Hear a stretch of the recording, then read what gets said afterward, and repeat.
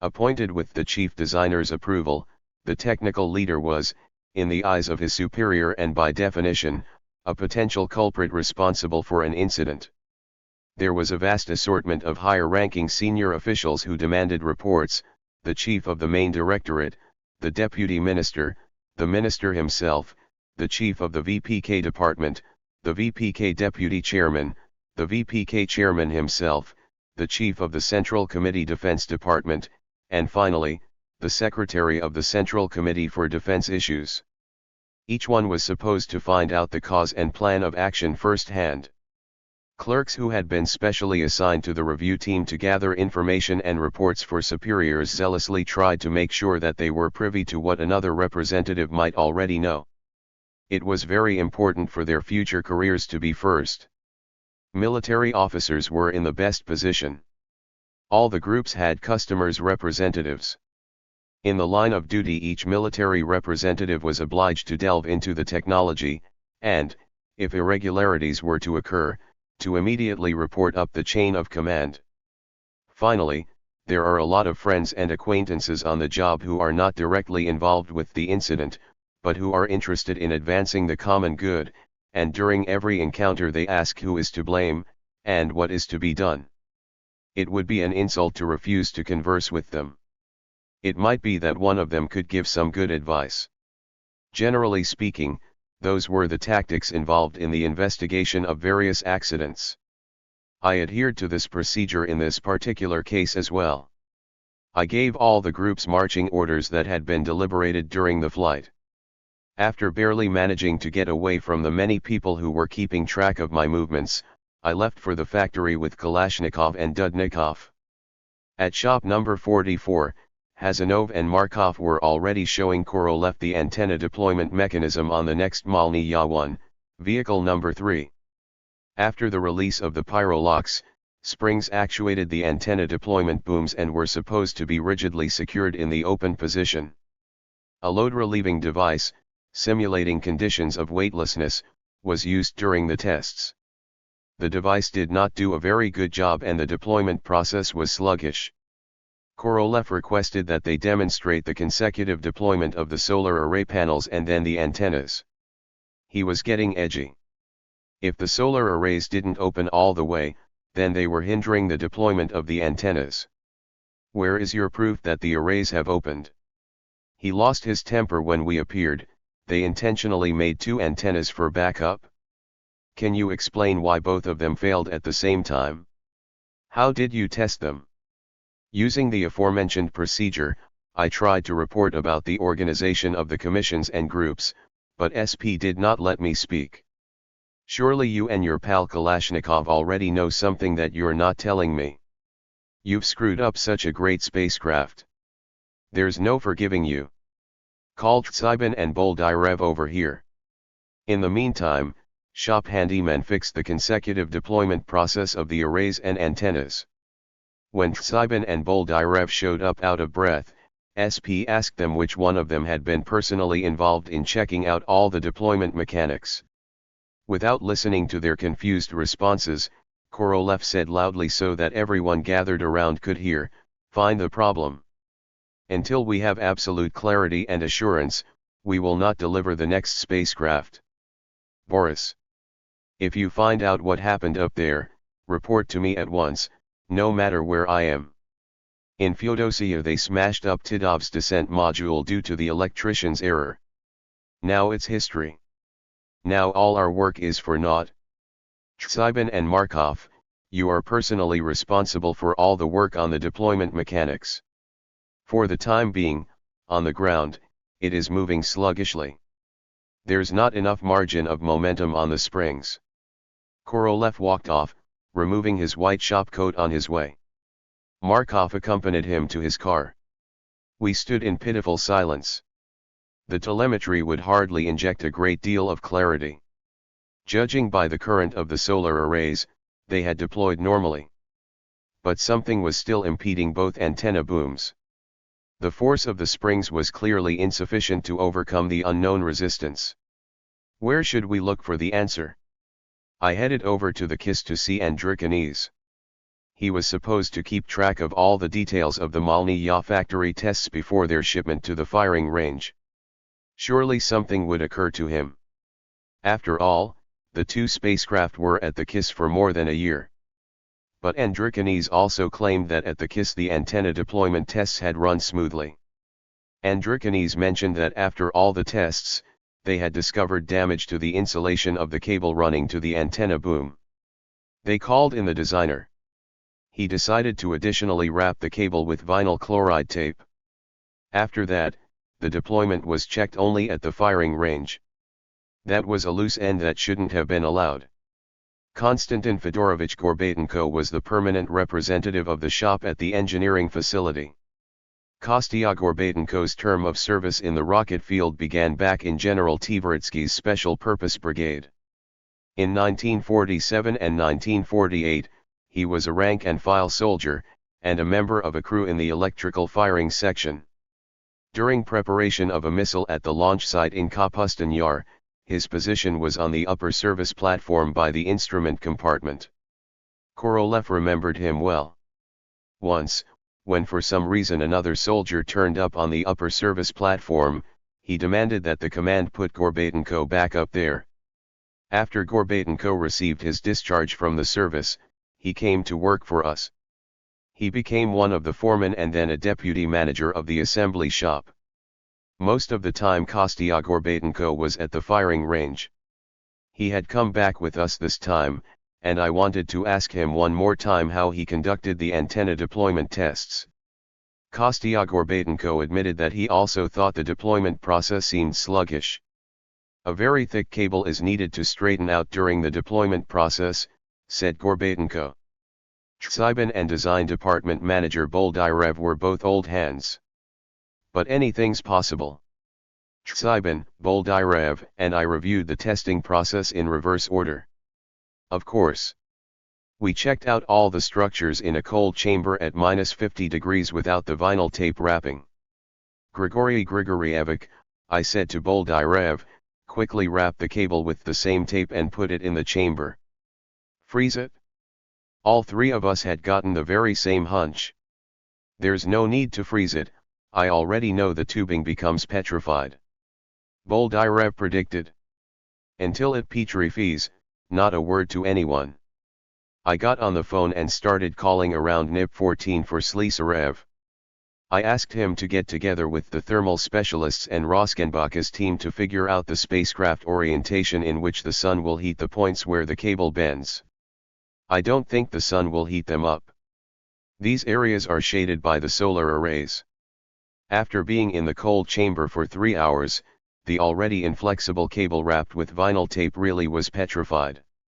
Thus, the most probable cause was determined. Now we needed guaranteed measures. This was a job for Velitsky and Syromyatnikov. They had a skeptical attitude toward designs of spring mechanisms developed in other departments without their involvement. I proposed that they develop an electromechanical drive for final compression, so that after deployment there would be an absolute guarantee that the antenna booms would be driven into the nominal position. For the sake of the cause, we'll save Tsybin and Boldyrev, Velitsky promised. For Syromyatnikov, future designer of the docking assemblies for all Soyuz, Progress, and Salyut spacecraft, the Mir space station, and even the space shuttle, final compression was a simple task, but at that date it saved Malnya 1. This relatively simple measure made it possible to assert at all official levels that everything will be okay. We have introduced radical improvements to the design. When the work was finished, aside from strong language from SP, there were no sanctions against any of the commissions and groups. The operations groups, and consequently, all the services involved with the development and future operation of Malnya, received the opportunity to test and experiment with the spacecraft without restrictions. With the exception of the repeater system, all of the systems worked failure-free. In the TASS report, satellite Malnya 1 vehicle number 1 was referred to as Cosmos 41. Except for its primary system, the communication and relay system, its systems worked failure-free for 9 months. As was customary for us, TASS did not report about the failure to use Malni-Ya-1 for its direct purpose. However, almost 40 years later, on April 9, 2004, the American Space Monitoring Service reported that the Malni-Ya-1 spacecraft inserted into a high elliptical orbit on August 22, 1964 under the name Cosmos 41, during its 22,130th orbit at 0839 hours Moscow time, entered the atmosphere, and burned up over the Atlantic Ocean. The Americans were wrong only about the launch date. However, this could be attributed to the time zone difference between Baikonur and the US. Of course, it is vexing that with the approach of the 40th anniversary of the flight of our first Malni-Ya, we learned this from the Americans rather than our own services. With Cosmos 41, we gained confidence in the orbital insertion program for a new class of satellites. We had managed to test the operation of systems under conditions of long-term flight and to gain experience in control and orbital correction, in other words, everything except for communications. Modifications of subsequent satellites based on the results of this first flight took a lot of time. It wasn't until March 1965 that Malni-Ya-1 vehicle number 3 was shipped to the firing range. The launch took place on April 23, 1965. The 8-month interval can be chalked up to mistakes made during the ground experimental development of the two preceding satellites. The period from August 1964 through April 1965 was so packed with other events on Earth and in space that work on Malni-Ya-1 faded into the background. We were preparing for the launch of a Voskhod carrying 3 cosmonauts Komarov, Feoktistov, and Yegorov. The development of new landing concepts using a solid fuel engine for a soft landing entailed its own little tragedies. One of these was the aforementioned crash of the Vostok 2 descent module, used at Korolev's direction as the experimental mock-up. Museums of Cosmonautics lost a rare exhibit, the descent module of cosmonaut No. 2 German Titov. On October 10, 1964, the Voskhod was launched. 24 hours later, despite the crew's request to prolong the flight, they made a successful landing. This flight coincided with the Palace Revolution, the ousting of Khrushchev, and the beginning of the Brezhnev era. For the first few months after these events, the party and governmental offices were not concerned with us. Meanwhile, we also had problems that made us forget about Malni-Ya-1 for the time being. Right after the successful flight of Voskhod, we began preparation of Voskhod 2, which included a spacewalk by one of the crew members. Once again, this was Korolev's initiative. No one at the top obligated us to do this, and no one from below insisted on such an experiment. A Soviet citizen must be the first human being in open space. This mission required substantial modification of the spacecraft, the creation of a special spacesuit, and a large volume of experimental operations. On March 18, 1965, Alexei Leonov spent 12 minutes 9 seconds in open space. After his safe return to the spacecraft, and thus, his fulfillment of the main mission, a world first, a much described incident occurred in which the automatic attitude control system failed and the crew had to use manual control to return to Earth. This was followed by an epic rescue mission lasting several days after the crew landed in a remote area of the taiga. During 1969, Pavel Belyaev and I performed night duty in Yevpatoria during the flights of Soyuz 6, Soyuz 7, and Soyuz 8. I had often heard stories about the events surrounding the flight of Voskhod 2. It wasn't until that night of calm conversation with Belyaev that I realized how close we had been to a space tragedy, the possibility of Belyaev and Leonov dying in orbit. To this day I still consider their return to Earth, given the technology of that time, a great stroke of luck. Less than a year after our nocturnal conversation, a tragedy did befall Belyaev. He died during an operation in the same Burdenko hospital where I had been treated for a mysterious disease in 1957.5. A launch to Mars, which made a name for itself as Zond 2, and 2 successive unsuccessful attempts for a soft landing on the Moon preceded the flight of Voskhod 2.6. During this same period, fierce debates raged over N1L3. It is all the more surprising that Malni-Ya-1 vehicle number 3, launched on April 23, 1965, was in fine shape. A storm of cheers erupted in the control room at NIP 14 at the report that the antenna had locked onto Earth during its first attempt at orientation. I congratulated Boris Medvedev, whose optical sensors had persistently tracked the ends of Earth, and Vladimir Syromyatnikov, who had provided the final push, and for the first time, using Medvedev's signals, had managed to turn the parabolas as we referred to the onboard antennas.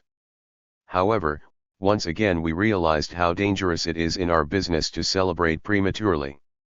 After receiving the reports from the telemetry specialists that all systems were functioning properly on board and that the drives were operating steadily, orienting one of the parabolic antennas over the expanse of our nation from Moscow to Vladivostok, I looked questioningly at Kaplanov.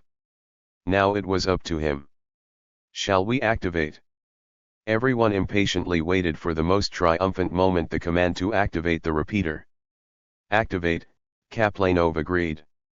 His voice breaking from tension, Bakurin reported to Usharysk that we were activating the repeater and requested an immediate signal occurrence report. Usharysk reassured us that they were ready. Their orbital monitoring system and telemetry were in steady contact with the spacecraft. The ground-based Saturn antennas were tracking the spacecraft using target acquisition. After issuing the command to activate the repeater, they waited for a report from the telemetry operators about a surge in the consumption of current, and most importantly confirmation based on data from the radiation detectors that the repeater had begun to operate. These reports did not follow. Was it possible that the command had not gotten through? Repeat the command. What the hell was going on? Bakurin checked and received the report. We have acknowledgement that the command got through to the spacecraft twice. Therefore, radio engineering had nothing to do with it. Something had happened in our onboard circuitry. Kupryanchik, Shustov, and I traced the route of the command on the well-worn circuit drawing from the onboard decoder to the power switch feeding power to the repeater. Along the way there was a single solitary relay.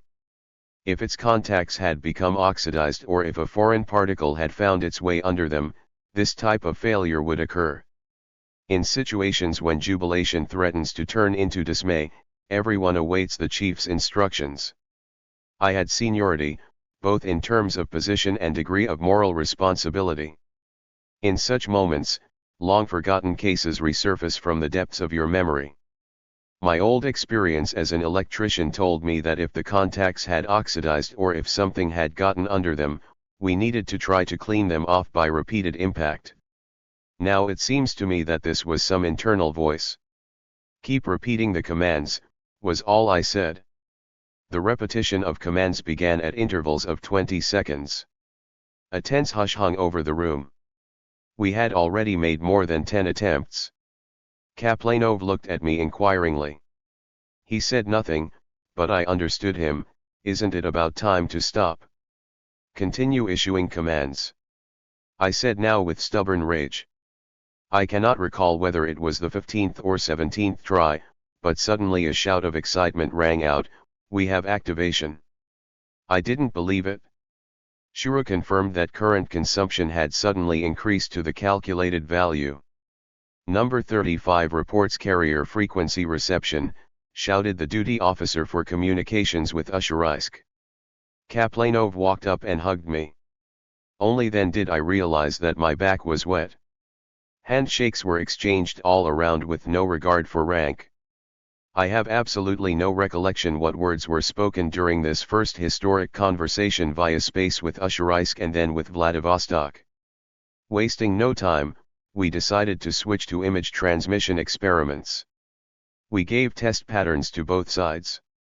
Talizin, Fortushenko, and Vinyat representatives counted 350 to 400 lines and 7 to 8 tonal gradations. This was quite satisfactory for a start. Throughout these first hours Korolev did not telephone a single time. I sat down by the telephone and began to call around looking for him. Glancing at the clock, I realized that he should be home by now. But I found SP in his office. In a tired voice he asked me whether I was certain that everything would be okay. There were no congratulations. Evidently his mind was no longer on Malnya. Suddenly he said, "Well, thank God, we're going to give Reshetnev an operating system rather than a half-finished product." That would have been better left unsaid. It was a blow that he had already braced himself for mentally and in his actions, but we were still hoping that perhaps the chief would give in and change his mind. We tested the operation of the entire communications complex on the Moscow-Vladivostok line with the passion of gamblers who had suddenly gotten lucky after a losing streak. We so wanted to show the Far East the May Day rally and parade celebrating the 20th anniversary of the great victory, and to show Moscow the naval review of the Pacific Fleet in Vladivostok. 7 We managed to pull it all off. Finally we had recouped our losses. We received personal thanks from the secretary of the Primorsky Krai Communist Party Committee. At first he thanked Psurtsev. Then the Central Committee hinted to him that he should call Korolev on the high-frequency line. Korolev passed along the Far Eastern congratulations to us at NIP 14. After telephone communications had been checked out over 30 channels and the capability for radio broadcasts had been confirmed, we decided to take a risk and perform an orbital correction in order to increase the duration of communications sessions. Back then we still considered starting up a correction engine in space to be a risky undertaking. What if it jerked or the integrator wouldn't actuate when the specified burn was achieved? If there was any seal failure there might even be a fire. And even worse, a loss of stabilization, and then the orbit would be messed up. Even today, no matter how brave a face the producers of rockets may put on, during liftoff, as long as the engine is firing, something resonates within them when the telemetry operators report, pressure in chamber steady, flight normal. Our first orbital correction with the Malnya 1 worked brilliantly. At that time, color television was still a rare delicacy. Nevertheless, Igor Rosalevic, who had arrived from Leningrad, and Alexander Fortushenko, begged us to start conducting experiments on the exchange of color programs with Vladivostok. And it worked. I derived just as much satisfaction from the color pictures transmitted from Vladivostok to Shchelkovo as I did from the first images of the far side of the moon obtained 6 years before in Simais. Rehabilitation was complete. At the factory they stepped up the production process and finished the next Malnya 1, vehicle number 4. The Central Committee insisted that we guarantee television broadcasts of the November festivities. Ustinov telephoned Korolev and said that the Far East no longer wants to live without Moscow television, and if we let them down, then the Territorial Committee Secretary will complain directly to Brezhnev. One cannot help but compare the reaction of the country's top political leaders in 1965 to the Far East's request for television, and the central authorities' blatant neglect of the infrastructure of Primorsky Krai and northern Russia 30 years later. We sensed that our work was essential not only for defense, politics, governmental prestige, science, and posterity, but also for thousands of ordinary people, our contemporaries. They were happy for our successes, directly appreciating them in their homes. We, too, were jubilant. We found the color transmissions from Vladivostok gratifying, not by dint of their artistic content, but by the very fact that they were happening. Once an artist has finished a picture, he gazes at it with a sense of creative satisfaction. We experienced something similar looking at the screens of the first color kinescopes during the transmission of the test pattern from Vladivostok. 8. But our joy was mixed with disappointing bitterness. There were 3 reasons for this. First, the signal strength on the television screens proved to be significantly lower than expected. Ordinary viewers who were looking at satellite pictures for the first time didn't notice this, but specialists noticed it right away. Power was being lost somewhere. Checking out all the communication channel interfaces, we realized that either ground-based or onboard systems were at fault. Our investigation showed that the onboard antennas were responsible for the amplification shortfall. Our antenna specialists, who had gained valuable experience developing the high-gain parabolic antennas for the Venus and Mars interplanetary stations, considered the Malnya antenna problems to be relatively simple. A gain of 60 was trifling compared with 1000 for the interplanetary antennas. They paid dearly for their overconfidence. Ultimately, an interdepartmental commission was created, calling in highly respected antenna specialists from the outside. Long searches were conducted at the engineering facility. Losses were first detected during local tests of the antennas with the entire feeder circuit. Such tests were not part of the normal testing procedure. Modifications for the upcoming launch were conducted in-house, right at the engineering facility. Subsequently, the feeders were completely replaced. Second, a rapid drop in solar array power had been noticed back on Malny Ya-1 number 1. This phenomenon had not particularly troubled us, because with the antennas still undeployed, there was nothing to waste the electric power on. But on number 3, after 3 months of operation, the power taken from each square meter began to decrease faster than the most pessimistic calculations. Nikolai Lidarenko and I developed a broad program of investigations to determine the cause of this phenomenon. According to the prognosis, given deterioration of this intensity, the satellite's life would end sometime in November. If, by that time, the fourth Malny Ya-1 had not been launched, or if it went beyond a hill, the Far East television audience would inevitably be outraged, leading to troubles with the party. Therefore, together with the factory, we rushed to complete the fourth unit without detaining it to modify the solar arrays. A lot of solar operations were already accumulating, and we decided to implement them on Malny Ya-1, vehicles number 5 or number 6. The third reason for our bitterness was Korolev's firm resolve to get rid of Malny Ya projects altogether. We are going to hand them over to Reshetnev in Krasnoyarsk. He stated that firmly in early 1965, but there had been talk of it back in 1964. After our first successes, we had hoped that our chief, having seen firsthand how grateful the people were, would change his mind and the project would still be ours. Dudnikov, Shustov, Kupryanchik, Roskenbach's team, and our subcontracting communications specialists had so many new and interesting proposals. We had only just recently parted with the Zenits, to which we had contributed many new original concepts. 9 Now once again we had to give up a creation that had already become near and dear to us. Dudnikov took a difficult step and wrote Korolev a tearful report in which he argued the deleterious effects of Korolev's plan to transfer the Malny Ya project. Korolev perceived it as my scheming. We had a difficult conversation during which I was once again driven into a corner over botched operations and the enormous weight of the hardware in the lunar landing project. It ended with SP declaring that he intended to personally fly to the Yenisei and decide everything right there once and for all. 10 There remained the small hope that there on the Yenisei, Reshetnev, who had alluded to being overloaded with missile-related projects, to the factory's bad work, and difficult relations with the local authorities, would not feel like taking on a new assignment. Here I'm going to take the liberty to digress so the reader will understand the location of our branch number 2, where Mikhail Reshetnev was the chief and deputy chief designer. 11 While we were developing rockets and had only just begun to astonish the world with our successes in space, atomic scientists had built closed cities and underground factories that made the famous German Mittelwerk near Nordhausen look like an 18th-century textile mill in comparison. These cities were officially called closed administrative territorial formations. 12 At first, ZATOs were distinguished by post office box numbers. Later, they were named after the closest large cities. Thus, Arzamas 16, Chelyabinsk 40, Penza 19, Krasnoyarsk 26, Krasnoyarsk 30, Tomsk 7, etc. appeared.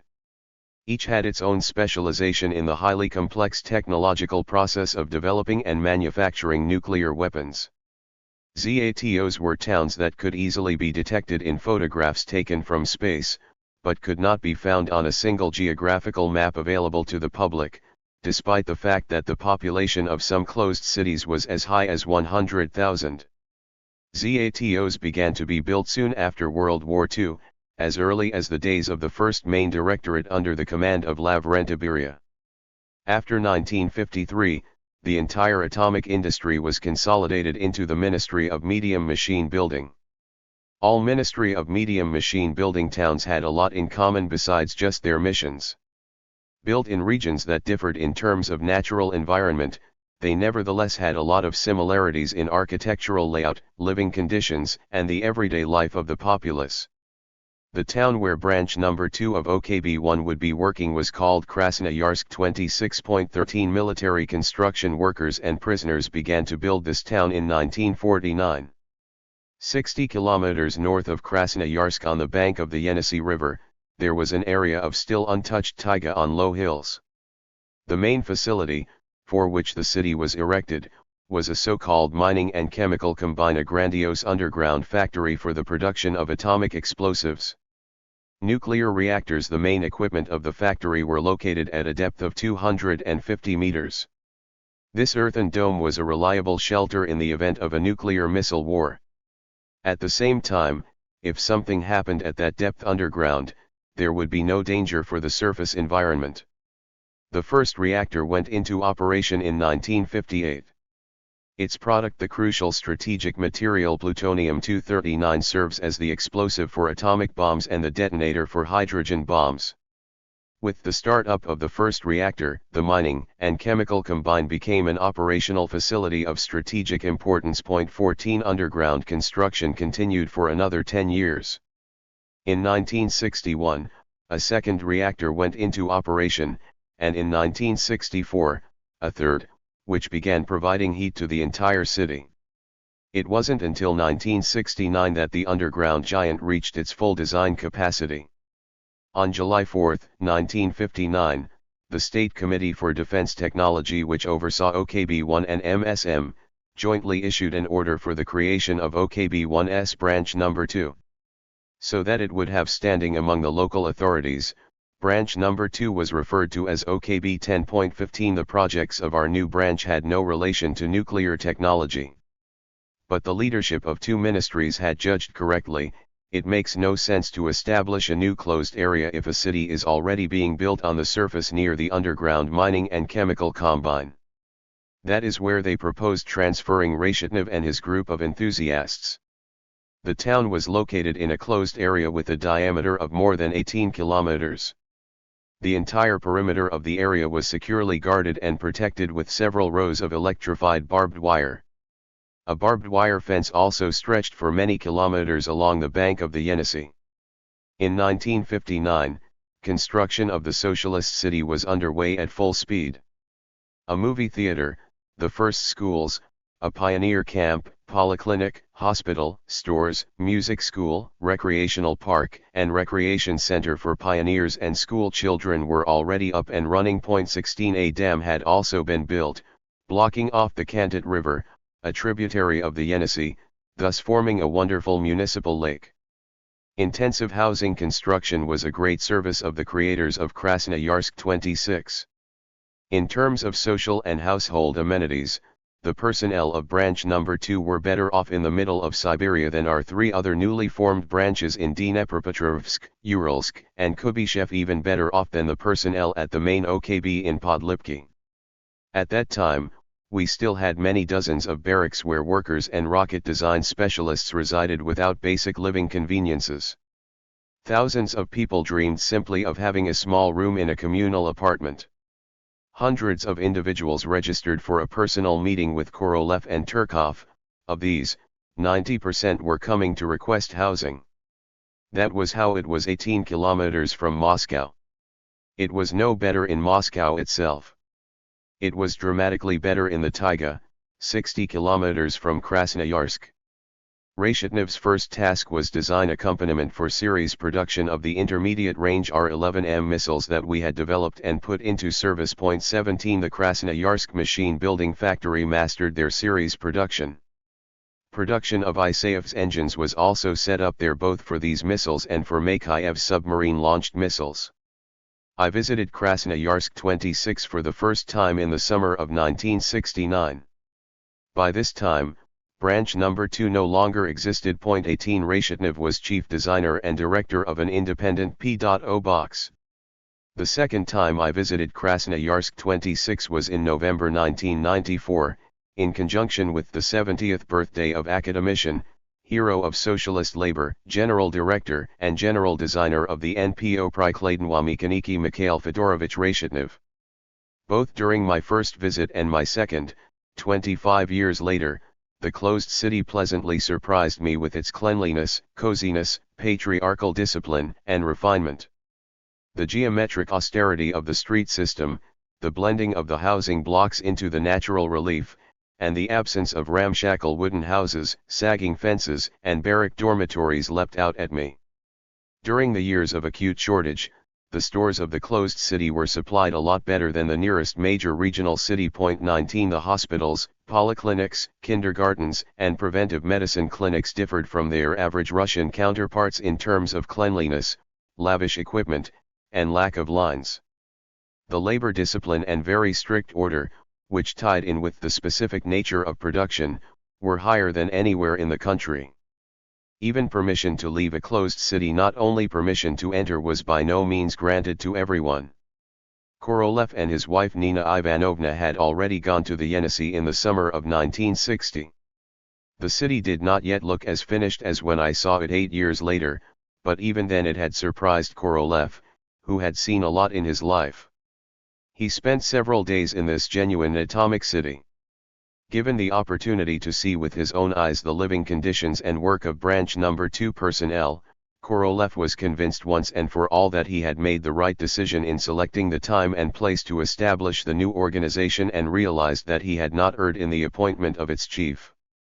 Young Reshetnev, of course, complained about trifling matters, but at the same time he did not whine and remained an optimist. Sensing a great future, Reshetnev and his young team were not afraid of their space assignment, further development of Malny Ya-1. There could certainly be no talk of reconsidering the decision now. Moreover, a directive followed to accept Reshetnev's specialists, show them everything, and prepare for the transfer of documentation. Turkov also received a corresponding command: finish a batch of 7 units and prepare to transfer production equipment and all inventory, if need be, help with the manufacture of labor-intensive parts. The successful operation of Malny Ya-1 No. 3 changed the attitude toward the prospects for satellite communications within the conservative circles of Ministry of Communications specialists. At the same time, there was an ongoing discussion about selecting a standard for color television. The SECOM system had been developed in France, but the US and Great Britain did not want to adopt it. 20 Soviet advocates of the French system came up with the idea of setting up an exchange of color television programs between Moscow and Paris. To do this, they prepared Malny Ya-1 Vehicle No. 4. This launch took place on October 14, 1965, 10 days after the launch of Yes-6 No. 11, which ended in a failure during a braking session near the moon. Malny Ya-1 No. 4 began to successfully operate on the second day after its launch. In the press it was declared the second Malny Ya-1 satellite. We had needed this launch not just to set up a communications system. We also obtained the necessary proof of the increased reliability of the 8K-78 launch vehicle, and to a certain extent, vindicated ourselves after the latest hard landing on the moon. From 6 to November 8, holiday programs were broadcast via the new satellite. Experiments involving the broadcast of color images to France began on November 27. French specialists gave high ratings to the image quality and proposed that we prepare to receive color programs from Paris. At this time, the current of the solar arrays on the preceding Malny Ya-1 No. 3 had begun to drop at a catastrophically rapid rate. According to prognosis, the satellite had no more than 2 weeks of life left. But 2 weeks later, Malny Ya-1 No. 4 also showed signs that it had started to deteriorate. In a meeting of the State Commission, we made a decision to limit communication sessions to 4 hours per day to conserve electrical power so that the buffer batteries would fully charge. A French delegation headed by their Deputy Minister for Post and Telegraph arrived in Moscow for talks concerning a color television exchange via space between Moscow and Paris. Neither I nor other OKB-1 employees were allowed to attend a meeting with foreigners. An exception was made only for Dudnikov. We were secret personae. God forbid that we should blab something about the trouble with the solar arrays during a banquet. But my operations group deputy, Arkady Bakurin, told me that at the banquet officially thrown by the Ministry of Communications, after he changed out of his officer's uniform and into a civilian suit, he sat between the head of the French delegation and the latter's mistress. A masquerade held in Shchelkovo at NIP 14 for the demonstration of the Communications Satellite Control Center for the French generated a lot of amusement. All the officers and soldiers dressed up as civilians. The officers had their own civil costumes, but there was quite a scramble with the soldiers. The majority of the soldiers had burqas. An outside observer could easily guess that something was amiss here. The French were very happy with their excursions, receptions, and first television exchanges via space. They departed, and we continued our work now on the development of the system. There were already 3 satellites in production. A lot of proposals requiring serious modifications had accumulated for subsequent Malny-Ya spacecraft. We realized that the solar arrays determined their lifespan in space. Therefore, we decided, beginning with vehicle number 6, to change the manufacturing process of the photovoltaic converters themselves, strengthening their protection. We installed additional backup solar arrays that would remain closed until, when the primary arrays deteriorated, they would be opened and connected to the power supply system. Rosalevic and Bratslavets insisted on installing a special television camera, making it possible to observe Earth from different orbital points. Malny-Ya is not just for communications, it will enable us to forecast the weather and will direct the zeniths to sites for detailed photo reconnaissance. It would have been sinful to reject such a proposal. The launch dates were moved to the first quarter of 1966, and it wasn't possible to do everything by that time. Before New Year's, Karamuov and I urgently assembled the main operations group and listened to reports about the onboard system status with regard to our assignment to broadcast the Central Committee General Secretary's New Year's address to the Far East. The buffer batteries needed to be charged so that the broadcast would not be disrupted during the communications session. This mission of national importance was accomplished. Meanwhile, the solar arrays were continuing to deteriorate so rapidly that from one day to the next, one could expect the complete failure of the electric power system of satellite number 4. However, it was destined to fulfill one more historic mission. Korolev's funeral was successfully broadcast via Malny-Ya 1 to Vladivostok. 1 month after Korolev's funeral, the satellite ceased to operate. Malny-Ya 1 vehicle number 5 arrived at the firing range in February 1966. Testing at the engineering facility coincided with the demise of number 4.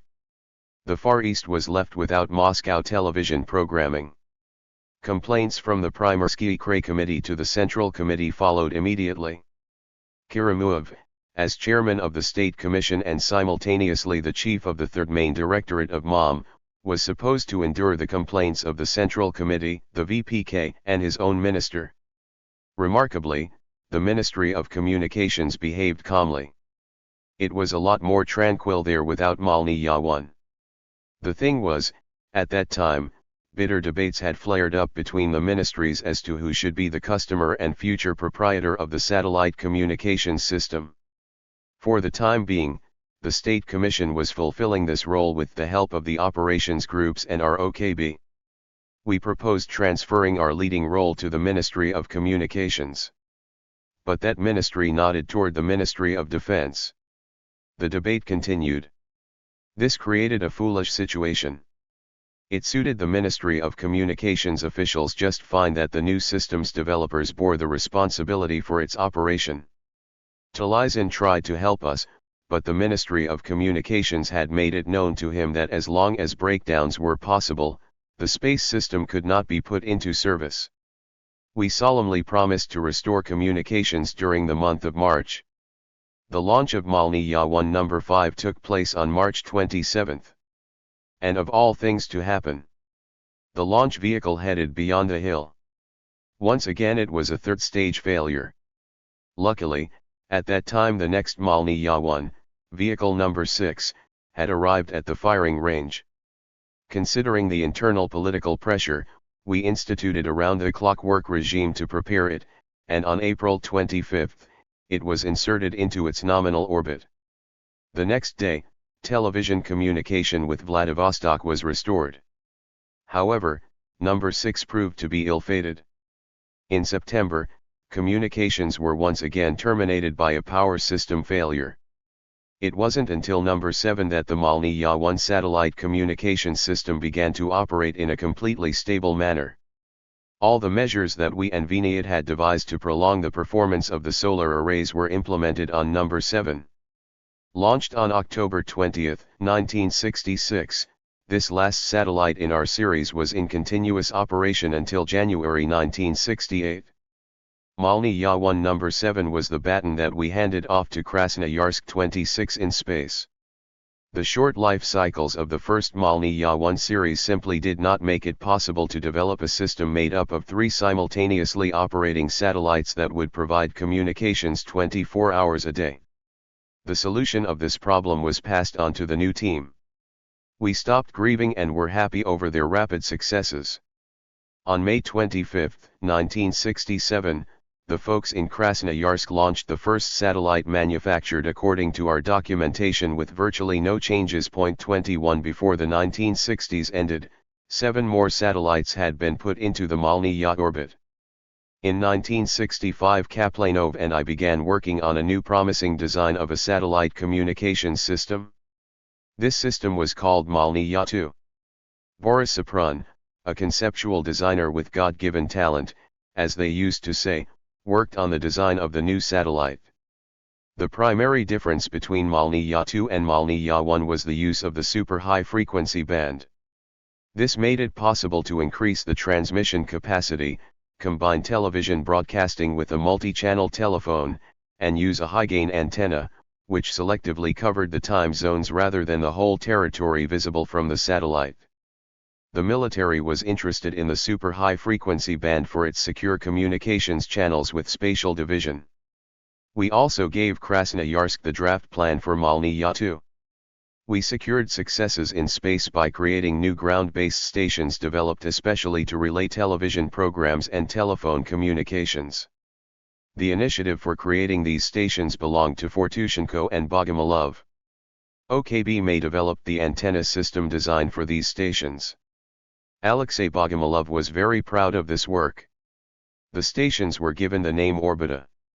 20 such ground-based stations were built before 1967. Any populated area that built an Orbita nearby obtained the opportunity to receive Moscow television programming. By 1984, there were more than 100 of them. Orbita towers, crowned with parabolic antennas 12 meters in diameter, became the objects of particular pride for the local authorities who affirmed their involvement in the successes of cosmonautics through such a monument. NPOPM, headed by Reshetnev, was constantly improving the subsequent Malny-Ya-1 spacecraft. Space communications received full recognition, the number of satellites needed to be increased, but it was beyond the power of the pilot plant at Krasnoyarsk 26 to set up series production. The Ministry of General Machine Building set up series production at the Omsk Machine Building Factory. There, they also found devotees who established their own OKB. Now their organization is called Popolet, in memory of the famous combat aircraft that were manufactured in Omsk during World War II. 22. The total number of Malny-Yas launched have exceeded 150. New, successful modifications began to crowd out the Malny-Ya-1. Since the day NPOPM was founded, it has developed more than 30 types of spacecraft for various communications, television, and navigation systems. However, if Malny-Ya-1 was to die, it wouldn't be due to obsolescence, rather, it was the result of the catastrophic deterioration of the Russian economy. In Krasnoyarsk 26, development began on the first domestic communications satellites for geostationary orbit. For that, once again our participation was required. To put the new satellites into geostationary orbit, Reshetnev needed a launch vehicle that was more powerful than the 8K-78. Our old, distinguished four-stage 8K-78 launch vehicle inherited the name Malniya from the Malniya-1 satellite. 23 Both of them, the launch vehicle and the satellite, had long since been cured of their growing pains. The new satellites that needed to end up in geosynchronous orbit had to switch over to Kilome's Proton, for which we developed a special fourth stage. The Block D. 24 Nikolai Piliagin was assigned to develop the control system for this stage.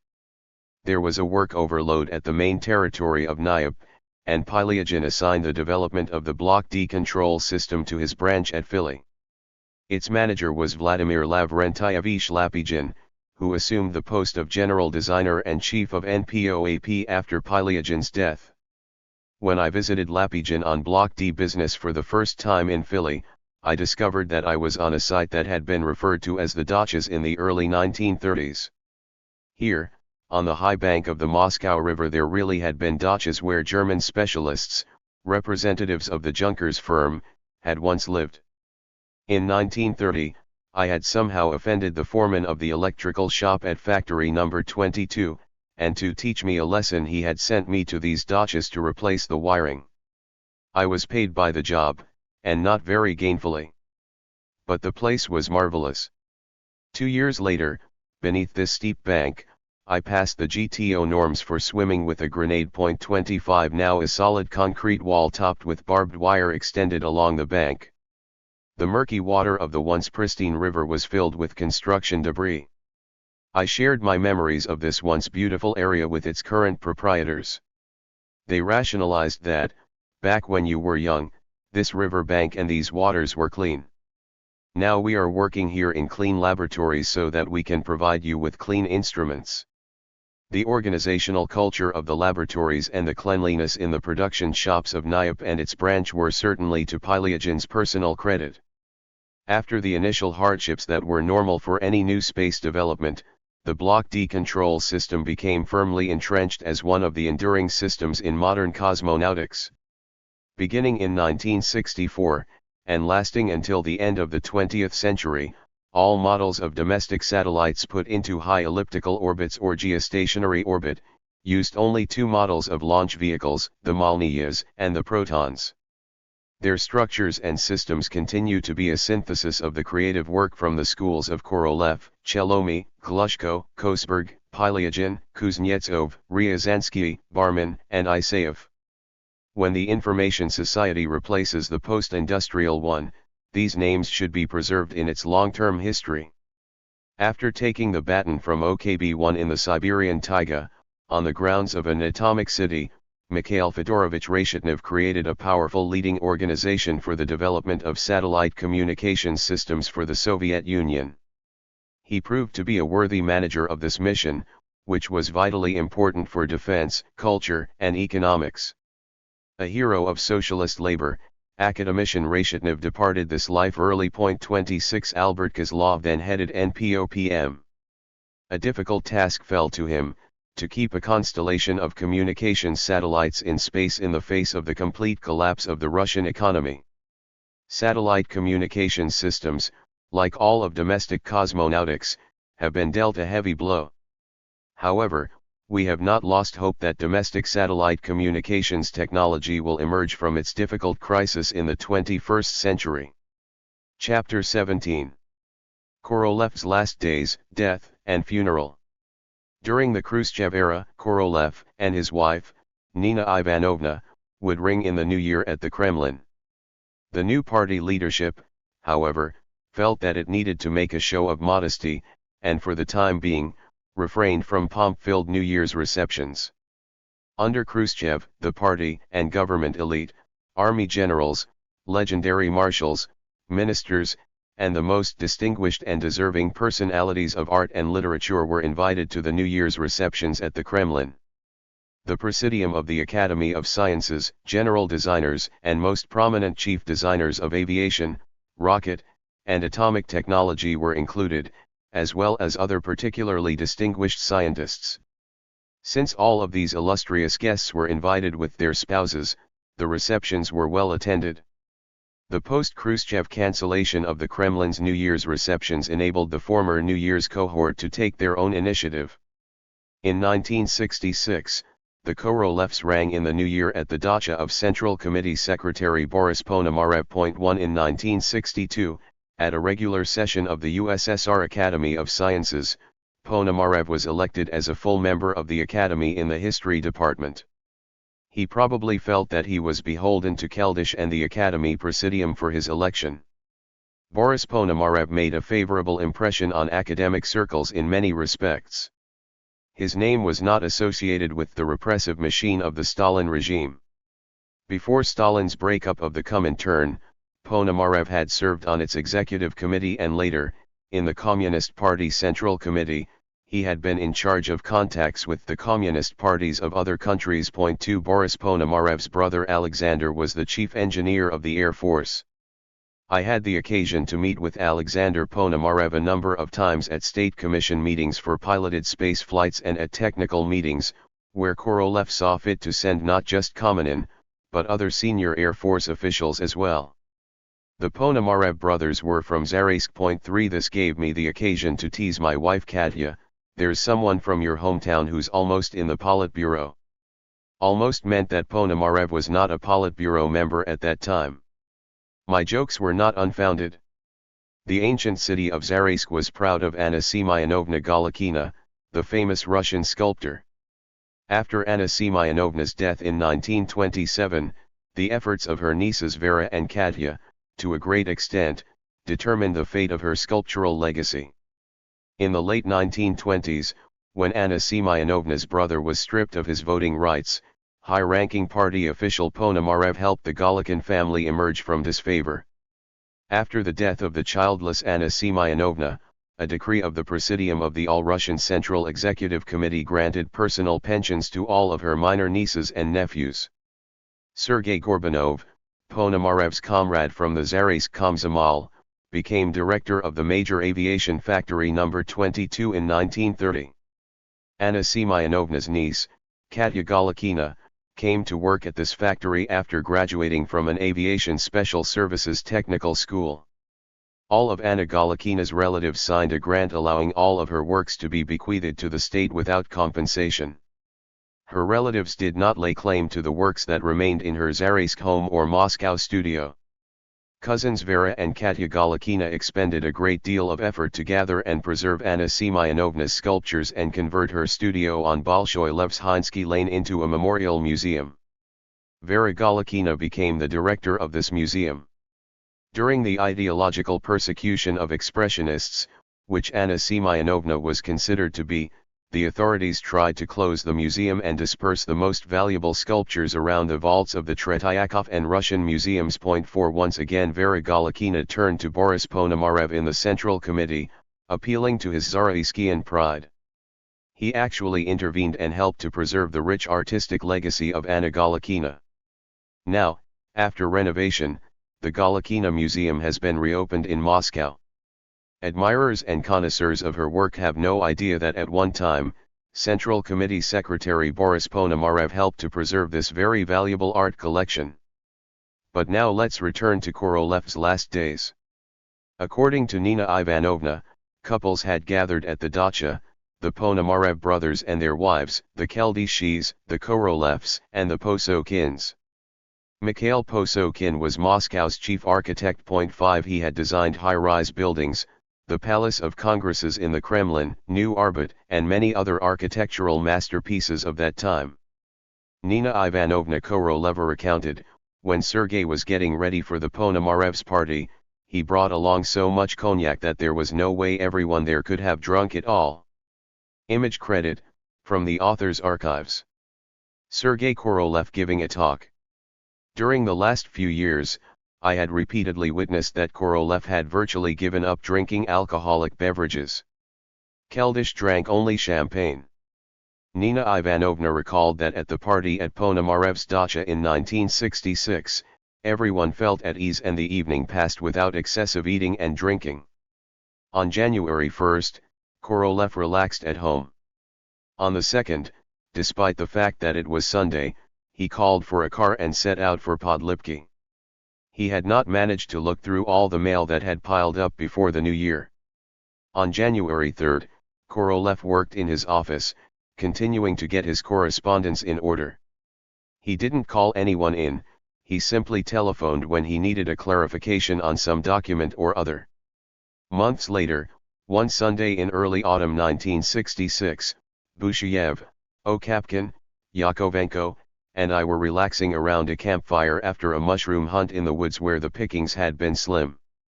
At such gatherings we always ended up reminiscing about SP. We tried to recall which one of us Korolev had conversed with on January 3rd, and what instructions he had given. Everything that I could remember had to do with days before this one. Busheyev and Okapkin said rather uncertainly that SP had not telephoned them that day either. Only Yakovenko said that SP had called him with a request regarding documents that he had not yet signed off on that were stored in a special archive for secret documentation. SP asked him to make sure that they weren't given to anyone until he returned. And if it was a long time before he got back, then Mishin should be allowed to look at them. On the morning of January 4th, Vasily Mishin convened a follow-up meeting to discuss how the weight of the lunar landing modules might be reduced so that the already manufactured new Super Heavy N-1 launch vehicle could cope with the task of landing at least one man on the moon. The offices of Korolev and Mishin in new building number 65 shared a reception area. As they gathered for the meeting, everyone felt compelled to ask, "Where's S.P.?" Korolev's secretary Antonina Alexievna had been working with him for 15 years. Ever calm and kind to anyone who entered the reception area, she endured the most unexpected Korolevian outbursts. After yet another incident during testing or the disruption of a production or project schedule, Korolev needed to blow off steam at somebody, and quickly. That is when it was Antonina Alexievna's duty to hunt down that somebody, even if it meant going underground. It would happen that at that given moment, the individual in question could not be tracked down quickly enough. In such situations Antonina Alexievna was told she was fired on the spot. But if she had taken offense and actually walked off the job, there would have been a much more ferocious tongue lashing. Before we would drop in on Korolev, as a rule, we would look questioningly to Antonina Alexievna. If she smiled and gave a slight nod, that meant that all was calm and it was all right to go in. If she had a plaintive smile while shaking her head ever so slightly, that meant, it might be a good idea to stop by another time. And if we had been summoned with a menacing phone call, then her sympathetic gaze followed us. I don't know whether Antonina Alexievna believed in God, but every time one of us from Korolev's cohort passed by her to enter his office, it seemed that she saw us off saying, "May God help you." That day, all one had to do was look at Antonina Alexievna to ascertain that SP would not be receiving anyone on business today. In any event, when we gathered in the waiting room Antonina Alexievna said, "He's leaving soon." Around 10 of the main managers of the lunar landing project had gathered in Mishin's office. This was not their first meeting. Fierce arguments usually raged over the lunar module's power generation, working fluid reserves, and possible alternative layouts and dates. Kilograms of spare weight, the chief designer's untouchable reserve, had already been used up, and now everyone was trying to look in somebody else's pocket to see if there wasn't a little something stashed there. 6. But on this day, the atmosphere was amicable. Even Mishin, who usually flew off the handle when weights were being distributed among the systems and stridently demanded that everyone cough up all their reserves, review, reshuffle, and sort it all out again, was not chastising anyone today.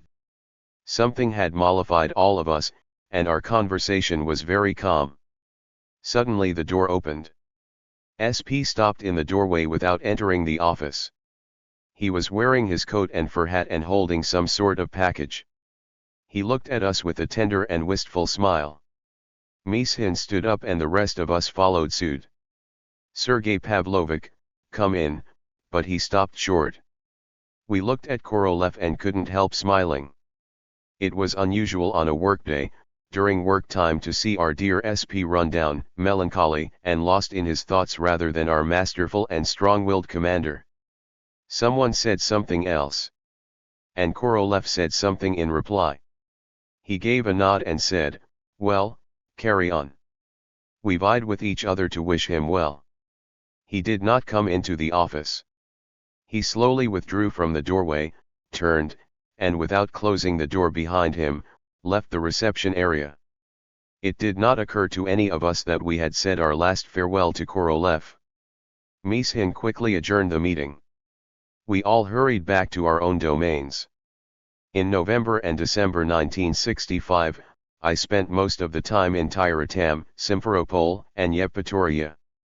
During my brief periods in Podlipki, I encountered so many problems concerning new developments and programs that the many sleepless days and nights I'd spent at the firing range no longer seemed all that troublesome. In late December, and especially when Korolev left for the hospital, these problems got even worse. During the first days of January, in Korolev's absence, the Ministry of General Machine Building decided to be particularly active in supervising our OKB-1.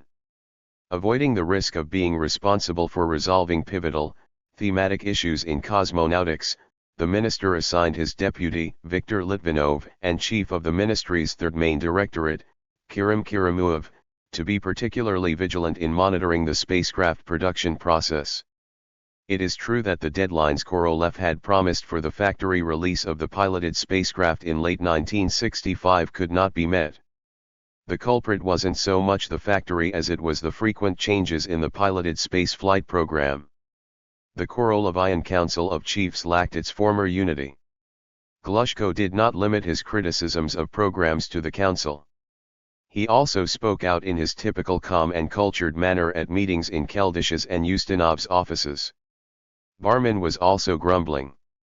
He could not hide his resentment that before, when only 6 men comprised the Council of Chiefs, everyone was a chief, and now there was only one chief designer and one chief theoretician.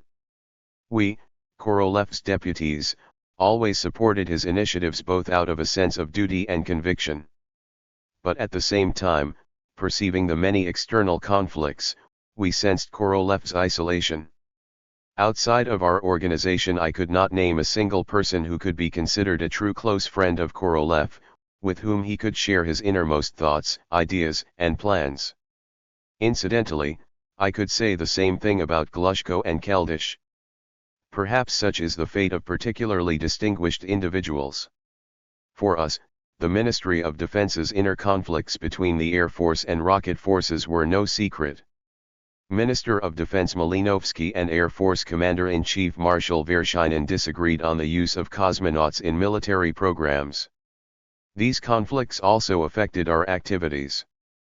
The program that Korolev proposed in 1963 for the piloted circumlunar program using a stack made up of 3 types of spacecraft, what was referred to as the 7K, 9K, and 11K program, was halted.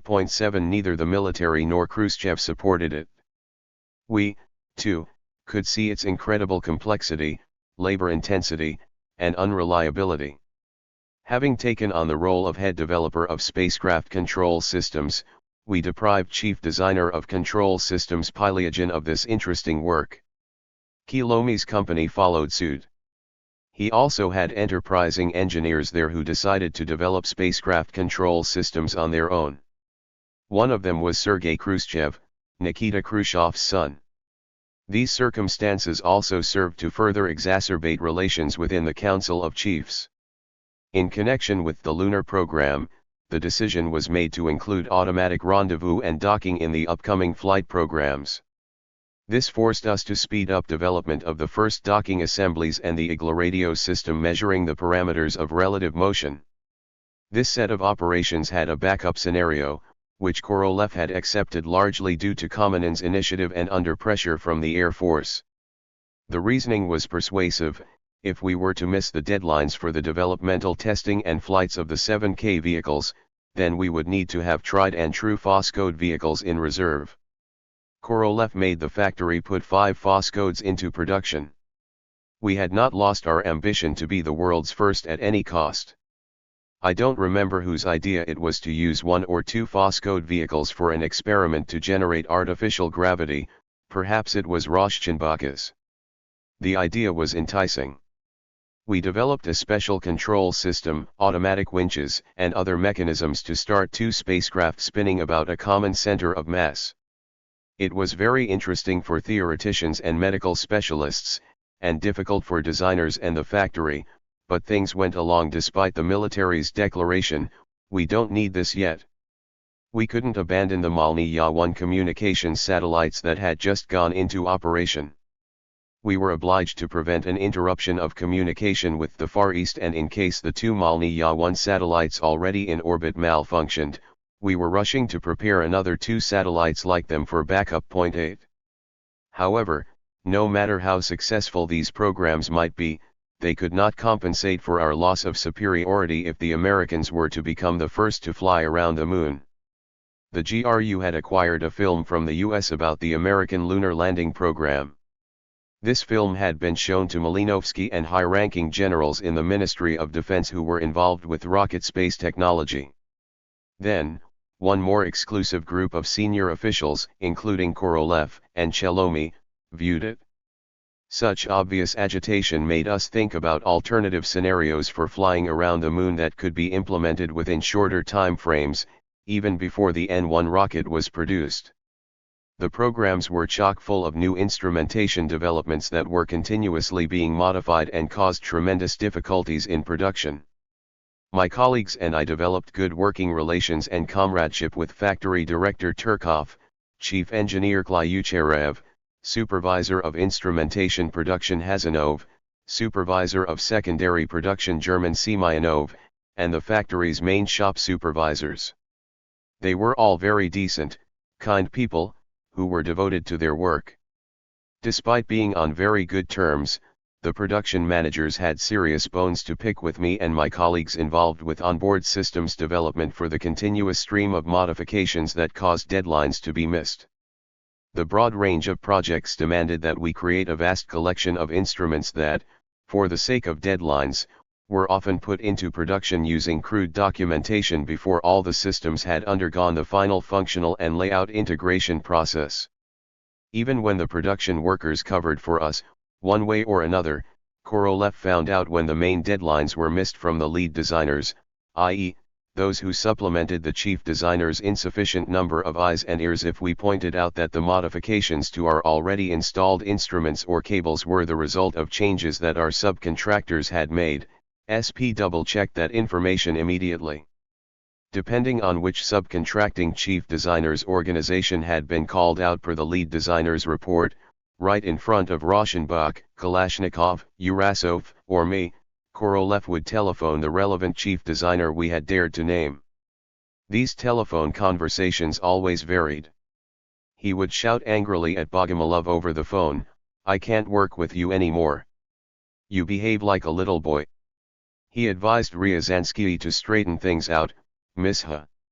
You, of course, can't possibly keep track of everything that's going on in your facility. You're too overloaded. But you put me in an extremely difficult position." He talked threateningly to chief designer of optical instruments Krustalev, Vladimir Alexandrovich. "We are forced once again to replace your instrument and modify our configuration.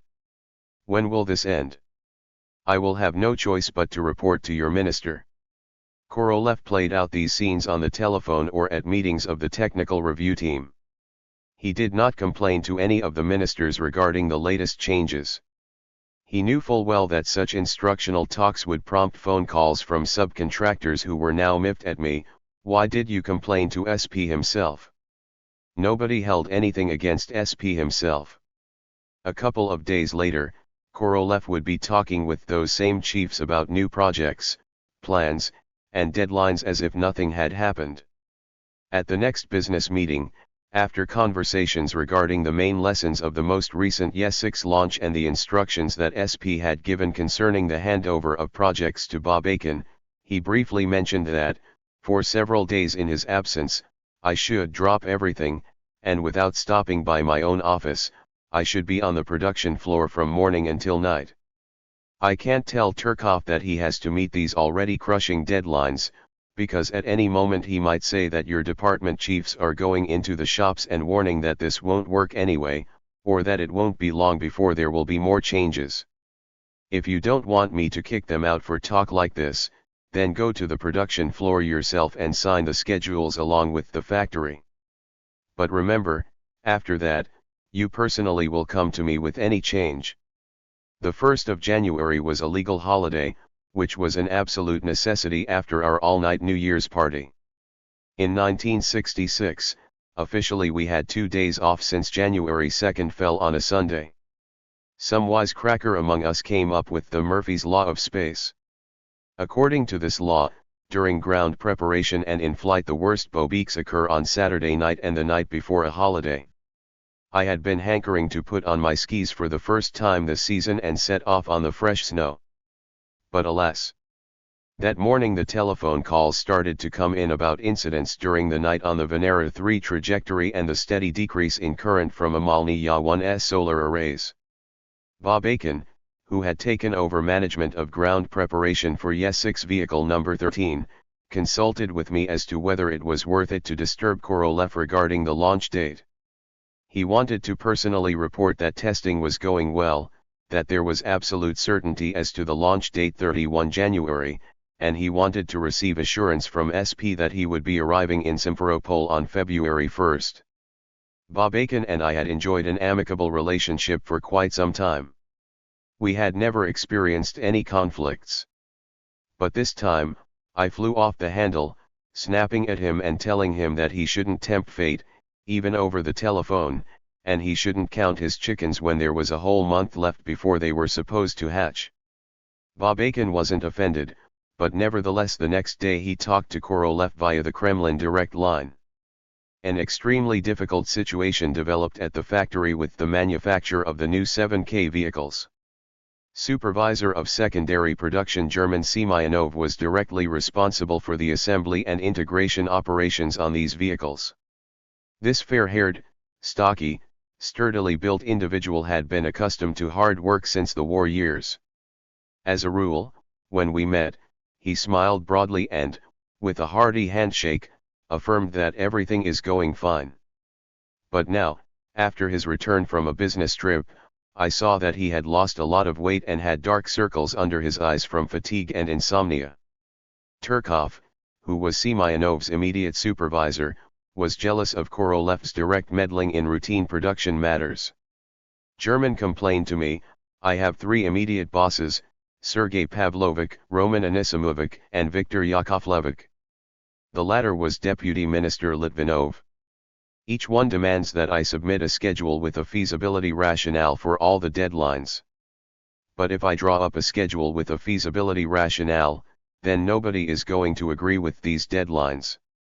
During the first days of January, fulfilling Korolev's directive, my comrades and I immersed ourselves in factory business. Sometimes we had to make very difficult decisions, denying our developers what seemed to be indispensable changes. If test results clearly showed that these changes were unavoidable, we racked our brains for hours trying to figure out how to do this as painlessly as possible using existing production stock or with a follow-up modification, or by authorizing a replacement at the testing facility, and sometimes even at the processing facility. In Korolev's absence, the factory workers still had Litvinov to complain to about my actions. But they conducted themselves quite honorably. On January 12, the factory managers gathered in German Semyonov's office to finally reach an agreement on the production schedule for all the spacecraft for the next few months. The schedule called for the factory to be ready to deliver 3 Voskhod vehicles to the firing range with deadlines of January, February, and April, 2 Malnya-1 spacecraft, 1 in January and 1 in March, and 4 Soyuz vehicles, 2 in March and 2 in April. The schedule was submitted to Litvinov for approval. Viktor Yakovlevich had been director of Factory No. 1 in Kubyshev throughout all of World War II. This was the main factory for the production of the famous Il-2 fighter bombers. During life's trying times, Litvinov loved to tell us that the most difficult days of the war were easier than one post-war winter when he had just barely started working on a new jet airplane and he was given the assignment to immediately produce a series to take part in an air show. The blank production shop was still just getting started on the airplane parts and they wanted an air show in 3 months. He repeated the story once again as he studied our schedule. Turkov said, "All of us, including Chertok, are signing with blood." "No," answered Litvinov, "you're going to sign with ink so that your signatures will be legible on the copies of the blueprints. I am also signing my approval of the schedule in ink. There will be plenty of blood when the minister lets loose at us during the review." Incidentally, said German Semyonov, if Sergei Pavlovich weren't in the hospital, then he would certainly move up some deadline, and then he would have signed across the whole schedule in blue pencil. We all burst out laughing. Turkov noted, "There's no point in laughing. According to my information, Sergei Pavlovich will be getting out of the hospital in about 10 days and he will still have time to shift the April deadlines to March, based on his old adage no later than May." Copies of these schedules, which I miraculously still have, are signed, Chief Designer, /Korolev/. On January 12, after looking at the schedules with all the signatures, Vasily Mishin, who officially remained acting chief, placed a slanted line in front of chief, signed his name, and said, "If we disrupt the schedule, then we'll tell Sergei Pavlovich that we signed it after drinking to his health." 9. None of us doubted that, in the next few weeks, Korolev himself would review this extremely demanding schedule. Image credit, from the author's archives. Boris Chertok speaks with Maria Balandina, the mother of Sergei Korolev. On the morning of January 5, Korolev went to the Kremlin hospital on Granovsky Street. By coincidence, his mother Maria Nikolaevna Balanina was also there. On January 6, his wife Nina Ivanovna visited the hospital and met up with Konstantin Rudnaya there. He was visiting his own wife in the hospital.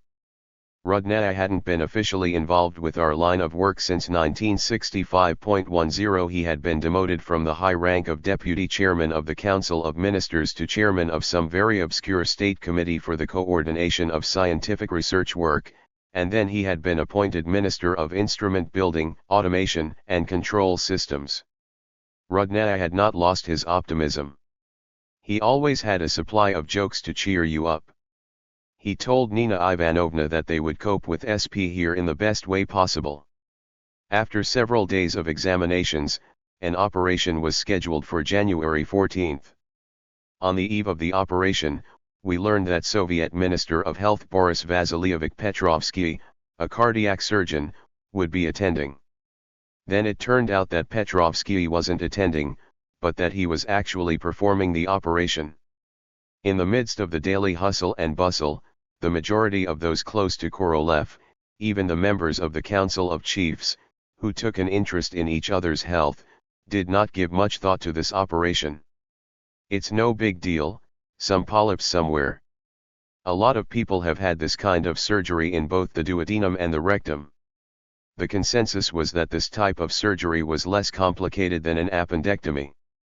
Korolev will be back at work in a week, explained Tyulin at the State Commission meeting held to discuss the launch readiness of Yes-6 vehicle number 13. This time Bob Aiken gave a detailed briefing on all the operations. I gave a quick briefing on the results of implementing the measures from all the latest accident review boards.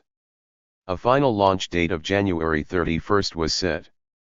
If he doesn't come to the firing range, then SP will at least come to Simferopol, assured Tyulin.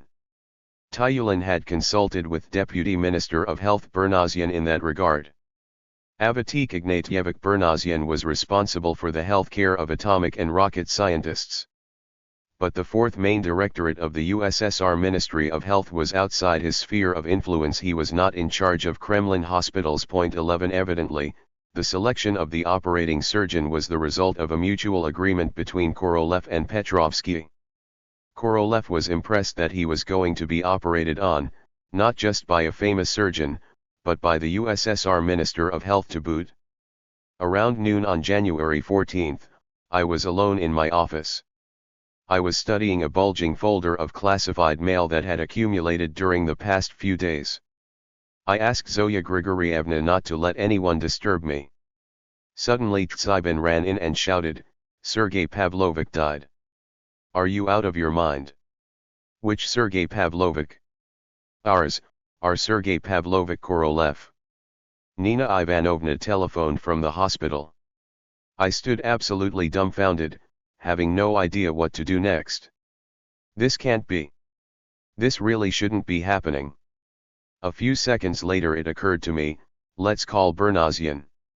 I found his Kremlin telephone number in the government phone system directory, and hoping to hear that this was some sort of mistake, dialed 2759. When I asked Avatik Ignatievich what he knew about Korolev, he was silent for a few seconds. Then he said, Petrovsky and Vishnevsky performed the operation.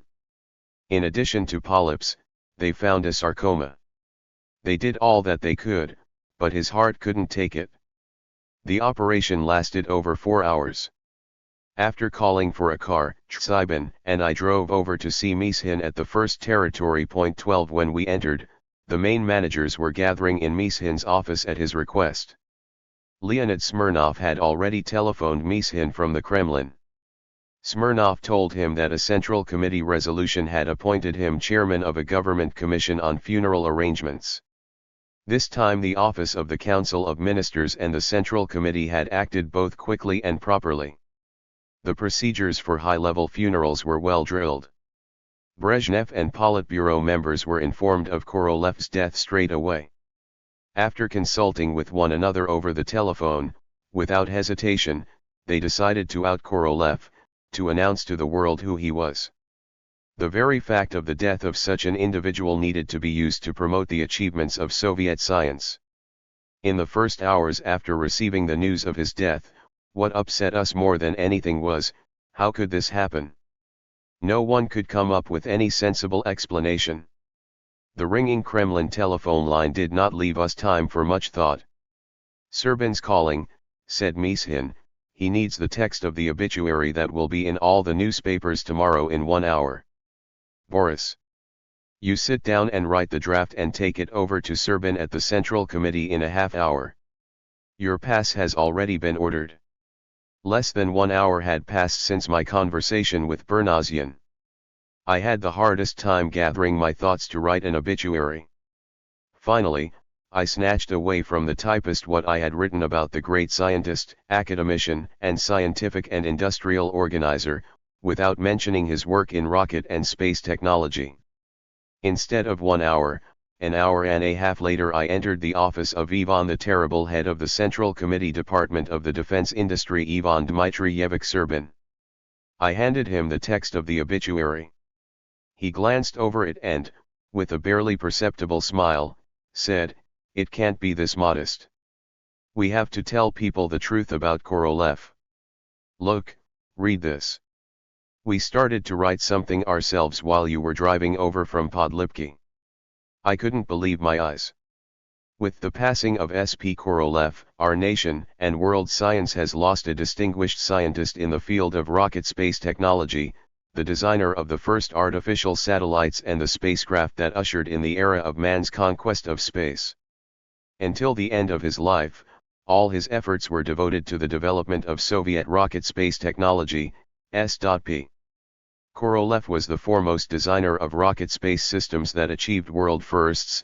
Under the leadership of S.P. Korolev, the Soviet Union produced the piloted spacecraft that carried the first human being into space and from which the first spacewalk was performed. Serbin was clearly pleased with the effect that these phrases, which during Korolev's life had been considered more than top secret, had on me. He decided to use part of my text too. What you said about his keen sense of intuition and his great creative daring when solving highly complex scientific and technical problems is very good. You need to continue the phrase and describe his brilliant organizational capabilities and moral virtues. Further down in my text there was an insertion. Korolev remained an ardent patriot and steadfastly pursued his goal to fulfill the dream of spaceflight, despite years of unjust persecution. In this mild form, I was attempting to inform the reader that SP had suffered repression. Serbin frowned, and without saying a word, firmly crossed out those lines. We spent another 30 minutes or so composing the text. That is how the obituary that was published on Sunday, January 16, in all the national newspapers came to be. The delay of an entire 24 hours was explained by the fact that the medical report needed to be published at the same time, a good photograph needed to be provided, and funeral arrangements announced. That evening Busheyev, Mishin, and I listened to Nina Ivanovna's faltering story. On the day of the operation, she had been at the hospital since early in the morning and managed to see Sereza alive. Chief of Surgery Blagovidov assured her that the operation would last no more than an hour. But 1 hour passed, then 2.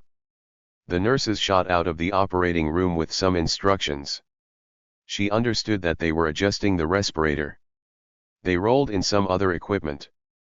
Then Blagovidov, who was assisting Petrovsky, came out and told her that there were complications. Suddenly Soviet Army head surgeon Vishnevsky appeared from somewhere and quickly strode into the operating room. Again, agonizing uncertainty.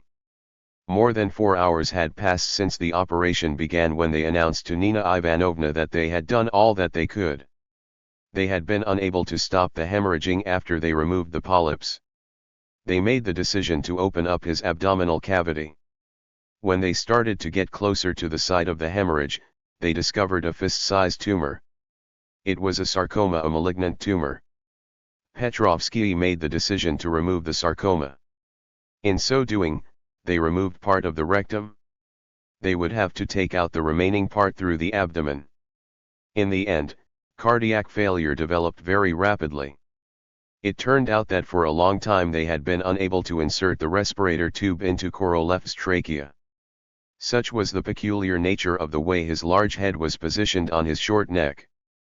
They didn't tell Nina Ivanovna the whole truth. At that time, she was in no condition to grasp everything, much less pass it on to us. Vishnevsky knew Korolev and Nina Ivanovna very well. But he did not go out to explain things to her. I would like to supplement my own recollections about the last days of Korolev's life with other historic materials. In January 1996, what have now become the traditional Korolev lectures were held. Director of the Korolev Memorial Museum Larissa Filina gave a speech about the last days in the life and work of academician S.P. Korolev at this lecture series. Point 13. In my opinion, Filina's speech is a very precious historical document. It was prepared using pages from S.P. and N.I. Korolev's archives stored at the academician S.P. Korolev Memorial House Museum in Moscow. Larissa Alexandrovna has kindly permitted me to cite the following excerpts from her speech.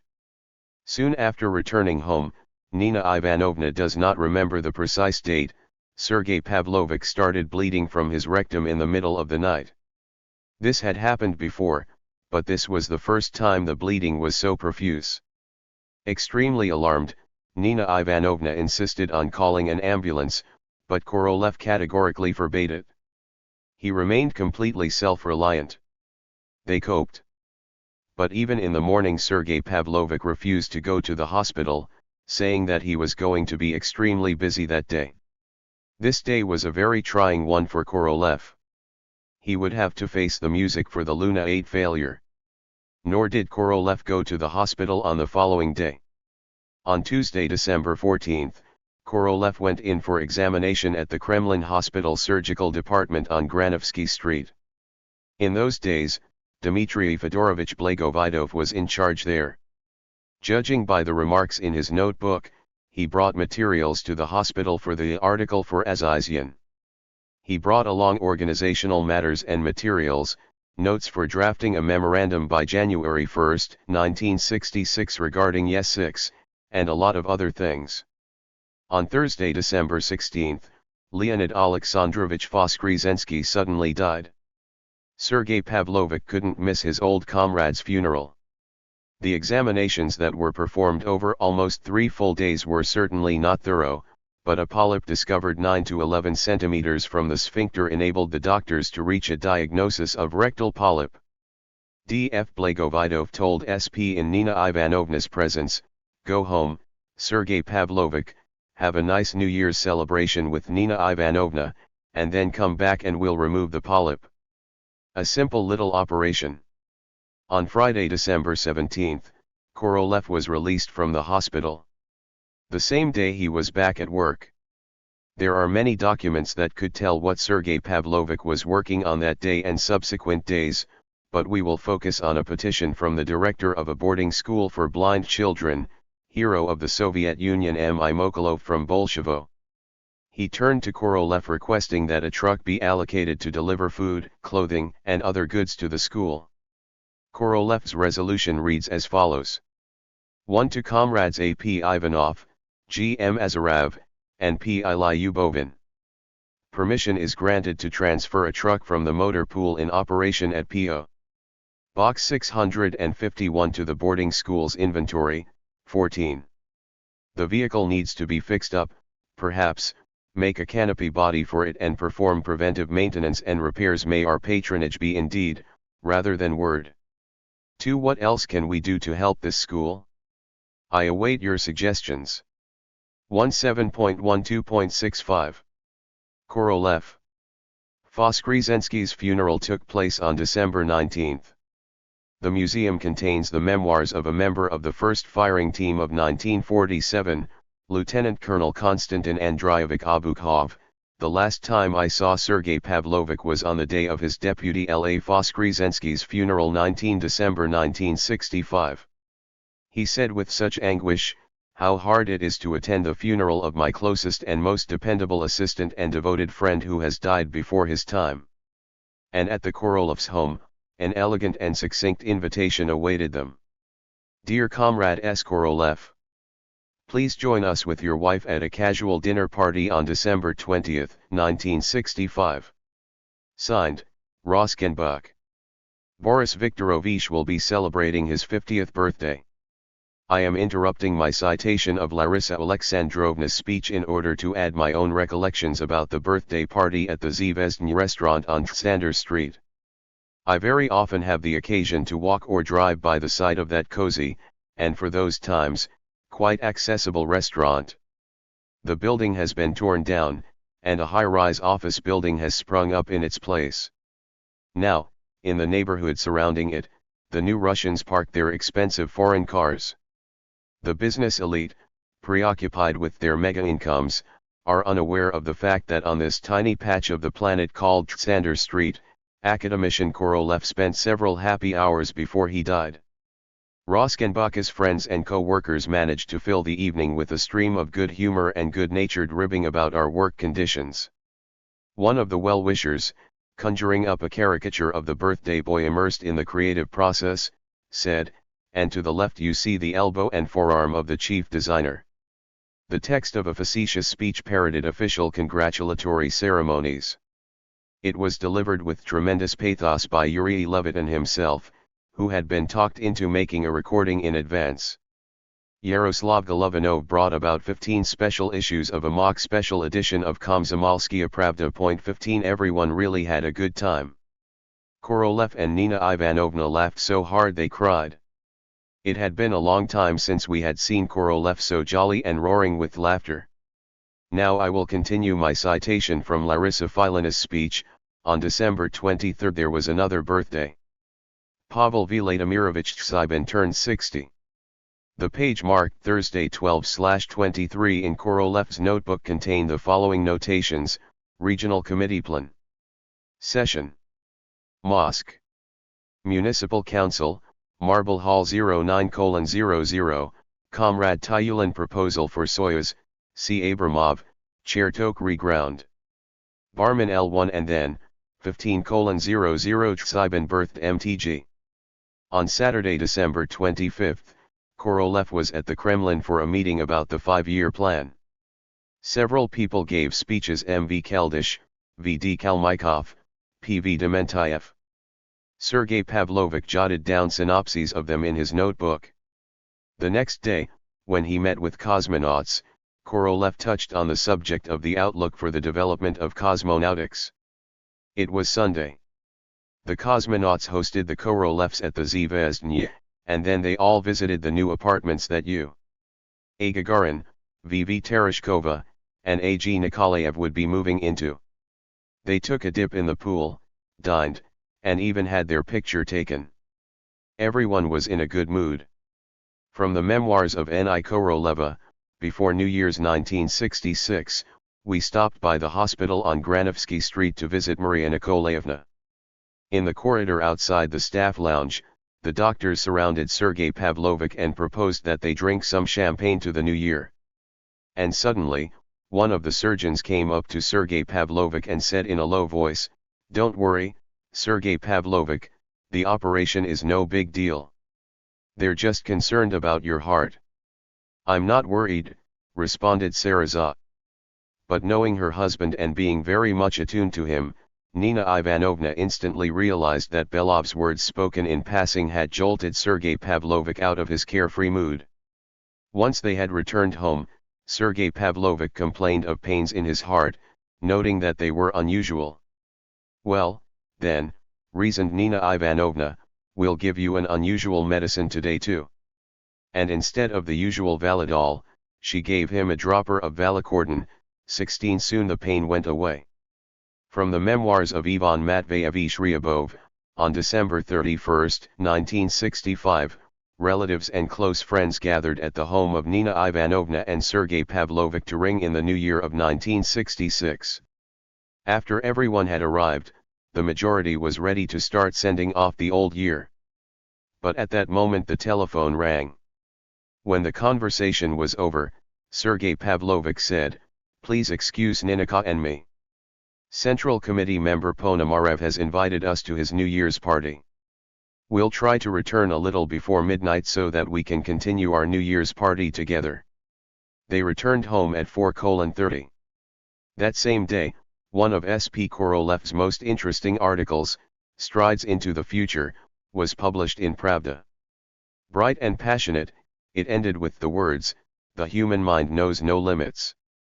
4 January, Korolev's last work day. That day after work, as Sergei Pavlovich and Nina Ivanovna had arranged that morning, he stopped by to pick her up at the home of some relatives. They lived not far from the Korolevs' home in Ostankino.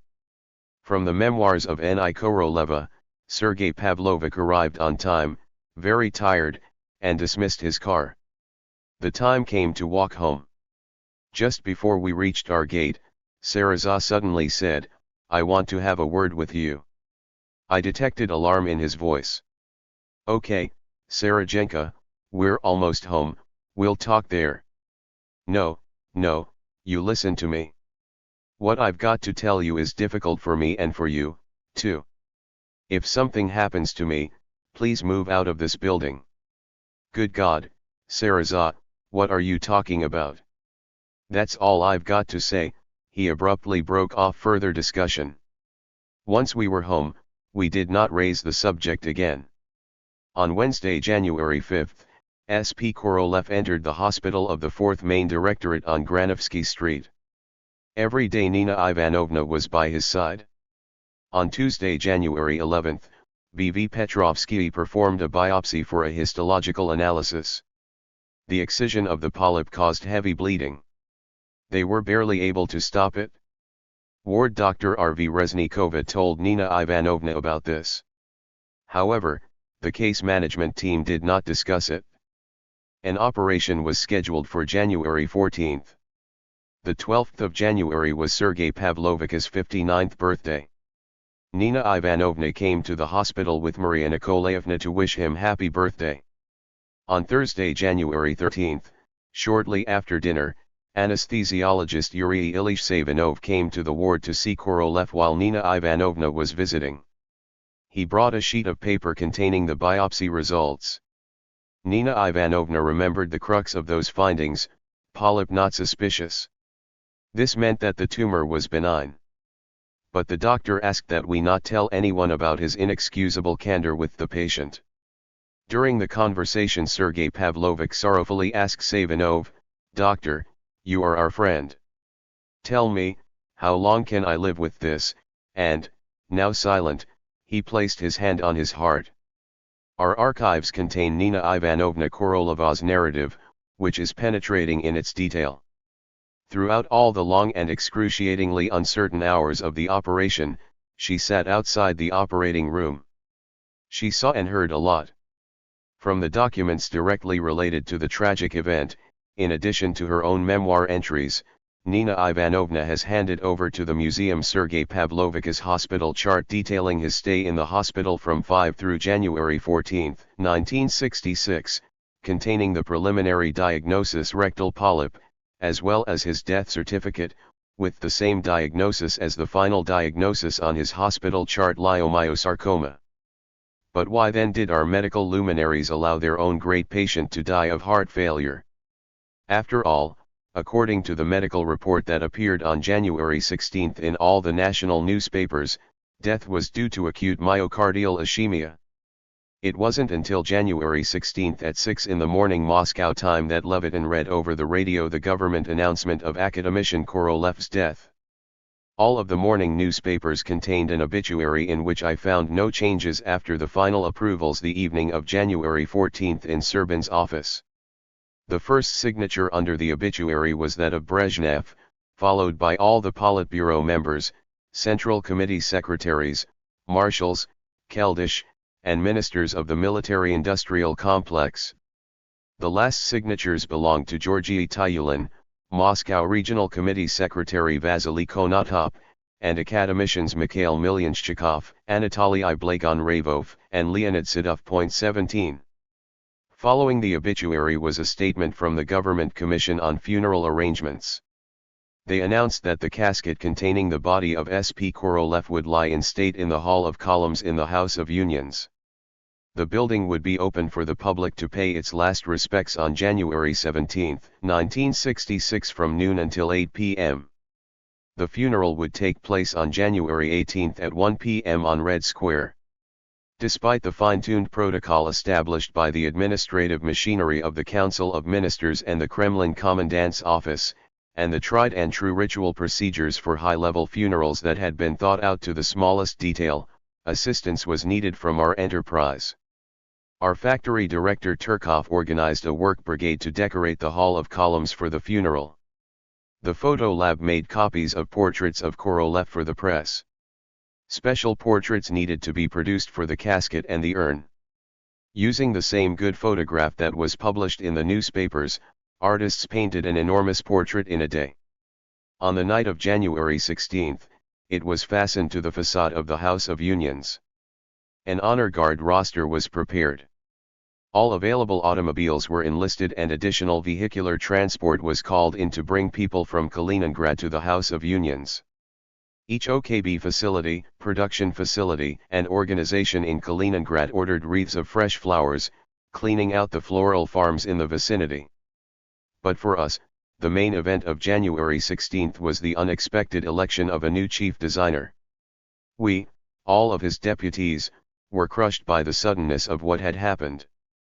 It seemed sacrilegious to even discuss the subject of a new chief before Korolev had even been buried. Moreover, everyone had long ago come to terms with the established procedure for an appointment to such a high post. Usually the appointment procedure was a multi-step process. After conversing over the telephone with Central Committee officials, receiving instructions from Ustinov, and speaking with the closest deputies, the Minister of General Machine Building was supposed to draw up a formal proposal for a candidate. This proposal was supposed to be reviewed by the Central Committee Secretariat. The decision of the Secretariat was approved in the Politburo. After the Politburo's decree was issued, the minister was supposed to issue an order appointing the new chief designer and chief of OKB-1. The entire process would take 4 to 5 days. But Viktor Makhayev, who had flown in from Myas, took the initiative. 18 After assembling all of Korolev's deputies, he announced that we shouldn't waste a single day and wait until one of the brass foisted somebody on us. We should decide our own fate. Speaking of the need for immediate action, Makhayev radiated such stirring conviction that everyone assembled there agreed with him. For some reason, Mishin did not take part in the discussion. Image credit, from the author's archives. Vasily Mishin, Anatoly Kirillov, and Boris Chertok. Kirillov was a senior official at THIRD who was responsible for launch operations.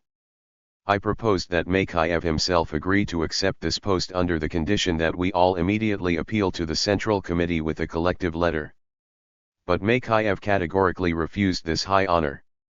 He declared that he'd finally gotten things squared away in my ass. He was caught up in work producing submarine-based missile systems and was not going to abandon it.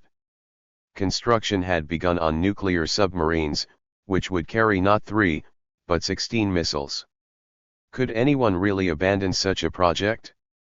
After a brief pause, Busheyev and I proposed Mishin's candidacy. Sergei Kryakov was against it. 19 He reasoned that Mishin was too impatient with people whose positions on technology differed from his own. A chief designer must listen patiently to everyone before making a decision on fundamental issues. Mishin would not want to listen to anyone and would always do things his way. In Kryakov's opinion, Mishin would not be able to lead the Council of Chiefs. Having taken on the role of chairman, Mikhaev put the issue to a show of hands. Mishin's candidacy was accepted. Kryakov was the only one to vote against him.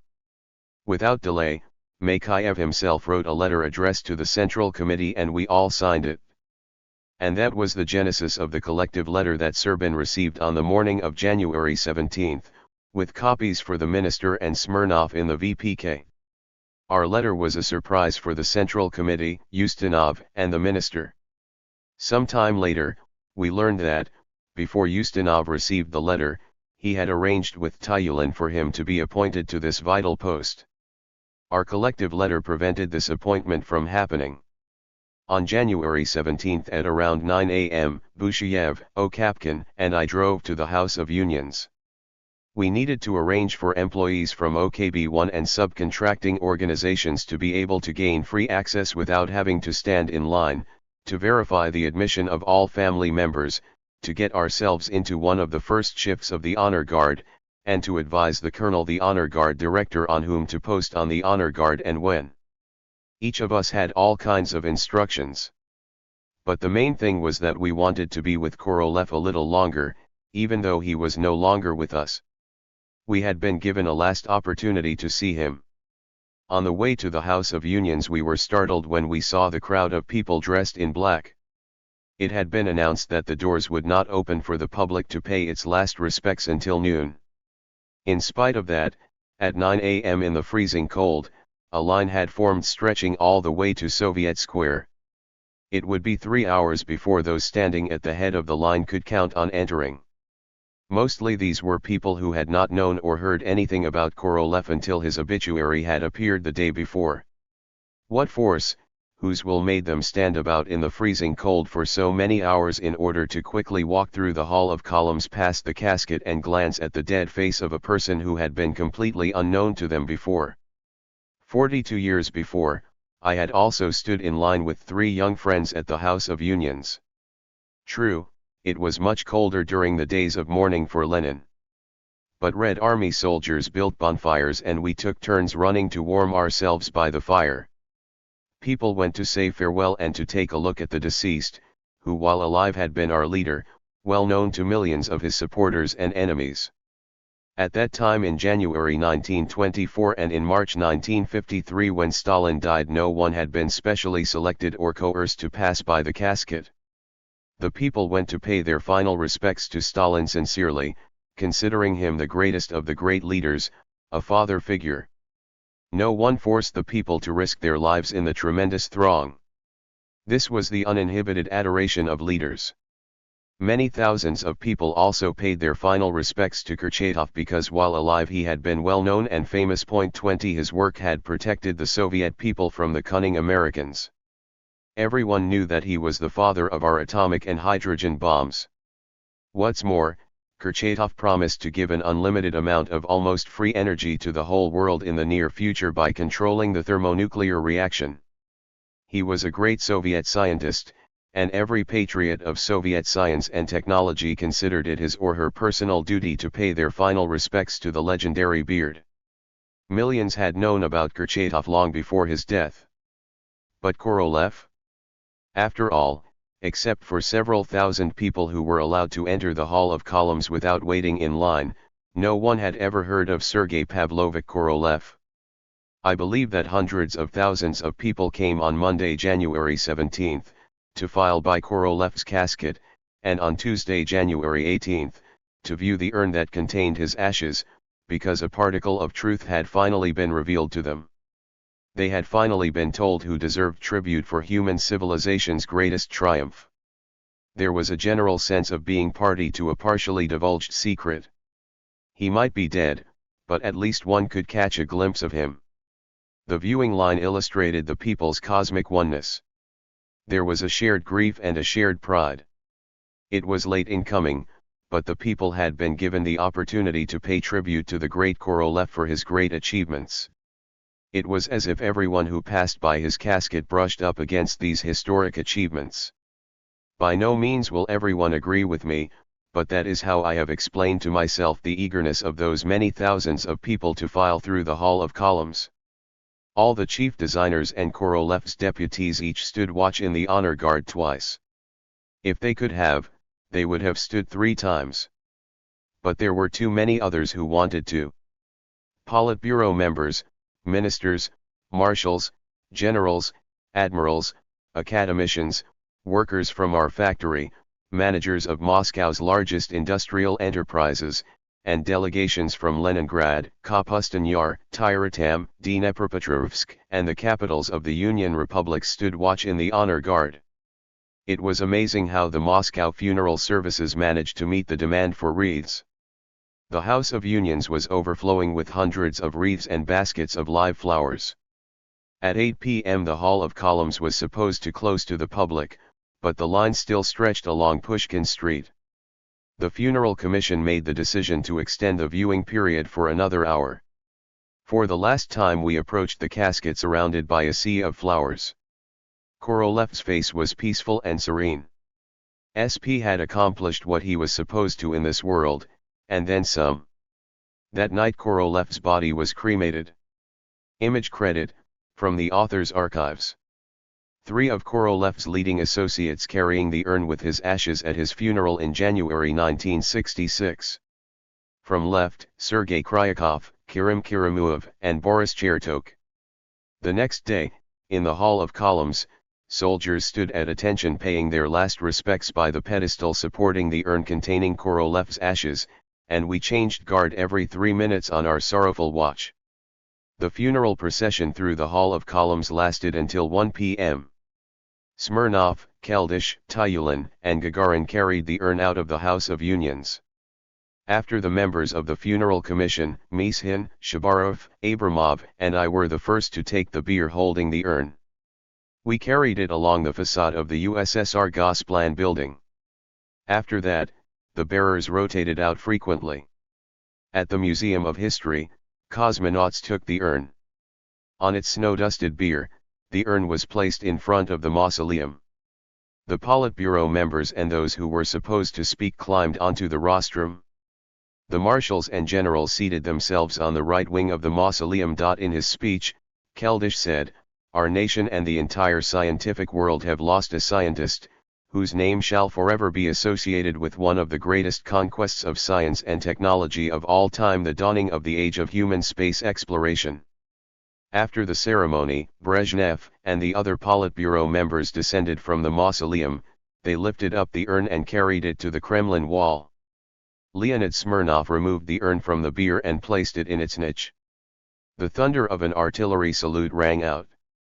What other nation and what other people bury scientists with such honors?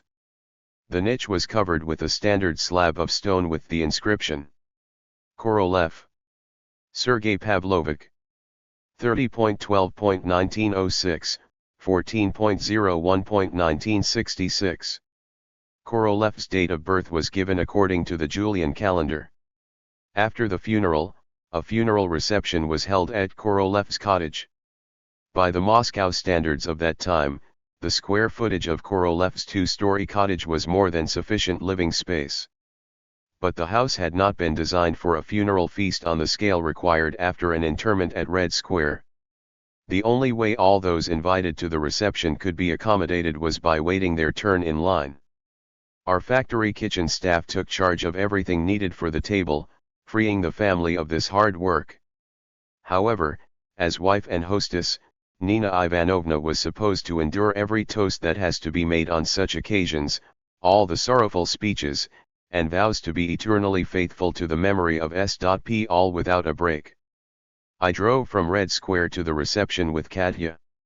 She had walked from the House of Unions in the funeral procession with Korolev's family. According to Katya, Nina Ivanovna was in such a state that it seemed she might not withstand the lengthy formalities of the reception. The next day, each of us would have work all sorts of problems waiting for us that would first dull the pain of loss, and then remove it altogether. Only Nina Ivanovna would have no distractions capable of damping her inconsolable grief. After the first wave of guests that had settled around the table gradually began to show signs of excessive energy, I arranged with Busheyev and Okapkin that we would attempt to take away some of the invitees in groups and distribute them among our apartments to continue the reception. I asked Gagarin to help me. The two of us assembled a group, which made its way across the street and continued the reception at my apartment. Thus, Katya and I ended up hosting Gagarin, Tidov, Popovich, Komarov, Bykovsky, and Feoktistov at our home. In addition to other treats laid out for the guests with cognac and tea, Katya opened a box of assorted chocolates produced by the Rotfront factory in honor of achievements in Space. 21 The wrapper of each piece depicted some space-related event that was described in detail on the inside surface of the box top. Katya demanded that each cosmonaut eat a piece of chocolate with his own portrait, while it was recommended that I eat the first Sputnik. Gagarin protested, "This is a rare souvenir. Guys, I beg you not to touch this box, but let the host and hostess keep it in remembrance of this day." After a lengthy debate, half of the chocolate was used for its intended purpose. After that, Bykovsky drew 3 elaborate sine waves on the box top along with the inscription "That's how we flew," and signed his name. The other cosmonauts added their autographs, too. Despite the hostess' insistent appeals to make themselves at home, Gagarin asked his comrades not to overindulge. But these words of warning were not necessary. Everyone had something personal in their memory about Korolev, and here one could freely talk about even one's innermost feelings. Now, I shall not begin to attempt to reconstruct from memory everything that the first cosmonauts said. I remember the questions and the speculation that the most senior, experienced, and sober of the cosmonauts Vladimir Komarov expressed. He had reasonable doubts as to the true causes of Korolev's sudden death. During the war, our surgeons worked miracles when confronted with the most severe wounds. Even when a person's entire abdominal cavity was torn open, they sewed it up. And how many pilots they saved. After the war, test pilot Mosolov had such a bad crash that the situation seemed hopeless, but the story goes that Ksenia Maximilianovna Vincentini at the Botkinskaya hospital put him back together bone by bone. Maybe he'll never fly again, but he's alive. And at the nation's best hospital, equipped with technology that doctors in our other hospitals, much less our field surgeons, have never dreamed of, they can't save this man's life. They didn't haul him in from the battlefield. He walked in under his own power, alive and unharmed until his last day. Addressing his comment primarily to Gagarin and me, Komarov said that this needed to be looked into. At the time, it never occurred to any of us that Komarov himself only had a little more than a year to live. 22 A government commission enlisting the assistance of dozens of relevant organizations and conducting special experimental work to test various hypotheses would perform a lengthy and painstaking investigation into the causes of his death. There was no investigation of the cause of Korolev's death. Very many people sought answers to the questions that Komarov had posed. A quarter of a century after Korolev's death, when I asked Nina Ivanovna to fill me in on certain details of his last days, she responded, "I remember everything that happened back then perfectly. I forget what happened yesterday, but what happened long ago I remember just fine." This is what your memory does when you get old. Nina Ivanovna told us what she saw and heard on the day of the operation several days after the tragedy. Now she added something that she had not mentioned then. Alexander Alexandrovich Vishnevsky was called into the operation quite late. You know, we were good friends, as they say, like family. 3 or, I don't know, maybe 4 years after Saraza died, Vishnevsky's wife died. She was out in the country. Somehow, a nanny goat that was tied to a tether got its rope wrapped around her leg, tearing through a vein. Blood poisoning set in and she couldn't be saved. The day of Vishnevsky's funeral I was at the funeral reception. Alexander Alexandrovich sat down next to me on the divan. He was shaken by his wife's death. But he started to reminisce about Sarasa. When I arrived at the hospital on Granovsky Street, I was told to continue the operation. I said, I don't operate on corpses. The first draft of the medical report read, Petrovsky operated, Vishnevsky assisted. Then this page was ripped out of the medical report and replaced with, Petrovsky and Vishnevsky operated. The text of the official medical report published in the newspapers contains 5 signatures and no mention is made of who operated. The official medical report was published on January 16, 1966. Medical report about the illness and cause of death of Comrade Sergei Pavlovich Korolev. Comrade S.P. Korolev suffered from rectal sarcoma. In addition, he had atherosclerotic cardiosclerosis, sclerosis of the cerebral arteries, pulmonary emphysema, and a metabolic disorder. An operation was performed on S.P. Korolev to remove a tumor, which entailed the extirpation of the rectum and part of the sigmoid colon.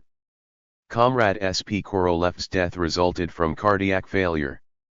The USSR Minister of Health, full member of the USSR Academy of Medical Sciences, Professor B.V. Petrovsky, full member of the USSR Academy of Medical Sciences A.A. Vishnevsky, hospital chief of surgery, docent, candidate of medical sciences D.F. Blagovidov, corresponding member of the USSR Academy of Medical Sciences, Professor A. Istrakov, chief of the 4th Main Directorate of the USSR Ministry of Health, honored scientist, Professor A. M. Markov.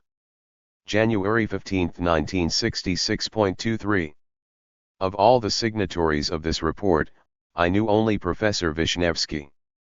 The first time I met with him it was at Korolev's insistence, or rather, his orders. In 1961 or 1962, the Korolevs were vacationing in Sochi. It was either on the beach or on the tennis court that Nina Ivanovna made the acquaintance of a charming woman, the wife of the chief surgeon of the Soviet Army, Colonel General Alexander Alexandrovich Vishnevsky. Korolev and Vishnevsky did not play tennis and did not sun themselves on the beach, but once they got to know each other, they liked each other very much. Korolev's testimonials about Vishnevsky were accompanied by the epithets a wonderful, brainy, jolly fellow, who has cut open hundreds of people. Vishnevsky had a great knack for telling fascinating stories about the outlook for surgery. He marveled at the power of the technology that Korolev created and lamented the egregious backwardness of our medical technology. SP did not remain indifferent to the compliments paid to cosmonautics, and promised, once he had returned to work, to send his own instrumentation engineers to Vishnevsky at the Institute of Surgery to see what kind of real help we could offer. He kept his word. After returning from vacation, without delay, he called Isaac Hazanov and me into his office.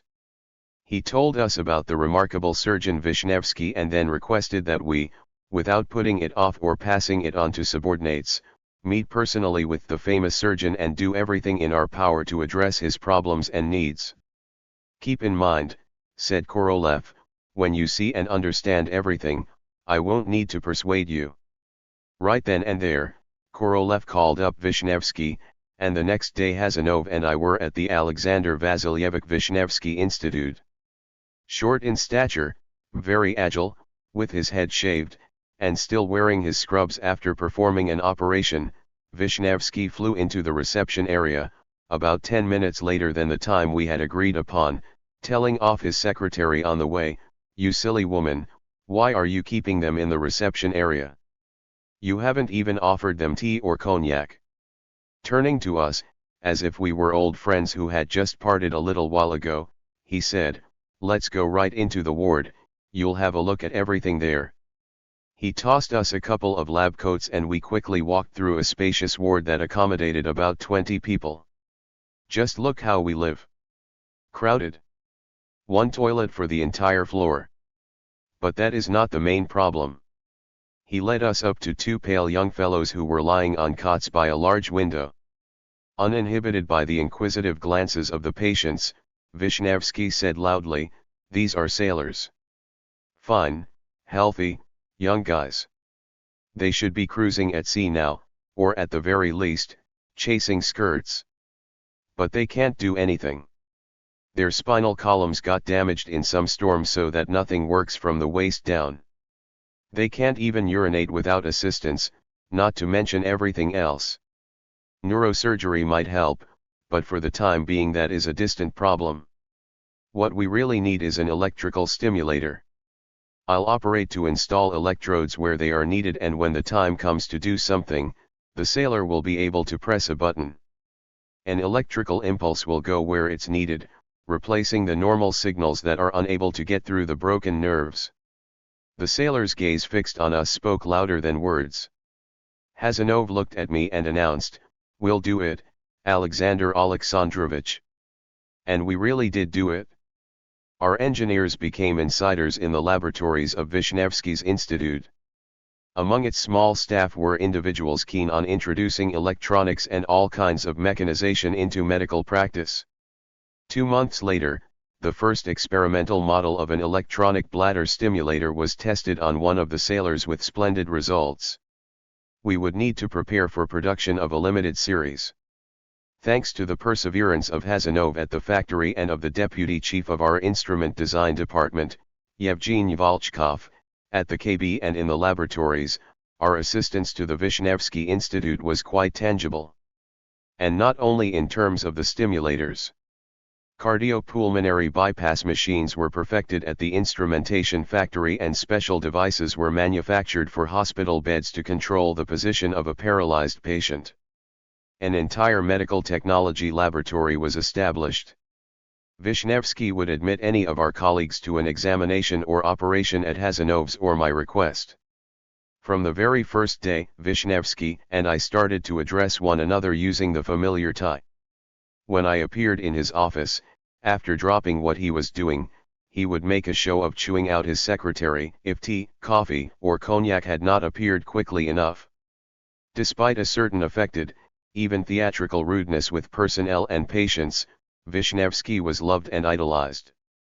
More than once he excoriated his staff well-known surgeons in front of me in a manner reminiscent of Korolev. In private, his colleagues intimated that this spectacle was for the benefit of outsiders. His book Diary of a Surgeon came out in 1967.24. Vishnevsky gave me a copy with the inscription, "With hope for your help and with great admiration. September 1, 68. A. Vishnevsky." Marshal Zhukov wrote the foreword to Diary of a Surgeon. From the first to the last days of the war, military surgeon Vishnevsky performed hundreds of operations. His diary is by no means just for medical specialists. His simple description of the everyday life of war, in and of itself, provided a wealth of material for thought. In field hospitals, our surgeons snatched people with the gravest internal injuries from the jaws of death. So, why then did outstanding surgeons send Korolev from the operating table to the morgue? Perhaps the specifics are found in S.P. Korolev's case history, which should be on file in the archives of the Kremlin Hospital. Korolev should not have died on January 14, 1966, on the operating table. Vishnevsky confirmed this 4 years later. In the winter of 1970, during a business meeting, I let it slip to Vishnevsky that I had recurring pain in my leg from an old gunshot wound. He responded instantly, "Come see me. I'll perform a Novocaine block that will rejuvenate your entire body, and for your leg the Vishnevsky hot ointment procedures." It wasn't until spring that I had the opportunity to take advantage of this offer. Vishnevsky warned me, "You saw for yourself we have no amenities here. But I'll put you in our only double room rather than in the common ward. Your roommate will be the secretary of our party district committee. He has cirrhosis of the liver. There's nothing I can do to help him. He is a veteran of the front and has blind faith in surgeons.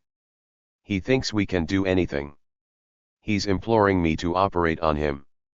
With the cirrhosis that he has, there is not a single surgeon who can save him. He'll feel more cheerful with you there. My roommate turned out to be a man with a powerful build, affable, and with a good sense of humor. He went to war as a sailor in the Baltic Fleet and fought honorably for 4 years, finishing up his military service with the Battle of Königsberg. As third secretary of the Zamość-Wołycki District Committee, he was responsible for party work in small district organizations, including dining halls, restaurants, and the whole social services sphere. There were several hundred such spots in his district. Here's how it happened, complained my roommate. Wherever you'd show up for an inspection, things began and ended with drinks. It was always possible to find faults, for which managers should have been removed from the job or even kicked out of the party. I wasn't always able to turn them down. That's how the disease became so acute, and it began back during wartime. It was difficult to come to grips with the idea that this jolly individual, brimming with vitality, was doomed. Without much delay, Wisniewski subjected me to his favorite Novocaine block treatment. Despite its apparent simplicity, all the procedures were performed adhering to the strict rules of major operations, and I was afforded the opportunity to observe Wisniewski's artistry in the business to which he had devoted his life. The ailing leg was wrapped in multiple layers of bandages saturated with Wisniewski's hot ointment and tightly bound over its entire length.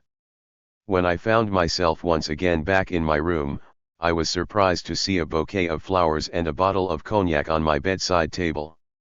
It turned out that Yevgeny Volchkov, Semyon Shizhikov's deputy and our leading specialist on medical technology for the Wisniewski Institute, had been instructed to present me a medal that I had been awarded in honor of the 100th anniversary of V.I. Lenin's birthday.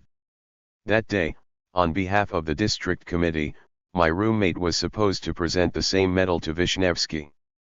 Just about 4 hours later, Wisniewski stopped by straight from the operating room. It was a difficult job, he said, an aortic aneurysm. You might have seen this very young Georgian fellow walking around here with blue lips. It was a miracle he lived to be 18. In 2 days I'll make him get up and walk, and in 6 or 7 days, we'll release him. Now he can get married. Volchkov poured a round of cognac and we drank to my latest decoration. Wisniewski even allowed my roommate to toss back a drink, assuring him that 100 grams wouldn't hurt him at all after those hundreds of liters that he had consumed as he developed cirrhosis of the liver. After offering our traditional toasts, I asked, why, after heart surgery for an aortic aneurysm, will the patient begin to walk in 2 days, and after having a rectal polyp removed Korolev never left the operating table? There was a long silence. After taking another sip of cognac, Wisniewski said, it was late when they came for me. I had gone out for a stroll. It's a good thing I hadn't gone far. But, all the same, when I arrived at Granovsky, I knew right away that there was nothing I could do. If you're looking for guilty parties now, there are many. I'm guilty for not advising and for not saying where and by whom the operation would have been best performed. Korolev himself is guilty. He insisted that a minister of the Soviet Union operate on him. A minister has quite enough to do without performing operations. An operation is by no means the only thing on his mind. I don't think they did a thorough pre-op examination. They could have discovered the sarcoma even earlier. It was the size of a fist and completely encysted. He could have lived a lot longer with it. There were no metastases, everything was clean. And the way they got to it was not at all according to the operation plan. First they removed the rectal polyps. They weren't able to stop the hemorrhaging.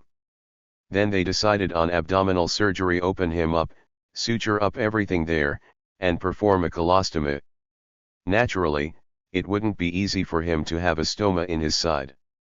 It's a lot of trouble, but later they could perform reconstructive surgery. Then they saw the tumor and they decided to remove it. But the clock was ticking. Under general anesthesia, not everyone's heart and lungs function reliably. And the anesthesiologists had overlooked something. In addition to everything else, Korolev had an unusual neck structure. They needed to quickly set up artificial respiration, but they couldn't manage to insert the tube into his throat. They hadn't thought of or prepared for that eventuality. The cardiopulmonary bypass machine hadn't been prepared in advance. Whatever the operation, everything is supposed to be on hand and ready. A surgeon is supposed to think through all of his actions in advance, to the last detail. The entire surgical team must be close-knit and more highly trained than a hockey team. Heart surgery is still a recent development, yet fatalities are rare. Korolev's case is a tragedy. He was a casualty of our medicine. He shouldn't have died.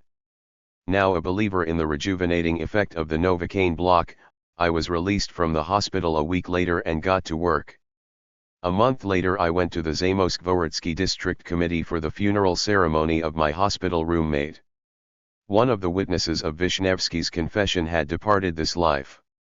I believe that Alexander Alexandrovich expounded to his closest specialist friends, in medical language and in great detail, about what happened with Korolev. However, no doctors were to be found who wanted to reconstruct in detail the true picture of what killed Korolev. No commission was created to investigate the circumstances of Korolev's death. Writer and journalist Yaroslav Golovanov undertook the most extensive private investigation. In 1994, Golovanov's book Korolev, Facts and Myths was published. 25 In the last chapter, the author cites the testimonies of a wide range of people who had witnessed this tragedy. Even before Golovanov's book came out, the newspaper Komsomolskaya Pravda published his article Korolev Did Not Die of Natural Causes. 26 Yet, investigative journalism, the honesty and integrity of which I do not doubt, still cannot replace the investigation that should have been undertaken by qualified medical specialists with authorization to access hospital records. To date, everything that is known about Korolev's death allows me to agree with Yaroslav Golovanov's assertion that Korolev did not die of natural causes. Gagarin's triumph and subsequent flights into space gave rise to natural pride in the nation's achievements among all strata of Soviet society in the 1960s. Successes in space were the real proof that our people hadn't just fallen off the turnip truck. We might still lag behind America and Europe in terms of the number of automobiles per 1,000 inhabitants and square meters of decent living space per person, but we were ahead of the whole planet in the most cutting-edge science and technology. The cosmonaut heroes were the end product of this same cutting-edge technology. But who created it? The hundreds of thousands of people who stood in line to bid farewell to Korolev during those bitterly cold days in January 1966, passing silently through the Hall of Columns, were demonstrating that they knew who was who. People wanted to know much more than the official lines of the obituary and the brief commemorative speeches. For the first time, the public had access to a deceased, completely unknown, great chief designer, whose identity had been kept a highly classified secret from his own people. This was the first breach in the multi-layer information insulation surrounding all the true creators of rocket space technology. Now, at last, the chief had been named. But society wanted to know how he had accomplished all of this. Was it really just because he was a remarkable scientist and engineer with great organizational skills? Everyone understood that no matter how great a genius Korolev was, there must be others as well. Would the public really have to wait for the obituaries of these others? TASS reports, public press conferences, and enthusiastic magazine articles were simply not enough to satisfy the information famine. Bona fide information about Korolev's life and work and about his school was meted out in stingy portions. Each new publication raised more questions than it answered. Professional journalists made their first attempts to show the process that had formed Korolev's persona and to describe the people who created cosmonautics. In 1969, Politicheskaya Literatura publishing house issued 200,000 copies of a Romanov's book Spacecraft Designer. 27 Note that the price marked on the book is 24 kopecks. 28 That same year, Mashinostroyeniyi publishing house issued P. T. Stashenkov's book, Academician S. P. Korolev. Voyeni Publishing House supplemented and reprinted 200,000 copies of the book at a price of 75 kopecks each in 1975.29. A. Ivanov's short book First Stages, published by Molodaya Gvardiya Publishing House, caused a sensation in 1970. It was actually written by Oleg Genrikhovich Ivanovsky, the former lead designer of Vostoks. The real heroes of this work are not fictitious, but at the censor's request, the names were changed to protect the innocent. S.P. Korolev was the only name left untouched. Oleg Ivanovsky did not manage to correct and supplement his literary work until 2005. But 100,000 copies of the first book were printed, while the latter, truthful and uncut version had just 3,000 copies. 30. Mark Lazarovich Galli, a former test pilot, talented writer, and hero of the Soviet Union, expended a great deal of effort, first in periodicals, and then at Sovietsky Pisatel Publishing House, to publish his work Man on Board, a real page-turner. The book came out in 1985, but the first attempts to publish it began in 1975.31. I cite this partial list of the first literature about Korolev and, consequently, about Soviet cosmonautics for reference. The prices for books on Korolev have grown on the average 300-fold over the course of 35 years, while the number of copies have decreased 100-fold. I don't remember where and when I read that during Napoleon's years of triumph, when he took over almost all of Europe, a sycophant compared his might with that of God. At your will you can make a soldier a marshal and a marshal a king. Napoleon replied that he really was capable of making a soldier a marshal and even a king. But I cannot make a scientist. Only God is capable of that. Even if some historian made up Napoleon's response, it is a very clever story. Just 30 years after Korolev's death, major works have begun to emerge that investigate Korolev's true biography, his creative work, unusual larger-than-life character, and amazing organizational talent more fully and credibly. Of these printed works, I shall single out 3 academic publications that together most comprehensively reflect the Korolev phenomenon. The first work is the 800-page tome Korolev, Facts and Myths. Its author is the talented journalist, writer, engineer, and science columnist for the newspaper Komsomolskaya Pravda Yaroslav Kirillovich Golovanov. The Nauka Academic Publishing House issued the book in 1994, and not because the manuscript had been waiting in line for a long time. Golovanov had begun to collect material about Korolev, make sense of it, and double-check it in 1968. He finished in 1994. A quarter-century for a book about a great man of the 20th century. I received a copy of this book on February 1, 1995 with this inscription from the author: "To my dear consultant Boris Yevzayevich Chertok for your invaluable contribution to the creation of this book." Golovanov enjoyed the invaluable consultations of all of Korolev's deputies, members of the Council of Chief Designers, cosmonauts, and specialists from Korolev's school. Golovanov's book is a fascinating, artistic work of historical literature, but not strictly a scholarly study.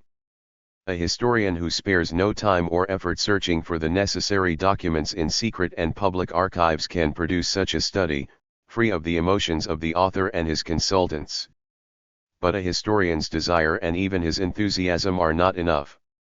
He must be a specialist in the rocket space field. And luckily for the history of our cosmonautics, such a man was found, Georgy Stepanovich Vetrov.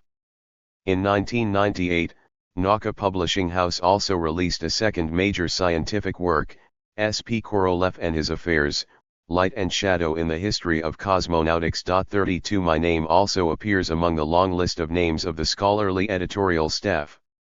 The general editor was academician Boris Roskenbuck. Georgy Vetrov wrote the opening article, The Phenomenon of Sergei Pavlovich Korolev. A study of the historical materials assembled in the book confirms that Korolev was a phenomenon. Vetrov began working in Korolev's OKB-1 in 1947. In 1950, he was manager of a group, and then of a larger subdivision dealing with rocket motion dynamics. Before Korolev's death, Vetrov was involved in the design of all combat missiles and launch vehicles. He didn't need to sort out what's what and who's who. Under Vasily Pavlovich Mishin, Vetrov was appointed academic secretary of the Academic Council of the Central Design Bureau of Experimental Machine Building. 33 He defended his candidates and doctoral dissertations. The history of rocket technology became his hobby. I worked rather closely with him both in our primary field of work and on history. He was a historical research fanatic. Unfortunately, the administration of NPO Energia did not judge his work in the field of history according to its merits. Back in 1980, with the support of USSR Academy of Sciences President M.V. Keldysh himself, Vetrov managed to publish The Creative Legacy of Academician Sergei Pavlovich Korolev, Selected Works and Documents. 34 A commission for the development of the scientific legacy of the pioneers of space exploration was denoted as the author. But Vetrov was actually the one who compiled the materials and authored the commentaries. Academic publishing house Nauka released a third book, the 2-volume work Otets in 2001 to 2002. Its author is Korolev's daughter, Natalia Sergeyevna Koroleva. 35 In the foreword to the first volume I wrote. This book proves to the reader that Professor N.S. Koroleva, Doctor of Medical Sciences, is both a gifted writer and historian. She set out to study the life of a family and man very dear to her, from distant ancestors to her father's last hour. And she managed to fill in a lot of blanks in Korolev's biography. This primary source, in the truest sense, has provided completely new and at times surprising information about the inner world of the man who we thought we already knew very well. In order to be as close as possible to the truth when writing about her father's life, N.S. Koroleva did what no other biographer had been able to do. She walked, drove, and flew to all the places where he had lived, worked, loved, suffered, triumphed, celebrated, and once again tirelessly toiled. Zhytomyr, Nezhin, Odessa, Kiev, Magadan, Omsk, Germany, Kapustin Yar, and Baikonur. And of course, Moscow and the city of Kaliningrad, which, not without the involvement of N.S. Koroleva, was renamed Korolev. N.S. Koroleva's work synthesizes the virtues of a literary novel, a non-fiction narrative, historical research, and a personal confession. Natasha was 12 when her family fell apart. Korolev fell in love with Nina Kotenkova and severed relations with his first wife Ksenia Vincentini. Under her mother's influence, Natasha remained estranged from her father for a long time. Korolev wrote to his daughter, who turned 18 in 1953, "My dear Natasha, I don't think that you are being fair with me. Please give it some thought." Those who knew Korolev well, i.e., Vasily Mishin, Sergei Kryakov, Konstantin Busheyev, Petr Melishin, and Leonid Voskresensky knew how painfully he endured his daughter's defiantly cold attitude toward him. One might blame Natasha for causing her father undeserved grief during his star-studded years. I feel compelled to say that, in writing her 2-volume work Father, Korolev's daughter truly has more than atoned for all the hurt that she willfully caused her father. Her remarkable 2-volume work on Korolev's life is one of the authoritative documents describing this epoch of the 20th century. However, this book is only part of the multifaceted work that Natasha Koroleva is conducting to perpetuate her father's memory. During the period from 1973 to 1976, breaches in the information isolation surrounding our space operations increased as a result of the Soyuz Apollo mission. The Central Committee and VPK had long understood that it was better to reveal at least a glimpse into our space operations than to force people to tune into Voice of America and to discuss matters in smoking rooms and kitchens. For the foreign media, and in particular for NASA, all of our achievements were explained away as activities of the all-powerful Academy of Sciences. Therefore, the Academy was also authorized to lift the veil of secrecy ever so slightly. President Keldysh was too busy and shifted this difficult task onto academicians B.N. Petrov and V.A. Kotelnikov. The Academy Presidium tasked Boris Nikolaevich Petrov, academician and secretary of the Department of Mechanics and Control Processes, to establish order in the conduct of various conferences, symposia, and lectures. 36 The first academic resolution was issued calling for cooperative scientific lectures in memory of prominent Soviet scientists, pioneers of space exploration, beginning in 1979 in Moscow. The aim of these lectures was to examine individual issues of the development of rocket space science and technology and their history, to familiarize the scientific technical community with the most important achievements in the field of space exploration and exploitation, and to promote the achievements of Soviet cosmonautics. The first lectures took place in February 1979, almost 10 years after the American lunar landings that had been accompanied by a deafening worldwide media campaign. In April 2001, I was confirmed as chairman of the Commission of the Russian Academy of Sciences for the development of the scientific legacy of the pioneers of space exploration. Before me, Academician B. N. Petrov and then Academician B. V. Roskenbach had performed this honorable duty. The organizational work entailed in conducting the Korolev lectures after censorship restrictions were lifted has proved considerably more complex and labor-intensive than during the time of classified information. It turned out that there were hundreds of people who wanted to participate to present scientific reports or reminiscences and historical research. More than 1,000 people took part in the last lecture series. All these years, the Academy's Institute for the History of Natural Sciences and Technology has been entrusted with the main organizational problems. 37 For successful work in this field and for the development of cosmonautics itself, driven professionals are needed. Ever since the first Korolev lectures, IIET Department Chief Viktor Nikolaevich Sokolsky and Academic Secretary for Lectures Alla Konstantinovna Medvedeva have performed this work. The recent death of Sokolsky was a great loss to work in the field of the history of cosmonautics. The new bosses of our nation have launched unruly and destructive projects to reconstruct the center of Moscow, first and foremost, in the interests of the top dogs of the oligarchy and functionaries of the corrupt elite of Russian society. Its former location on Staropansky Lane, a sturdy, early 20th century 5-story building, which is quite well suited as an office building, is going to be torn down. The Institute's work has been virtually paralyzed. It is a good thing that the baton has been passed to the N.E. Bauman Moscow State Technical University to organize the work on the lectures. Its assistance over the past 2 years has been invaluable. The joint efforts of the USSR Academy of Sciences, the space community, the municipal authorities of Moscow and Kaliningrad, and the staff of the Korolev School, named after him, have yielded tangible results. In 1968, 3rd Ostankинskaya Street in Moscow was renamed Academician S.P. Korolev Street. At one time, this street was the main street of the suburban Moscow dacha village Ostankino, well known for its monument of 18th century architecture, the Sheremetyev family palace. Now, Academician Korolev Street is the main thoroughfare connecting the television broadcast center with the street Prospect Myra, crowned with the famous Ostankino television tower. And at the top of the street on Avenue of Heroes, which leads to the space obelisk, a memorial bust of Korolev was unveiled in 1967.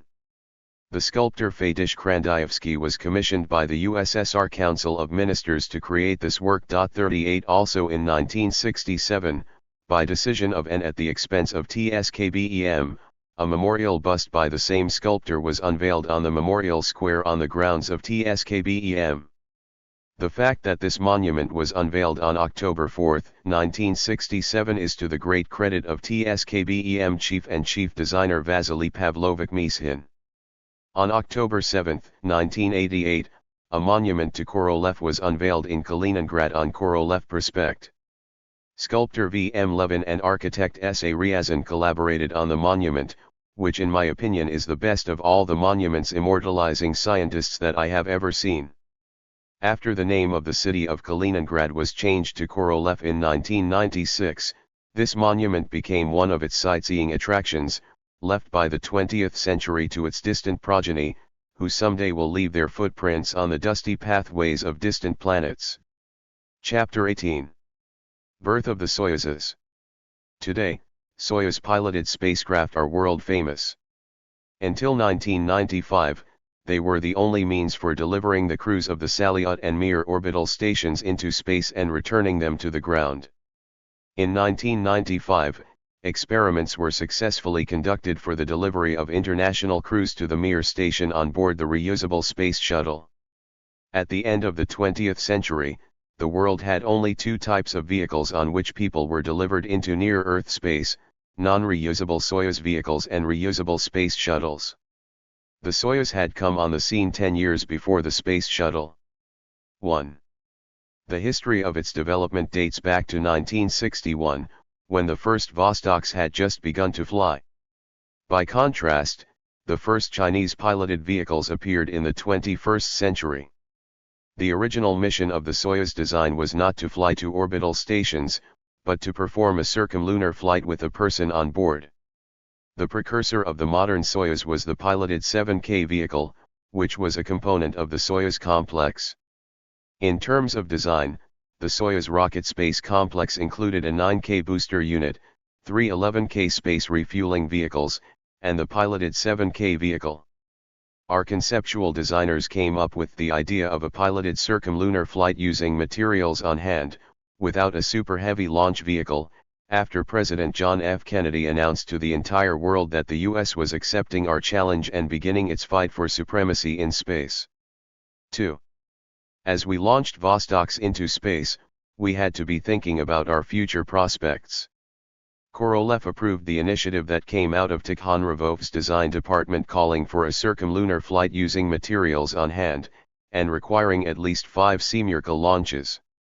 The 9K booster unit would be inserted into near-Earth orbit first. Next, 3 11K refueling vehicles would be launched in succession and transfer fuel to the 9K using pressurized gas. The 3 refueling vehicles brought the fuel margin in the 9K up to 25 metric tons. The 7K carrying 2 cosmonauts would be launched last. It would dock with the 9K, and after 1 or 2 orbits around Earth, the 9K boosted it toward the Moon. Before flying around the Moon, the unneeded 9K would be jettisoned. The 7K was supposed to return to Earth by itself and enter the atmosphere at re-entry velocity. 3. Image credit, OV. Gurko. Mikhail Klavdievich Tikhonravov was one of the giants of the Soviet space program. He played a critical role in almost every major space project at Korolev's design bureau until his retirement in 1966. In order to execute a circumlunar flight according to such a complex plan, first and foremost it was necessary to solve the problem of reliable automatic rendezvous and docking in space. The second problem was the development of a new piloted vehicle with a new control and navigation system ensuring return to Earth within a very narrow spatial corridor using 2 atmospheric passes to reduce the speed. Despite all the complexities of this proposal, Korolev took it to the higher-ups. The psychological effect of the flights of Gagarin and Titov on the nation's top political leadership was so great that, without a serious technical evaluation, the USSR Council of Ministers authorized the proposal for a circumlunar flight with a decree on April 16, 1962. The Soyuz program was mentioned by name for the first time in this decree. All 3 spacecraft had been developed in drawings, but the manufacture of the vehicles at the factory was proceeding far from splendidly. Turkov had no trouble proving to Korolev that our factory was in no condition to fulfill the programs for Vostoks, Zenits, and interplanetary and lunar automatic stations if it was also going to be loaded down with an armada of Soyuzes. Korolev decided to broaden the front of operations, and on December 3, 1963, another decree was issued, entrusting the manufacture of the unpiloted 9K and 11K vehicles to the Progress factory in Kubyshev. We aren't going to hand over the piloted 7K vehicle to anyone, we'll only make it at our factory, decided Korolev. The 7K was the most complicated part of the Soyuz complex. We needed to jump the gun and create it. Without it, the 9K and 11K lost their meaning. Image credit, from the author's archives. Korolev drinks a toast at Boris Roskenbach's 50th birthday celebration in January 1965. Visible in the picture are, from left to right, Anna Paramonova, Mikhail Tikhonravov, Korolev, M.G. Chinayev, A.I. Patsyura, Boris Chertok, and L.F. Ivan. All of the departments subordinate to me viewed the development of the control systems for the 7K as a natural continuation of the work that had been started on the Zenits and Vostoks. Here, wide-ranging opportunities for implementing new inventions for automatic flight control really were presenting themselves. Roskenbach's departments were tasked with developing a system that would perform the entire spacecraft motion control cycle in near-Earth and lunar space, and in the atmosphere during return to the ground. The system would have to support the following: orbital, inertial, and solar orientation, various programmed maneuvers, orbital corrections, precise stabilization of the spacecraft during operation of the correcting engine, rendezvous, final approach, and docking with another spacecraft, as well as guided descent to Earth both from near-Earth orbit at orbital velocity and during return from the Moon at re-entry velocity. The memory of the automatic part of the onboard complex control system would have to recognize set points, the required position of the spacecraft's axis in space, flight delta velocity, and selection of the requisite timeline for activating or deactivating equipment. These set points would be uploaded via command radio link from the ground or from the display and control panel for subsequent execution at the specified time of the in-orbit operations. In addition, it was still possible to make real-time program changes by commands from ground stations and from the crew display and control panel.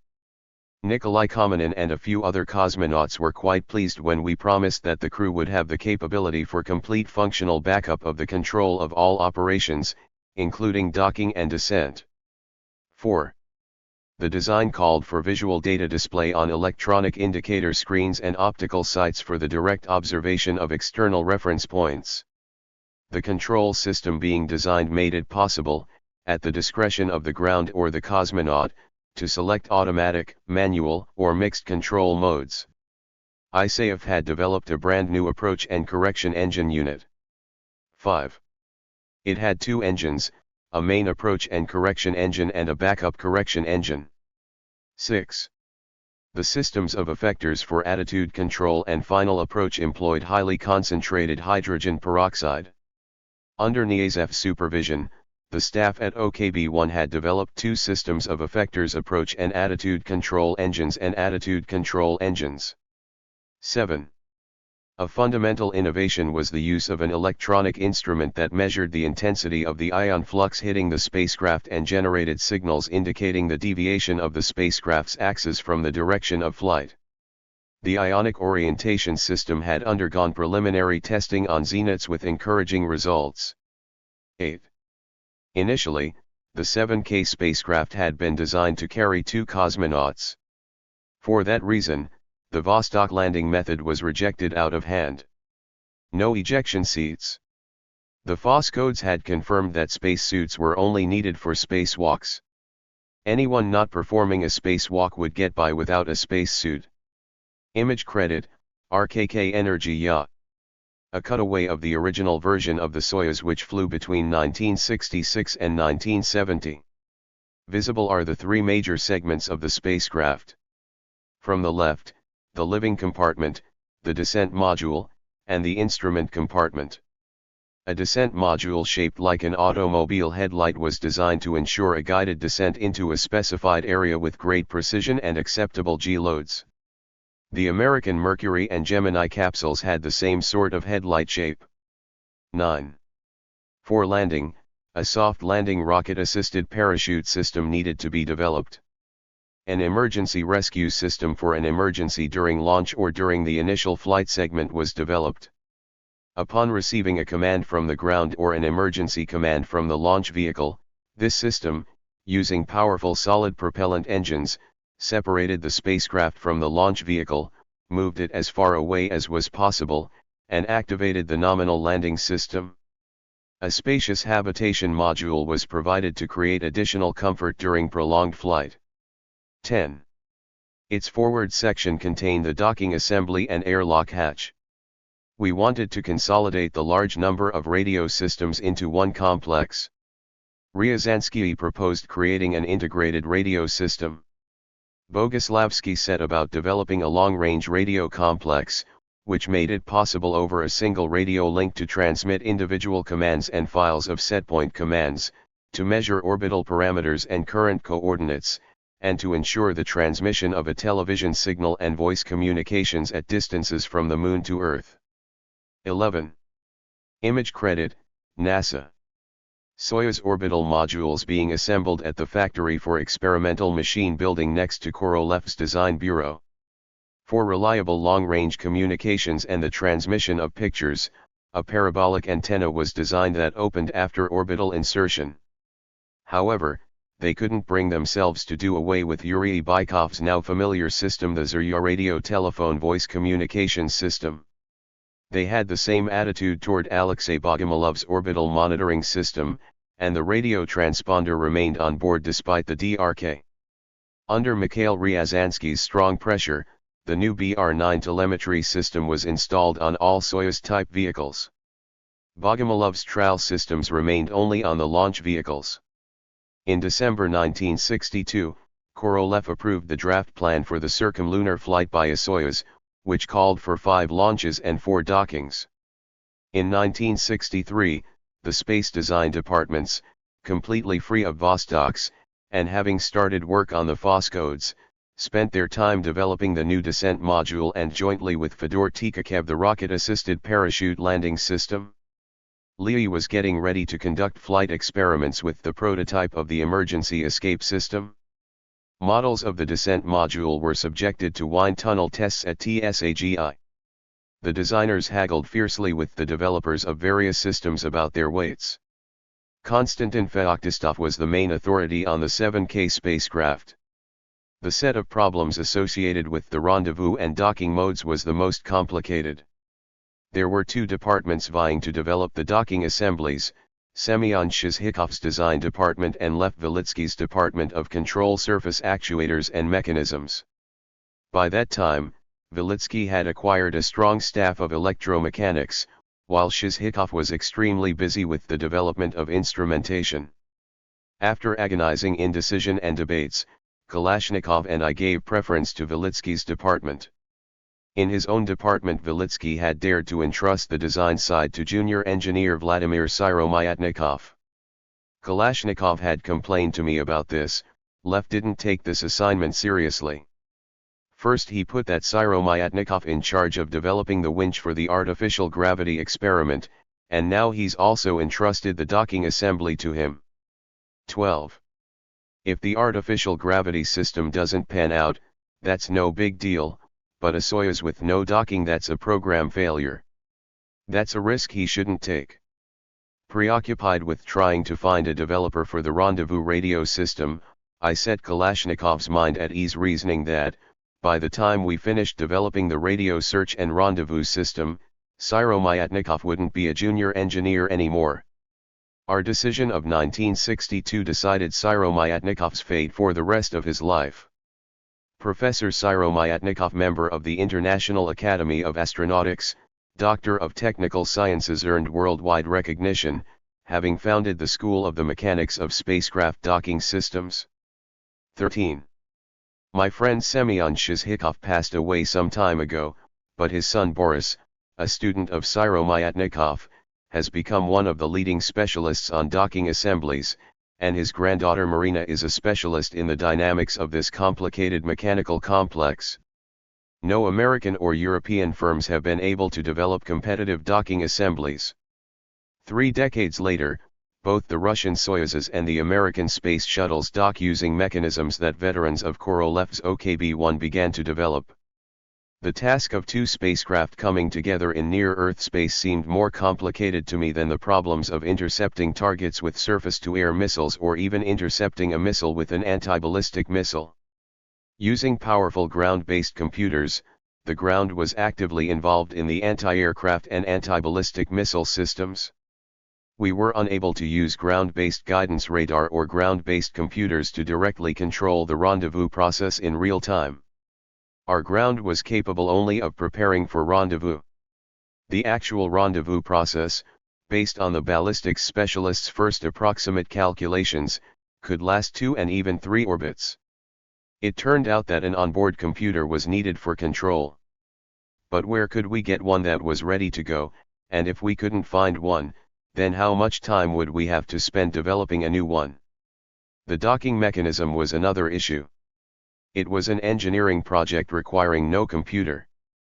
I was certain that through the efforts of its designers and of the factory we would master the task of docking before we mastered rendezvous.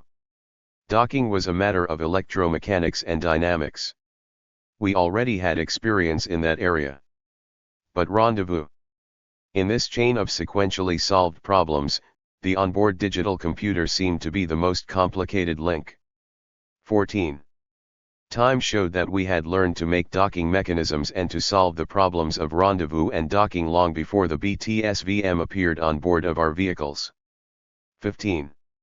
Operations on the FOSS codes diverted everyone involved with the piloted flights away from the Soyuzes. And this was the biggest and best part of our staff and those cooperating with us. Using the big names of the cosmonauts who had already flown, the Air Force Command continued to insist on ordering 10 more Vostoks or FOSS codes for new military purposes. The VPK and State Committee on Defense Technology wavered, having no clear idea which program to pursue. Minister of Defense Rodion Malinovsky and his deputy, Andrei Grekko, were unequivocal in their contention that Vostoks were not necessary for near-Earth flights and certainly not for lunar flights. And they were right.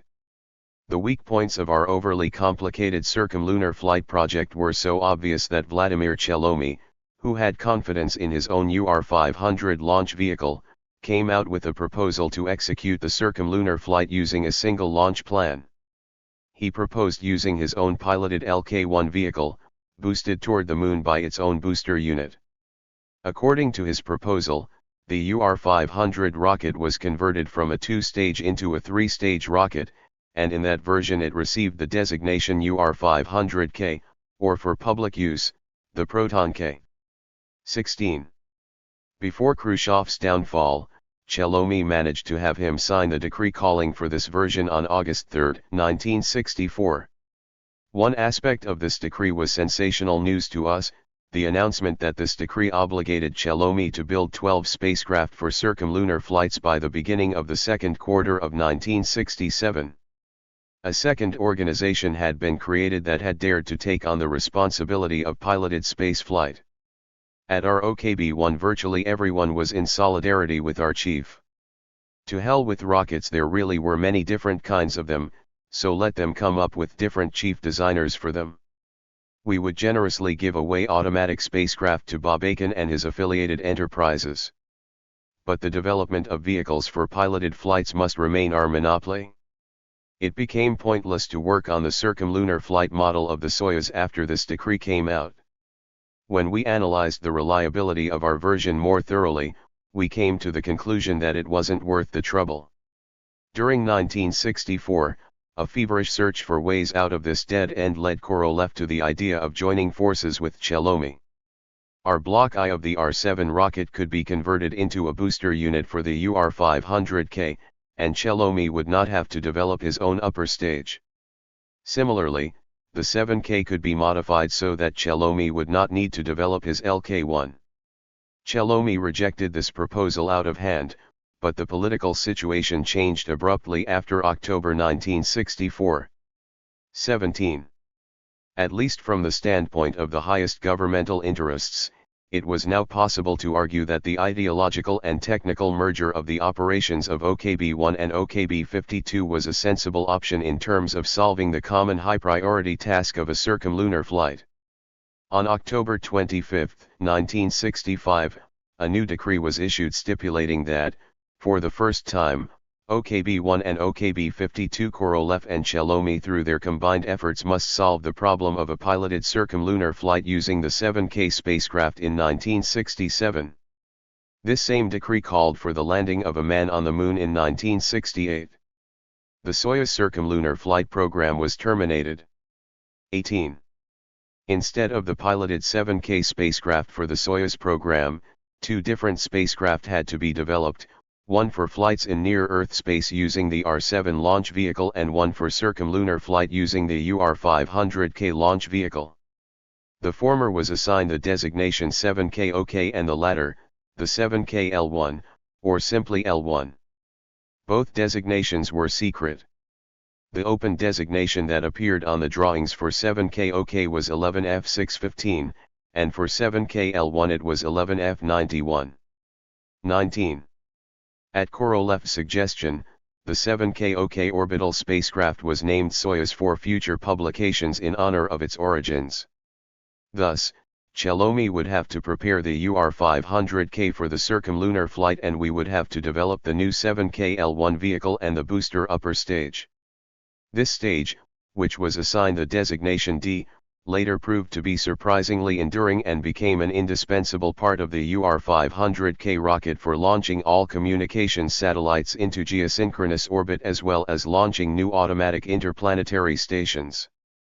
By the time the decree was issued on October 25, 1965, the design work for the transformation of the 7K into 7K-OK had already been developed. The working drawings were revamped at full speed with a lot of overtime. Korolev assigned Feoktistov to supervise the design work on the new Soyuz. Discussions heated up over the motion control, rendezvous, docking, onboard complex control systems, and problems of electric power supply and distribution.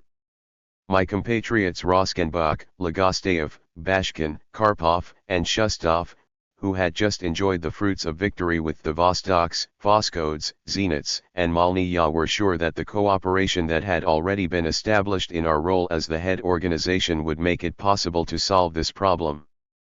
Indeed, the development of a mutual understanding and good working relations with the engineering staffs of Iosifyan, Lydarenko, Bykov, Krustalev, Kuznetsov, Bogomolov, Natsakanian, Antipov, Tikakev, Zachenkov, Voronin, Kartukov, Chachikyan, and many others was a much more complicated and protracted process than developing the protocols to make systems parameters compatible with one another. 20. Image credit, from the author's archives. Boris Chertok and Yevgeny Bashkin.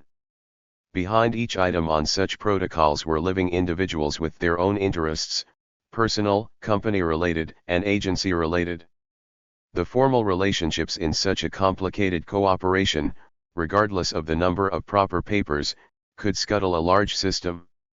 The papers are necessary in any case, they instill discipline. But having good friends in subcontracting enterprises is a lot more important. People involved in the production of a system must make it not only mechanically sound, but self-organizing, self-controlled, and structurally reliable. If the relationships between the individuals involved in the program are strictly formal, it is impossible to develop such a system. In planning discussions, Korolev flatly condemned the tendency of a powerful organization, like Pylyagin's NIOP, to completely remove itself from the development of spacecraft control systems.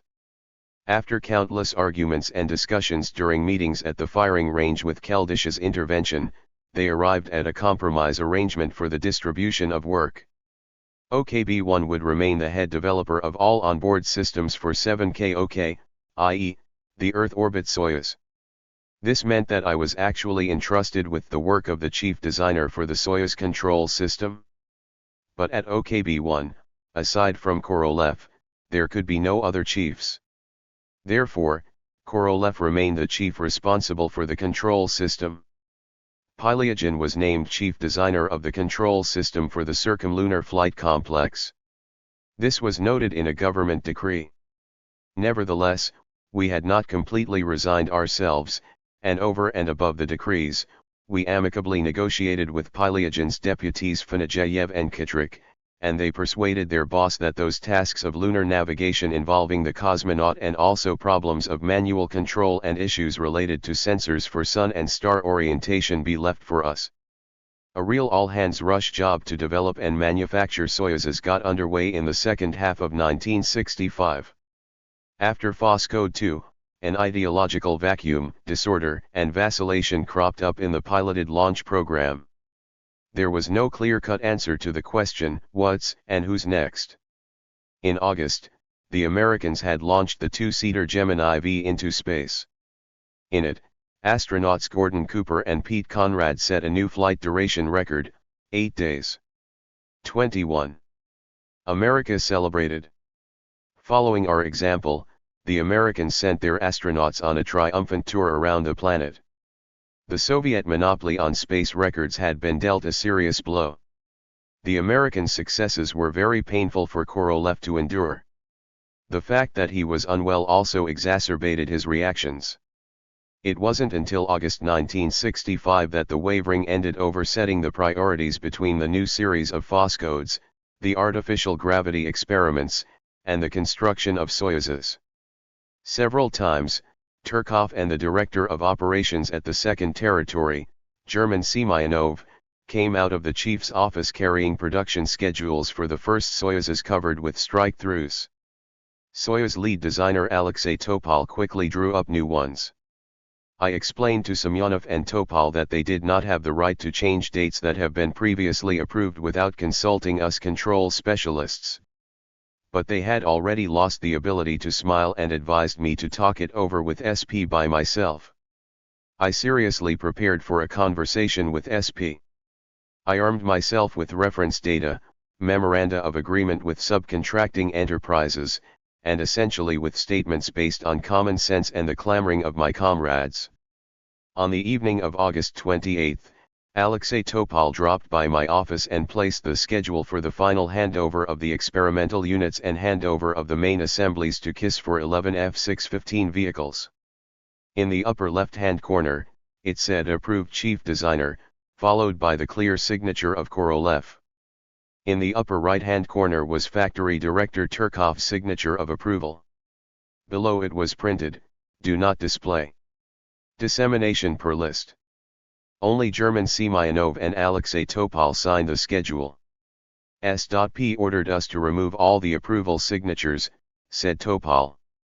By some miracle, I have held onto this disseminated per list schedule with the signatures of Korolev and Chertok.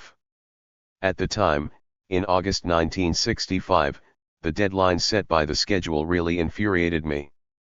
The schedule called for the production of mock-ups for 13 large-scale experimental operations, including thermal tests, airplane drops, sea tests, developmental testing of the emergency rescue system, static and vibration tests, developmental testing of the docking systems, and spacewalks under zero-gravity conditions. Sergei Derevsky demanded the manufacture of a full-scale mock-up as a simulator. And all of the mock-ups, each of which constituted the entire vehicle or a significant part of it, had to be fabricated and fitted out before December of that year, 1965.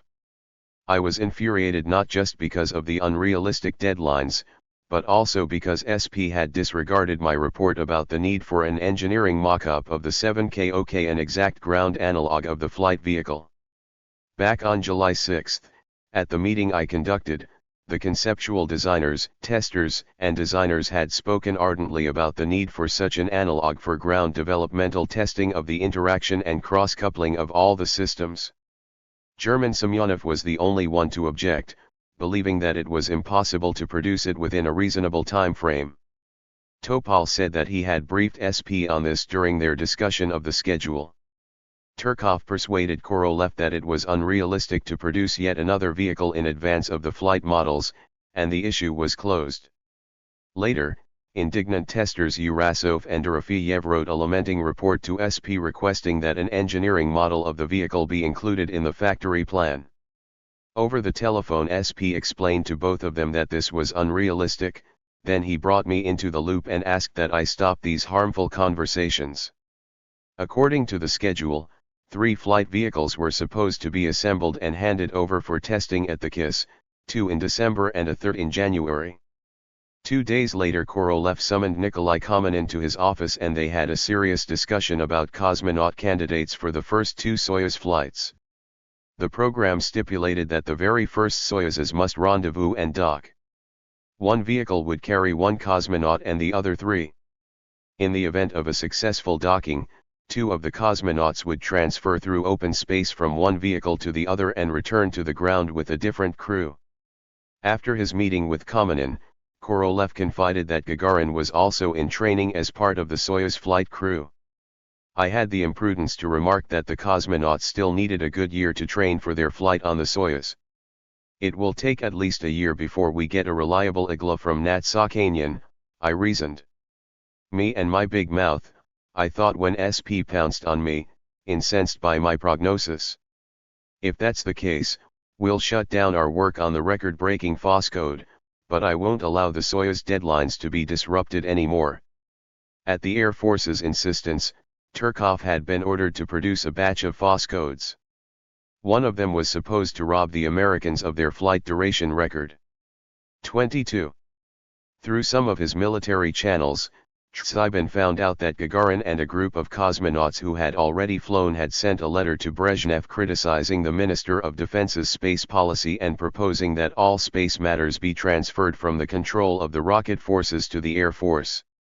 I was surprised that SP received this news calmly and was not miffed by the fact that Gagarin had not informed Korolev about his appeal to Leonid Brezhnev.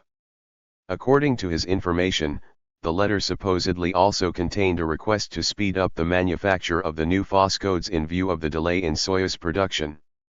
23. Korolev called in my comrades and me to report on the state of affairs with the rendezvous and docking system. Kalashnikov, Velitsky, and Hazanov reported on the progress of operations on the docking assembly. Beforehand, they had reached an agreement with the factory not to complain about each other. Velitsky and Hazanov could serve as a model for the creative alliance of a talented designer and a talented process engineer, a production organizer. Both of them reported in such a way that there was no one to chew out and nothing to chew him out for. They really completed a colossal amount of work in a short period of time. In December, it would be possible to begin docking in assembly shop number 39 on the dynamic mock-up, but in the meantime static testing was underway. There were a lot of glitches, but that was natural since it was a complex assembly. Korolev promised to drive out to the second territory in the next few days to have a look at the first live docking node, as he called it. So, why don't we get a whole group together and go have a look at how things are going with Nat Sakanian? Who in your department is overseeing Nat Sakanian directly? I said that Boris Nevzorov and Nina Sapozhnikova were working on hardware and Igor Shmiglevsky and Anatoly Ishiryev were working on theory. These names didn't ring a bell with him, so I explained, Roskenbach and Legosteyev are supervising all of them. Well, these guys I know. With his inherent engineering intuition, Korolev sensed that spacecraft rendezvous control constituted one of the most complicated problems of cosmonautics. Solving this problem would require a set of elements, including the integrated development of a theoretical foundation that would optimize control methods, the creation of fundamentally new onboard systems, and the use of a ground-based flight monitoring and control network. He had already discussed this with Roskenbach and me. Independently of us, he had consulted with Keldysh and Ryazansky. Korolev knew, in general terms, about the job assignments to solve this problem, but he obviously wanted to test his knowledge. During the past few months, he had not had the opportunity to delve deeply into the arcane matters of rendezvous control. In due course, he had read and approved the draft plan and reports where all the proposals were written with the requisite number of equations and diagrams, plus a description of the hardware. These were documents aimed at specialists who, unlike Korolev, were untroubled by orders for a new batch of FOSS codes, the latest emergency hard landing of the S-6 on the Moon, a cutback in funding for the N-1 program, the emergence of Kilome's competing UR-700 design, disruption of the housing construction schedule, dozens of tragedies and requests made at private consultations, preparations to receive the latest in a series of party activists, difficult tests on the solid-fuel RT-1 missile. At Kapustin Yar, and hundreds, not just a handful but literally hundreds of problems ranging from minor to very major. 24.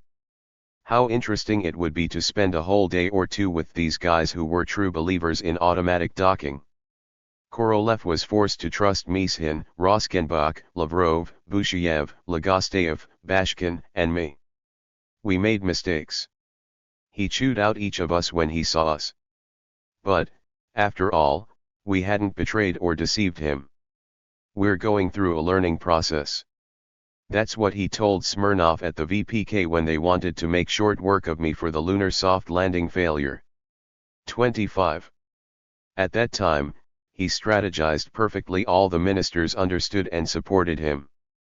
Lately, in meetings, SP had not concealed the fact that he was tired, very tired of this incessant race, dozens of phone calls per day over the Kremlin hotline, reports from 2 firing ranges over the high-frequency phone lines, complaints from the leads about schedule disruptions, and a never-ending stream of letters stamped secret, top secret, and high importance.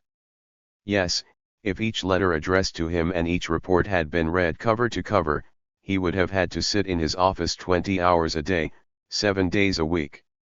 Before our predictably devastating field trip to NII 648, Nat Sakhanyan's Institute, SP assembled a small group and requested that they bring him up to speed on the fundamental difficulties in the tasks of rendezvous, our final proposals for job assignments, and the current state of affairs. In modern and future cosmonautics, the problems of rendezvous and docking are so crucial that I shall allow myself to very briefly write about their beginnings, bearing in mind that new generations of readers don't have time to search for special literature and there have simply been no popular scientific works published on this subject. Design developments of the various methods for spacecraft rendezvous began back with Tikhonravov's group, which worked in NII-4. When he transferred to work at Korolev's OKB-1, these developments were continued exclusively on a theoretical basis. 26. However, we didn't start serious work aimed at producing a rendezvous control system at OKB-1 until early 1961 when Roskenbach's group transferred there. Around the beginning of 1963, when discussing the problem of controlling the multi-launch Soyuz complex for the circumlunar flight, we reached the conclusion that rendezvous control must be an integral part and one of the modes of the overall motion control system. Therefore, we must be the head developers of the entire rendezvous problem.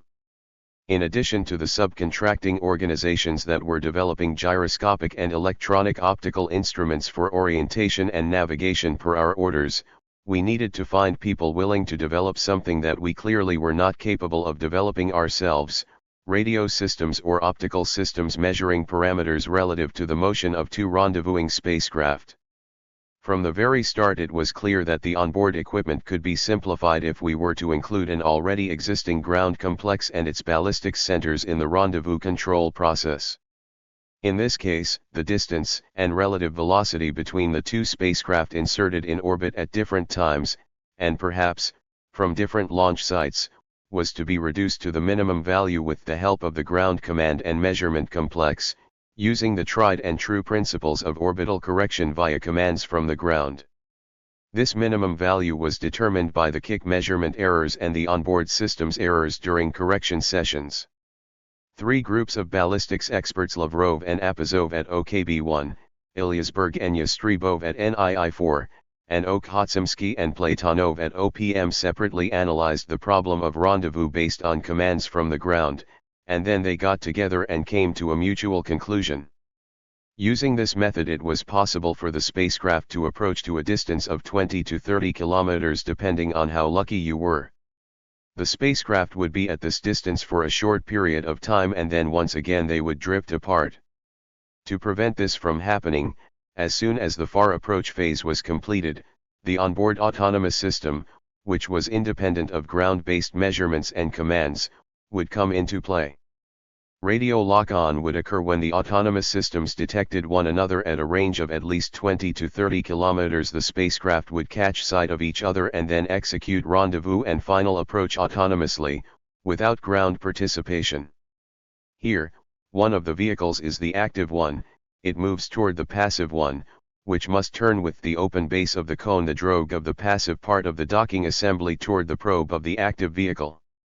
2 types of control were possible during the autonomous rendezvous and final approach segments: purely automatic, without human intervention, and manual, during which the cosmonaut, using the system's measurement results and the cosmonaut's own observations in the optical sites, uses the controls to fire the attitude control engines and docking and attitude control engines and brings the active vehicle to the point of mating.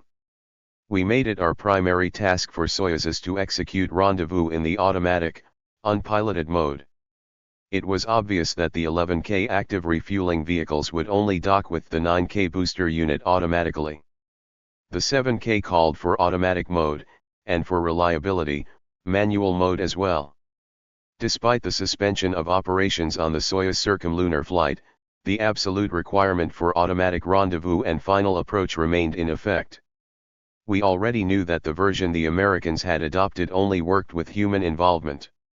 We did not copy the Americans, and this would prove to be a future strong point of our cosmonautics. Heated arguments erupted over the methods for guiding the active vehicle to the passive one. The thing was that, back then, all sorts of air defense missile guidance systems used dog-leg pursuit paths, when the pursuer follows the target the whole time and runs after it at a constant or increasing velocity. We had the capability to use guidance methods relying on the laws of celestial mechanics, i.e., the natural motion of the vehicles in Earth's gravitational field. In this case, it is assumed that based on the results of the ground measurements, data about the orbital motion of both vehicles relative to ground coordinates is loaded into the memory of the active vehicle. Algorithms making it possible to predict the relative motion and to compute a solution resulting in rendezvous need to be loaded into the active vehicle system. As I mentioned, this method results in large errors.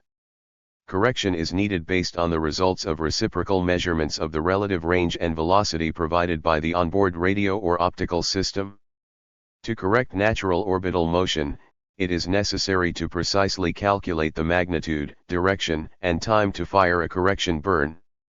This sort of correcting effect based on the prognosis of theoreticians required no more than 2 firings of the active vehicle's approach and correction engine unit before it entered the final approach zone, which was estimated to be 50 to 200 meters. However, the very determination of the parameters of the control actions for this type of 2-burn rendezvous maneuver required the solution of a complex problem, which assumed that each of the correction burns was calculated by the onboard digital computer such that the vehicle would end up in the final approach zone after a certain period of free flight. This sort of rendezvous required the very close collaboration of control experts with ballistics experts. They were rightfully considered the masters of free flight in near-Earth orbits. They also came up with the name for this, seemingly, natural rendezvous, the free trajectory method. This self-evident method promised a very economic consumption of the onboard SKDU and attitude control system fuel margin, but required calculations that could not be executed on board without an onboard digital computer. In 1964 it was already clear to us that we would not have a computer that was reliable and suitable for similar tasks in the next 2 to 3 years. I still hope to write about the tragic history of the development of a space computer in the USSR. We already knew that, on their Gemini and future Apollo spacecraft, the Americans were using a high-speed computer, making it possible to solve rendezvous tasks semi-automatically with the required involvement of an astronaut. Though they already had reliable onboard computers, they did not risk using just automatic rendezvous based on the free trajectories method. Having artificial intelligence at their disposal, the American rendezvous specialists combined it with the natural intelligence of a well-trained astronaut and thus solved the problem in tandem. We had to solve the problem without having artificial or natural intelligence. We had to set aside this attractive method until the time was right and instead teach the active vehicle to act like a hunting dog, which, even after rigorous training, will never run to the predicted convergence point beyond the scampering rabbit. Now it wasn't the ballistics specialists, but Roskenbach's dynamics theoreticians Legosteyev, Shmiglovsky, Shiryev, and Yermolov who, using the experience of homing missile systems, coupled it with ballistic space flight and proposed the line-of-sight rendezvous method, or simply the parallel rendezvous method. With this method, the role and responsibility of the onboard relative motion parameters measurement system increased.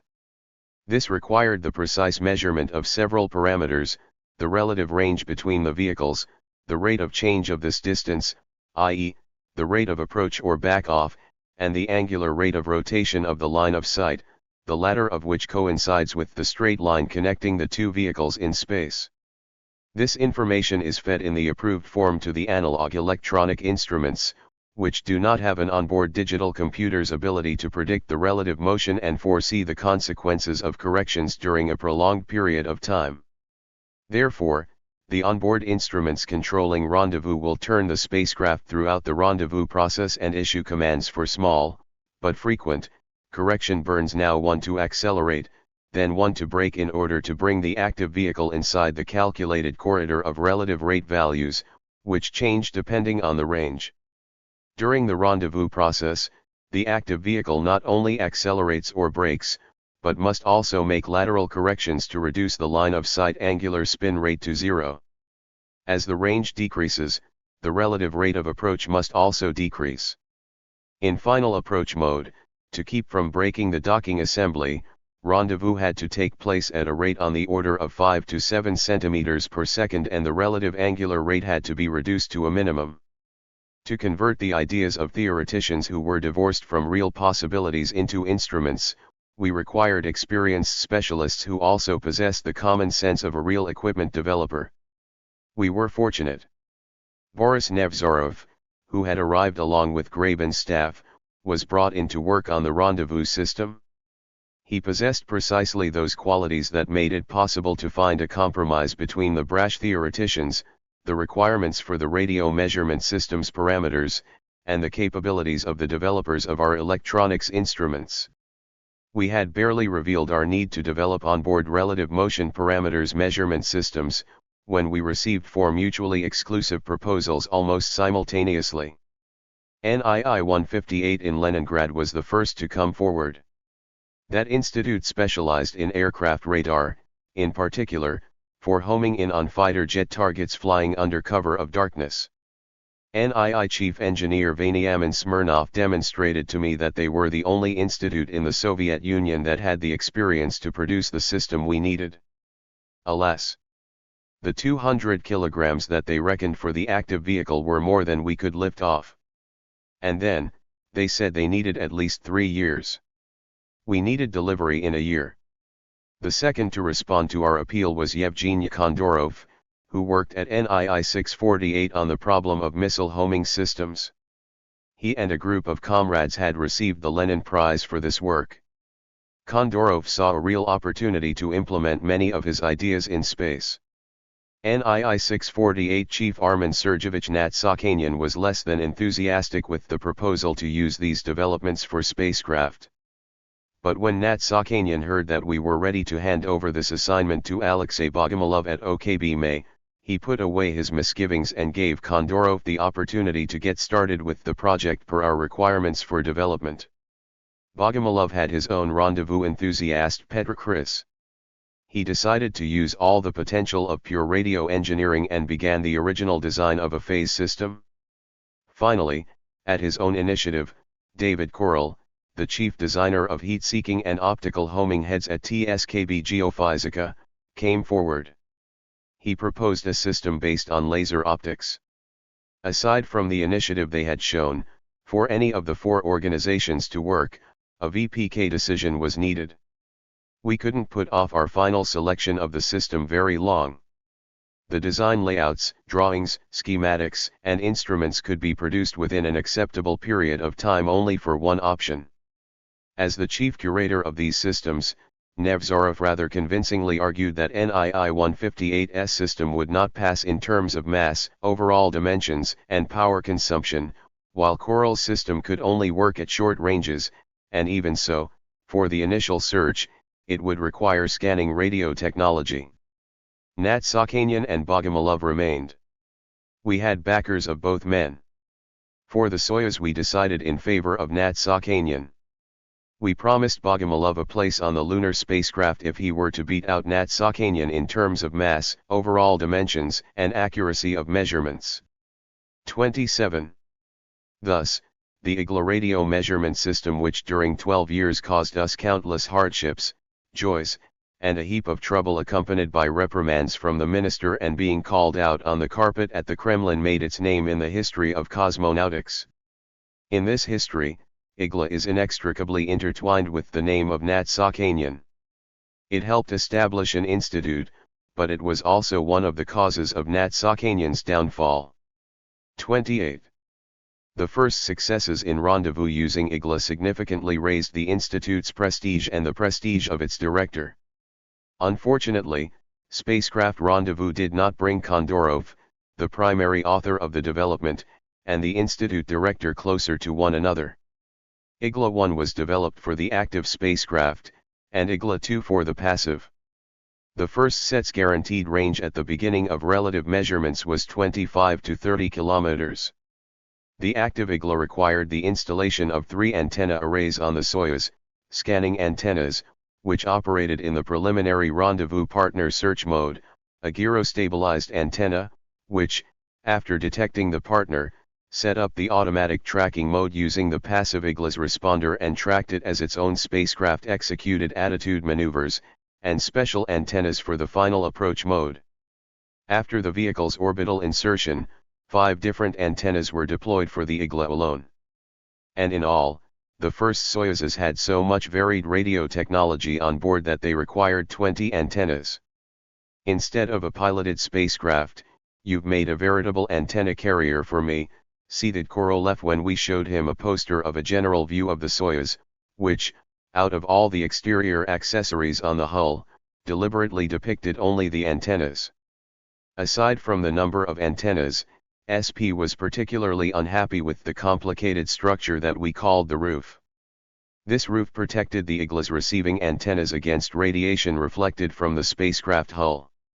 Everything that the IGLA antennas transmitted and received passed into the transmitters, receivers, amplifiers, signal processing units, and devices communicating with our own calculation units and telemetry units, instruments containing sophisticated electronics.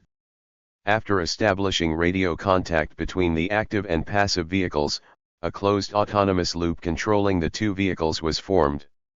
The ultimate objective of this loop was to carry out rendezvous until receipt of the contact signal. Upon receiving this flag, IGLA shut down. SP listened very attentively and with great interest to our rather confusing reports about the system's operating principles. Questions tended to deal more with the status of specific issues, particularly the manufacture and developmental testing of equipment. White TASS reported that Gemini 6, carrying 2 astronauts, was set to launch on October 25, further stirring up S.P.'s interest in the rendezvous problem. 29. It was announced that the primary objective of the flight was to attempt to dock with the Agena target vehicle. If the American experiment were successful, then it would be a heavy blow to our prestige in space. The next day Korolev telephoned me in a good mood. The Americans' docking attempt failed. Something happened up there with their Agena. It didn't go on orbit. Warn Armin that we are coming over to congratulate him in such a way that he'll never recover. Roskenbach, Legosteyev, Bashkin, Nevzorov, and I drove out with Korolev to Otradnoye, where NII 648 was located. The ZIS automobile that had been passed from Graben to Korolev was fully loaded. 30. Indeed, this visit by Korolev and his entourage went down in NII 648 history as an event that sharply accelerated the development of IGLA. Interrupting one another, Nat Sakhanyan and Kondorov gave their explanations. The latter repeatedly tried to say that the deadlines were being disrupted because the Institute's management had started this project half-heartedly. Things were also bad in production. The factory was swamped with other orders. We went from laboratory to laboratory. In each of them, individual panels that were ready for demonstrations were lying on tables, stands, and workbenches. Mock-ups assembled for experiments were hooked up to oscilloscopes. I wasn't so much listening to the reports and explanations as I was admiring Korolev's artistry. In one of the laboratories, after picking up an open electronic unit from the table, he asked, "Is this just for show or is it already a finished unit?" "It's a mock-up that we use to optimize parameters, revise and correct drawings, and then we send them to production to produce the flight model," explained Kondorov. "So, when will you give me the finished instrument for vehicle assembly?" "In about 5 or 6 months. "So that's it? I'll be going now." I'm leaving you your comrades, who have already been deceiving me for 6 months, assuring me that Igla would be completely ready in just a little while. Supposedly, only these evildoers from military acceptance are finding fault, and that's why production is lagging. If they were deceiving me, I will take care of them myself, and if you really said that, I won't work with you anymore. I need a system no later than December. Either you work at our pace, or we will find others. The Americans are finding a simpler solution to the problem. An astronaut is controlling rendezvous and they don't need such a complex system. Maybe we can do without the Igla altogether? Alexei Bogomolov is promising us a simple system for operation with a human being immediately. I was about to open my mouth to utter a quip about deception, but SP gave me such a look that none of us even dreamed of interfering. There were several similar excoriating performances in various laboratories. Korolev wanted to really heat up the situation in such a way that the people who really felt it were not the handful of managers, but rather the many dozens of engineers who, with undisguised interest and excitement, were seeing and hearing the legendary chief designer for the first time. The last stop on our tour was the antenna laboratory. Here, laboratory chief Adolf Spuntoff stole the show. He spoke so persuasively about the technology for optimizing antennas in an anechoic chamber and the miraculous properties of the gyrostabilized parabolic antenna, that all previous doubts were assuaged. SP lightened up and simply asked everyone to think things through one more time, to review the deadlines, and in 1 week's time show him the schedule for the delivery of the first 3 sets. Attempting to clear the way for the Soyuz, Korolev gave Turkov the order to stop work on the new FOSS codes and the experiments with artificial gravity. Around the same time, the doctors called him in again to the polyclinic on Granovsky Street. Once again he had to fly out to Tyuratam, for the last Venus and Moon launches of his life. In late November, at the Ministry Collegium, an attempt was made to deal a crushing blow to OKB-1's style of operation. As punishment for the disruption of programs, primarily, for the disruption of the Soyuz program. Not wishing to waste time delving into our shortcomings, Korolev very deftly beat off their attacks, after showing them that we failed to receive deliveries from our primary subcontractors. The vehicles' hulls were empty, assembly could not move forward, the schedules for experimental operations had also been derailed, there had been no deliveries by way of cooperation, and the Ministry and VPK were berating OKB-1 rather than the subcontractors for their poorly organized operations. Korolev managed to fend off the first attack on the Soyuz program from the powers that be while he was still alive. But the Americans were once again pouring salt into our open wounds. On December 4, 1965, Gemini 7 was launched with 2 astronauts on board. On December 15, Gemini 6 was inserted into orbit, also carrying 2 astronauts. The 2 American spacecraft performed an in-orbit rendezvous. They approached one another until 50 feet separated them. They did not risk approaching any closer. And there was no need. After all, they had no docking assemblies. We were once again blindsided by the duration of the flight. Gemini 7 stayed in orbit just less than 14 days, and, in addition, the Americans demonstrated to the world their capability for rendezvous in space. Back in 1965, I absolutely could not have imagined that Gemini 6 astronaut and future Lieutenant General Thomas P. Stafford would write a very warm foreword to the American edition of my memoirs Rockets and People, the first English-language version of which came out in 2005. Not quite 40 years after his first space flight, in the office of the General Designer of Rocket Space Corporation Energy, I thanked General Stafford for this foreword. Our plans for piloted flights were shifted to the following year. The Ministry and VPK, without having delved very deeply into the state of affairs at our production facility, believed that we would manage to execute a flight lasting 18 to 20 days in early March. 31. Only Deputy Minister Viktor Litvinov, who had been at our production facility every day, had a good understanding of the real situation. But he didn't dare report the whole truth to the brass, either. Tyulin, who was then the first deputy minister directly responsible for space, took advantage of Korolev's absence. He was in the hospital and called Busheyev and me into his office to discuss the schedule of piloted flights for the next 2 years. He intended to propose launching 2 Voskhodies and 2 pairs of Soyuz vehicles, for a total of 4, in 1966. I opposed the Voskhod launches. Regarding the Soyuzes, I proposed that the first pair be launched to perform an experiment for the unpiloted automatic docking program, and that the second pair be piloted. Busheyev proposed adding 1 more pair of piloted Soyuzes to the plan. We argued passionately and failed to reach an agreement. Korolev's unexpected death was a blow that knocked us flat for the entire month of January. Once we had recovered, we once again started up around-the-clock work regime at the factory on Soyuz production. In January 1966, the minister personally approved the new schedule, replacing Korolev's long-since disrupted schedule from August 28 of the previous year. The new schedule was painstakingly prepared with Litvinov's participation, but it too, in keeping with established tradition, was loaded with deadlines that could not be met. In early February, the OKB-1 Party Committee decided to look into the status of operations on the Soyuzes. Party Committee Secretary Anatoly Itishkin received the necessary instructions in the Central Committee office. He formed a commission to prepare a decision and proposed that Turkov and I give a progress report. The party committees of large organizations had real clout. They could recommend to an enterprise's administration that the management of one department or another or shop be strengthened. This meant the end of one supervisor's career and the beginning of another's. The decisions of the party committee were supposed to be respected.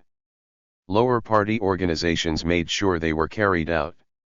Their independence manifested itself primarily in the organization of political propaganda, party ideological circles, and the monitoring of the public activities of party members.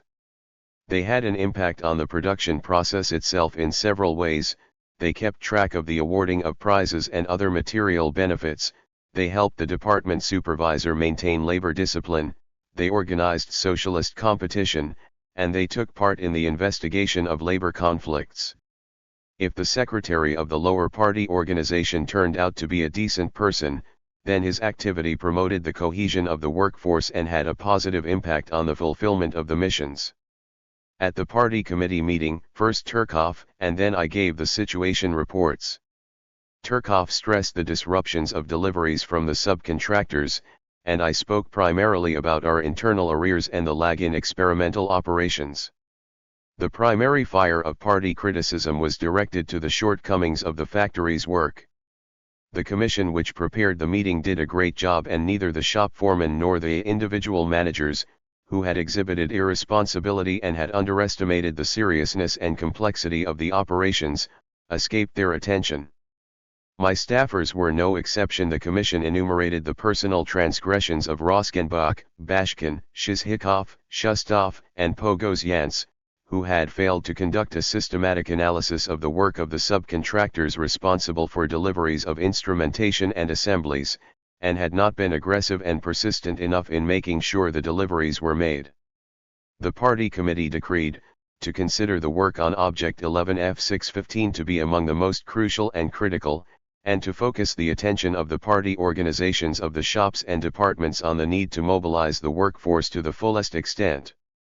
To warn comrades R.A. Turkov, V.M. Klyucherev, P.V. Tsibin, V.A. Kalashnikov, G.Yat. Semyanov, I.B. Hazanov, and V.D. Vachnads that if they do not guarantee delivery of the back orders by February 15 for the production of the experimental objects and units according to the schedule approved by the minister, then the party will hold them accountable. Comrades B.Yat. Chertok, P.V. Tsibin, Yat. Itragub, V.A. Kalashnikov, and K.D. Busheyev must take steps to ensure that the necessary experimental work is conducted before they depart for testing on objects NOS-1 and 2 and NOS-3 and 4. Comrades B.Yat. Chertok, Yat. Itragub, I.Yat. Urasov, and Yat. V. Shabarov must take the necessary steps to ensure the timely preparation for operations with the object at the military installation.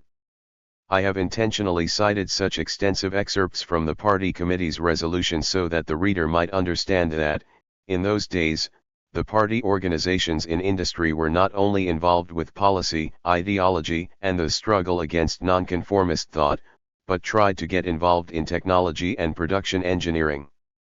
Wielding real authority over people who were party members, they had the opportunity to affect the production process. With few exceptions, every chief designer was a party member. It was far more dangerous to receive a party reprimand than a reprimand ordered by the head of an enterprise or even a minister. The Communist Party of the Soviet Union was a party of power. This was a party that actively meddled in the production process not only from the top through the Central Committee or Politburo but also from the bottom. Things did not always turn out as planned, but as a rule, they had the best of intentions. The party attempted to encompass all aspects of a person's life with its ideological influence. Any job was supposed to be a thing of virtue, honor, and heroism, not for the sake of personal prosperity, but to strengthen the power of the state. So long as our motherland lives, there are no other cares. These words succinctly and rather accurately reflected the spirit of a myriad of party propaganda campaigns. Any deviation from the party line was punished mercilessly. The party allowed no liberalism within its ranks. In the course of history, there has not been and there is no other party like it. A possible exception is the Communist Party of the People's Republic of China, but for a time it studied at the feet of its big brother. The Communist Party of China learned the bitter mistakes of the Communist Party of the Soviet Union, corrected its own mistakes, and during the past 15 years, has achieved impressive success in all fields of science and the national economy. Judging by its rates of development, Chinese rocket and space technology will overtake the Russian space program in 10 to 12 years, and perhaps it will overtake the American program as well. After a series of errors, the Chinese communists exhibited greater wisdom than their Russian big brothers. Objective reality was stronger than a minister's appeals or a party directive. Deadlines, even the minister's timetables, were disrupted at various points for 1 or 2 months, and for the first flight vehicle for 5 months.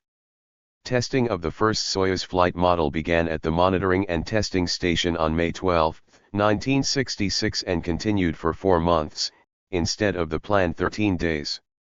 We made it a point not to release the first flight-ready Soyuz from the KISS until we had eliminated all the defects and glitches we had discovered. This time, we were completely convinced of the validity of Murphy's Law, published in one of the American manuals for guided missile specialists. The actual time required to solve a problem always turns out to be twice the time calculated in a reasonable preliminary estimate. 32. The factory tests ended with results that were not as clean as we had wanted. KISS chief Anatoly Andrikhanis wrote in the memorandum and logbook entry that Object 11 F615 No. 1 was removed from the KISS on August 30, 1966 to perform stowage operations in accordance with the review team's decision. The review team's patience ran out. Indeed, 2,000 glitches had been discovered during the testing process. Decisions needed to be made regarding each of these glitches, whether to replace instruments, make cable and structural modifications, introduce changes to the test procedures, update instructions, etc., etc. It is interesting that, of the 2,000 glitches, 45% were closed by amending the documentation, 35% required modifications of onboard instruments and cables, and 20% required modifications of ground testing equipment. Object 11 F615 was removed from the testing facility and sent for stowage and assembly operations before being shipped to the firing range with a dozen glitches that still hadn't been completely sorted out. They decided to examine them thoroughly at the engineering facility. Testing lasted so long that many subcontractors, having discovered their own wrongdoings, used the time to modify the instruments before delivering them to us. The 7KOK was the first spacecraft whose factory tests were notable for a substantially greater degree of depth, and the process of troubleshooting identified defects was made easier thanks to the use of Universal Testing Complex 11N6110. On the Soyuzes, for the first time we fully appreciated the advantages of this ground testing complex that we had developed. The Kardon unit was another completely new ground testing stand. It was a massive structure that accommodated the igla, its gyrostabilizing antenna, and the vehicle's main gyroscopic instruments. The platform holding the hardware was installed on the inner ring of the gimbal mount. The Kardon's 3 degrees of freedom made it possible to simulate the behavior of igla and the attitude control system and their phasing and operation while simulating the various positions of the active vehicle. We were still unable to spin and rock the entire assembled vehicle on the KISS.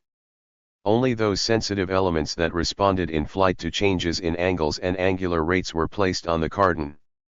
At the engineering facility at Site Number 31 and later at Tvoika, we built large anechoic chambers enabling us to roll in the entire vehicle in one unit.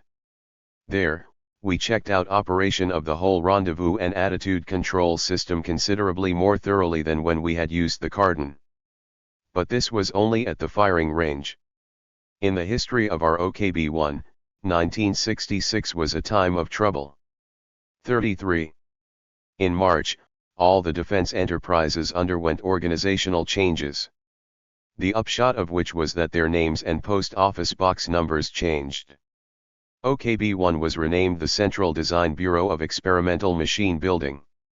Our customary post office box number 651 was replaced with P.O. Box No. V2572. The factory where Comrade Turkov was director had a classified name Factory Number 88. Now it was publicly referred to as the Factory of Experimental Machine Building. Our neighbors in Podlipki also got new names. NII-88 became the Central Scientific Research Institute of Machine Building and ISAF's OKB-2 received the name Design Bureau of Chemical Machine Building. 34. In theory, these new names without changing location were supposed to confuse enemy intelligence services. A lot of jokes and funny stories cropped up in this regard. Earlier, when someone who worked at a classified enterprise was in contact with the outside world, he or she would say or write that they worked, for example, at P.O. Box 651 and no other names were mentioned. It was permissible to use the name OKB-1 only in secret correspondence. Now they had decided for once and for all to trip up the CIA station chiefs. It was forbidden to use the name P.O. Box V2572 in documents and conversations classified any lower than secret, while TSKBEM, on the other hand, could be mentioned anywhere even at medical clinics, housing offices, and police departments. After the death of Korolev, the powers that be procrastinated with their decision to name Mishin chief designer and enterprise chief. It wasn't until May 11 that the minister's order came out naming Mishin our chief designer and TSKBEM chief. Mishin inherited the R-9A combat missile, which had been put into service, the RT-2, which had begun flight testing, the colossal N-1 launch vehicle, which had been in the throes of birth in the factories, and new piloted vehicles, 7KOK, 7KL1, and the L3 complex. It took 3 years to manufacture the first 7KOK. True, they really weren't working on lead designer Topal's Article 11 F615 until the second half of 1965. 35. They had hoped that vehicle 7KL1 would proceed more rapidly, but it was simply impossible for it to appear before 1966 drew to a close. With respect to the L3, this future lunar complex consisted in turn of the Lunar Orbital Craft, the Lunar Craft, and rocket blocks G and D. 36. There were still no working drawings for the L3.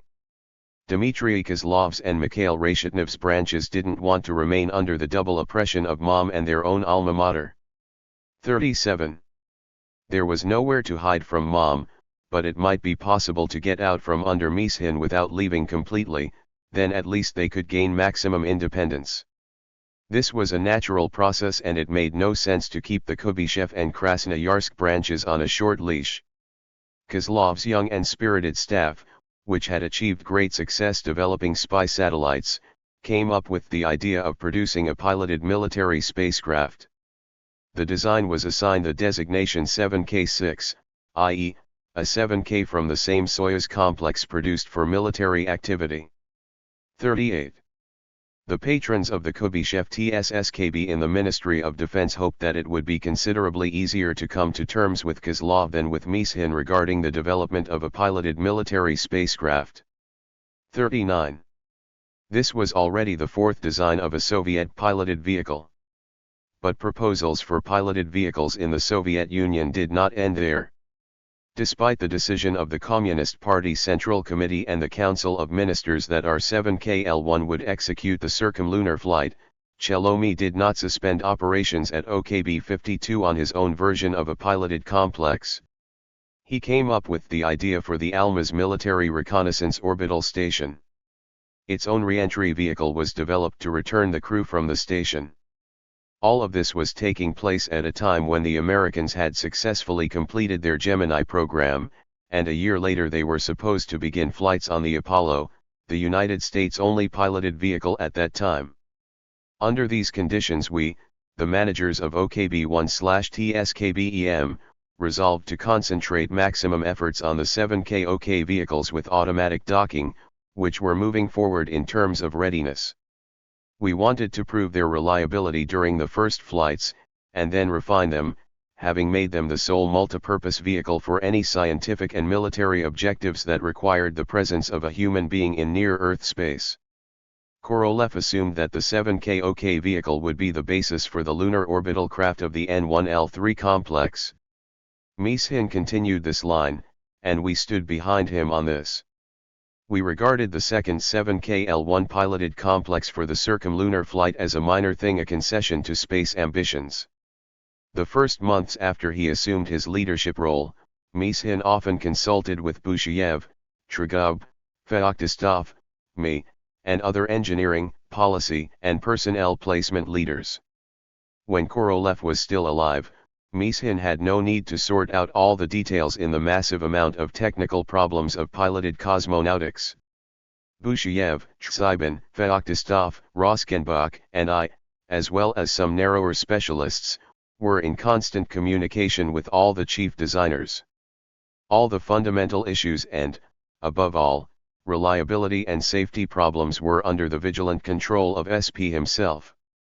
One of the problems that Korolev devoted a great deal of time to was the tricky relationship with the Air Force when it came to cosmonaut selection, training, and crew assignments. He ardently supported the initiative to create, within the Ministry of Health System, a special institute of biomedical problems that would counteract the monopoly held by the military's Institute of Aviation Medicine. This was the source of many conflicts between Korolev and the Air Force Command, especially General Kamenin. Mishin would have to shoulder the entire burden that Korolev had carried, or share it with his own deputies. I hoped that my old camaraderie with Mishin would enable me to give him advice on matters that did not lend themselves to being solved by engineering methods. In particular, I advised him to entrust human problems completely to Bushiev, Tsybin, and Pravitsky, the latter being the chief medical officer of the 3rd Main Directorate, who had transferred to work with us. 40. They would find common ground more quickly with Yazdovsky, Gazenko, Karpov, and other military medical officers. Furthermore, the famous test pilot Sergei Anokhin was now working with us to train the cosmonauts. It would be easier for him to come to terms with the other pilot hero Cosmonaut Training Center Chief Nikolai Kuznetsov. 41. At first, Mishin agreed with me, but by the end of 1966, he had been so distracted by conflicts over training and crew assignment issues that his relationship with Kamenin and Rudenko became very strained. They had disagreed over all sorts of inconsequential issues, taking a lot of time away from technical matters that had required the chief designer's meticulous attention. In many respects, the job was more difficult for Mishin than it had been for Korolev. Korolev's authority, his gruff nature, and notoriously predictable reaction to guidelines and all manner of compliance inspections acted as a deterrent against nitpicking by government agency bureaucrats. Now they had the opportunity to prove how many sins TSKBEM had committed. The origin of these sins dated back to Korolev's administration, but nobody would speak ill of the dead. Admonitions and criticism from the brass usually contained the implication that if Korolev were around, it would have been different, but Vasily Pavlovich is acting up and doesn't listen to good advice. Kirim Kirimov was named chairman of the State Commission on Soyuz flight tests. The two of us had been broken in together on the Malny-Ya State Commissions. The Malny-Ya launches were still going on, and he would chair both state commissions. After Kirimov's commission, approval was granted to establish the State Commission for the 7KL-1 circumlunar flight. Tyulin was named its chairman. Thus, right from the beginning, Mishin found himself with two State Commission chairmen that we had started working with back in Bleakirod. Nevertheless, during one of my meetings, Tyulin, who was now a first deputy minister, let me know that, although we were old friends of his and we knew each other inside out, he would cut us no slack, neither as deputy minister, nor as State Commission chairman. In particular, he would give no quarter to my friend and boss Vazhia Mishin. Tyulin complained that for the time being, his dealings with the minister were complicated. He is an experienced production engineer and manufacturer, but he's not up to speed yet on what we do. 42. He understands your factory difficulties just fine, but he doesn't immediately grasp why a vehicle has to undergo months of testing at the KISS after it's been manufactured. Actually, this was difficult to explain to a new person. 2 or 3 months of testing at the KISS, a month for packing and shipping, and another 2 months of round-the-clock rush jobs at the Cosmodrome engineering facility. In all, it was 6 months after the official end of the production cycle. In fact, the explanation for all of that was simple. Before the first flight model was manufactured, a precise engineering analog would have had to be manufactured. It would be used to practice the test procedures, to find and correct all the design errors, circuit tie-ins, and cross-coupling, to modify test equipment and update the testing instructions, to make all the repairs to the flight complex equipment, cables, and instruments, and only then to set about testing it. We accepted aviation technology without the proper analysis. Usually the first developmental prototype from the assembly shop rolled out onto the airfield, and after a few days of taxiing and takeoff approaches, it made its first flight. After each flight, some modifications and improvements were made based on the comments of the test pilots. But a spacecraft could not make a takeoff approach and return for modifications. The flight of each spacecraft was its first and last. We had to foresee, anticipate, and presume all possible nominal and off-nominal situations in a space flight and make sure that the complex combination of spacecraft systems would enable the crew to safely return to the ground. The tests on 7KOK number 1 at the KISS lasted 112 days or 2,240 work hours. During testing, 2,123 defects were discovered in instruments, cables, and documentation, and 897 modifications were required. Overall, it took 600 hours to investigate the glitches and correct the defects. To correct errors caused by parameter discrepancy, 25 adapter cables connecting interfacing systems had to be remanufactured. We called them pairs. They really looked like this fruit. Smart Alex contended that Karpov's department was second to none when it came to knocking down pairs. 43. Despite this titanic work conducted in the KISS, at the Cosmodrome engineering facility, after 2 months of preparation for the first flight, another 300 new defects and 100 documentation glitches turned up. 90% of the defects and glitches were inherent to the Soyuz model, and not just to this specific spacecraft. They should have been first discovered and eliminated on the analog that we had not produced. Then, from the thousands of glitches that occurred on the first 7KOK flight model at the KISS, we would have had no more than 100 that pertained specifically to that particular complex. But, if we imposed a testing cycle like the one that I, and later Urasov, Dorofeyev, and Chabarov had advocated back in early 1965 under Korolev, then the launch of the first flight model would be officially pushed back almost a year. This loss of a year was very obvious for management. Moreover, the factory and all the subcontractors had to manufacture one more complete package that no one will need afterwards, and there wasn't enough manpower even for the flight models. In any event, we lost a year in getting through the ground testing process. But at the same time, we also lost in reliability, using up the service life of the flight systems and limiting the volume of experiments out of a constant sense of caution. When ground testing was completed on the first two 7K vehicles in November 1966, having conducted a detailed analysis of the glitches identified in the KISS, 3 deputies of the chief designer Tragub, Chabarov, and I wrote a memorandum to Mishin in which we argued that the main cause of the abundance of defects was the lack of preliminary developmental testing of the integrated circuitry on stands and the engineering analog. We warned that in the future, such an abundance of defects was unavoidable for any new object if we were to continue the practice whereby various systems come together for the very first time on the flight model during flight-ready tests. The spacecraft's complex electrical system required preliminary stand developmental testing, as did the complex propulsion systems. We argued that, on the 7K L1 and especially the L3, which were even more complicated objects, the situation would not improve unless a system of preliminary developmental testing was introduced. There's a saying, penny wise and pound foolish. The history of our cosmonautics is overflowing with examples confirming this folk wisdom. Conserving on-ground development testing, test units, and integrated stands leads to subsequent losses that far exceed the apparent gain in time and money. We began preparing Soyuz 1 for testing at the engineering facility in January. The Dvoika launch site, which had seen a lot of use over the years, had outlived its usefulness and was undergoing a major overhaul. Launches were scheduled to take place at Site number 31, and consequently, from the assembly and testing building, which was poorly equipped for the preparation of spacecraft.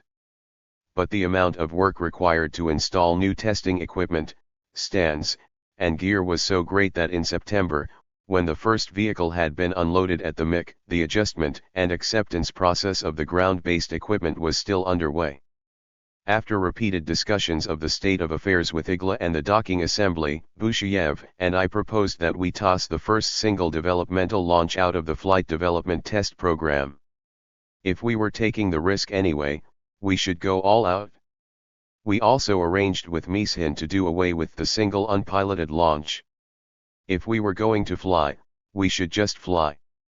We already had an experience where Vostok 3 and Vostok 4 had been launched from the very same launch site just 24 hours apart. Now we proposed launching Soyuz 2 2 days after Soyuz 1, and then immediately, during the first or second orbit, however it panned out, going for rendezvous and docking. The State Commission accepted our proposal with an amendment: the launch of the first pair of Soyuzes should be considered tests. Its primary mission should be to check out all the vehicle systems, and most importantly automatic docking. The second pair Soyuz 3 and Soyuz 4 would be prepared in the piloted version. We should immediately set about training the crews and preparing the flight program for the second pair of Soyuzes. Thus, for the first launch we now needed to prepare not one, but 2 vehicles. In June at the KISS, we had a second workstation, and testing began on 7K number 2 just a month after number 1. Staggering the dates like that was sufficient to reduce the total number of defects and glitches on number 2 to nearly half that of number 1. During the period from September through November, 7K number 3 and number 4 passed through the KISS. Progress was obvious. The total number of glitches was 736 and 520, respectively. For 7K number 4, the testing time was almost 1/3 that of number 1. Rush jobs at the factory did their part. From September through December 1966, 4 7K vehicles were shipped to the Cosmodrome. By today's standards, the rates and volumes of work would be impossible not only for Russian cosmonautics, but also for the American and European aerospace industries. The military testers at the Cosmodrome longed for real work. They greeted our specialists like long-lost friends. Here people gathered from more than 50 different organizations from many different cities. Over the course of 10 years of work at THIRD-WORLDISM, not only the rocket veterans, but also the neophytes learned to understand one another surprisingly quickly, diving right into the commotion. The experience of the Vostoks, Voskods, Malniyas, the MV program, and the YES-6 had not been in vain. And still, the authors who proposed something new and additional during testing were pressed unmercifully. For the sake of the deadlines and schedules, the chiefs of testing and lead designers developed a dangerous self-confidence. If all the tests had been conducted in accordance with approved instructions and methods and had produced positive results, then any new initiatives among skeptics were stopped. Yet, life had shown, one should never disregard proposals for additional tests. On the first 7KOK, Boris Nevzorov had doubts, natural for an experienced radio engineer. He was concerned about the procedure for testing the command phasing in the attitude control system. Bashkin's deputy in charge of testing was conducting this labor-intensive test over 2 channels, pitch and heading. Everything had been okay, and he decided against performing the troublesome roll test, which required modification of the ground equipment.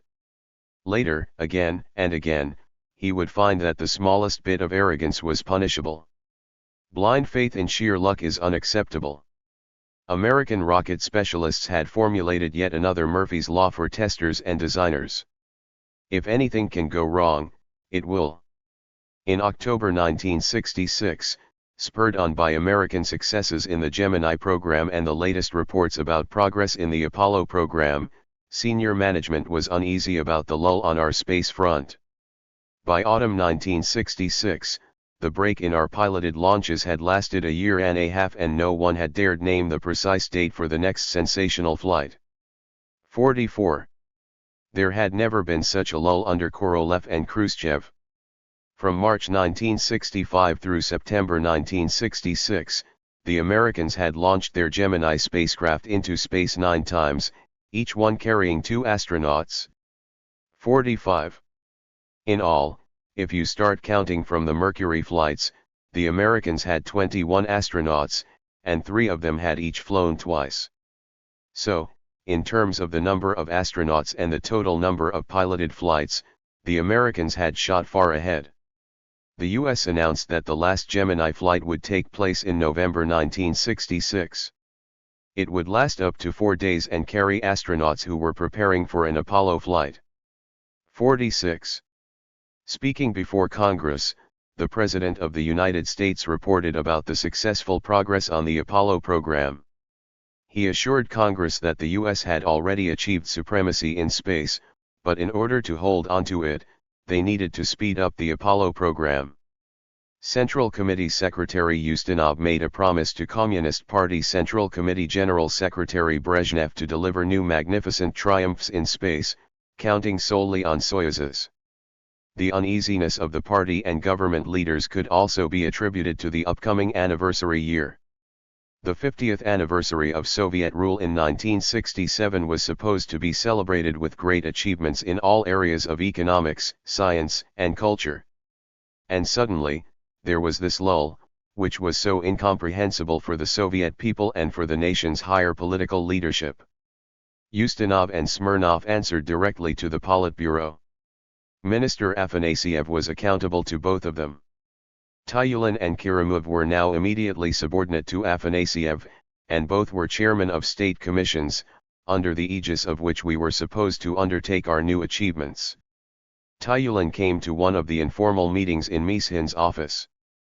After reviewing our proposals for the scheduling of upcoming launches, he warned that in October this matter would be put before the Collegium of the Ministries with all due seriousness. Afanasyev had told him that he intended to excoriate Mishin and everyone who was guilty of the complete breakdown in the piloted launch program. After the panel, a discussion of this matter in the VPK was inevitable, and then a report to the Communist Party Central Committee would follow. Tyulin added, they're expecting us to resume piloted launches this year. Instead of you, the Americans are getting a gift ready for the 49th anniversary of the October Revolution. They have announced the flight of Gemini 12 in early November.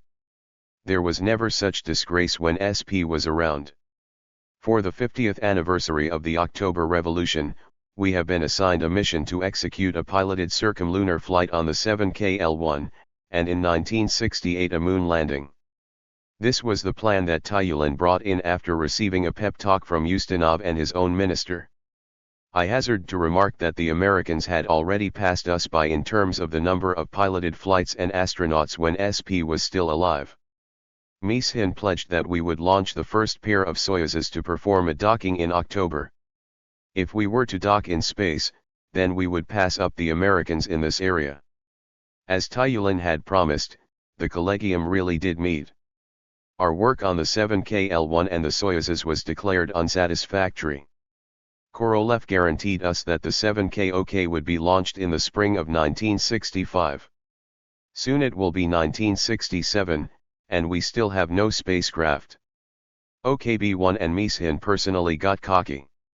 For them, directives from the Central Committee are not the law. That is more or less how the minister summed up the charges against us expressed in the previously prepared speeches of his deputies Tyulen, Litvinov, and Tabakov. 47. Soon after the Collegium, a VPK session took place in which a directive from the higher UPS designated Luna as Mission No. 1. At the meeting, Georgy Babakin's latest achievements were held up to us as an example. In addition, Kilomi's proposals for circumlunar flight, which OKB-1 had allegedly obstructed, were mentioned, and once again the following mantra was repeated: "Don't give away the moon to the Americans."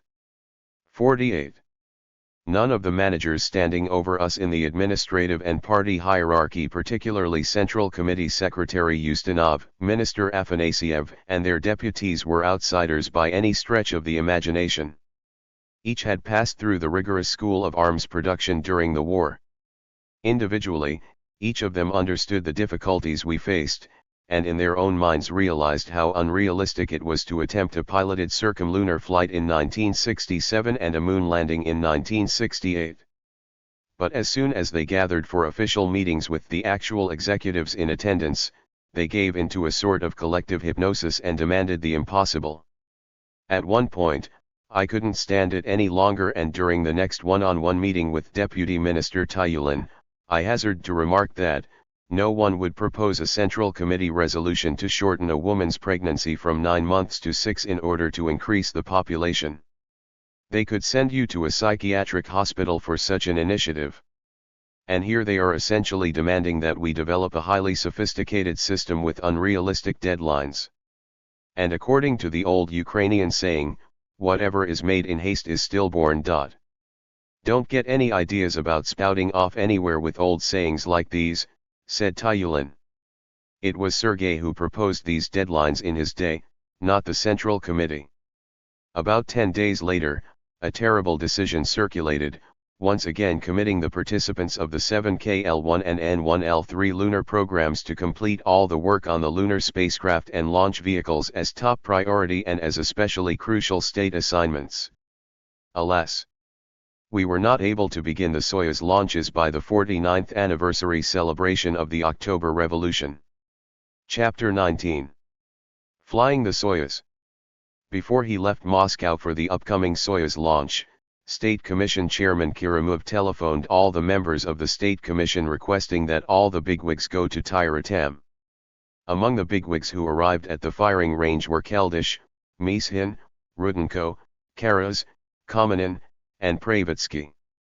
Ryazansky was the only one from the old Council of Chiefs who came.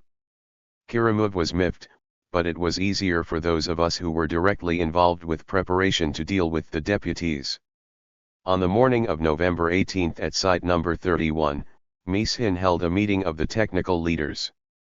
They decided to propose launching the unpiloted pair of Soyuzes 24 hours apart, the active Soyuz No. 2 on November 26 and the passive Soyuz No. 1 on November 27. According to the factory documentation, the active Soyuz vehicles were assigned even numbers and the passive ones, odd numbers. In TASS reports the Soyuzes were numbered according to the order in which they were inserted into space. The unpiloted vehicles were referred to as Cosmos vehicles with corresponding numbers in TASS reports.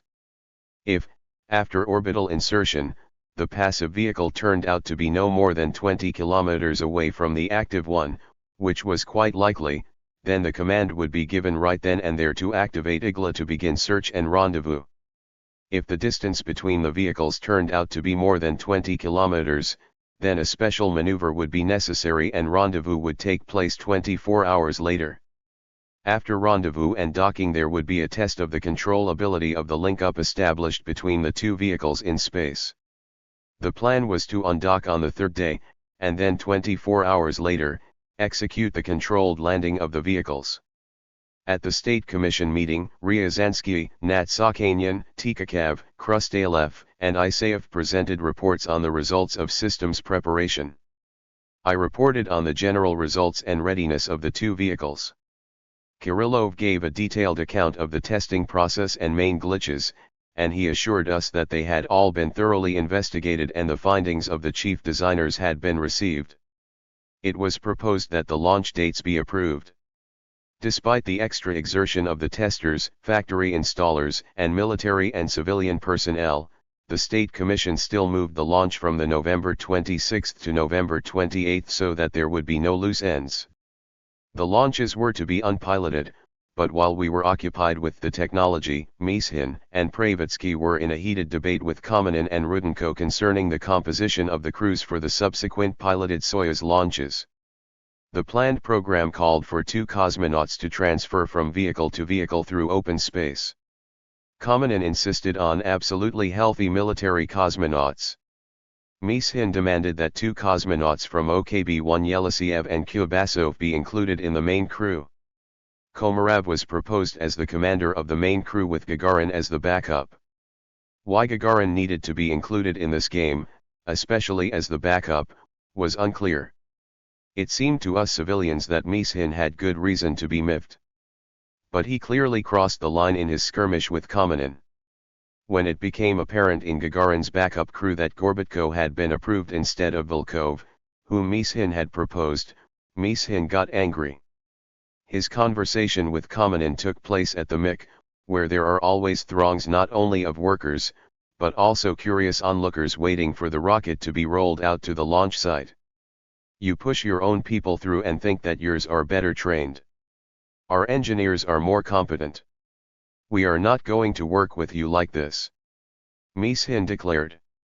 These declarations, which were uttered in a very irascible tone with a rather raised voice, were tactless under those circumstances.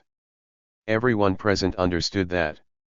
That evening Ryazansky said to me, "You should impress it on Vasily that when he is out among a public hungry for spectacles, he should conduct himself more discreetly. Such flashes of emotions do not increase his authority, and it will be difficult for us to support such a quick-tempered leader of the Council of Chiefs." While the Soyuz program was in development, the Ministry of Defense Central Directorate of Space Assets, which Andrei Karas headed, came out with a proposal to control piloted flights from NIP-16 near Yevpatoria. At that time NIP-16 was called the Center for Deep Space Communications. This proposal was met with enthusiasm. No matter what was happening in orbit, one could always find time, even at the expense of sleep, to take advantage of the benefits of the warm sea and sandy beaches of the Western Crimea.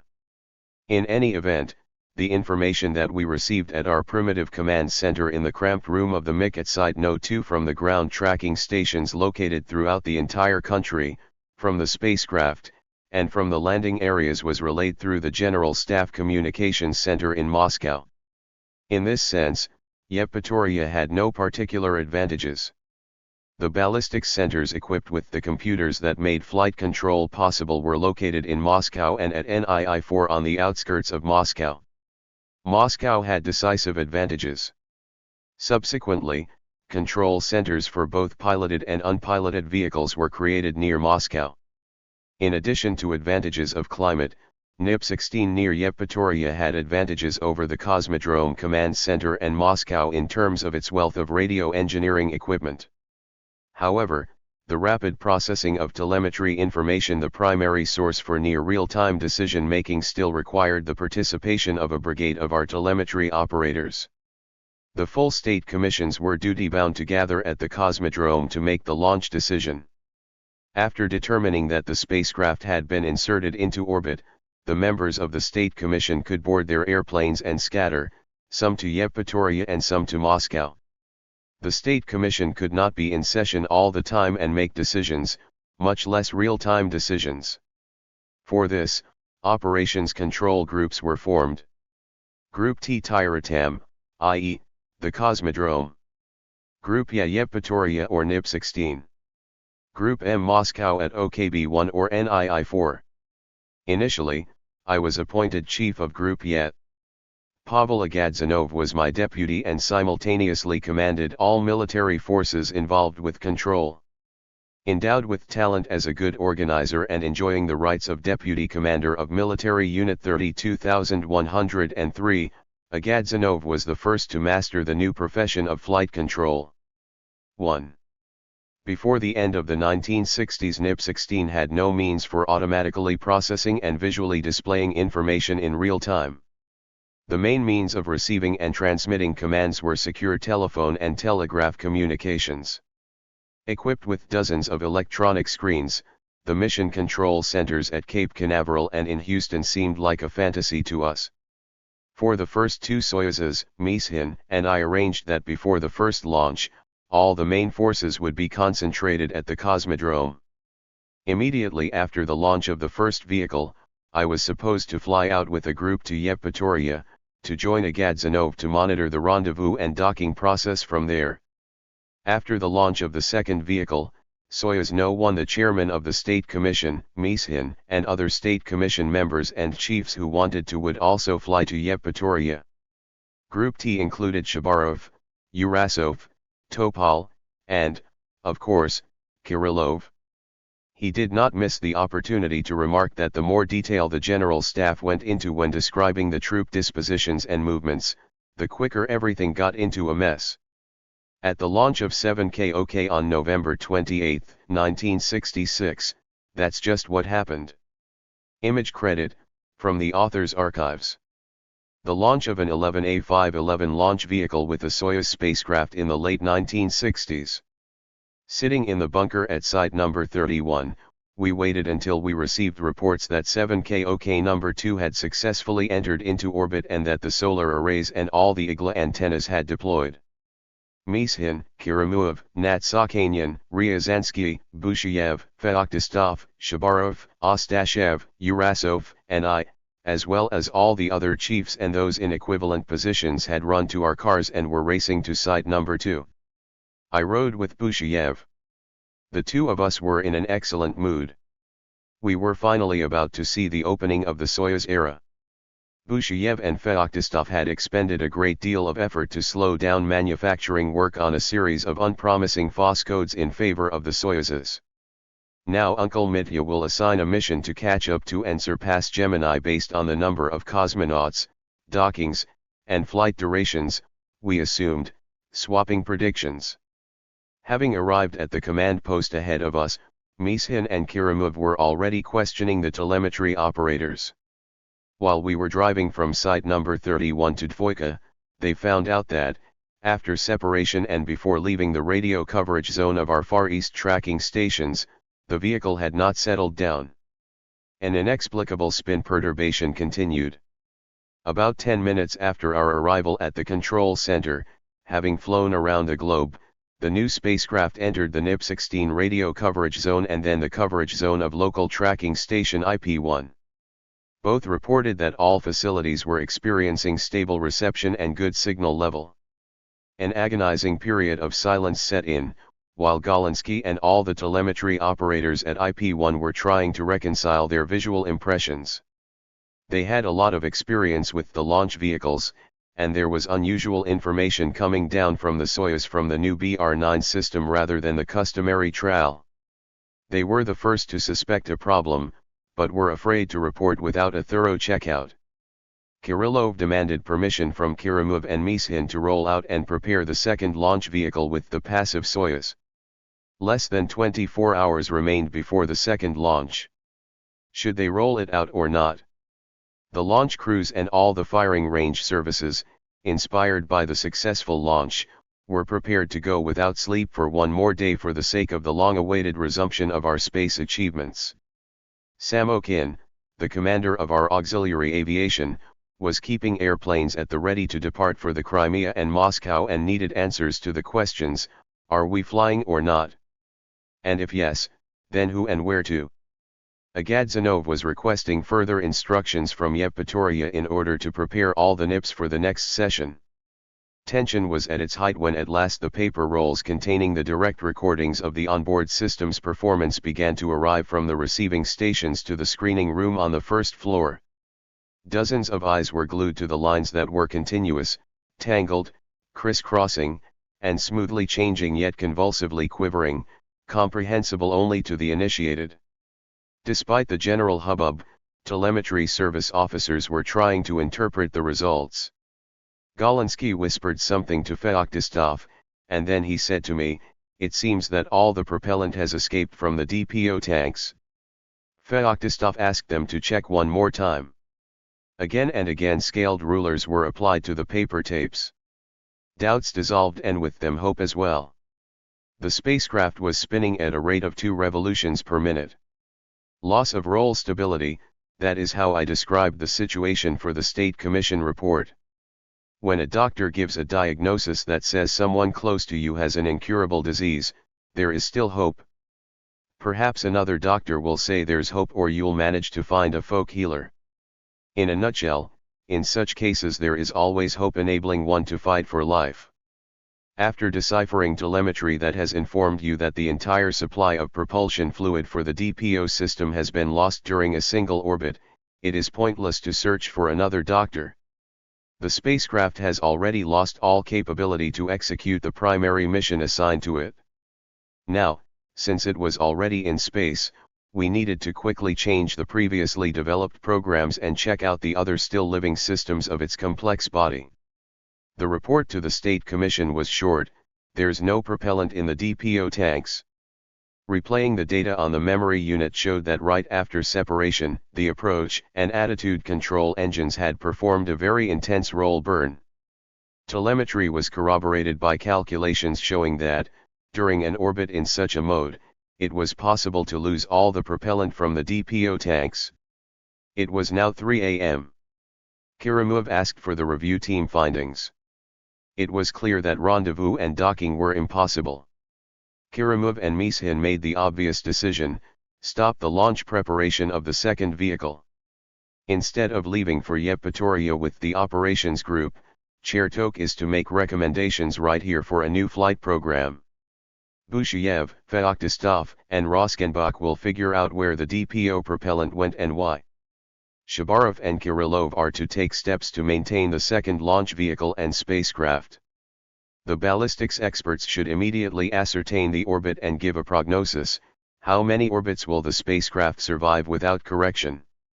In addition, Kirimov and Mishin were supposed to immediately prepare a report for the brass in Moscow and a draft communique for the morning newspapers and radio about the flight of Cosmos 133 instead of the anticipated Soyuz. All at once everyone was up to their eyebrows in work. I caught a glimpse of Gagarin's sad face. The next pair of Soyuzes were to have been piloted, and Gagarin had not lost hope of being in space one more time. Now everything was messed up. This was the first time he was involved in such a complex kitchen. Not wanting to distract anyone, he went around from one arguing group to another, trying to understand what was going on and what the prognoses were. I must say that for a man who did not know the structure and special features of the spacecraft systems, it really wasn't easy to figure out. But Gagarin conscientiously did without sleep, along with the rest of us. The ballistics experts were the first to report: the vehicle will begin to plunge into the atmosphere after the 39th orbit. I proposed performing tests of all systems. First and foremost, we should check the ion attitude control system and the backup correction engine to make sure that it would be possible to return to Earth with its help. The thing was that the depletion of DPO propellant had deprived us of the capability for a retrograde burn to return to Earth using ISAF's main approach and correction engine unit.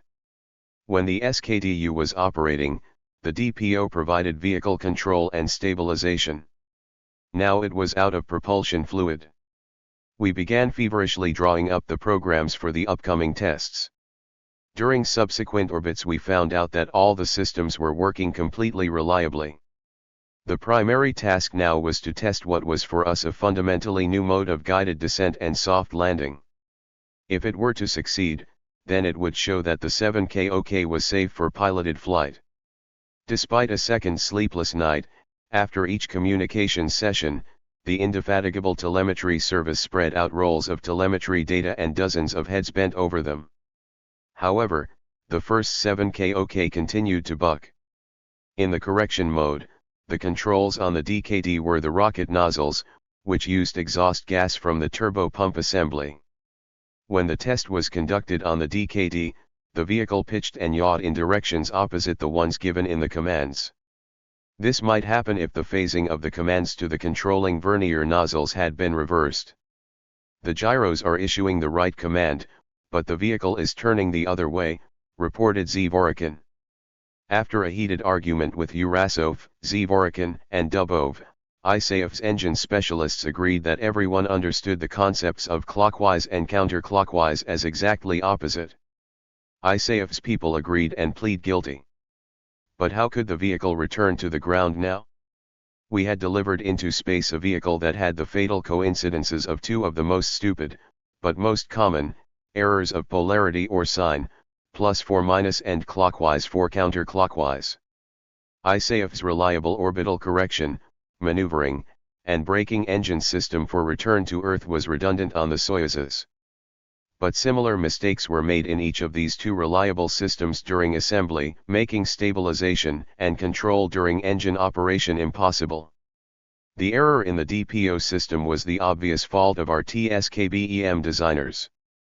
The error in the DKD backup system slid to the side of ISAF's designers. When designing the Soyuz, we proved its reliability by fulfilling a postulate: any one failure in any system must not lead to the failure of a program, any second failure must not lead to a life-threatening situation for the crew. Redundancy of the systems enabled this condition to be fulfilled. And suddenly in the redundant flight control system with backup engines, we found two similar failures that wouldn't allow the vehicle to return to Earth.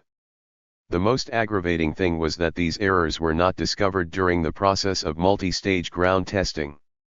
What had happened was particularly painful for Urasov and me. It was very difficult to come up with a reasonable explanation for the causes of such technical slovenliness. The explanations of Roskenbach and his co-workers in this regard were too tactful. I expressed everything in more scathing terms, using stronger language than usual, and promised upon returning to organize an action group for an on-the-record study. At the factory monitoring and testing station for Soyuzes, we used the special cardan stand, and at the engineering facility in the anechoic chamber, we used a special rocking platform, making it possible to test all sorts of phasing and polarities. And, as a matter of fact, we found them. Each finding of a similar type of error showed that on paper everything was okay, but the designer, the person developing the circuitry, and the factory installer each had his own understanding of that paper. There was no guarantee that no errors would turn up on board during the installation process, even if after the calculations, simulation, and testing of the circuit the theoretician and circuitry man had agreed that everything was in order. Image credit, from the author's archives. Boris Roskenbach, Boris Chertok, and Nikolai Sheremetyevsky. Bashkin and his deputies were supposed to find such errors. Urasov and I grilled them and found out that it was precisely these two errors for which no clear instructions were provided in the testing documentation. And nevertheless, we needed to find a way out of this hopeless predicament. I don't remember who along with me came up with the idea to fire the deorbit burn using the SKDU system with short pulses of 10 to 15 seconds instead of continuous operation for around 100 seconds. If we were to set up the vehicle for a deorbit burn using the attitude control system's low-thrust engines and fire the SKDU, 10 to 15 seconds would not be enough time for it to veer sharply off course. Thus, with the sum total of many of these braking pulses, we would build up a burn sufficient to enter the atmosphere and land on Soviet territory. It was too early to speak about the accuracy of the landing. But at least the descent control system, landing system, and soft landing engines would be tested. 2.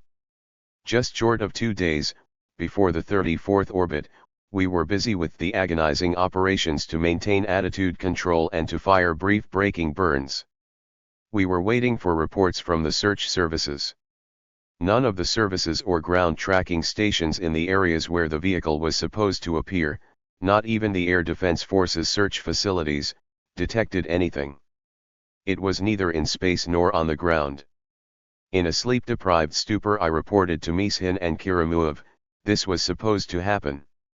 We didn't take into consideration that the spacecraft has an APO system. All those braking burns did not guarantee that the vehicle would land on Soviet territory, and the APO blew our spacecraft into so many bits that even the air defense radars were incapable of detecting them. We returned to Moscow in disgrace. The next day, in keeping with the rules at that time, I assembled the triangles and main supervisory staff of all the departments. 3. In my speech, rather impassioned according to those who heard it, I said that we should not lay the primary blame for the loss of the first Soyuz on the one who committed the error. Errors always have been and always will be committed. In our complex system, we commit them every day. The errors must be discovered during ground testing. Our testing equipment at the monitoring and testing station and the engineering facility was perfectly suited for detecting those two errors.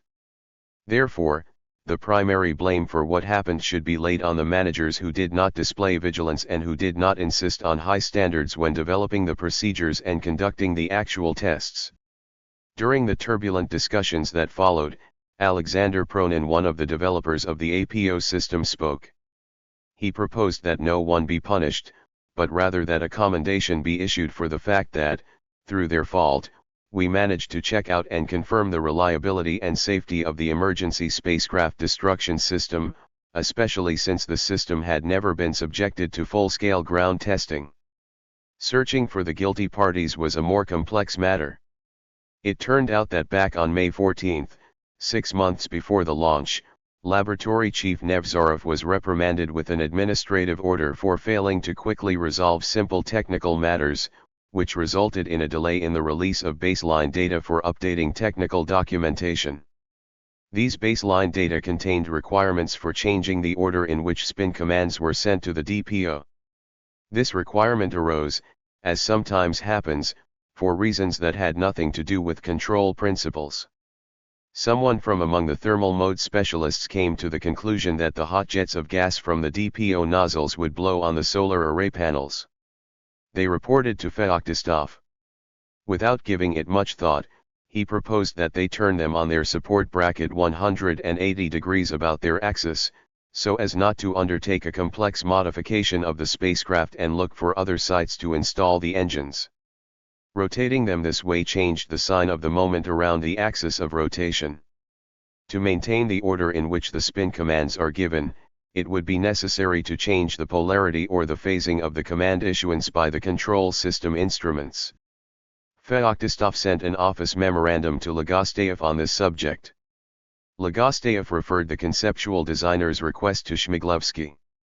Here, the problem's theoretical study began, and then it was recommended that Nevzorov give the baseline data to the developers to change the instrumentation circuitry of the docking and orientation engines control assembly. 4. They, in turn, were supposed to give written instructions to Shizhikov's design department. Finally, this department prepared the notification for the instrumentation plan to modify the BPO instrumentation. By this time the instrumentation had already been installed in the vehicle. Permission was required to remove it and return it to the manufacturer's shop for modification. This could only be done with the approval of lead designer Topol, who was outraged and gave instructions to his deputy Yuri Semyonov to find out where they'd all been before. He found out that before had been 2 months ago. At a hectic time, when every hour counts, someone needed to be punished for such a delay. It turned out that a large portion of the failure to act quickly was attributed to Nevzorov, and he was immediately reprimanded to set an example for his associates. But the reprimand did not free the factory from modifying the instrument. They checked out the circuitry of the instruments still in production. There everything was being done in accordance with the dressing down notification. They examined the installation of the engines on vehicles number 3 and number 4, which had not yet been shipped. Everything was as Feoktistov had recommended. But, look, it wasn't that way on the first vehicle, one of the assembly shop installers suddenly announced. But how could they check it out now? Vehicle number 2 had not only flown away, the APO system had blown it to smithereens. There was still time to check out vehicle number 1, which was still at site number 31, and so we sent a high-frequency telegram ordering that the spacecraft be removed from the launch vehicle and thoroughly rechecked, focusing on the polarity of command execution. No one was interested in internal reprisals or further aggravation of the external situation, which was already red-hot. Bushiev and Feoktistov made a reasonable proposal to speed up the launch of the passive vehicle for a solo program to thoroughly check out all the systems. Get the next pair, number 3 and number 4, ready for docking.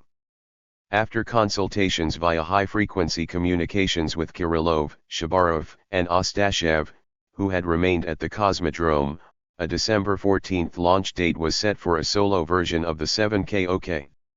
On December 10, Mishin held a meeting of the Council of Chiefs, during which they examined the amended Soyuz flight development tests and the draft schedule for the manufacture of 7KL-1 vehicles for a lunar flyby. The first piloted circumlunar flight was supposed to take place in June 1967. Before this, in the first half of the year, 2 vehicles were supposed to perform a circumlunar flight without returning to Earth, followed by 2 that would return to Earth. The piloted circumlunar flight using the new UR-500K Complex 7KL-1 was just 6 months away, and we were not even ready for the first unpiloted launch. Moreover, in addition to the 2 vehicles already shipped to the Cosmodrome, 3 remained that had yet to be fitted out with dozens of instruments and for this reason could not undergo factory checkout tests. 5. The primary, 5th, piloted vehicle was completely naked. Pylyagin and Ryazansky declared in unison that these deadlines were absolutely unrealistic. Mishin wasn't about to argue, and referred to Ustinov and Smirnov, who had dictated these dates to him as a directive. Taking his leave after the council session, Pylyagin expressed his displeasure. Sergei would not have tolerated such a ridiculous schedule for the council, and Vasily is reluctant to argue with Ustinov and Smirnov. You and Bushiev should have explained it to him. You are a member of the old Korolevian Council, why can't you just explain this to Uncle Mitya yourself? I asked in defense. But Nikolai just waved his hand and headed to his car. At the State Commission, Kirimov insisted that, to avoid redundancy and confusion, the main operations control group based in Yevpatoria should take on mission control right after the vehicle goes into orbit. 6. The group was once again approved with the following personnel: Agadzanov, Ryazansky, Trugov, Feoktistov, Roskenbach, Levin, Pavlov, Anokin, and me. We would have to be at NIP-16 within 24 hours for a readiness check and then report to State Commission before its last pre-launch session. During launch preparations at the Cosmodrome, Grigory Levin was assigned the role of communications officer with GOGU. Mishin, Kirimov, Kamenin, and the future Soyuz crews were to fly to Yevpatoria from the Cosmodrome immediately after the launch.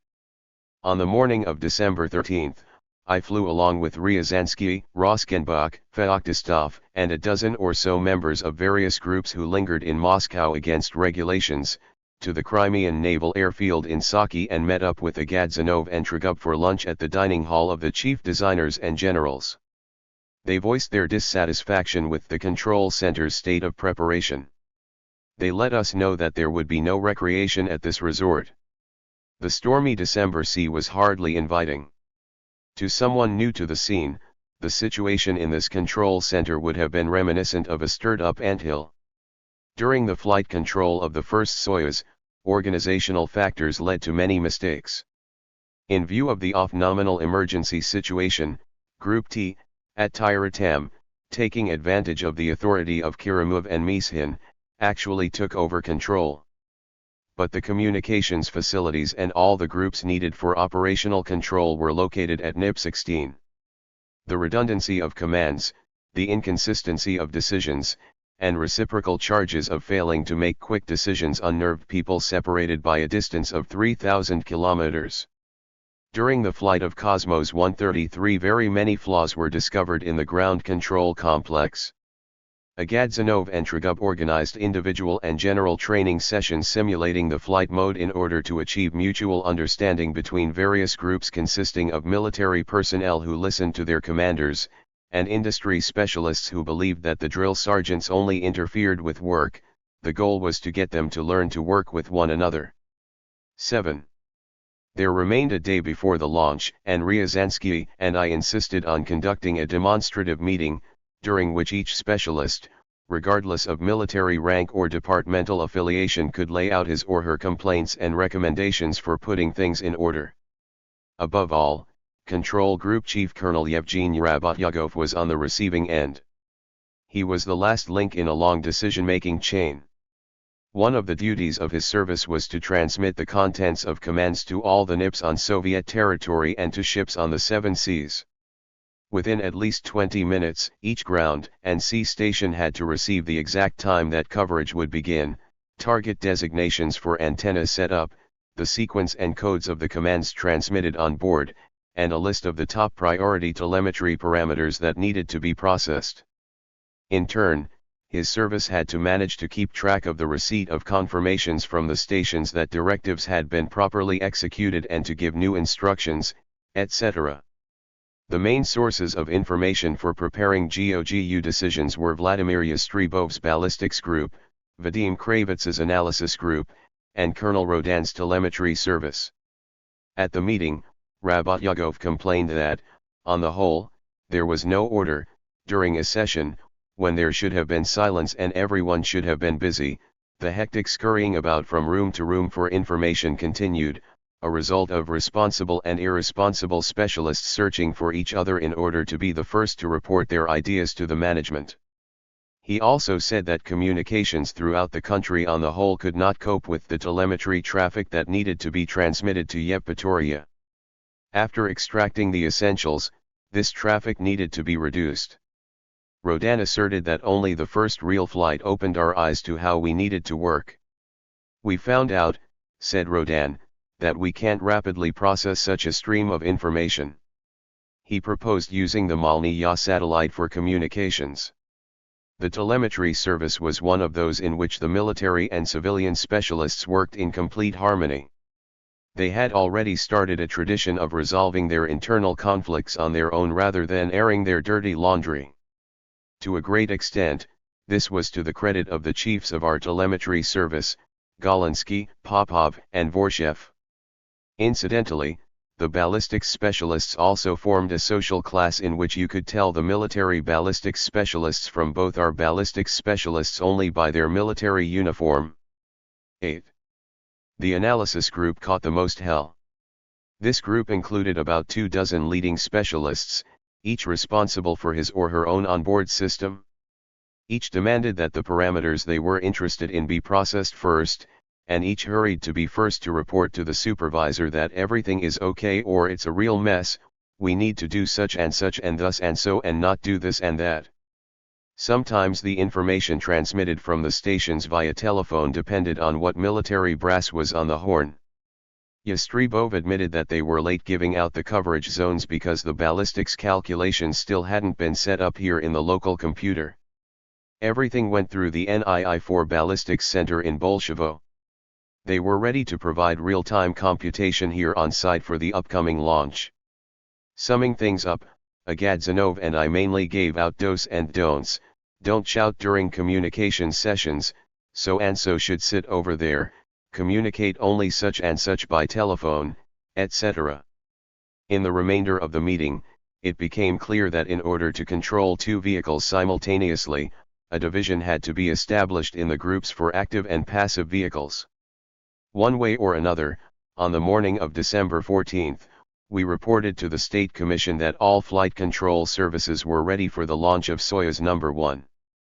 But this time GOGU and the entire ground command and measurement complex did not have a chance to verify their capability for real-time flight control. We gathered in the large room that was called the Central Control Room. Agadzanov, Trigub, and I formed a triumvirate that would take over control of the Soyuz immediately after its separation from the launch vehicle. We sat shoulder to shoulder around a single table covered with dozens of telephones, among which a microphone stood out in front of No 12 that was Agadzanov's special call sign. A stand in front of us held placards with call signs, command designations, and a color-coded program of the first 24 hours of the flight. At that time we still didn't have any screens or electronic monitors displaying information. We received 90% of all our information by ear. We needed our eyes to look at reference materials contained in bulging files. All the documentation printed on pinkish-brown blueprint paper was secret. Behind us were the main representatives of the large analysis group. They too were supposed to receive all telemetry reports by ear and ballistics prognosis data over the public address system, monitor our conversations with the NIPS, receive reports about the execution of commands, rapidly grasp what was going on, and give us advice as quietly as possible. There were several dozen specialists for all the systems. They were located in other rooms. If an individual responsible for one system or another was in our room and wanted to consult with his subordinates, he darted out of the main hall and ran to look for the people he needed. If he didn't get a clear answer, he usually brought several people back with him and then a raucous discussion started, interfering with the hearing of the operational information. Reprimands from No 12 were of little help, and there was the danger that if we experienced several off-nominal situations on board, there might be chaos and unpredictable consequences on the ground. Such apprehensions were expressed at the meeting the day before. But the next day, on December 14, after announcing our complete readiness to the State Commission at T-4 hours, and having calmly eaten lunch, we sent everyone off to their own places. After receiving Levin's announcement of T-5 minutes from the Cosmodrome, the public address system as well as external circular demanded total silence from us. 9. The launch was scheduled for 1400 hours Moscow time. We received a broadcast about pre-launch preparation right up until T-1 minute. The announcement of T-1 minute passed through all the ground and ship-based tracking stations. Dozens of encouraging reports of T-1 minute accepted were received via circular. From Moscow and Yevpatoria all the way out to Kamchatka at dozens of NIPS, hundreds of people in equipment rooms stood stock still. The ships Chashma and Kumakin awaited signals in the Pacific Ocean. In the Gulf of Guinea, the Dolinsk was rocking about on stormy waves and the telemetry operators were waiting for the first orbit. T-60 seconds dragged out. Levin was silent. A total lack of information has a worse effect on the psyche than bad information. Something had happened at the liftoff. After only 30 minutes, we received this command from the State Commission: switch off all equipment and systems. What had happened? On December 14, the pre-launch tests, the fueling of tanks and all the final operations ran their course without a glitch. The pre-launch commission meeting went smoothly. All the chiefs once more concluded that there were no glitches and there was complete readiness. From the author's archives. The team of 11 and 6110 ground testing station developers. Seated, from left to right are, A.M. Termisasov, V.F. Ovkhanikov, B.V. Barun, K.M. Belov, and G.P. Sokov. Standing are you. A. Rumiantsev, V.I. Antonov, U. D. Belatiukov, and A.S. Durdenkov. Upon reaching T-15 minutes, in keeping with Korolevian tradition, a group left the launch site and went down into the bunker.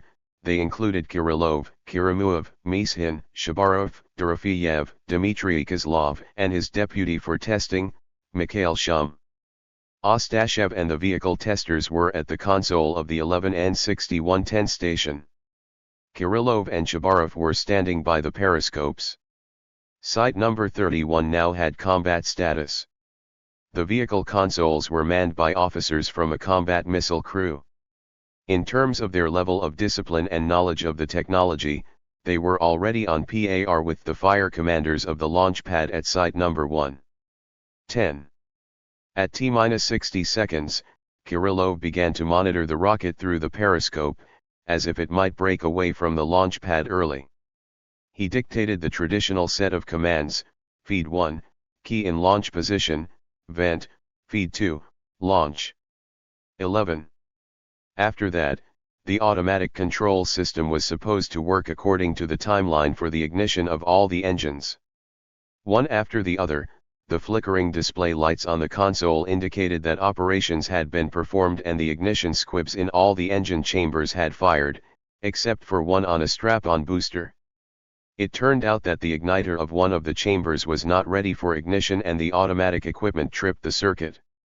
It would be possible to reset and make another attempt at ignition only after inspecting all the chambers, replacing the igniters, and determining and correcting the cause of the failure. Usually in such situations, the fire commander accepts responsibility. If Korolev had been here, Kirillov would have asked for his consent. Now Kirillov took the entire responsibility on himself. The launch crew was ordered to go up to the rocket, inspect the engines, and find the cause of the failure. The missile service platform was extended out toward the rocket, providing access to the engine nozzle. Dorofeyev and Shum joined the military crew. Kirillov, Karamuov, Mishin, Kozlov, and Ostashev climbed out of the bunker to the zero marker. From a clear sky, hanging low over the horizon, the winter sun provided good illumination of everything happening at the launch site. Suddenly somewhere above the rocket there was a blinding flash of light accompanied by a violent popping sound. The engines of the emergency rescue system, mounted on the exterior of the fairing, had fired up. Those who found themselves on the launch pad watched in amazement as the vehicle's descent module swung beneath its parachute a half-kilometer from the launch site over the steppe. The nose fairing halves crashed down next to the launch pad. Kirillov managed to turn his attention in time to see the sparks that were dancing merrily above the ruined top of the rocket. It was not difficult to imagine what might come after the still innocuous fiery plumes that were flowing down. He gave sharp commands over the public address system: everyone clear the launch pad and go immediately to the bunker. Leave the service platform and go down the postern toward the underground oxygen factory. We need water on the launch site. The tragedy of October 24, 1960 was still fresh in our memory. No one needed to be prodded. Everyone fled as fast as physically possible. The solid propellant engines of the emergency rescue system carefully carried the descent module away to an altitude of 700 meters and placed it under the parachute's care. As later determined, landing went absolutely normally. The soft landing system even activated. By the way, I will note that I was very interested in the testing of the soft landing system. On my recommendation, Professor Yevgeny Yurevich from the Leningrad Polytechnic Institute was recruited for this development. 12. Korolev, in his time, didn't think much of this proposal, but he did not dismiss it, either. Thus, the activity of a new, young OKB-LPI began. For a long time Yurevich was its chief designer. Soon, its activity in the space field went way beyond its narrow niche of altimeters for soft landing. 13. But let's return to the troublesome issue. Why did the SAS set the rocket on fire? Later we realized that when the SAS engines lifted off the descent module, the pipelines of the liquid thermal control system ruptured. A special fluid, which had unique properties for a coolant fluid, was developed for this system. However, this fluid was more combustible than gasoline. It caught fire from the flame of the SAS solid propellant engines. After the descent module was jettisoned, in the vehicle's instrument aggregate compartment, which had been left on the rocket, the peroxide system in the DPO2 lost its pressure integrity. 14. The fire spread to the rocket's main boosters and was soon accompanied by explosions that showered buildings standing 1 kilometer from the launch site with glass and plaster. The process developed in such a way that by the time of the most violent explosion, which destroyed the launch facility structure, people had managed to take cover in the bunker or in the postern. One officer perished. He took cover near the rocket behind a concrete structure, which withstood the explosion, and died from smoke inhalation. 15. The obvious cause of the fire was the activation of the SAS engines. They dutifully executed their mission. If a living cosmonaut had been in the vehicle rather than a mannequin, he would have come to no harm after landing a half kilometer from the launch site. But who gave the command to start up the SAS? The fire suppression systems were still unable to cope with the fire, the launch site was still burning, and the electrical engineers in the bunker were frantically thumbing through thick albums of electrical diagrams and refreshing their memories on the SAS operating logic. Who was the culprit? The answer proved to be unbelievably vexing in terms of its simplicity and also because it wasn't one of Pylyagin's clever staffers or one of our circuitry experts who suggested it, but Nikolai Klebov, a gyroscope specialist from Kuznetsov's organization. The horizont and verticant command gyroscopes of the rocket's central core booster had been provided with emergency contacts for the rocket's emergency destruction system. The gyroscope rotors by their nature had their axes tied into stationary stars or, as the theoreticians say, to the inertial coordinate system. If the rocket's angular deviation during flight relative to the direction of the gyroscope's axis is at an angle many times greater than the design values, the contacts close. Such a generalized emergency signal is used to start up the automatic equipment of the rocket's emergency engine unit shutdown and the spacecraft SAS in flight. In our case, the rocket did not fly, did not vacillate, and did not deviate. Then why did the emergency contacts of the gyroscopes that had already shut down after the circuit was tripped, close? After power is removed from the gyroscope rotors, they have a prolonged run-out. It takes about 40 minutes for them to stop. All this time their axes slip away relative to the fixed housing containing the emergency contacts because the rocket spins along with Earth. When designing emergency systems, Earth was assumed to be stationary. You couldn't dream up what happened if you tried. Without delving into theory, in such cases, out of safety considerations, it was routine to provide an SAS power inhibit in the automatic equipment or instructions in case of an emergency.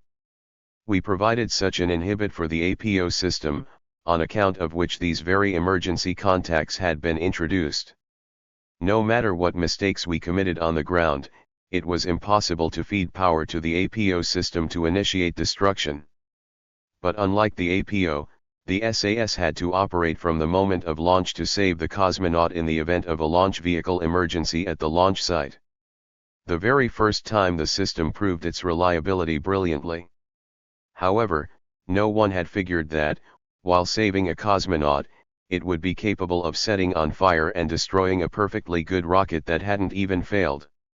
The launch pad at Site number 31 was knocked out of action for a long time. The State Commission, which convened at the Cosmodrome on December 16, made the decision to immediately prepare Launch Site number 1 for Soyuz launches. Firing Range Chief General Alexander Kurushin approved a period of 1 month to perform everything necessary for this project. 16.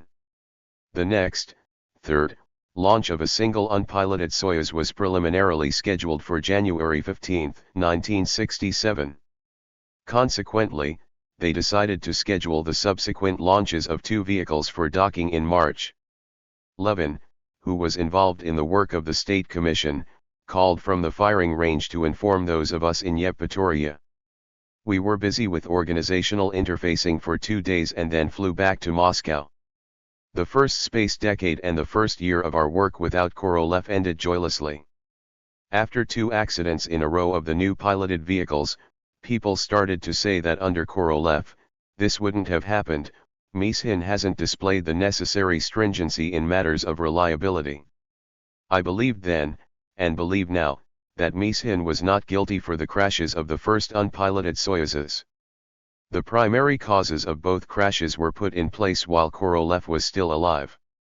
Neither Korolev, nor Mishin, nor any other chief designer could have foreseen all the errors that their deputies and many dozens of specialists standing behind them could have committed.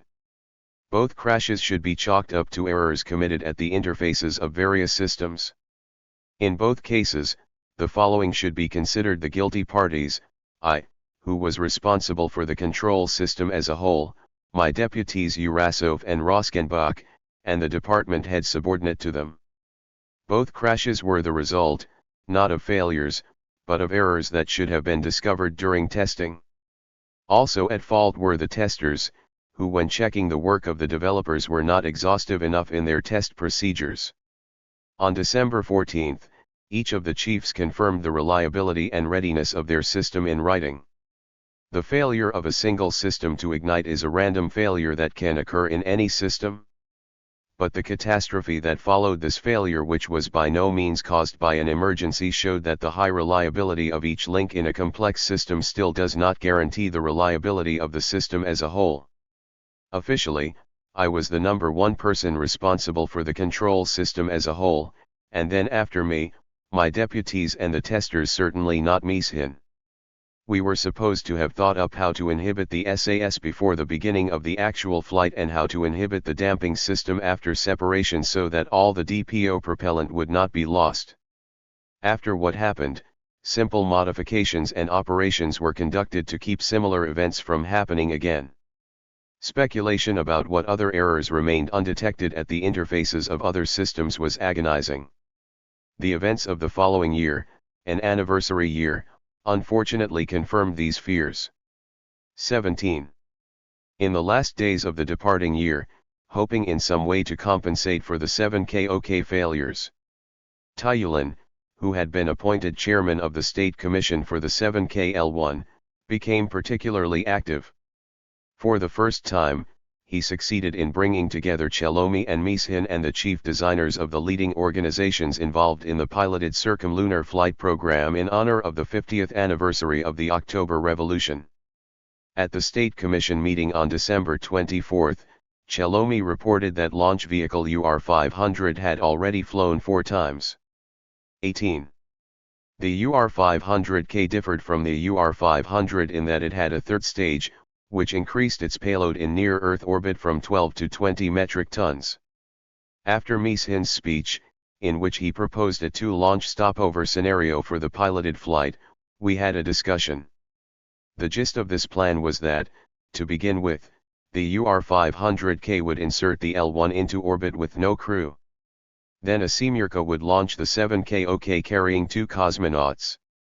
If everything was okay on the 2 vehicles, they would dock, and the cosmonauts would transfer from the 7KOK to the 7KL1 via spacewalk. They would set out for the Moon, and, after flying around it, they would return to Earth. This was a complicated scenario. We still hadn't had a single successful flight of the unpiloted 7KOK vehicles or of the UR-500K launch vehicle, we had never executed a rendezvous or a docking, we still had no docking version of the vehicle, yet we had already decided that 2 cosmonauts would fly around the Moon no later than 10 months from now. I told Busheyev and Feoktistov, who supported Mishin's scenario, that to promise a flight like that before the anniversary holidays was pure folly. Barman spoke out emphatically in favor of a direct flight on the UR-500K without the stopover scenario, but under the condition that there would be at least 4 preliminary unpiloted flights. Pylyagin, who had a stake in the flight development of the Stage 3 control system and the L1 itself, supported Barman. Tyulin gave instructions to work through both options. Just 1 week later, he convened a second meeting of the State Commission simply to verify readiness for the first unpiloted launch of the 7KL1 on the UR-500K. Chelomi, Mishin, Barman, and Pylyagin reported on the readiness of the UR-500K, the first 7KL1, the launch pad, and control system for a launch on 15 to 20 January. Ryazansky and Spitza announced that 100 million rubles needed to be allocated to re-equip the kick. 19. According to Kamenin's report, as of the new year they were supposed to start training crews for the L-1 vehicles regardless of the readiness for flights on Soyuzes. Everyone left the State Commission wishing one another a happy new year. Mishin, Busheyev, and I dropped into Tyulin's office to have a private conversation with him and get his support for our long-range plans for 7KOK launches. He said that recently Chelomi had been more actively pushing for his own version of a lunar landing expedition. The draft plan of the Super Heavy UR-700 rocket with new engines designed by Glushko would allow the possibility to haul up to 140 metric tons into near-Earth orbit. This was at least as good, and perhaps better than the American Saturn V. An expert commission had perceived nothing illegitimate in the design, except that construction was already underway at the firing range for the N1, hundreds of millions of rubles had been spent, and everything needed to be started all over again for the sake of the UR-700. Uncle Mitya and Smirnov were not supporting Chelomi. Our minister was wavering, as was Keldysh. Much would depend on how things went with us. Before the October holidays, piloted 7KOKs need to dock. This will somewhat alleviate the discontent at the highest levels, even if we don't manage to pull off a circumlunar flight, Tyulin concluded. On January 18, 1967, we wished Mishin a happy 50th birthday. Circumstances did not lend themselves to organizing a large-scale celebration. Mishin understood this and the event was limited to the arrival of guests with testimonials and a modest number of toasts in the office that Korolev had left just a year ago. The mood had been somewhat tainted the day before. At the State Commission meeting, Keldysh had deemed it necessary to fling a reproach at Mishin: the technical chief needs to take on a directing role. The Council of Chiefs meets extremely rarely. And nevertheless, at the beginning of the year they managed to modify 7KOK No. 3, implement all the well-thought-out measures, and prepare it for a single unpiloted launch in early February. I got together a team to fly out to the Crimea, having arranged with Urasov and Ostashev that the preparation of the vehicles at the engineering facility was entirely on their conscience. Preparation had been simplified by the fact that rendezvous had been eliminated from the program and we wouldn't have to test such a troublesome system as the Igla. We were all shaken by the news of the death of the three American astronauts Virgil Gus Grissom, Ed White, and Roger Chaffee on January 27. Rather than having died during spaceflight, they had burned alive on the ground during a training session inside the Apollo spacecraft, which was sealed up according to procedure. The spacecraft had been installed on the Saturn 1B launch vehicle. The American media did not skimp in describing the details of the tragedy. Pure oxygen was used for breathing in the Apollo life support system. A spark generated by one of the instruments caused the flammable plastic material to ignite in the atmosphere of pure oxygen. The astronauts burned and suffocated. Attempts to quickly open the hatch from the inside failed, and for some reason help from the outside was delayed. NASA leadership was subjected to extremely harsh criticism. We decided we needed to immediately prepare a finding stating that this could not happen on our spacecraft. In fact, the atmospheric composition in our life support systems corresponded to ordinary air, but fires also happen in an ordinary atmosphere. For the upcoming launch we didn't have time, but for subsequent launches material engineers received a joint assignment with firefighting specialists to prepare a report about all the materials used inside the vehicles from the standpoint of their fire safety. Of the 3 astronauts who burned to death, 2 had already been in space. 20. Judging by the press reports, America was in shock, and the launch dates for the next Apollo were postponed for an unspecified period of time. The December 14 disaster at Site No. 31 and the American tragedy prompted the development of additional safety measures. We swore to implement many of the sensible measures proposed before the next piloted launch. A great deal of work was done so that the SAS would be rendered harmless. Experimental operations performed by Busheyev's and my departments together with the parachute specialists, gyroscope specialists, and solid propellant engine specialists enabled Busheyev and me to issue a summary finding. We argued that, in the event of an emergency at the launch site, activation of the SAS was guaranteed upon receiving a command from the bunker. Meanwhile, the parachute system would activate at an altitude of at least 800 meters, and the landing range would be from 100 to 170 meters from the launch site. On December 14, the descent module touched down 300 meters away. As part of the entire primary GOGU contingent, we flew out to the Crimea on February 2. After everyone had been given their group assignments and had performed the first training session, we realized that there was significantly more order and no commotion at all during the training session. On February 6 at T-4 hours, the firing range told us to stand down for 24 hours. They had found a plus on the vehicle hull. A plus or minus short-circuiting of the vehicle's electric power grid to the hull was determined by the special indicator at the 11N6110 station located in the bunker. The testers hated this indicator because the illumination of the red hull indicator light was not a rare event, and searching for the specific site of the short circuit took a lot of time and messed up the preparation schedule. On February 7 at 0620 hours Moscow time, 7KOK number 3 lifted off. After it was determined that it had successfully entered into orbit and it could no longer be kept a secret, it was given the name Cosmos 140. Right off the bat, the situation at our command center could not have been more intense. The first assignment was to verify the passage of commands to the spacecraft, run tests of the attitude control system using the 45K star tracker, check out the power supply system, and then check out the SKDU and DKD. A group of cosmonauts arrived from the firing range along with Kamenin. They were candidates for the future piloted flights.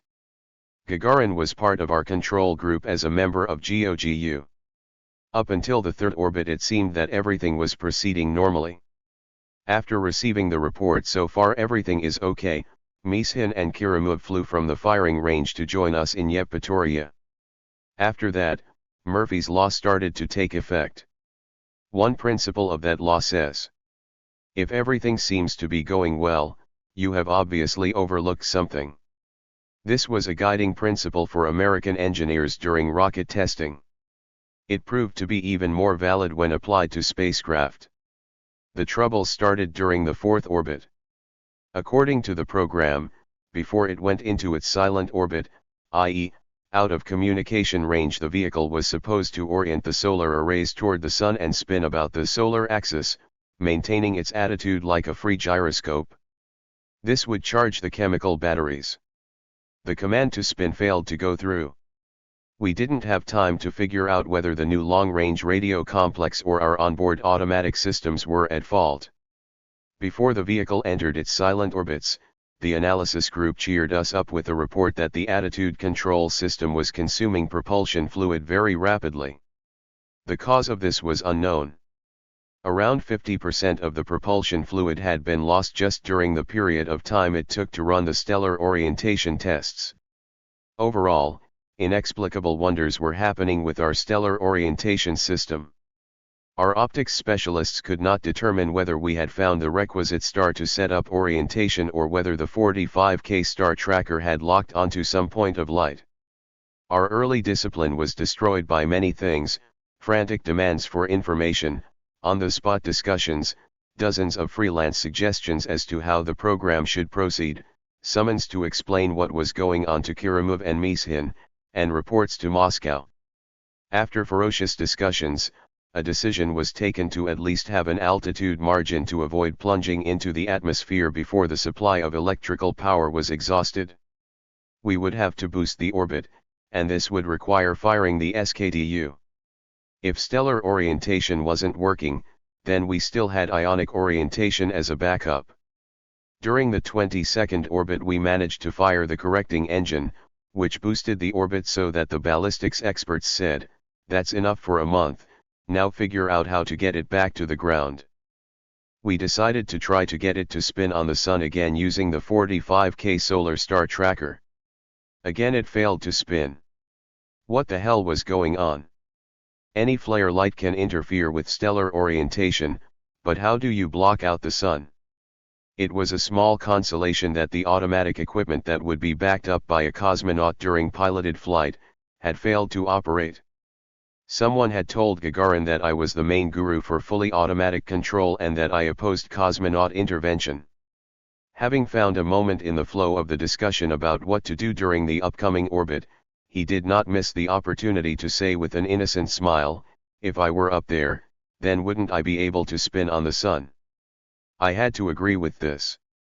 For a cosmonaut, orienting on the sun and spinning was not a problem. It remained to decide what method of attitude control to use to fire the engine for a braking burn. Cosmos 140 had already flown for more than 2 days without recharging the storage batteries. Where had such electrical power reserves come from? I broke away from the general throng and turned to Irina Yablokova, the mistress of silver batteries, with this question. She had not gotten involved in the general arguments, the whole time calculating the remaining ampere hours. "Irina Yevgenyevna, according to my rough estimates, you should be hysterical. Why are you so calm? Now you're using up the NZ that only I and a couple of colleagues know about. 21. It's enough for a maximum of 1 more day.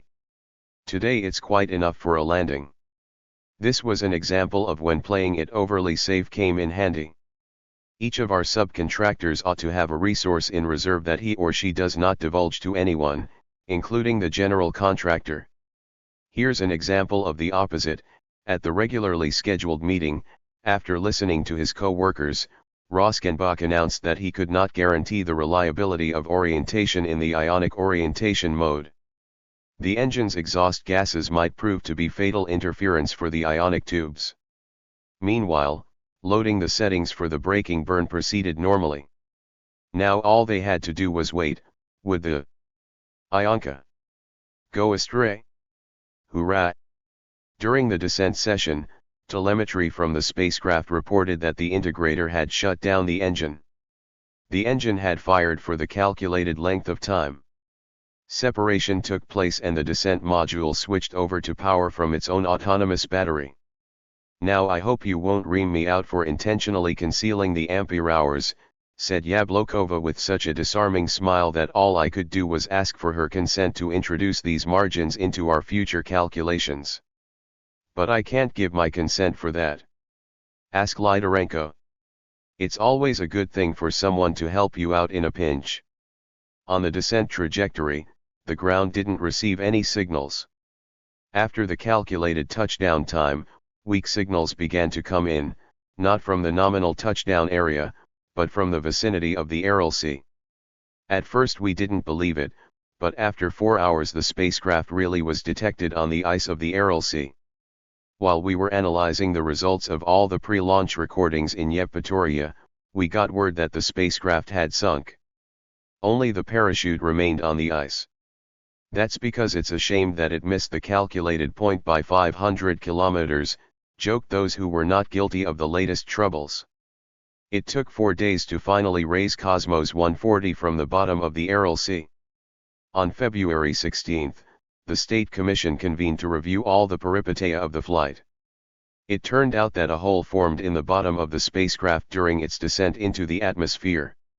The burn-through occurred because the heat shield had been damaged during the installation of a temporary cap. This was a good lesson. If this happened on a piloted spacecraft, the crew would have died without spacesuits. Even with a spacesuit, death would still be possible if incandescent gases burst into the descent module through the hole in the front shield. The State Commission formed a working group to investigate all the troubles that occurred with regard to the control system. At this same meeting, Tyulen decided to check on the state of affairs with the 7KL-1. He announced that on February 4, 1967, the Communist Party Central Committee and Council of Ministers had issued a resolution noting the unsatisfactory state of operations for the fulfillment of the preceding resolution of August 3, 1964. The new resolution resolved to consider the circumlunar flight of a piloted spacecraft and moon landing as projects of critical national importance. Soon you will receive the text of the resolution in the minister's orders. But I can tell you that the resolution has set the deadline for the first piloted circumlunar flight at June-July 1967, and for the first lunar expedition at September 1968. This report was not received with enthusiasm. It was clear that the deadlines had been set by the Central Committee and Council of Ministers as a call to arms, and they were far from the realities of our lives. Before June 1967, 4 unpiloted L-1 spacecraft were supposed to be launched. I availed myself of the opportunity and gave a scorching speech directed at our subcontractor friends who had disrupted every possible delivery deadline and thereby made these plans unrealistic. Ryazansky took offense and after the meeting said to me, "You could have called me and warned me over the telephone instead of rearing your head at the State Commission with these complaints. You and Mishin raise a big stink over the deliveries to distract attention from your own sins." Nevertheless, we managed to fully equip, prepare, and on March 10 send off toward the direction of the Moon the first simplified vehicle No-2P from the 7K L-1 series. TASS announced the launch of the latest Cosmos vehicle, Cosmos 146. The flight program of 7K L-1 No-2P did not call for a lunar flyby and return to Earth at re-entry velocity. We assigned a mission of testing acceleration to lunar re-entry velocity using Kilome's UR-500K launch vehicle and our Block D upper stage. The experiment was a success. Out of 5 launches, the UR-500K now already had 4 successful ones. On the other hand, the status of the Soyuz program was not encouraging. The first Soyuz was destroyed in flight by the APO system. The second set the rocket on fire on the launch pad, but then proved the reliability of the SAS. The third racked up such a number of in-flight failures across various systems that, after their thorough investigation and modifications, one ought to have executed another launch to have a clean unpiloted flight. However, common sense was smothered by the tendency to privilege ideology to obtain, come hell or high water, outstanding results and demonstrate the reliability of our technology in time for the anniversary of the October Revolution. At the very same time in the US, astronauts were burning alive while still on the ground. Now, after 3 unpiloted failures, it was difficult to say who had the initiative to make the leap and accept a program calling for the launch and docking of 2 piloted Soyuzes. Active Vehicle Number 4 was supposed to carry 1 cosmonaut. 24 hours later, according to the program, Vehicle Number 5 carrying 3 cosmonauts would be inserted in orbit. After docking, 2 cosmonauts from Vehicle Number 5 would transfer through open space to Vehicle Number 4. The process involved a double airlock operation that had never been tested involving egress from Number 5 and entry into Number 4.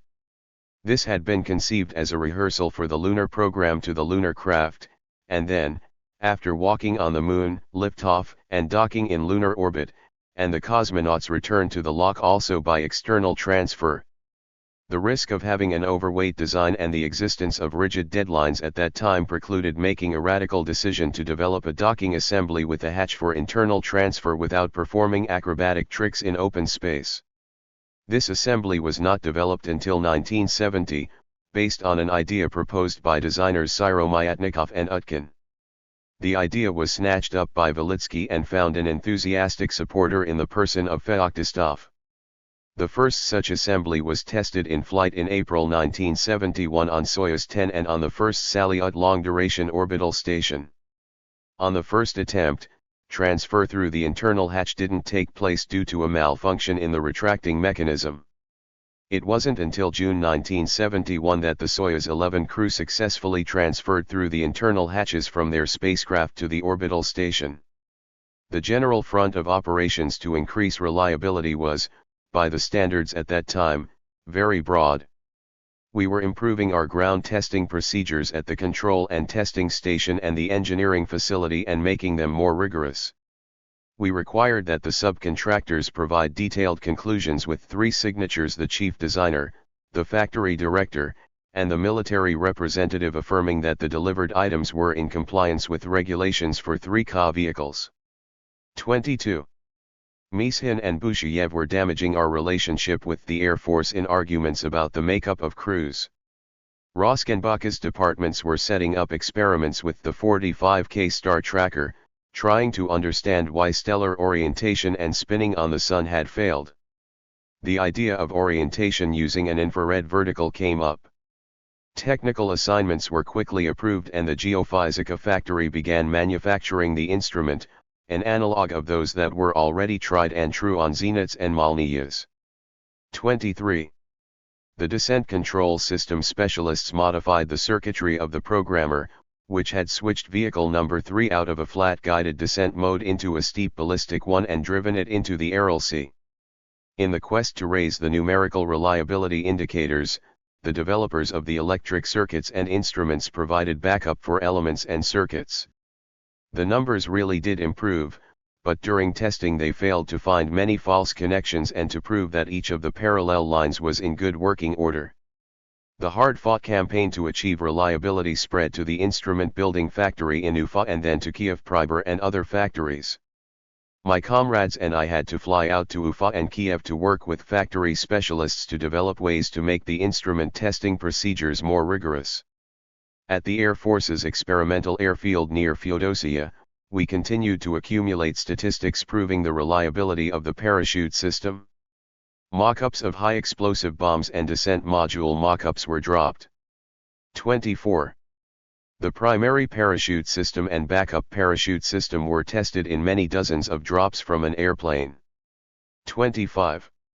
And nevertheless, the cosmonaut who would fly on 7KOK number 4 was already condemned. No ground experiments or the most thorough pre-flight tests could have saved him. On March 25 at the Kremlin, Smirnov held a meeting of the VPK at which they examined the progress being made in preparation for the piloted Soyuz launches. According to the program that Mishin laid out in his report, the active vehicle would be launched on 21 to 22 April, and the passive vehicle, the next day. The active vehicle would carry one cosmonaut, and the passive one 3. After a successful docking, 2 cosmonauts were to execute a transfer through open space from the passive to the active vehicle. A day later, after undocking, both vehicles would return to Earth. Karas reported on the readiness of the command and measurement complex. Kudison reported on the readiness of the search and rescue facilities. And Karamuov, summing things up as chairman of the State Commission, confirmed that operations were going according to schedule and there were no doubts as to the reliability of the vehicles. Kamenin introduced the Soyuz crews, 12 men in all. The primary crews included Komarov and Bykovsky, Kronov, and Yelisiev. Kamenin's announcement that Gagarin would be Komarov's backup came as a surprise. The meeting ended with a decision to approve the program and prepare a report for the Central Committee. Busheyev and I remained in the reception room to wait for Mishin, whom Smirnov had detained along with Vershinin and Kamenin. Seeing his opportunity, Mrikin approached us. A guilty smile had replaced his usual stern, preoccupied expression. Everyone is satisfied with the decision to resume piloted flights. Have you thought twice about it?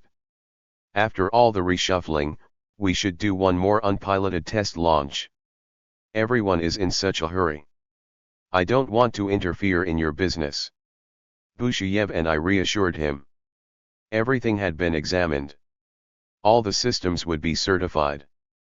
But, oh, how right Mrikin was. Mishin and Kamenin emerged excitedly from their talk with Smirnov.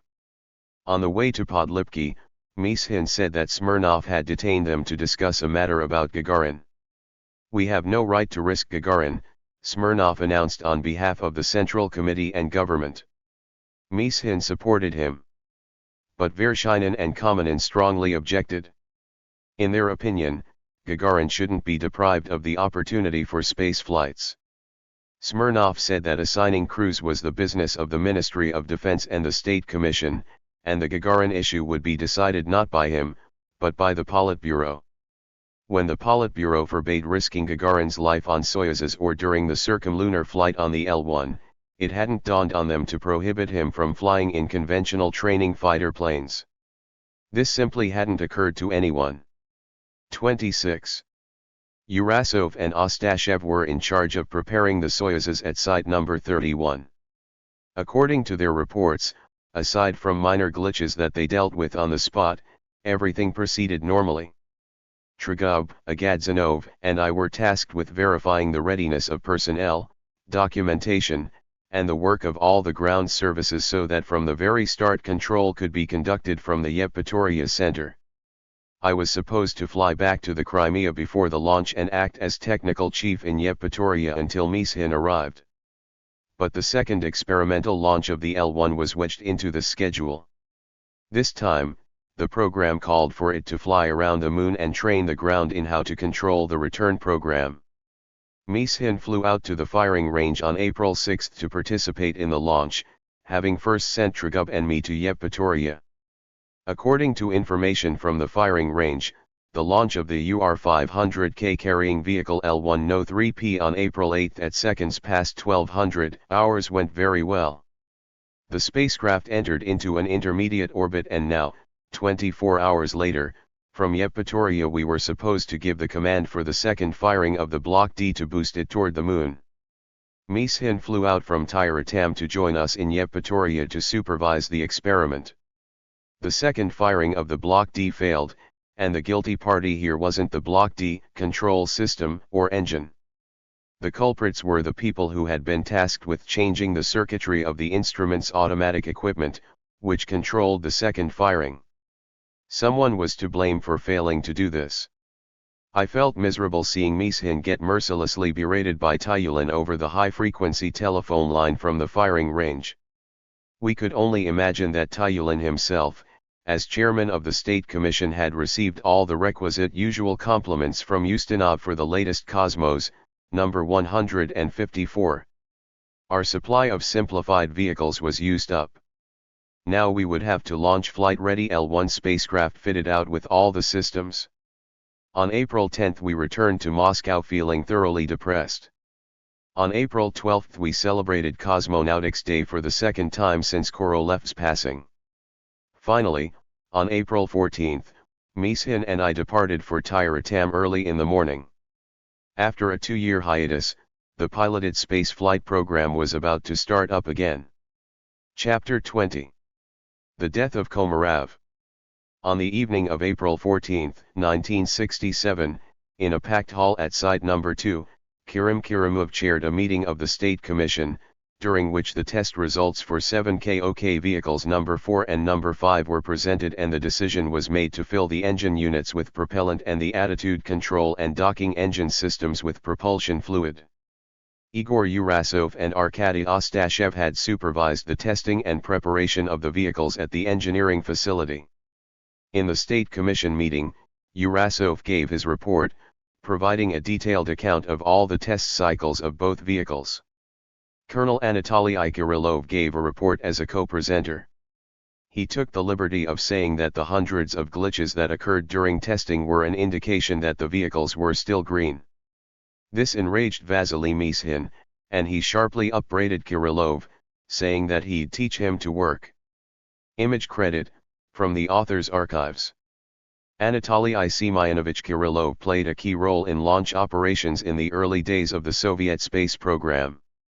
As head of the first directorate at THIRD from 1960 to 1967, he supervised launch operations for many of Korolev's key programs, including the Vostok and Voskhod launches. After a brief stint as deputy commander of THIRD, he later transferred to a civilian post in the Ministry of General Machine Building. After the meeting, the insulted Kirilov turned to Urasov and me and said, "Would you explain to your boss, if he doesn't understand this, that I am not a little boy and shouldn't have to listen to such rantings? I am just as interested in success as he.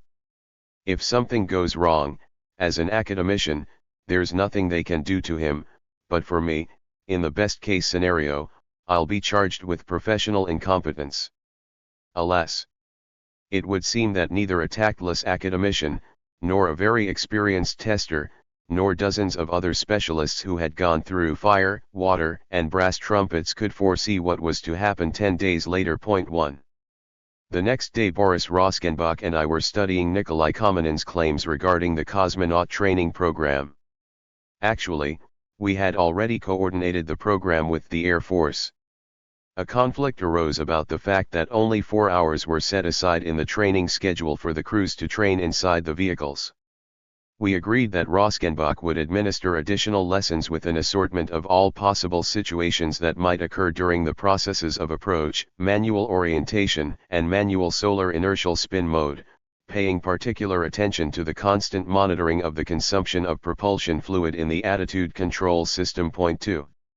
Our meeting with the cosmonauts was not without controversy.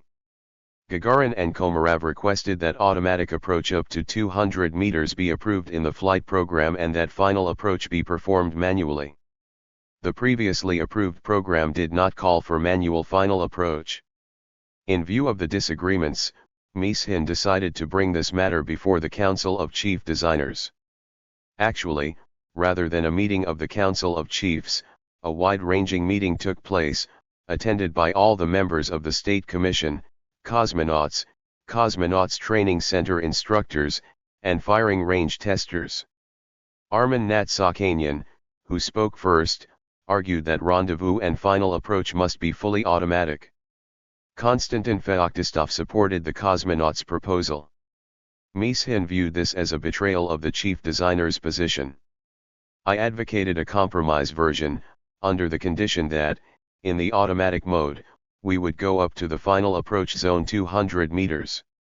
If the main operations control group had no objections, based on the results of a preliminary analysis of the system's in-flight operation, the cosmonauts would be cleared for manual final approach. Point 3, and that's what was decided. On the evening of April 20, Kirimov once again convened the State Commission. Mstislav Keldysh, Valentin Glushko, Nikolai Pylyagin, and Vladimir Barman, who had arrived that same day, appeared at the State Commission meeting. They were all in a very combative mood. Later it turned out that, the day before, Kirimov and Mishin had complained to Dmitry Ustinov that the most crucial launches since Gagarin's flight were coming up and the State Commission was forced to make a decision without having a quorum. Ustinov responded and recommended that all full-fledged members depart immediately. It was a great honor for Kirimov to hold a meeting of the State Commission with almost the same makeup as the one that Konstantin Rudnaya had convened in April 1961. 6 years had passed. Once again, it was April, and a light breeze brought the inimitable aromas from the endless steppe. And once again, the order of business was to approve launch dates and the crew compositions. According to the ballistics specialists' calculations, the launch times fell within a window from 3 to 4 a.m. After a brief discussion, a launch date of April 23 at 0335 hours Moscow time was approved for 7KOK vehicle number 4. If there were no counter-indications within 24 hours, the launch of 7KOK number 5 would take place on April 24 at 0310 hours. Image credit, Asif Siddiqui. The original Soyuz 1 and Soyuz 2 crews having arrived at Baikonur in April 1967. From the left are Vladimir Komarov, Valery Bykovsky, Yevgeny Kronov, and Alexei Yelisiev. In the background on the extreme right is chief designer Vasily Mishin. Academy of Sciences President Mstislav Keldysh is between Kronov and Yelisiev in the background. Something was missing to raise our spirits to the level of April 1961. We didn't have the celebratory mood we'd had back then. I guess we're all missing something, said Ryazansky, with whom I had shared my doubts during some difficult moments. We're missing Sergei and Leonid. Image credit, from the author's archives. Cosmonaut Alexei Yelisiev and Yuri Gagarin during training for the abandoned Soyuz 1/2 mission in the spring of 1967. By the time the mission was finally accomplished by Soyuz 4/5 in 1969, Gagarin was no longer alive. I agreed with him. All the chiefs on the State Commission confirmed the readiness of the two launch vehicles and spacecraft.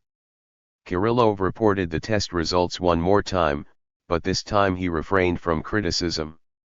On behalf of the Air Force Command, Kamenin reported on the readiness of the crews and made proposals regarding personnel assignments. Vladimir Komarov was proposed as commander of the active spacecraft and Valery Bykovsky as commander of the passive one. Gagarin and Nikolaev were named as backups for the crews. Alexei Yelisiev and Yevgeny Kronov were nominated to be the passive vehicle crew members who would perform the spacewalk and transfer, and their backups were Gorbatko and Kyobasov. The State Commission approved Kamenin's proposals without discussion. Keldysh, Mishin, Rudenko, Karamuov, and Karas congratulated the cosmonauts and did not forget to wish them a happy landing point. For both commanders Komarov and Bykovsky gave speeches thanking everyone for their confidence and promising to fulfill the tasks assigned them. After the State Commission meeting, I asked Mishin why Gagarin was named as backup. After all, Leonid Smirnov had told him quite recently that Gagarin could fly only with the Politburo's approval. "That's all Air Force monkey business," responded Mishin crossly. "They convinced Ustinov that Gagarin couldn't be chief of cosmonaut training unless he flew again. I was supposed to leave for Yevpatoria with Gagarin, a GOGU member, a day before the launch of the first spacecraft. What am I supposed to do now? Leave with Roskenbach, without Gagarin? He'll be here until the launch, and then we'll all fly out to join you," said Karamuov.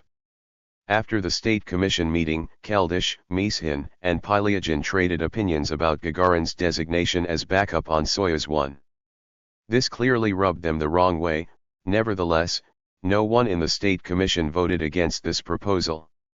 Who knows, maybe Gagarin himself arranged this with Ustinov or even Brezhnev. Realizing that it was too late to change anything now, I put the question to Kamenin again anyway. As members of the GOGU leadership, Roskenbach, Gagarin, and I were supposed to be in Yevpatoria before the launch. What should we do now? Now you and Roskenbach will fly out there, and we will send you Gagarin right after the launch. The following day, we'll send off the Soyuz 2 and everyone will head over to you. On April 21st, we departed for the Crimea without Gagarin. Once again I had the opportunity to delight in the panoramas of the main Caucasian ridge from an altitude of 7,000 meters. Very likely, alpinists who had grown weary from their heavy backpacks were now gazing up with envy at the airplane passing over them. But for some reason I envied them. Admiring the mountains from the airplane for the umpteenth time, I missed the challenge of hiking through the mountains. I also missed the friends and comrades at camp with whom I would share a can of condensed milk and then wash down this delicacy with water that was so ice cold it made your teeth hurt. Yevpatoria greeted us with beautiful spring weather. The Kazakh steppe in the bloom of springtime was good, but the Black Sea was better still, even when it was still cold. The entire day of April 22nd was spent in training sessions, readiness checks of the various services and all the tracking stations, and assigning people to cover the two spacecraft in analysis and telemetry groups. We understood that for the first 24 hours, regardless of one's official assignment, everyone would be involved with the first spacecraft and our duty chart was just a formality. On paper, the breakdown into groups, vehicles, and shifts looked quite proper. The main control room of the Flight Control Center in Yevpatoria was located on the second floor of a building in the immediate vicinity of the formidable Adu 1000 facility. We would not need the 8 16-meter dishes of this beautiful engineering design to track the Soyuzes. Dozens of other individual antennas of various calibers covered the vast area of NIP 16. Through them we would receive telemetry information, monitor orbits, transmit commands, conduct telephone communications, and observe the cosmonauts over a television channel. The dozens of antennas were just the visible tip of the radio technology iceberg. Low buildings near each antenna housed the support equipment serviced by hundreds of soldiers and officers.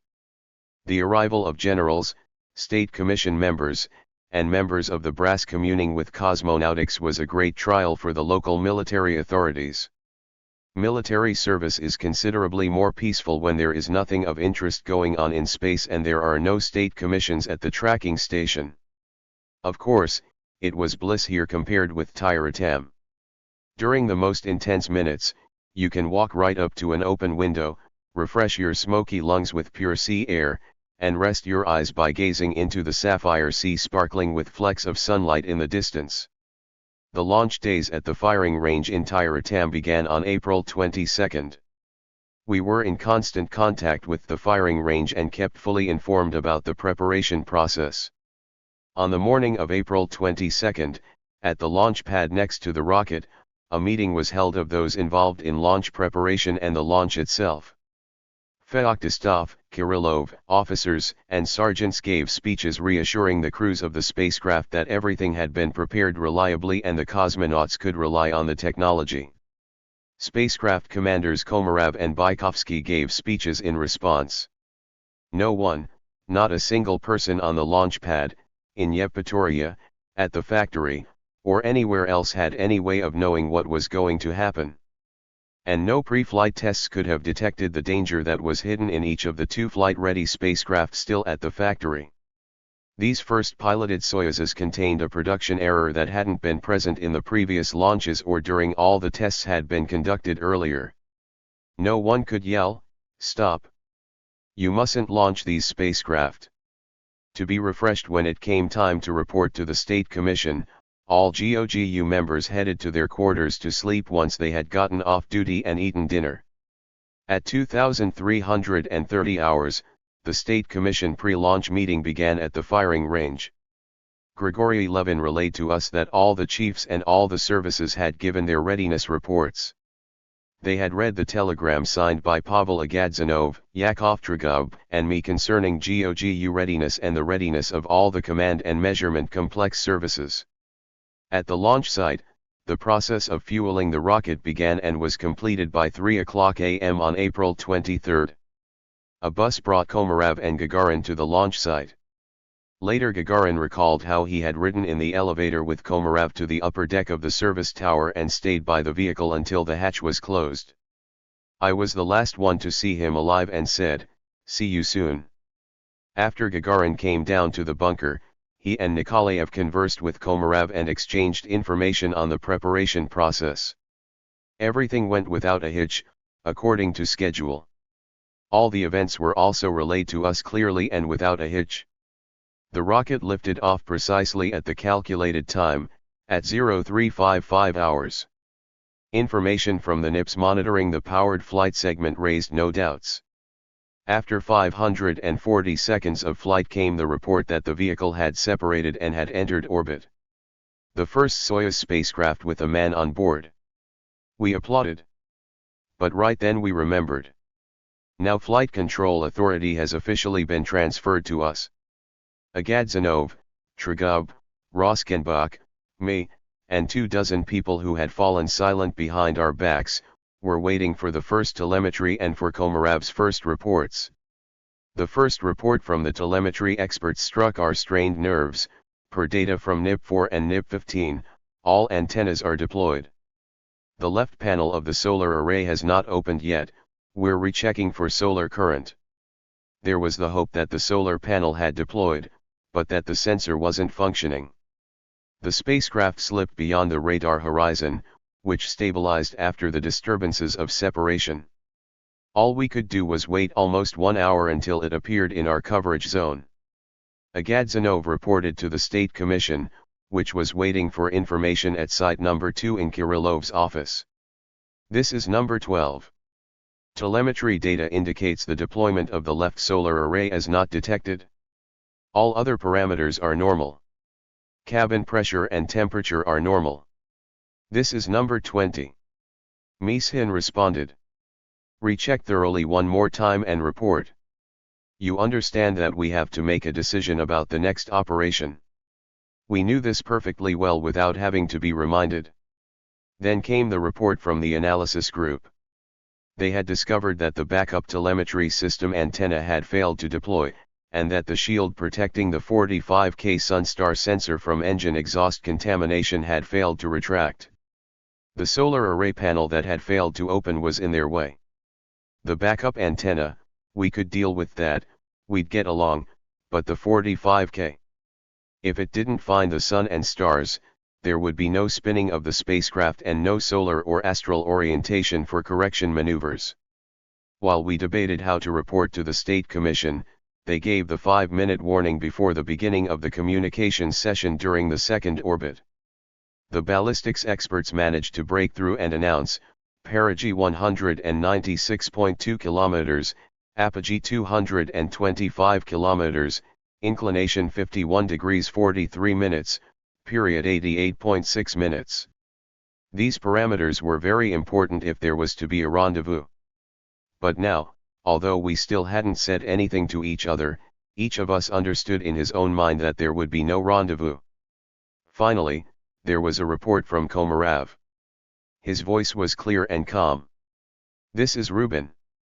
I feel fine. Cabin parameters normal. Left solar array has not opened.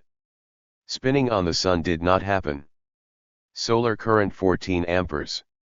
KV communications not operating. I tried to spin manually. Spinning did not happen, but pressure in the dew tanks has dropped to 180. 5. We understood that, with the asymmetry caused by the failure of the solar array to deploy, spinning on the sun would not be possible in automatic or in manual mode. We reported this to the State Commission. We had no time to waste, cancel the launch of the second Soyuz and decide on a landing for Komarov. It was dangerous to drag out the decision. We risked running down the buffer batteries and then, simply unthinkable. But the State Commission made the decision itself and transmitted the command to the spacecraft to make another attempt to spin. Well, this is Vasily Pavlovich's stubbornness, I assumed. Flight control had split into two centers of power. Evidently, the chiefs there at Site Number 2 could not decide on the spot to cancel the second launch and the rendezvous program they'd promised Moscow. A message arrived saying that Gagarin was flying out to join us to participate in control. That night and morning were agonizing. Only after the fifth orbit, at around 10 a.m., did we finally receive the State Commission's decision to cancel the second launch and the command to develop a landing program for Komarov during the 17th orbit with the 18th and 19th orbits as backup. At noon Gagarin showed up, ashen from worry and lack of sleep. True, he boasted that he tried to get 3 hours of sleep on the airplane. We had to go without sleep, and there would be no reprieve until the landing. The State Commission dictated that, Agadzanov, Chertok, Gagarin, Yastribov, Roshenbach, and Trogub are responsible for the landing. Our main difficulty was deciding which method of orientation to use before firing the engine for the braking burn. According to Komarov's report, the first orientation attempt using the ionic system had failed. During the 13th orbit, the cosmonaut made one more attempt to spin the spacecraft. But the solar current did not rise higher than 12 to 14 amperes. 23 to 25 amperes were needed to charge the buffer battery. After calculating the balance until the 19th orbit, the electric power group warned that after the 17th orbit, a switch to the backup battery was possible. They advised against putting off landing beyond the 19th orbit. We already understood that this was out of the question. In order to select correctly the orientation method before braking, it was necessary to analyze critically the results of all the tests and listen to the conflicting reports of specialists from various groups.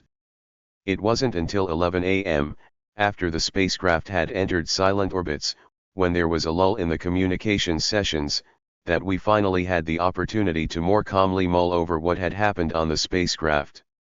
Everyone agreed that 3 clearly pronounced failures had taken place. First, the left solar array failed to deploy. This not only kept the vehicle from replenishing its supplies of electrical power and limiting its orbit life, but also, the deployed half of the solar array was operating inefficiently. The mechanical asymmetry that had formed prevented the deployed half of the solar array panel from being oriented on the sun. The mechanical imbalance caused the disruption of the spinning mode. That is why Komarov's repeated attempts to spin manually resulted in an increased consumption of propellant in the orientation engine system. It was pointless and dangerous to continue further attempts at spinning. When the approach and correction engine is fired in the braking mode for landing, there would be a danger of a loss of stability due to the inability of the docking and orientation engines to cope with the moment generated from the displacement of the center of mass. 6. The second failure, or random glitch, was in the operation of the ionic system. Its use with the docking and orientation engines was, evidently, incompatible. The engine's exhaust generated interference with the ionic tubes, and we risked wasting propellant and not being able to land the spacecraft at all. The third failure, the 45K Sunstar sensor, could not be explained by the failed retraction of the shield. Something more serious was going on with the tracker itself. I had no doubt that Komarov had long since grasped the complexity of the situation. He was not a young fighter pilot, but an experienced engineer and test pilot. More than once, he had risked his life during aircraft tests. Now his own composure and faultless actions, rather than automatic controls, would determine his return from space. Had Komarov rested during the silent orbits? He had made attempts at spinning and manual orientation, the whole time pondering the situation like a true tester, trying to record and pinpoint in his memory everything that had happened.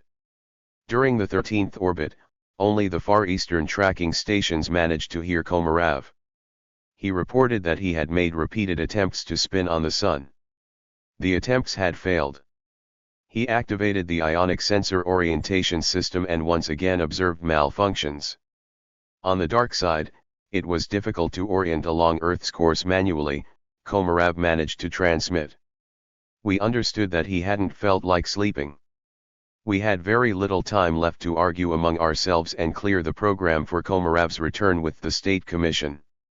The 15th orbit was already underway, and we were still arguing. The optimum orbit for landing was the 17th. During the 16th orbit, we had to transmit detailed instructions to Komarov about what actions he was to take. Yastrebov's ballistics experts recalculated the various scenarios, trying to keep track of our arguments. During the 14th orbit, Yastrebov delivered an ultimatum: if you don't make a decision in the next half hour, we are not going to have time to prepare all the input data for transmission to the spacecraft and a radiogram for Komarov. I got in touch with the State Commission, and based on Mishin's fragmentary phrases I surmised that it was a madhouse there, too. Which was no surprise. Most of the members of the State Commission at the firing range and of GOGU in Yevpatoria had gone 2 days without sleep. During negotiations we abandoned restraint and violated regulations concerning the use of secret communications. After our latest showdown with the State Commission, we finally received imperative instructions to land during the 17th orbit using the ionic orientation system. Gagarin was supposed to understand everything down to the last detail in order to calmly read it to Komarov during the communications session on the 16th orbit. The three of us, Agadzanov, Roskenbach, and I, checked the text that was prepared for transmission. Gagarin explained everything very well and calmly. He asked Komarov to keep talking during the 17th orbit, when the pre-startup operations would be underway, and not break contact under any circumstances. During the last seconds of contact, Mishin and Kamenin from their control station managed to wish Komarov a safe return to Earth. Now came the suspenseful wait for contact with Komarov and reports from the NIPS about events during the landing orbit. We had a signal. We had contact. The ballistics experts of our NIP reported that the orbital parameters had not changed. The spacecraft was not flying according to the predictions for landing. Komarov made contact and reported that, at first, ionic orientation proceeded normally, but near the equator the spacecraft pitched out of orientation and the system issued an inhibit preventing SKD firing. Landing during the 17th orbital fell through. We feverishly cleared the landing scenario for the 18th orbit with the State Commission. We felt like we were running out of time. There, at the other end of the secure phone line, they were arguing once again. The communications session in the 17th orbit ended and we hadn't managed to transmit any new instructions for Komarov. Finally, the only obvious and possible scenario was worked out. It had been a backup scenario, but now it had become the primary option. We proposed manual orientation on the daylight side airplane style, then, before entering the shadow, transferring control to the Key 38 gyroscopes. This device produced by Viktor Kuznetsov's enterprise had never let us down. After emerging from the shadow, check the orientation and, if necessary, adjust it manually and issue all the proper commands at the calculated times for landing during the 19th orbit. Meanwhile, we once again wrote a radiogram. I remembered the reserves of electricity. It occurred to Irina Yablokova, too. Image credit, from the author's archives. Irina Yevgenivna Yablokova worked at NIIT and was responsible for space-based batteries for various spacecraft. We have 1 or 2 more orbits, that's all.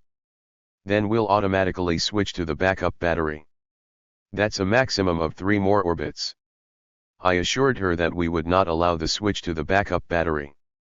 Once again the communications session began. Gagarin relayed the message: perform manual orientation on Earth's course at 5 hours during the daylight orbital portion, turn 180 degrees for landing orientation. Before entering the shadow, activate stabilization using the key 38 gyroscopes. When you emerge from the shadow, adjust orientation manually. Hold it there. At 5 hours, 57 minutes, 15 seconds fire the SKD. The calculated time of engine operation is 150 seconds. After 150 seconds, if the integrator has not shut it down, shut down the engine manually. Komarov understood everything.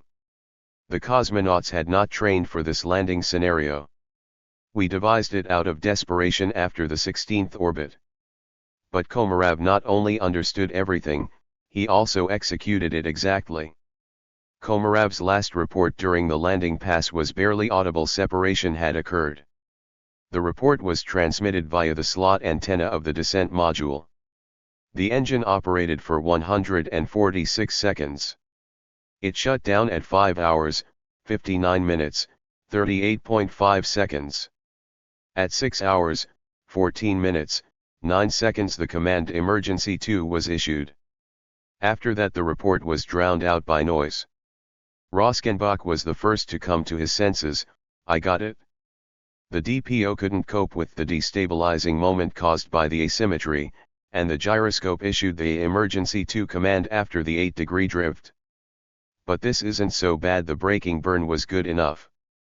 It's just that now after the emergency command, we're going to abort the guided descent and go into ballistic descent. The orientation system is shut down. The heat sensors will initiate separation, I relayed to Mishin. Just then a report came over the loudspeaker: we have separation initiated by heat sensors. The time was 0615 hours, 14 seconds. The analysis group managed to figure out and report that gyroscope key 38 went into 8-degree contact at 0614:09. The SKD functioned normally. Separation occurred. At 0622, Air Defense Troops facilities detected the descent module and confirmed the ballistics expert's prediction. The descent module was headed for a landing 65 kilometers east of Orsk. The calculated time of landing was 0624 hours. We did not expect anyone to report from the landing site. The State Commission no longer needed us. Even Gagarin was unable to find out over the complex Air Force communication system how the landing had gone. You'll never find out anything from General Kutuzov's search and rescue service, grumbled Gagarin. No one will get a clear answer from him until he reports to the Commander-in-Chief. We managed to find out from our representative at the firing range that, according to General Kutuzov's report, the search and rescue service located the descent module on its parachute east of Orsk. The State Commission is departing, some for the landing site and some for Moscow. On behalf of the entire GOGU management, Agadzanov congratulated and thanked all those involved in the continuous round-the-clock watch and warned that, after a brief rest, by the end of the day each group must submit a report. Comrades, I request that you all report to the dining hall at 8 a.m. You deserve a good breakfast, announced the station chief. We accepted his offer with great enthusiasm. Leaving the duty officer to receive communications, we went our separate ways to freshen up before our festive breakfast. Breakfast really was excellent, especially since bottles of Georgian wine from the military brass special stash reserved for the arrival of the entire State Commission at the station appeared on the table. After satiating the first pangs of hunger and thirst, we finally felt that we could relax. Vying with one another for a chance to speak, each of us spoke about our experiences. We had to pick apart the designers of the systems that had put us in this critical situation. If only we had known that morning that we should have been thanking, rather than cursing, the ones whose fault it was that the solar panel had not deployed and the 45K sensor had failed. Gagarin did not pass up the opportunity. Turning to Roskenbach and me with a cagey grin, he said, "What would we have done without a man on board? Your ionic system proved unreliable, the 45K sensor failed, and you still don't trust cosmonauts?" We were rather dazed, and admitting our mistakes, we promised to set up control so that a cosmonaut had access to all operations on an equal footing with the ground. With our light-hearted debates in full swing, an officer entered and told Gagarin he had an urgent call. "It's probably Moscow," someone guessed. "Now we will find out about the arrangements for the reception in Moscow." About 10 minutes later, Gagarin returned. His usual genial smile was gone. "I've been ordered to leave immediately for Orsk. The landing was off nominal. That's all I know." It wasn't until the end of the day, before we departed for Moscow, that we learned of Komarov's death. Late in the evening on April 24th, when I returned home, Katya met me with the instructions call Mishin immediately. From Mishin I learned that a government commission had been formed to investigate the causes of Komarov's death. Ustinov was its chairman. Tragov, Agadzanov, and I were supposed to quickly prepare a brief report concerning all the actions GOGU had taken, all the commands issued, and an analysis of the system's operation. For the time being it was clear that the main cause had been the failure of the parachute system. Either the re-entry control system had functioned abnormally, or there had been a failure in the circuits issuing the commands to open the hatches. This needed to be studied. 7 Mishin was already at the landing site. "It's a terrible scene. Komarov burned up. All the instruments burned. We must quickly find out what prevented the main parachute from unlatching." While we were en route, all the specialists and designers were assembled at the OKB, particularly, the parachute specialists and electricians. A post-mortem analysis of possible scenarios was underway. At the firing range, commands were issued to prepare a detailed report about all glitches that had occurred during testing. That day a TASS report would be broadcast over the radio, and the next day it would be in the newspapers. The urn containing Komarov's ashes would be placed on display at the MV Front Central House of the Soviet Army. 8 We had a sleepless night ahead of us. This time it would be spent at the OKB analyzing diagrams and embroiled in heated arguments over different hypotheses. The arguments quieted down when the latest news broadcast came over the radio.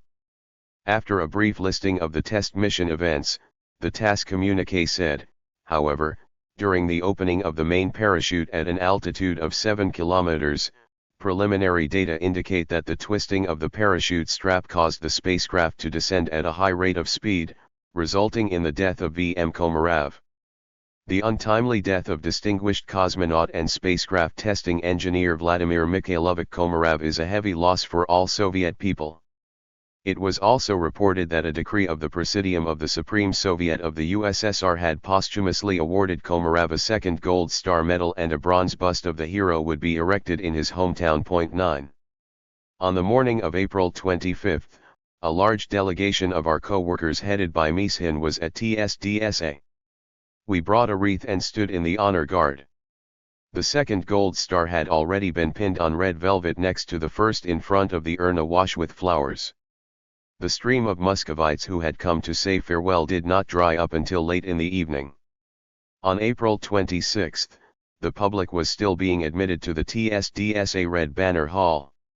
Our delegation drove in the long funeral procession from THIRD-WORLDISM to the House of Unions. The streets and squares were filled with crowds of people. Sislov, Keldysh, and Gagarin spoke from the rostrum of the mausoleum at the funeral. An artillery salute thundered as the urn containing Komarov's ashes was placed in its niche in the Kremlin wall. We returned to THIRD-WORLDISM for the commemoration. Of all the speeches, it is the words of Komarov's father that are preserved in my memory. He said that Vladimir's death was a heavy loss for all Soviet people. but the pain that a father experiences with the loss of a son is especially great. He understood that in exploring a new field of human endeavor, casualties are inevitable among the trailblazers. How many brave souls perished before aviation became a safe means of transportation. Volodya loved his parents, loved his country, but he had to fly. He died for a worthy cause, sparing the lives of others following after him. Neither Komarov's father speaking at that time, nor we listening to him, knew yet that these words would be fully, concretely confirmed. His ashes would haunt us until we unraveled the true causes of that disaster. For the reader to understand what really caused Komarov's death, I must give a brief description of the parachute system of the first Soyuzes. The body of the descent module housed two containers for the parachute system, which were in the form of elliptical cylinders. The larger of the two was intended for the main parachute system and the smaller for the backup system. Image credit, Asif Siddiqui. Cosmonaut Vladimir Komarov, the first Soviet cosmonaut to die during a space mission. The parachute bundles are pushed with great force into the cramped containers after the entire descent module has undergone heat treatment in a special autoclave at a temperature of several hundred degrees to polymerize the thermal protective coating. Before this, the openings of the empty containers must be covered with flight lids since, being part of the exterior surface of the descent module, they have the same thermal protective coating. During descent, upon reaching an external pressure that corresponds to an altitude of 9.5 kilometers, a special pressure unit issues the commands to jettison the lid of the main parachute system. 10 After the parachutes are packed and the lids closed, the containers are airtight and normal atmospheric pressure is maintained inside them. When the container lids are jettisoned, the internal pressure drops abruptly to the value corresponding to an altitude of 9.5 kilometers. The internal pressure of the descent module, which is close to 1 atmosphere, acts on the body of the container. Because of the pressure differential, compressive force acts over the entire surface of the container. The jettisoned lid sweeps the drogue parachutes into the mainstream. These, in turn, pull out the braking parachute. The timing mechanism counts down a delay of 17 seconds needed for the braking parachute to balloon open and decelerate the descent module to the designated descent speed. Responding to the command issued after 17 seconds, the braking parachute begins to pull the bundle containing the main parachute out of the container. After the canopy of the main parachute enters the stream, the braking parachute flies away with the bag in which the main parachute was stowed. During descent with the OSP, the impact velocity is around 7 meters per second. To reduce the G-loads upon impact, an independent soft landing system is used. 1 meter from the ground, a gamma-ray altimeter installed on the bottom of the descent module issues a signal to fire 4 solid fuel braking engines. This reduces the landing speed from 7 to 2.5 meters per second. During soft landing, the bottom of the descent module is deformed only slightly. The shock absorbers of the seats act as a backup means to reduce the G-loads on the cosmonaut in the event the gamma-ray altimeter or solid fuel engines fail. In order for the gamma-ray altimeter and soft landing engines to operate, at an altitude of around 3 kilometers the main pressure unit issues a signal causing the massive heat shield enclosing the entire outer bottom of the descent module to be jettisoned.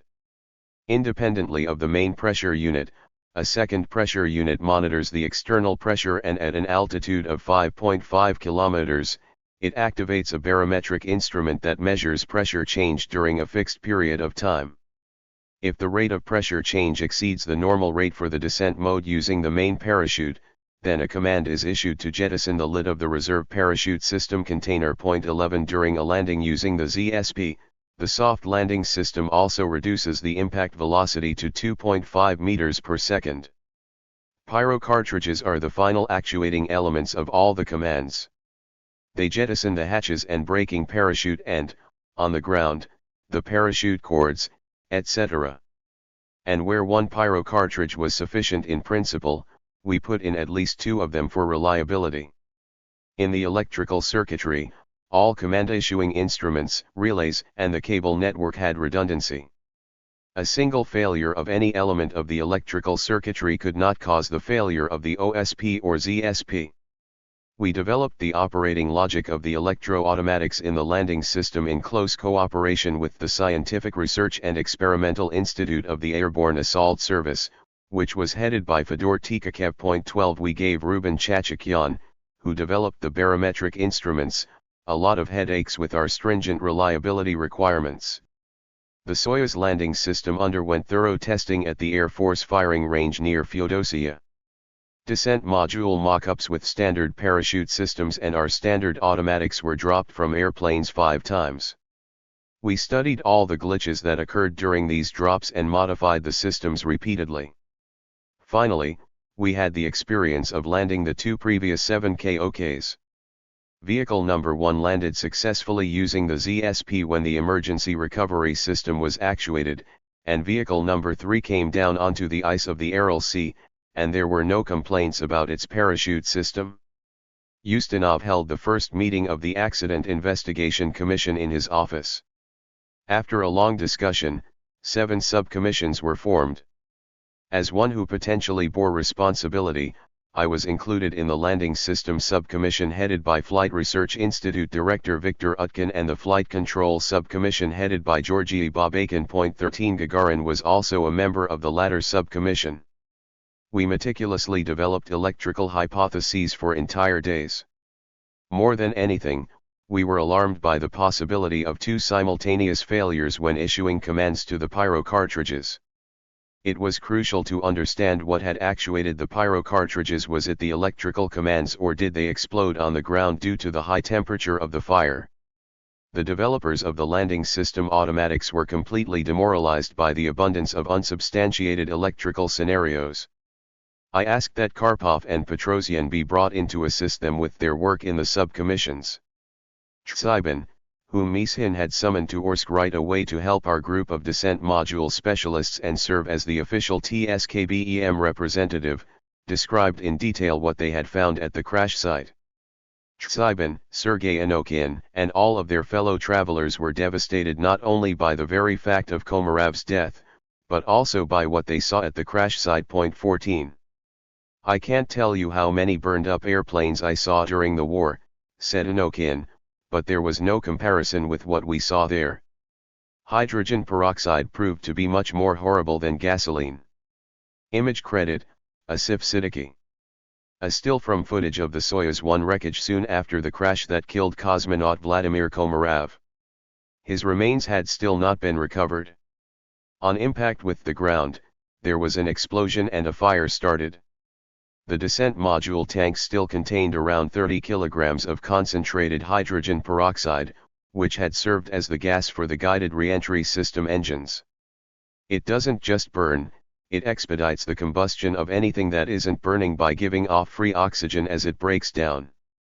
Due to the off-nominal high rate of descent, rather than being jettisoned at an altitude of 3 kilometers, the front shield was jettisoned right at ground level. The command to power up the gamma-ray altimeter was not executed, and consequently, the command to start up the soft landing engines was not issued either. Impact with the ground was so violent that the depression that was formed was more than a half-meter deep. Local residents were the first to arrive at the crash site. They tried to smother the fire by throwing dirt on it. When the helicopters of the search and rescue service landed, fire extinguishers were used. When Kamenin arrived, he demanded before all else that they search for what remained of Komarov. His burnt remains were immediately sent to Orsk. The main parachute was melted inside the container. The drogue, braking, and backup parachutes were intact. After all the scraps of structural parts and instruments had been removed, including the capsule containing cesium, the source of the gamma radiation, a small mound was raised at the crash site with the State Commission members present. Anokhin removed his service cap and placed it atop this memorial landmark. Yevgeny Utkin, who had been in charge of our group in the search and rescue service, delivered the remains of Soyuz 1 from the crash site to Podlipki. They were laid out in the control and testing station room. The spectacle was horrifying. The melted and charred instruments were so deformed and mixed with earth that it was even difficult for their own designers to figure out what was what. The magnetic tape recordings stored in the armored cassette of the Mir-3 telemetry system were of greatest interest for developing hypotheses. However, Sulamov and Komisarov, whom we all urged to restore this black box recording by any means possible, said that the cassette was melted and the recording on the remains of the tape was indecipherable. This was a heavy blow for us electricians. Only the Mir-3 telemetry could prove that all the automatics commands had been issued and arrived at their destinations. The work of the sub-commissions continued for more than a month. During the process of the commission's work, I got to know Air Force Deputy Commander-in-Chief Mikhail Mishuk quite well. He proved to be an uncommonly erudite individual and, unlike many of his colleagues, capable of unconventional thinking. It was interesting and enjoyable to talk with him both as an individual and as a specialist. His objectivity also impressed me. He did not classify people as us, i.e., aviation specialists, and them missile specialists and spaceniks. Specialists from the Scientific Research Institute for the Operation and Repair of Aviation Technology very meticulously and objectively studied all the spacecraft's bits and pieces. 15 Investigations of almost all aviation disasters passed through the hands of the specialists of this NII. They had a wealth of experience and were the first to answer the question tormenting the electricians, having confirmed that all the pyro cartridges had been actuated by electrical commands and not the high temperature in the fire. The subcommission studied thousands of pages of documentation and conducted a myriad of experiments and calculations. The descent module and parachutes were tested in the wind tunnels at the Central Aerohydrodynamics Institute. At Feodosia, mock-ups with deployed braking and backup parachutes were dropped from airplanes. It was unequivocally determined that the main parachute had not come out of its container, and that the backup had been pulled out but its canopy failed to open up. According to the Commission's findings, the most probable cause of the main parachute's failure to deploy was the insufficient force of the braking parachute. Because the main parachute system's braking parachute had not been jettisoned, it created an aerodynamic shielding effect preventing the backup parachute's canopy from opening up. The possibility of their simultaneous operation had not been looked at before. The Commission explained that the reason for the insufficient force of the braking parachute was that, due to the pressure differential, the OSP container had deformed and constricted the parachute bundle so that the amount of force needed to pull it out of the container was significantly greater than the pull generated by the braking parachute. When asked why this hadn't been noticed during all the developmental testing drops, the responses were not very convincing. Regarding 7KOK vehicle number 3, there had been no pressure differential, since after the bottom of the descent module burned through, the spacecraft had depressurized. During the work of the commissions, they were unable to provide a convincing explanation for the normal operation of the OSP during test drops from airplanes. Independently of all the sub-commissions, a brigade of our factory specialists that had remained at the firing range decided to conduct its own experiment. They had reason to be skeptical. They opened the OSP hatch, pulled out the braking parachute, attached its cords to a hoisting crane through a dynamometer, and began to lift it to measure the force at which the main parachute bundle would begin to come out. Imagine the surprise when it turned out that the 2,800 kilogram mass of the descent module was not sufficient. And after all, in this case the container had not been subjected to any differential pressure, and consequently, the parachute bundle had not been exposed to any constricting deformation. They did not report this experiment to the Commission. All told, the Commission made so many recommendations to increase reliability that it would have taken more than a year to implement them. The main action was to alter the shape, increase the volume, and increase the stiffness of the OSP container. Eduard Korzeniewski suspected one additional reason, the roughness of the container's interior surface. In addition to everything else, the friction force could have been very great. At his suggestion, they decided to polish the interior surface. The wise and experienced designer Korzeniewski may have suspected something else. Photographing the entire packing process of the parachute system's operation by operation was psychologically a very effective measure. As happens in such cases, the logic of the control automatics was changed, the timeline was changed, and many recommendations were made regarding the organization of flight control. It was recommended that dual authority during control be eliminated. From now on, only GOGU should be in control from Yevpatoria. The most important result of the Commission's work was the decision to conduct a preliminary checkout of all its recommendations during unpiloted launches.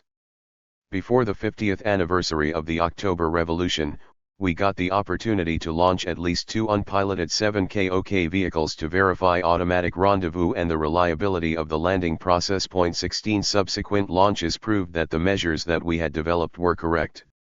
There has not been a single failure of the parachute system since that time and to this day. And nevertheless, many years later, when the statute of limitations expired and thus it made no sense to resort to reprisals, yet another, perhaps, more credible cause for the disaster was brought up that not one single subcommission had zeroed in on. A narrow circle of people at our factory had surmised but considered it best to keep silent, especially since a production violation had been the cause and it would not be at all difficult to eliminate it for the future. According to the standard production process, after the thermal protective coating was applied to the descent module, it was placed in an autoclave, where the synthetic resins that make up the thermal protection were polymerized at high temperature. Deviating from the approved process, all descent modules up to number 4 and number 5 went into the autoclave without the parachute containers. As often happens, the manufacture of the containers lagged behind the deadlines for the entire body. This was, it would seem, an innocent violation of the manufacturing process. For unpiloted launches, such a deviation was permitted. For airplane tests of the descent module mock-up, they simply covered it with plastic foam without any thermal protection.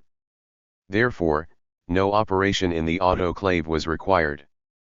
Beginning with number 4 and number 5, which were designated for piloted launches, any deviation from the standard manufacturing process was categorically forbidden. The descent modules for number 4 and number 5 were placed in autoclaves along with the containers. But now it turned out that the flight lids for the parachute containers had missed the deadlines. If anyone remembered what was used in place of the lids and how the containers were sealed, he wasn't telling. When I got interested in the details for the sake of this memoir, it turned out that there were no longer any living witnesses. It has been suggested that, in all probability, the containers were sealed with something, but not tightly. Image credit, RKK Energy Yacht. The original Soyuz 1 and Soyuz 2 cruised during training in early 1967. From left to right are Valery Bykovsky, Alexei Yelisiev, Vladimir Komarov, and Yevgeny Kronov. In other words, it hadn't occurred to the process engineers of Shop Number 1 that volatile fractions formed during the polymerization of the coating might precipitate on the interior surface of the containers, causing the surface to become grainy, bumpy, and sticky. It actually turned out to be beyond the power of the braking parachute to pull the tightly packed main parachute out of such a container. Now the successful tests of parachute systems during airplane drops were easily explained. The descent module mock-ups for these tests did not have thermal protection, they had not been put through the autoclave, the containers remained clean and the force of the braking parachutes had been sufficient to pull out the main parachute. After the first edition of this book was published, I received criticism from a former Shop Number 1 process engineer regarding the scenario, alleging that volatile fractions of the polymerized coating precipitated on the interior surface of the parachute container. We carefully covered the containers or used flight lids. The scenario about the parachute getting glued down should be thrown out. Eduard Ivanovich Korzhenevsky was still alive, and I thought I needed to consult with him once again. Yes, there was such a scenario, he said. But my opinion is that the parachute was so severely jammed into the cramped, rough container that no additional adhesion was required. Flight vehicles number 4 and number 5 were assembled using the very same process.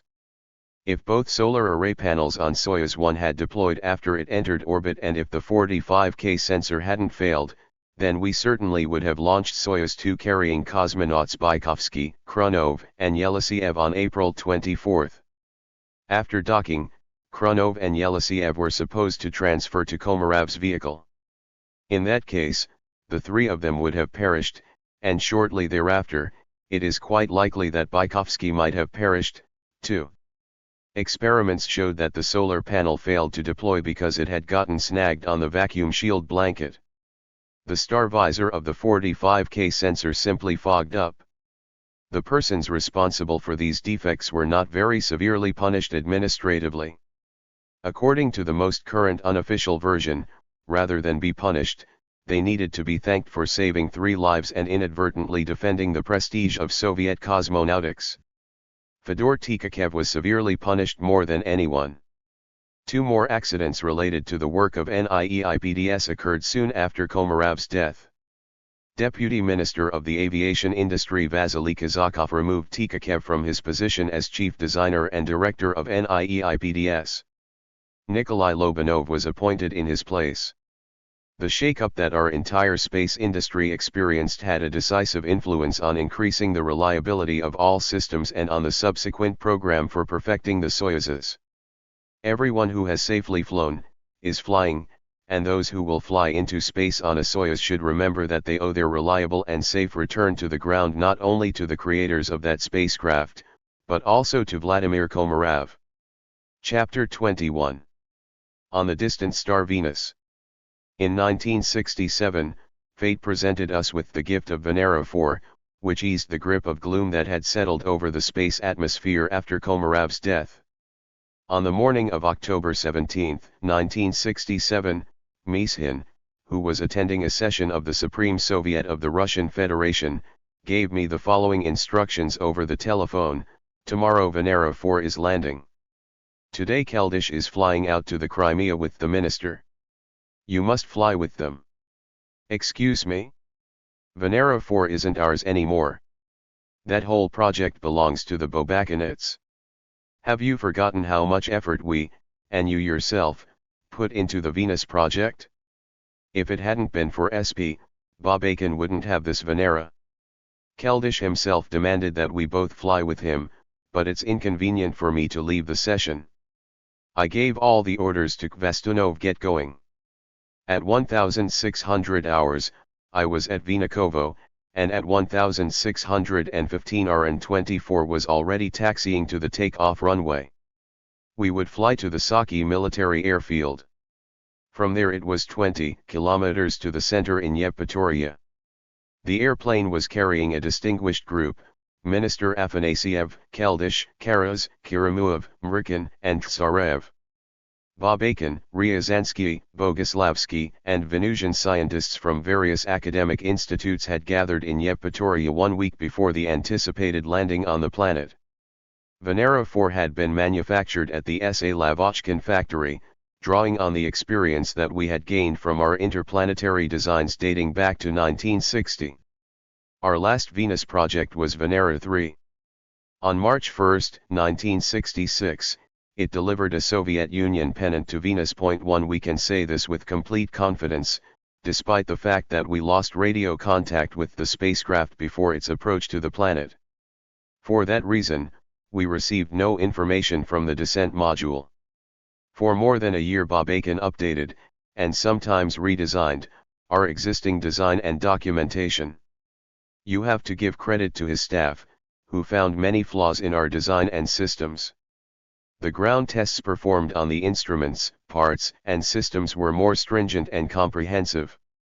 The entire spacecraft was thoroughly examined, with special attention given to the radio complex. Image credit, from the author's archives. Georgy Nikolaevich Bobakin, one of the most famous chief designers of the Soviet space program. As chief of the Lavochkin Design Bureau from 1965 to 1971, he oversaw the major expansion of Soviet lunar and interplanetary programs. He also diversified Lavochkin's portfolio into military space operations by beginning production of buses for Soviet early warning satellites. The enthusiasm with which Babakin's staff began working on the interplanetary automatic stations did not prevent them from handling reliability problems very responsibly. They thoroughly tested an analog of the station flying to Venus. On the analog, they were able to simulate situations occurring on the interplanetary route. On the way to Venus, all the communication sessions and astral corrections went smoothly on this Babakinite interplanetary automatic station. For that reason, those of us flying on the N-24 were confident that at least the separation of the descent module would be recorded. I was apprehensive that the minister would ask me in mid-flight to tell him about the descent program to the planet. But Andrei Kvestunov saved me when he entered the passenger cabin and, smiling broadly, offered us coffee and cookies. When the minister, Keldysh, or the chief designer flew, it was Kvestunov, the commander of our aircraft squadron and a hero of the Soviet Union, who sat in the captain's seat for takeoffs and landings. This procedure had been established while Korolev was still around. For his last 2 years, Korolev flew only with Kvestunov. It wasn't that he had less faith in the other pilots, it was simply the way it was supposed to be. The squadron commander would stake his life on the safety of the flights and reserved the right to be commander during flights carrying distinguished passengers. Kvestunov usually met the chief passengers by the service building at Vinokovo 3. His sturdy physique, cordial smile, and calm report that everything was ready and permission for takeoff had been granted, exuded composure and complete confidence that it could be no other way. For the first hour we were completely engulfed in grey clouds. Somewhere over Kharkov, at an altitude of 7,000 meters, the aircraft broke through the multiple layers of clouds and the orange light of the setting sun burst through the windows. Below us fantastic cloud peaks towered above an endless, multicolored carpet. Keldysh tore himself away from the window and, addressing everyone, he said, "Isn't that just like the landscape on Mars or Venus?" We looked down on the clouds. The setting sun tinted them in red tones. The sky above the clouds was pure and transparent. It changed color from deep crimson at the horizon to ultramarine closer to the zenith. Everyone was captivated by the landscape. Conversations about impending events trailed off. To get from Moscow or Tyuratam to NIP-16, located 10 kilometers from Yevpatoria, our airplanes used a naval airfield near the resort of Saki. The Naval Aviation Command always gave us a warm welcome when we landed and a cordial farewell ceremony when we departed. The road from the airfield to Yevpatoria passed along undeveloped beaches, and after leaving Yevpatoria, it passed through a vineyard. Thus, on the car trips from the airfield and back, we observed life at the resort during all the seasons of the year. Image credit, from the author's archives. A group of flight controllers with the ADU 1000 dish system in the background at the Center for Deep Space Communications near Yevpatoria. That year there was an abundant grape harvest. Clearly they weren't coping very well with it. Masses of grapes were being loaded onto dump trucks and the road was strewn with ripe clusters of grapes for lack of people to gather them up. We got to Yevpatoria by dinner time. The main contingent of Venusians had already gone to bed. Communications sessions with Venera 4 began at 4 a.m.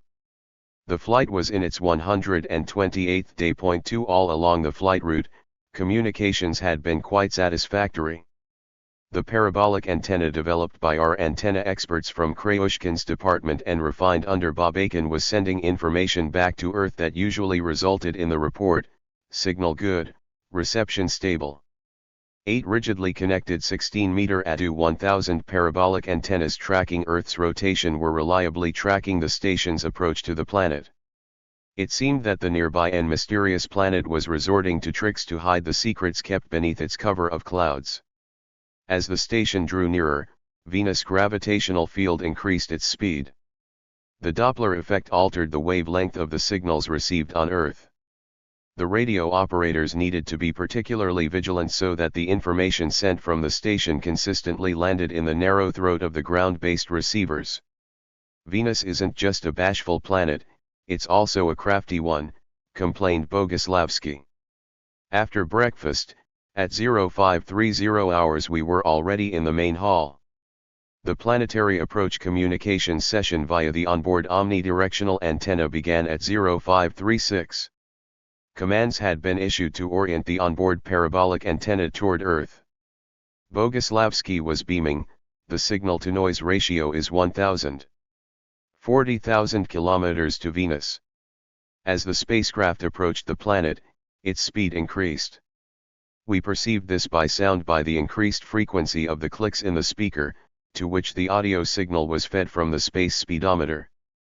In honor of the occasion, we also set up a concise running commentary. 7 hours, 50 minutes Moscow time, 20,000 kilometers to Venus. Reception stable, ratio 1,400. Onboard voltage 14.5 volts. The calculated time for the separation of the bus and descent module was announced 0738 hours.3. When separation occurred, the signal was supposed to disappear. The parabolic antenna would turn away from Earth. After comparing the ballistics expert's prognosis with the change in Doppler frequency, Boguslavsky announced, arrival on Venus is going to be 10 minutes later than the ballistics expert's prediction. We made a correction. One can forgive 10 minutes over a period of 128 days, said Afanasiev. At 0738 hours came the report, separation command. Loss of signal. We have separation. Now the bus would disintegrate and burn up in the atmosphere of Venus, and we would be on tenterhooks awaiting the appearance of a weak signal from the small sphere of the descent module covered with a thin layer of durable thermal shielding. It would enter Venus cloud cover at a velocity in excess of 11 km per second. According to the calculations, the descent module would decelerate to a velocity of 300 meters per second. If the little sphere remained intact, then the jettisoning of the hatch that pulls the parachute behind it would be crucial. If the parachute held up even somewhat, and did not burn up in the hellish atmosphere, we would obtain invaluable information. Babakin called for silence and patience. He advised us that the temperature, pressure, and altitude would be reported virtually in real time by a well-trained group of telemetry operators. At 7 hours, 44 minutes, shouts of elation were heard. We have a signal. We're receiving from the descent module. We have telemetry. Reports come in one after the other. 7 hours, 46 minutes, altimeter reading 28 kilometers, pressure 960 millimeters, temperature 78 degrees. Pressure is increasing rapidly. 8 hours, pressure 1400 millimeters, temperature 114 degrees. 8 hours, 12 minutes, pressure 4.7 atmospheres, temperature 146 degrees. Temperature inside descent module 14 degrees. The radio altimeter has stopped giving readings. Someone noted over the public address system that, it's hard to believe the altimeter now. It's out of kilter. Quiet. We'll sort it out later. Because of the loud running commentary that was interpreting the information being sent from Venus atmosphere in real time, all of us there in the NIP-16 operations rooms felt a rare feeling of involvement in this great discovery. In my mind, I thanked Mishin for sending me here. Tomorrow, no, even today, the whole world would learn about the discovery of this mystery. But we, the ones who had made this discovery, would remain to the world a classified state secret. 8 hours, 18 minutes, temperature 167 degrees, pressure 5.6 atmospheres. 8 hours, 32 minutes, pressure 8 atmospheres, temperature 201 degrees. Temperature in the descent module is rapidly rising, it's now more than 20 degrees. 8 hours, 53 minutes, one pressure sensor went off the scale at 9.3 atmospheres, temperature 250 degrees. Keldysh said in surprise, our planetologists certainly didn't anticipate that the pressure could be that high. Now we won't find out the actual reading at the surface. We should have had another sensor with a greater range. What's Keldysh grumbling about? I thought. I felt that not only I, but all of us, had been caught up in the ineffable exhilaration of this discovery. And how? We were all enjoying the fresh sea air, safe and sound, while at the same time the descent module was plunging into a veritable hellish mass of boiling goop and would soon meet its doom. 9 hours, 14 minutes, 9 seconds, loss of signal. Now the temperature is more than 280 degrees. In the breathless silence of anticipation, Bob Aiken could stand it no longer, and violating established procedure, he declared, "Now it is clear that these flights have not been in vain. No one is going to start planning piloted landing expeditions to Venus." At 0930 hours, once again a shout rang out, "We have a signal. It's clean, no telemetry, no noise, we lost the signal." With that, history's first transmission from Venus ended. What the actual atmospheric pressure reading was at the surface, we simply didn't find out at that time. According to calculations, the descent module was supposed to have been crushed by the external pressure, the value of which it managed to report. One of the scientists ran over to us from the telemetry operators, and gasping with joy, reported, "The primary atmospheric component is CO2. Oxygen makes up 1%. No traces of water. No nitrogen." Our tension was transformed into elation. We began embracing one another, exchanging congratulations. There were orders to accurately process the telemetry, prepare a good meal, and report to Moscow. Now each of us was faced with so much work and so many headaches. But for those few minutes everyone was smiling and walking on air. The restraint ingrained in us by our previous failures prevented us from expressing our feelings of personal and collective happiness any other way. We felt like jumping for joy and roaring with laughter, but in our sober condition this was impossible.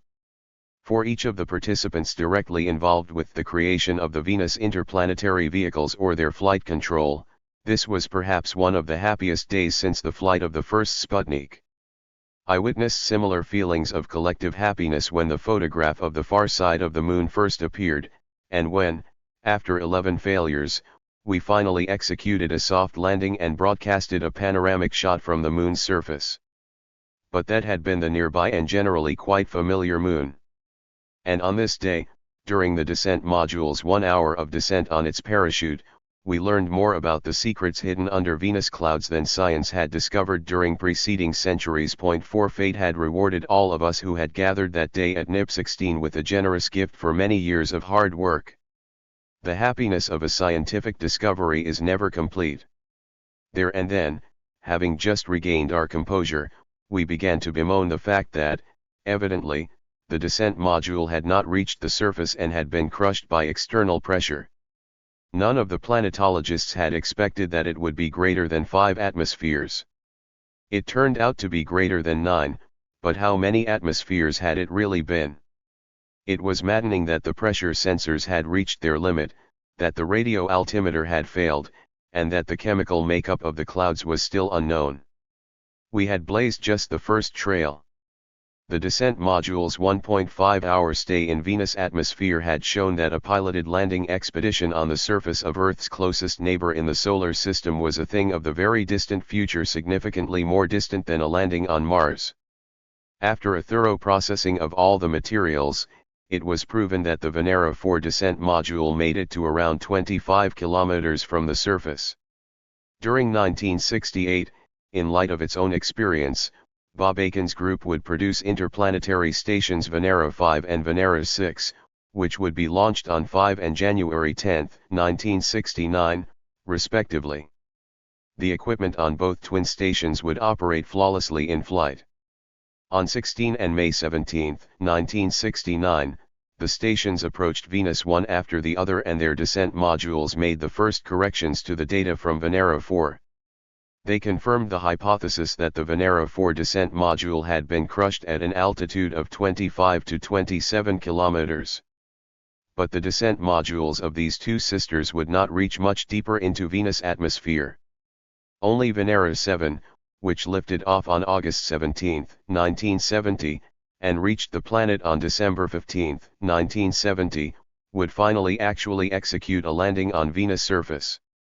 The temperature at the very surface was 470 degrees Celsius and the pressure was almost 100 atmospheres.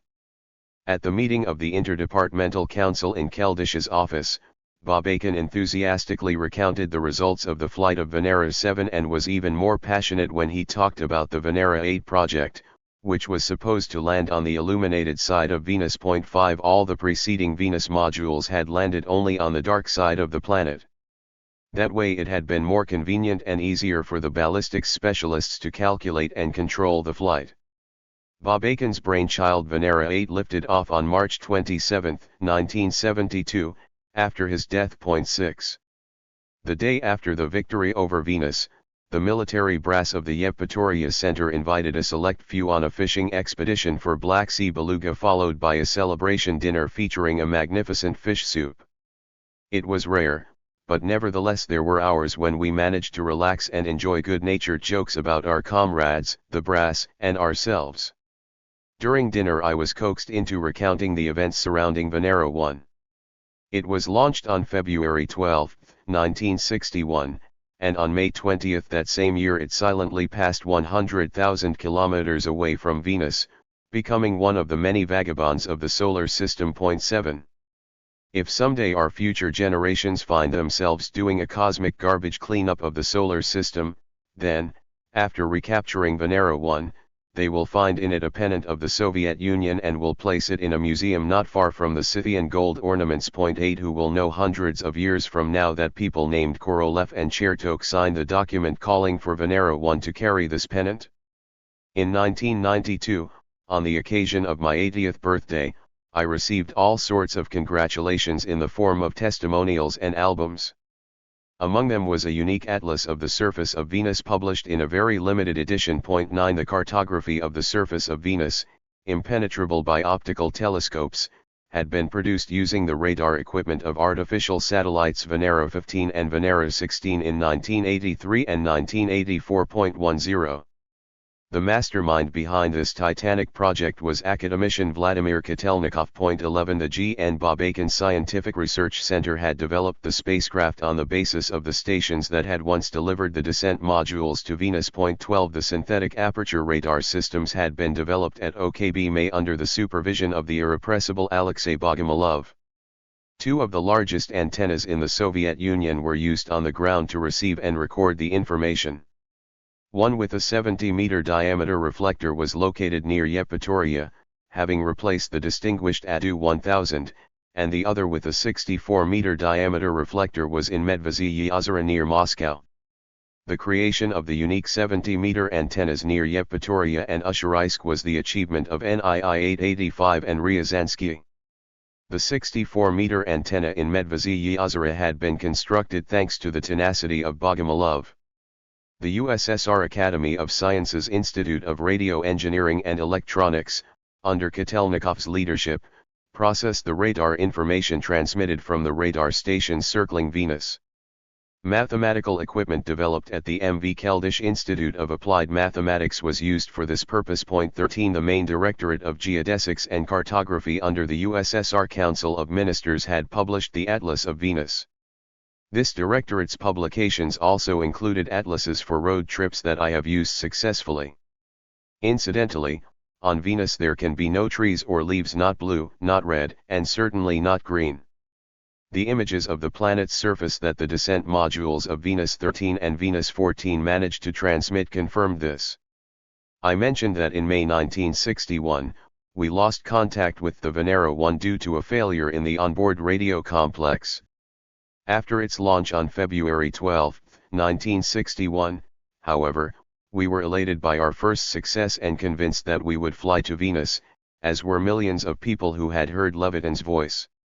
On that occasion, world-renowned astrophysicist Iosif Shklovsky received the urgent order to write an article in Izvestiya, the mouthpiece of the Supreme Soviet of the USSR. 14 In 1991, after the scientist's death, his book Echelon was published. 15 It comprises skillfully crafted novellas. In one of these, entitled On the Distant Star Venus, Shklovsky recounts how his article for Izvestiya appeared under the headline On the Distant Planet Venus. Shklovsky's article was unorthodox in the way it began. Many years ago the excellent Russian poet Nikolai Gumilev wrote, "On the distant star Venus, the sun shines with gold and fire. On Venus, ah, on Venus, the trees have leaves of sapphire." Thus, thanks to our Venus Automatic Interplanetary Station, a scientist mustered up the courage to pay tribute to the memory of a poet who was executed by firing squad in 1921.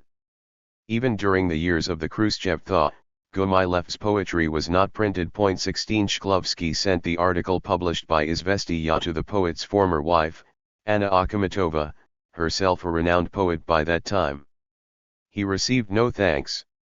It turns out that Gumilev had dedicated the cycle of poems to the blue star to another woman. Studying the Atlas of Venus, I discovered a crater named after a famous Russian woman sculptress Anna Galakina, my wife's dear aunt. 17 I don't know who was responsible, but not far from the crater Galakina on the map of Venus was the crater Akhmatova. By decision of the International Astronomical Union, only female names are bestowed on all geographic formations on the surface of Venus. On the occasion of Galakina's 120th birthday and Akhmatova's 90th, they each received a crater in 1984. On May 5, 1989, the Americans launched the automatic spacecraft Magellan, which became a satellite of Venus. For 2 years, Magellan conducted radar mapping of Venus, encompassing 98% of its surface. Thus, the Americans earned the right to adorn the map of Venus with the names of their own illustrious women. Through their joint efforts, Soviet and American radar astronomers have discovered 543 craters, 42 mountains, 20 plains, 27 canyons, and 16 valleys on Venus. They ran out of names, and the astronomers had to resort to mythology and use the names of ancient Greek and Roman goddesses. Chapter 22. First Rendezvous and Docking. In modern piloted cosmonautics, 3 flight segments are critical. The first is delivery into Earth orbit. The reliability and safety of this segment depends entirely on the launch vehicle. In the history of our cosmonautics, there have been 3 instances of launch vehicle failure. In each instance of failure during the powered flight segment, the cosmonauts' lives were saved by the emergency rescue system. The absence of such a system during the liftoff segment on American space shuttles resulted in the death of 7 astronauts in the Challenger disaster on January 28, 1986. The 7 U.S. astronauts were the only victims of the first critical segment in the 20th century. During the second critical segment return to Earth we experienced 2 catastrophes: the death of Komarov on Soyuz 1 on April 24, 1967 and the death of the Soyuz 11 crew on June 30, 1971. On February 1, 2003, the U.S. lost the 7 astronauts on the shuttle Columbia during the descent flight segment. The third critical flight segment, rendezvous and docking, has yielded a great deal of experience in terms of off-nominal situations during the 40 years since the first attempt. 1. However, mishaps during rendezvous and docking have never resulted in disasters, even when a spacecraft ended up colliding with an orbital station. 2. After 1957, we became accustomed to achieving world firsts in cosmonautics. Nevertheless, 10 years later we were not confident that we could pull off the world's first fully automatic rendezvous and docking of 2 unpiloted Soyuz spacecraft. A sober reliability assessment showed that the chances for success were 50/50. It was a gamble. The Americans, who had begun rendezvous experiments with their Gemini spacecraft in connection with the lunar program, were breathing down our necks. According to open publications, astronaut participation was an essential requirement of the American rendezvous and docking process. Traditionally, we began our design process on the premise that the process would be fully automated. It was a principle that had been established beginning with the first Vostok. In his distant romantic youth, Korolev himself had flown gliders and obtained a pilot's license.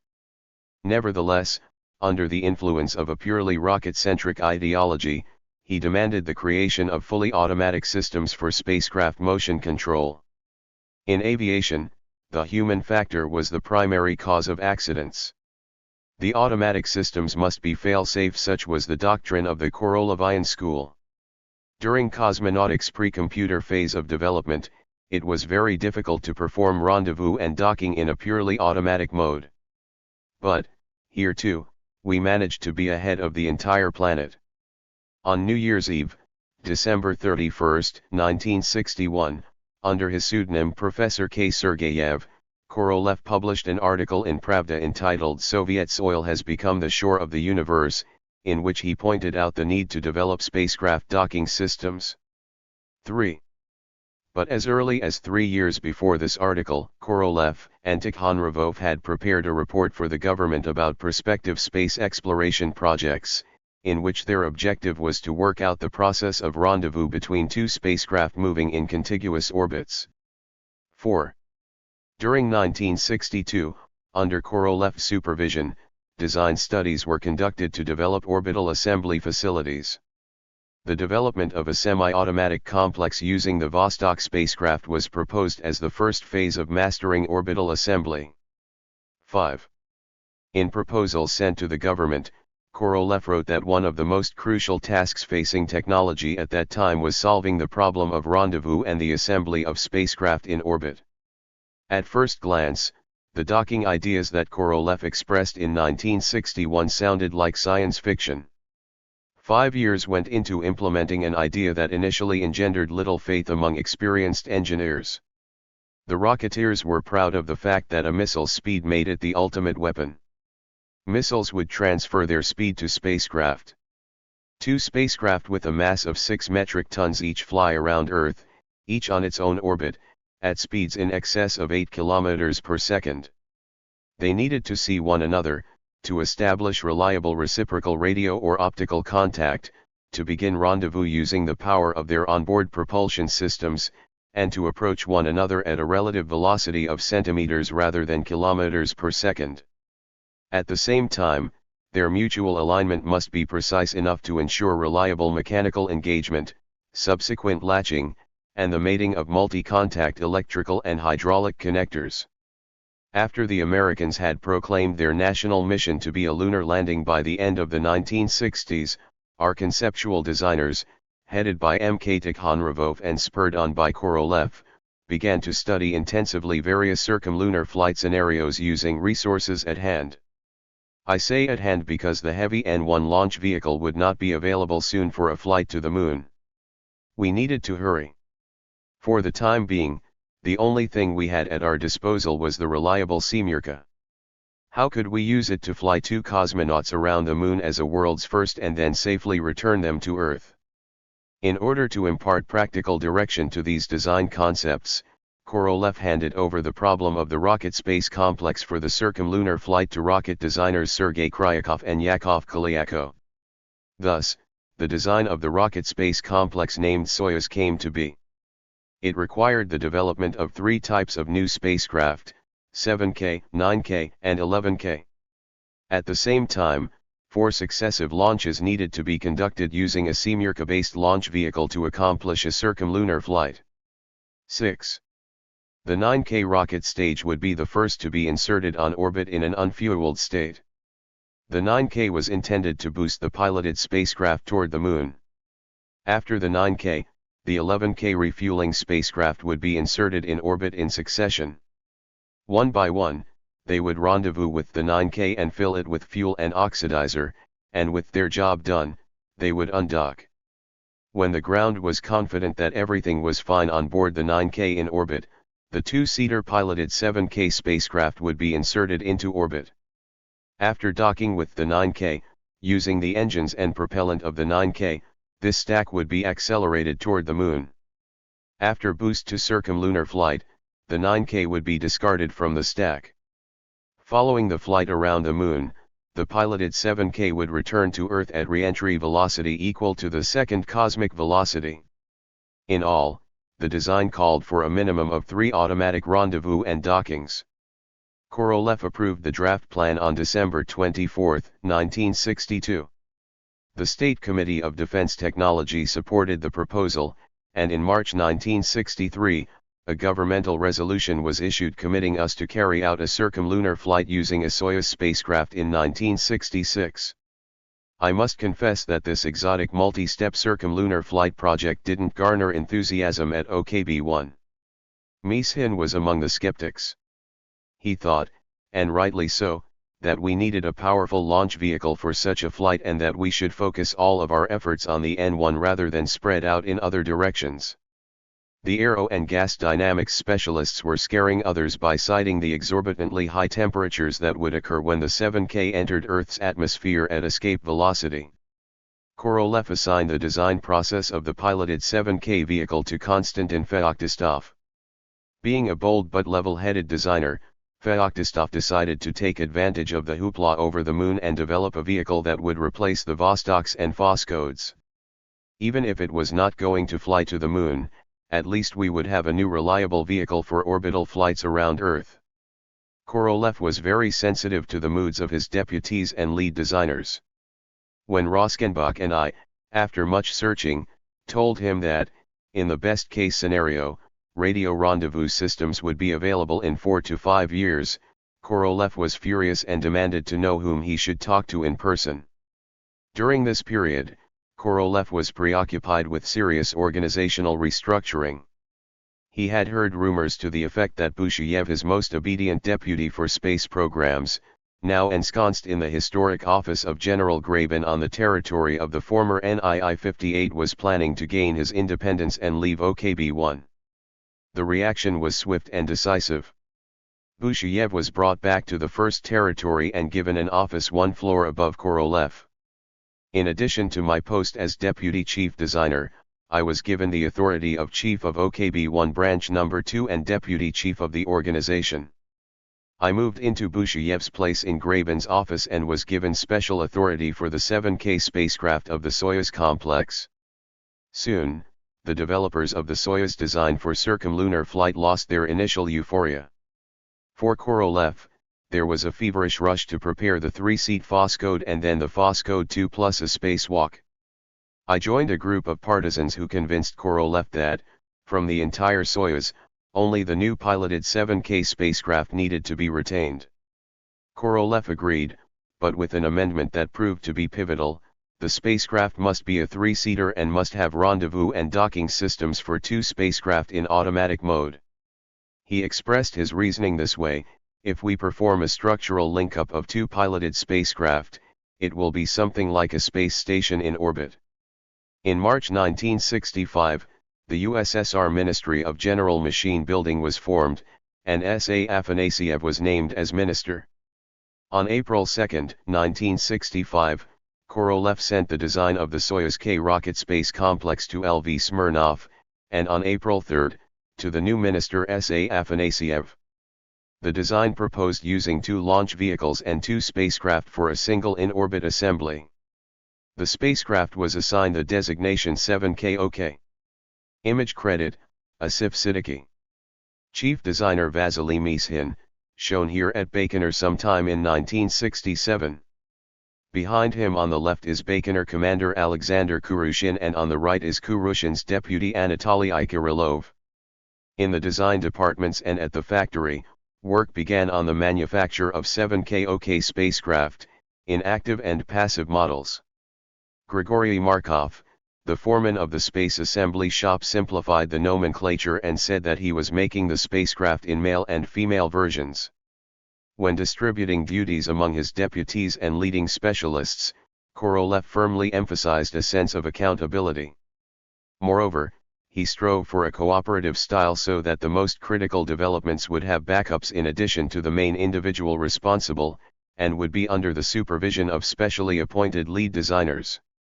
Korolev split the responsibility for the research and development of the rendezvous process between his 2 deputies, Vasily Meeshin and me. In this case, we supervised each other. Meeshin watched over the ballistics service, headed by Sviatoslav Lavrov at OKB-1. The ballistics specialists were responsible for far approach. The ballistics specialists determined the date and precise time of the launches for the segment, processed the ground telemetry station's orbital parameter measurements as rapidly as possible, and drew up projections for each orbit. They determined the radio communication zones and developed the orbital correction program for each of the two approaching spacecraft. In the far approach segment, the rendezvous of the spacecraft was controlled by instructions from command and measurement complex ground stations. The ballistics specialists calculated the magnitude, place, time, and direction of the correction burns. The services subordinate to MESHIN performed this work jointly with the NII-4 and NII-88 ballistics centers and the Academy of Sciences OPM. Historically, a friendly cooperation had developed between the ballistics experts of OKB-1 headed by Ilya Lavrov, the Ministry of Defense NII-4, where Colonel Pavel Ilyasberg was in charge, and the Academy of Sciences OPM, where Dmitry Okhotsymsky's young team worked enthusiastically under Keldish's supervision. After checking each other's calculations, and time permitting, sending reports to the chief designer, the ballistics experts issued the baseline data for the execution of the next correction to the services subordinate to me. When Korolev was no longer with us, the decision to carry out the ballistics experts' recommendations was made by the operations group, located at the control post in Simferopol at NIP-10 for the lunar programs or the control post in Yevpatoria at NIP-16 for the flight programs of the first Soyuzes and their rendezvous. The control systems departments subordinate to me were responsible for implementing the ballistics calculations for orbital correction.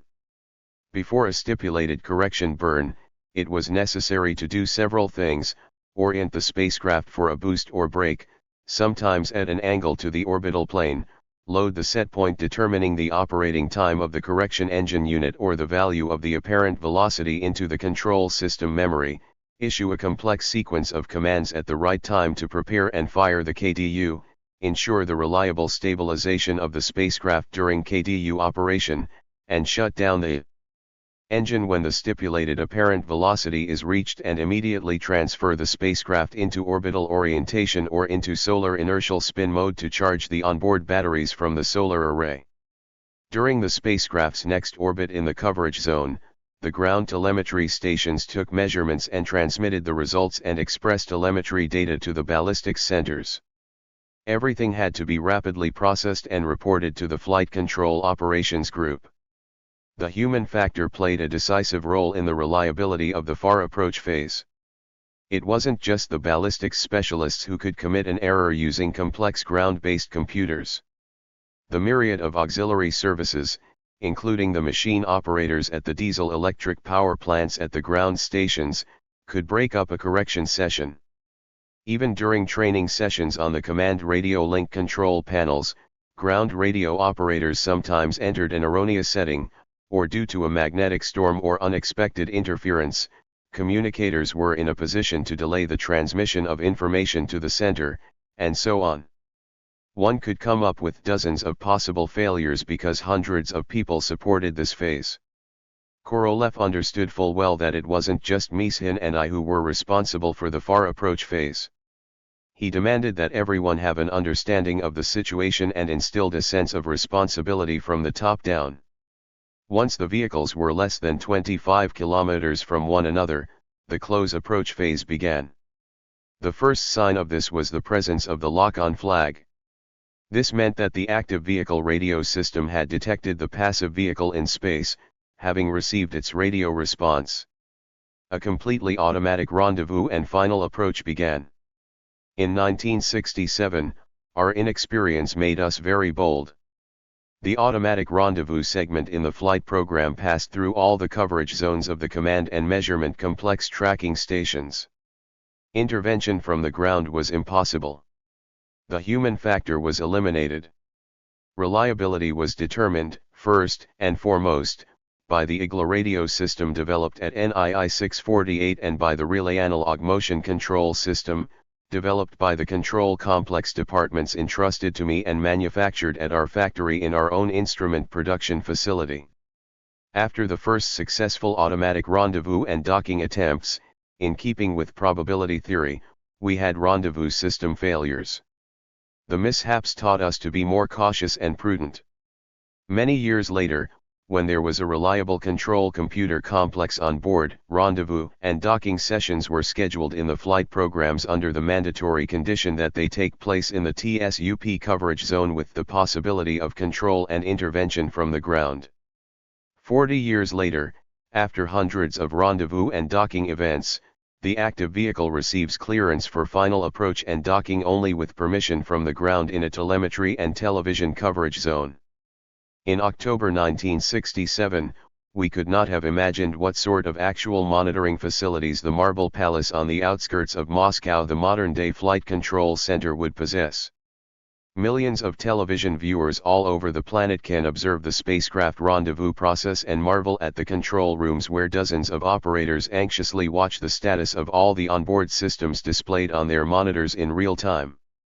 In Yevpatoria at the NIB-16 Control Center, the GOGU sat at a table covered with dozens of field telephones. And just think, it controlled both the flight to Venus and the docking of the first 7 KOK vehicles, named Soyuzes. The voyage to Venus, which was unusual in that it offered us new experiences, lasted just 4 hours. The applause, congratulations, toasts, and touching goodbyes with the departing Bobakinids died down. We needed to get back to the Soyuzes. The next day, right there at the Yevpatoria tracking station, we would have to immerse ourselves in the workaday business of preparing for the flight control of 2 unpiloted 7 KOKs, vehicles number 5 and number 6.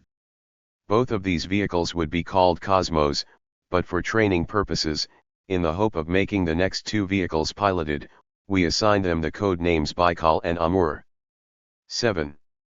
Despite the experience we had already gained, preparing these vehicles was difficult. After Komarov's death, extensive modifications had been made on all the systems. Now, more test procedures were performed at the control and measurement station, especially at the engineering facility, and they had been made more stringent. Many glitches occurred with the modified parachute system during the airplane drops in Feodosia. The military representatives and the developers themselves were particularly attentive to any glitch involving the descent and landing systems. On October 16, the State Commission made the decision for the first launch during the period from 25 to October 27. Reporting at the State Commission, without any prior discussion with anyone, Mishin suddenly announced that the primary objectives of the joint flight of the 2 unpiloted 7 KOK spacecraft would be to test the reliability of all the systems, including the modified parachute system, and to execute maneuvers for rendezvous, but there would be no automatic docking mission. To the great satisfaction of Marshal Rudenko, General Kamenin, and the cosmonauts, Mishin said that we would practice final approach and docking during subsequent piloted launches. This made Armen Natsakanian want to attack Mishin, but I held him back, explaining my position. 8. It wasn't appropriate for me to argue with the chief designer on the State Commission. Image credit, from the author's archives. Armen Sergeyevich Natsakanian was chief designer of NII 648 from 1953 to 1977. He was the main architect behind the Igla and Kurs rendezvous radar systems installed on Soyuz spacecraft. If there were no serious glitches on the active vehicle after checking out its systems on orbit, and if the second, passive vehicle was inserted into orbit, then, being part of the main operations control group as the technical chief, I would be able to persuade everyone necessary to take the risk. For this, all we would need to do would be to prepare a program at the 2 ground telemetry stations to supply power to the Igla radio system and switch the control system to rendezvous mode. Upon issuing our command from Yevpatoria, without seeking permission, we would start up these programs on both vehicles. And after that, it would be up to the Igla system. If docking were to fall through, we would be able to claim that no such mission had been assigned. And if a miracle were to happen, then the victors would not be judged. Thus, the wolves would have their bellies full and the sheep would be unharmed. From the very beginning of the training sessions in Yevpatoria, Agadzanov and Trigub supported me, and accordingly, we tasked the ballistics, control, and analysis groups with ensuring the program provided for the express analysis of information and the actions of all services to activate rendezvous mode. Having been taught by the bitter experience of the previous Soyuzes, we drew out the program so that we could thoroughly check out everything necessary for the rendezvous system, and only after this would we risk going for rendezvous. The active Amur was supposed to fly solo for almost 3 days. After this, we were to send our findings about the status of its systems from Yevpatoria to the State Commission in THIRD-WORLDISM. If, in accordance with the ballistics experts' forecast, Amur's orbital correction guaranteed that it would fly over the firing range launch site during its 49th orbit, then the Baikal launch would take place. The end of the third day and the beginning of the fourth would be the most stressful. During the minutes after Baikal's entry into orbit, the ballistics experts would have to determine its parameters, and GOGU would have to make the decision whether to go for rendezvous or execute an additional maneuver. Throughout the entire flight, it would be necessary to keep a particularly close watch on the consumption of propulsion fluid and the recharging of the batteries from the solar arrays. We conducted the first training session on controlling the unpiloted Soyuz pair on December 19. Besides me, the managerial octet included Agadzanov, Trigub, Roskenbach, Bolshoi, Rodan, Starinets, and our first cosmonaut, Gagarin. For the upcoming launches it was not necessary to see off the cosmonauts, and, as of the first day of the training sessions, Gagarin decided to take part in the operations at the control center. With a guilty smile, he confessed that when it came to Soyuz flight control, especially during the rendezvous and docking segments, he felt like he was out of his element. We understood quite well, the deputy chief of the Cosmonaut Training Center and GOGU member could not be a passive observer. It did not fit with his active nature. 9. The training sessions, finalizing the documentation, talks with the test range, identifying new glitches, and developing the appropriate recommendations took each of us 10 to 12 hours a day. To regain our focus after heated arguments and analysis of various situations, we would take strolls to the seaside. We referred to this practice as a sea air brain purging operation. Gagarin accompanied me on one of these purging sessions. After Komarov's death, he worked for 2 months on the Accident Investigation Commission and still hadn't been able to come to terms with what had happened. Like me and our other comrades, the same unanswered questions tormented Gagarin. Why had we all his commanders and the chief designer, the minister, and the VPK, and Gagarin himself decided on a piloted launch after having 3 failed unpiloted launches in a row before that? Now we were going to act sensibly. We were preparing to fly 2 unpiloted vehicles at once, in which the errors of the preceding ones had been taken into account. Even if we might be unable to dock them, at least we might be able to test controlled descent on one of them and the modified parachute system on both of them. The program that we are preparing now should have been implemented before Komarov.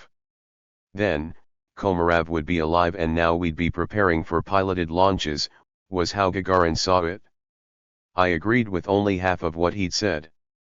True, Komarov would be alive, but vehicle number 4 certainly was doomed in any case. If it had been unpiloted, the APO system would have blown it up because there was no way to return it to our territory. It had been able to land on our territory only because Komarov was on board and he had oriented it before executing the braking burn. If the APO system had been triggered on an unpiloted 7KOK number 4, not knowing there was a fundamental defect in the parachute system, we would have launched a cosmonaut on vehicle number 5, and most likely, the end would have been just as tragic. Now we had wised up. If just one of the 2 unpiloted vehicles were to fulfill the entire program that we had prepared, then we could confidently prepare piloted launches. Meanwhile, gloomy news had come to us from the firing range about a streak of bad luck during tests at the engineering facility. First, the cables in the power supply system burned up after the polarity in the test equipment got mixed up, and then, while fueling the SKD tanks on vehicle number 6 with propellant at the fueling station, the membrane in the propellant valve burst when a false command was issued to the pyro cartridges. On October 24, the State Commission and all the requisite chiefs finally flew out to the firing range. Mishin telephoned from Moscow and instructed us to be ready for launch no later than October 27. On October 25, Gagarin wistfully announced that he had to leave us. He had been summoned to the firing range to take part in a celebration for the builders. "You see," explained Gagarin, "I can't say no. The builders have to be honored, but my real work suffers." One can say without exaggeration that Gagarin was the most famous individual on the planet. Every schoolboy knew who Gagarin was. At the same time, he had absolutely no say over his own time and his own actions. He was given instructions to participate in a myriad of domestic and foreign social and political events. Where he should fly, where he should speak, whom he should receive, all of this he was ordered to do. And now he wasn't even given the opportunity to spend another 2 days with us before the launch to gain experience working at the Flight Control Center. On the morning of October 27, we received the order to report to the State Commission about the complete readiness of GOGU and the entire command and measurement complex. At 0800 hours, T-4 hours was announced. At 1230 hours, with an error of 0.02 of 1 second, 7 KOK vehicle number 6 was launched from site number 31. TASS was notified of its name, yet another Cosmos, Cosmos 186. Before the launch, it seemed that there were a lot of lounging around among us who had flown in to have a stroll along the seaside. Now the area seemed deserted. Everyone scattered to their workstations, as happens on ships when the crew is given a call to battle stations. On the second orbit we confirmed that the solar arrays and all the system's antennas were deployed. Roskenbach reported that the spacecraft had stabilized normally, and that it was in solar inertial spin mode. Gallon and Sorokin were able to verify the integrated modes of the long-range radio communications system, orbital parameter measurement, telephone, and television. 10. Everything was working. Solar current was normal, the buffer batteries were charging, and even the usually fretful thermal engineers announced that there had been no glitches. During the fourth orbit, settings were entered to test the main approach and correction engine and stabilization using the docking and attitude control engines. Everything worked out. The first day ended with optimistic predictions. For purposes of breaking in, to gain real experience in the flight control of a spacecraft as complex as the 7KOK, the first day of actual flight proved more effective than the training sessions of the 8 previous days. Trouble started on day 2. Orbital correction during the 17th orbit failed. Once again, the Sun-Star sensor let us down. Then we began to have malfunctions while loading settings into the DRS system. Another attempt at orbital correction during the 31st orbit failed due to a delay in issuing baseline data to the NIP. On day 2, the ionic orientation failed, falling into ion pockets. But one way or another, after 3 almost sleepless days, we brought Amur into a mode that was suitable for a rendezvous with Baikal. The third day ended in suspense awaiting the launch of Baikal. Baikal lifted off successfully from site number 1 several 10 ths of 1 second past 1112 hours 46 seconds on October 30. TASS was informed that Cosmos 188 had been launched.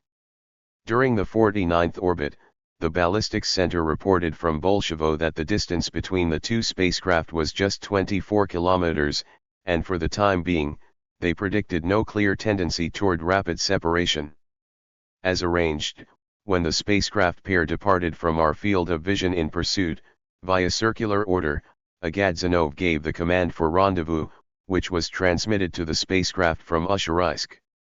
I managed to report our initiative to Mishin and Kirimov at the firing range, but instead of the anticipated tongue lashing, I was applauded. Both vehicles departed from the coverage zone for commands and observations, and somewhere over the ocean, without our assistance and monitoring, they would attempt to rendezvous. All we could do was wait and speculate. And the speculation began. No one was patently optimistic. A significant majority were pessimists. It's impossible to dock on the first try without monitoring and assistance from the ground. Tempered by research and development on air defense missile systems back in the 1950s, Yakov Isayevich Trugub reassured his colleagues, "Why are you all so worried? These complex systems aren't supposed to work the first time around. And nobody is going to hold it against us."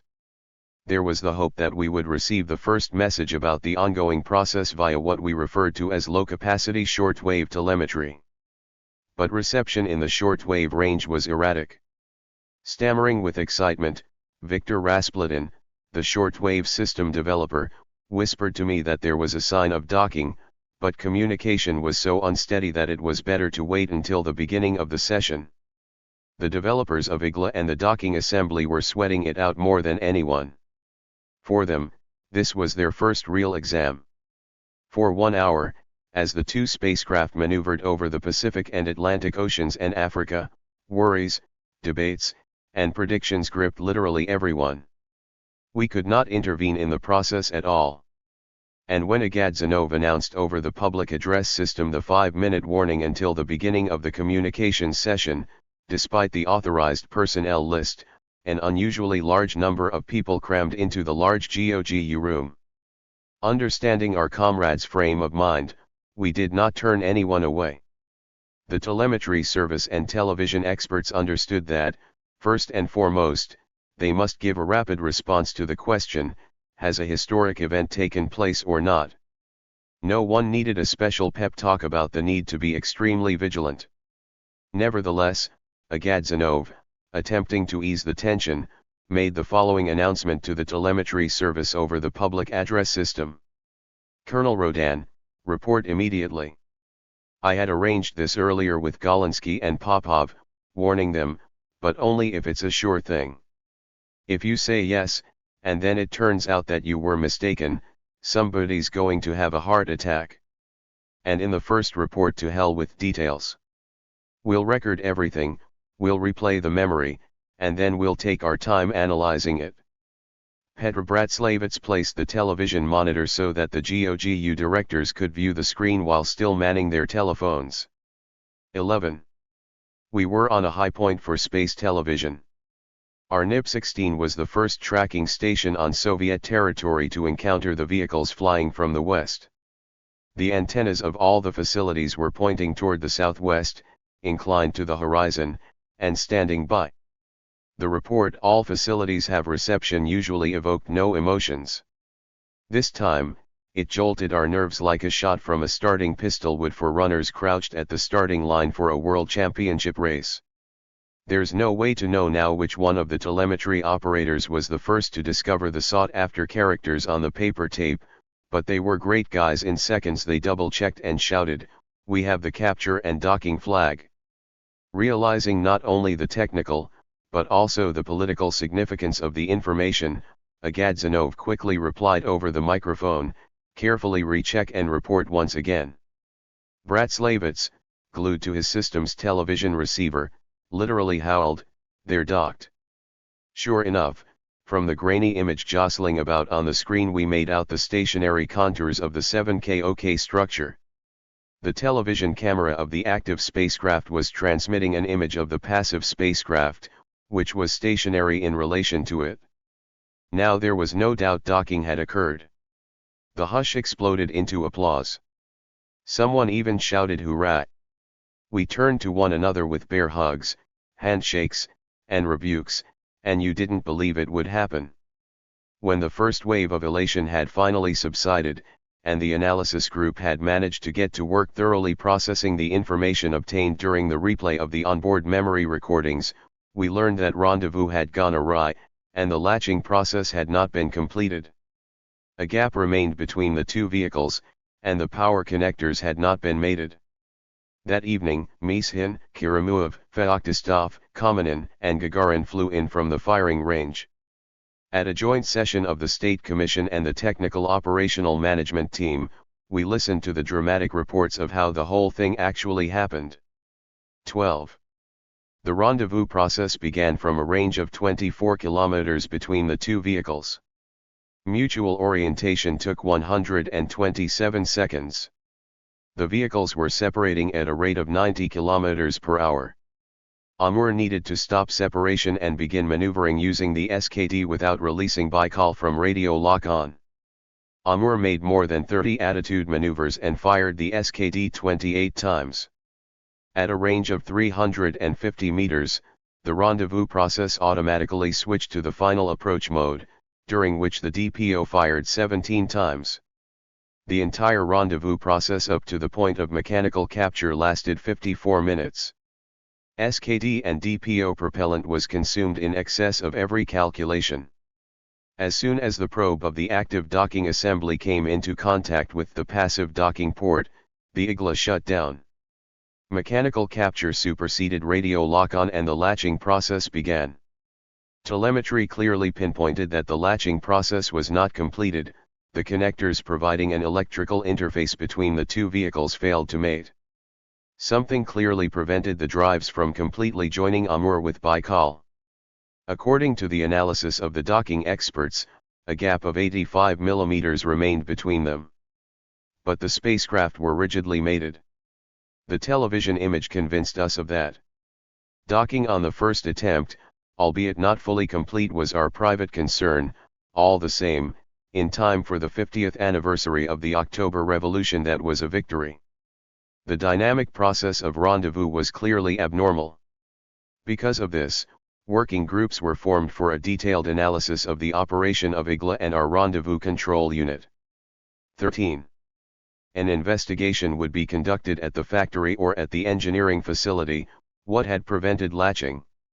It was risky to fly for a long period of time in a not fully docked condition. After 2 orbits, the undock command was issued and we began to observe the television image of the process of the spacecraft's slow separation. Now our concerns turned to preparation for the spacecraft's return to the ground in the guided descent mode. However, once again the 45K optical sensor was displaying erratic operation. Lighting conditions were clearly jamming the star signal and we couldn't set up the spacecraft to begin a guided descent. After the triumphant docking, we had once again hit a streak of bad luck. On October 31st, during the 65th orbit, Amur made a soft landing in ballistic descent mode. We needed to verify the reliability of controlled descent. We tinkered with Baikal for another 24 hours trying to understand what was going on with the star sensor. Realizing that we couldn't rely on it on this spacecraft either, we made the decision to perform orientation for descent using the ionic system. We still had enough propellant for all sorts of experiments on Baikal, but Karamuov and Mishin, inspired by the congratulations from the Central Committee and Council of Ministers, insisted that we finish up our production in space and bring the spacecraft back to Earth by any means. On November 2, after somehow setting up the spacecraft using the ionic system, the commands were issued to start up the descent cycle programs. The ionic system slipped up somewhere in the Brazilian magnetic anomaly, and the braking burn sent the spacecraft toward Earth on a long, flat trajectory that emerged beyond the limits of the authorized corridor. The APO system destroyed 7KOK vehicle number 5. This time our tracking system and the anti-ballistic missile system closely monitored the descent module's descent trajectory. The vehicle was blown up after it passed over Irkutsk. Had there been no APO system, it might have landed 400 kilometers east of Ulan-Ude. On November 3, we boarded our planes and flew from the Crimea to Moscow. On November 1, Pravda published the following greeting: "We scientists, designers, engineers, technicians, and workers who took part in the development and launch of the 2 satellites, Cosmos 186 and Cosmos 188, report the successful execution of the world's first automatic docking and undocking of 2 spacecraft on orbit.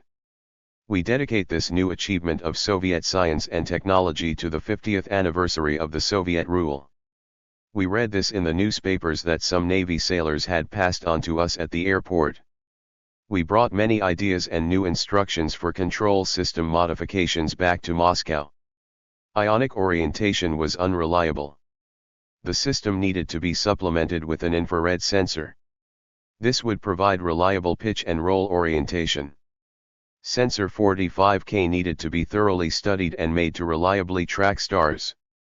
The most difficult thing was to figure out how to modify the igla and bus in order to refine rendezvous dynamics.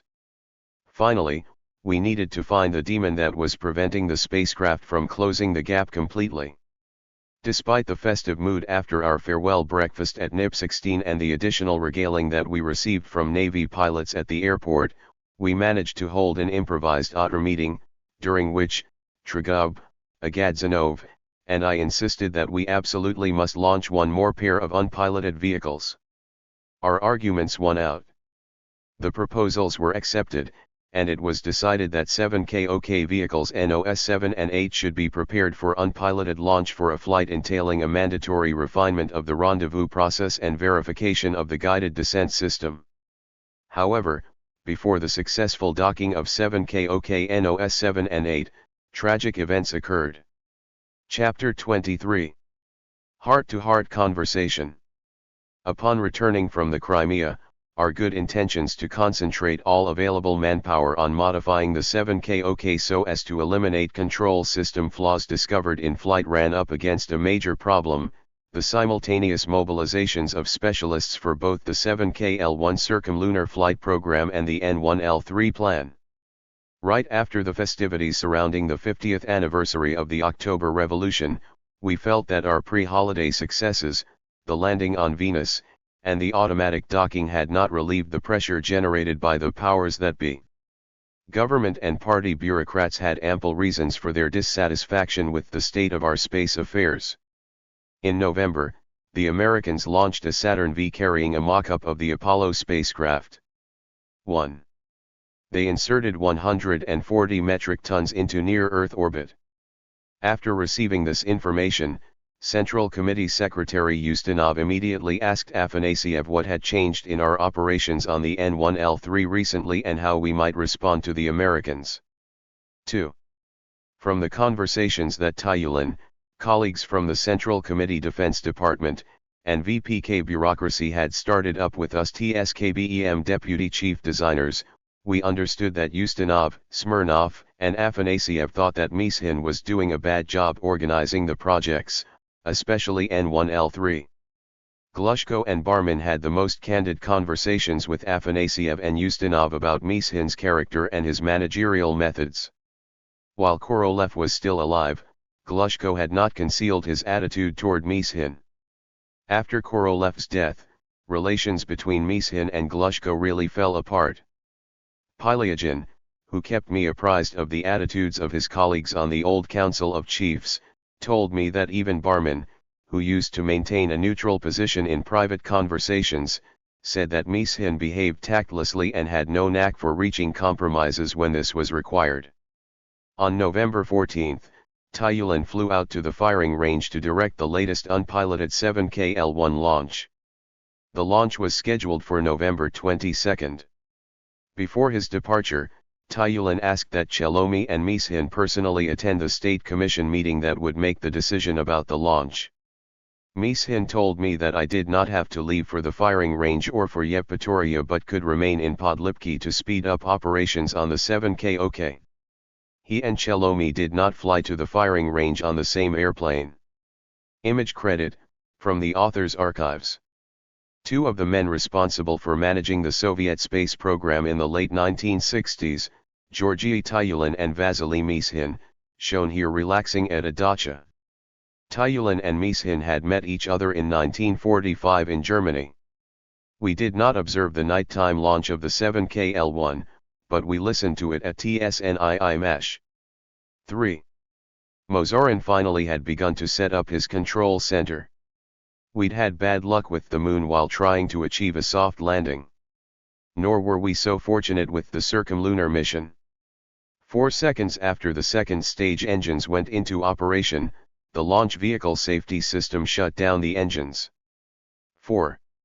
Based on the preliminary data, Chief Designer Alexander Konopatov, who headed the Voronezh OKB after Kosberg's death, pled guilty. The launch vehicle filled with its corrosive propellant components fell 300 kilometers from the launch site. However, every cloud has a silver lining. Our emergency rescue system worked flawlessly. The spacecraft landed safely, having flown several kilometers away from the toxic vapors. This was now the fourth failure in our joint circumlunar flight tests with Chelomi. 5. On December 1, Afanasyev, whom the Council of Ministers had appointed as chairman of the Lunar Council, held its first real business meeting. In essence, as head minister, the VPK had saddled Afanasyev with a significant share of the responsibility for problems with the lunar landing program. The primary task of the Lunar Council was the N1L3 program. In behind-the-scenes office conversations, Ustinov and Smirnov were given credit for creating the Lunar Council.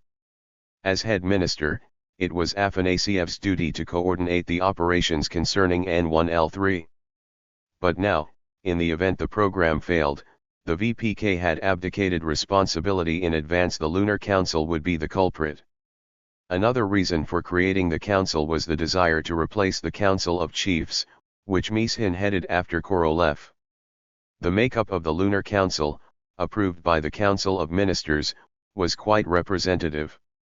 Its members included Marshal Nikolai Krylov, Marshal Sergei Rudenko, ministers of the aviation, defense, and radio industries, all the main chief designers, Academy of Sciences President Mstislav Keldysh, and VPK Deputy Chairman Georgy Pashkov.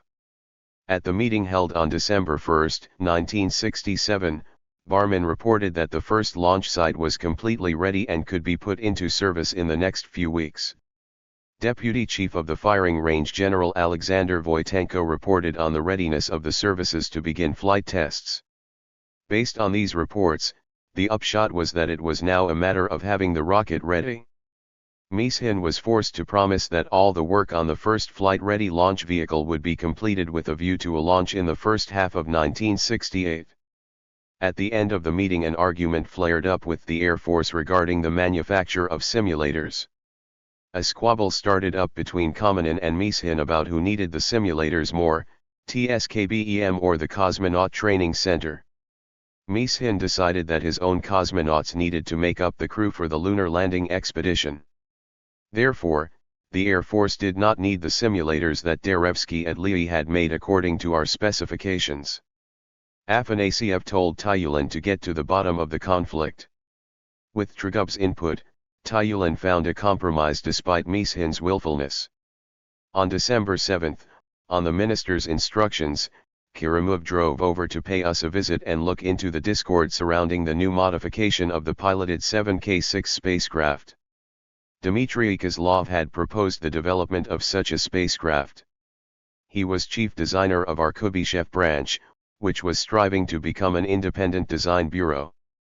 The Air Force and rocket forces put aside their internal conflicts and unanimously supported Kozlov so as to facilitate the creation of a piloted spaceship that could be used exclusively for military purposes.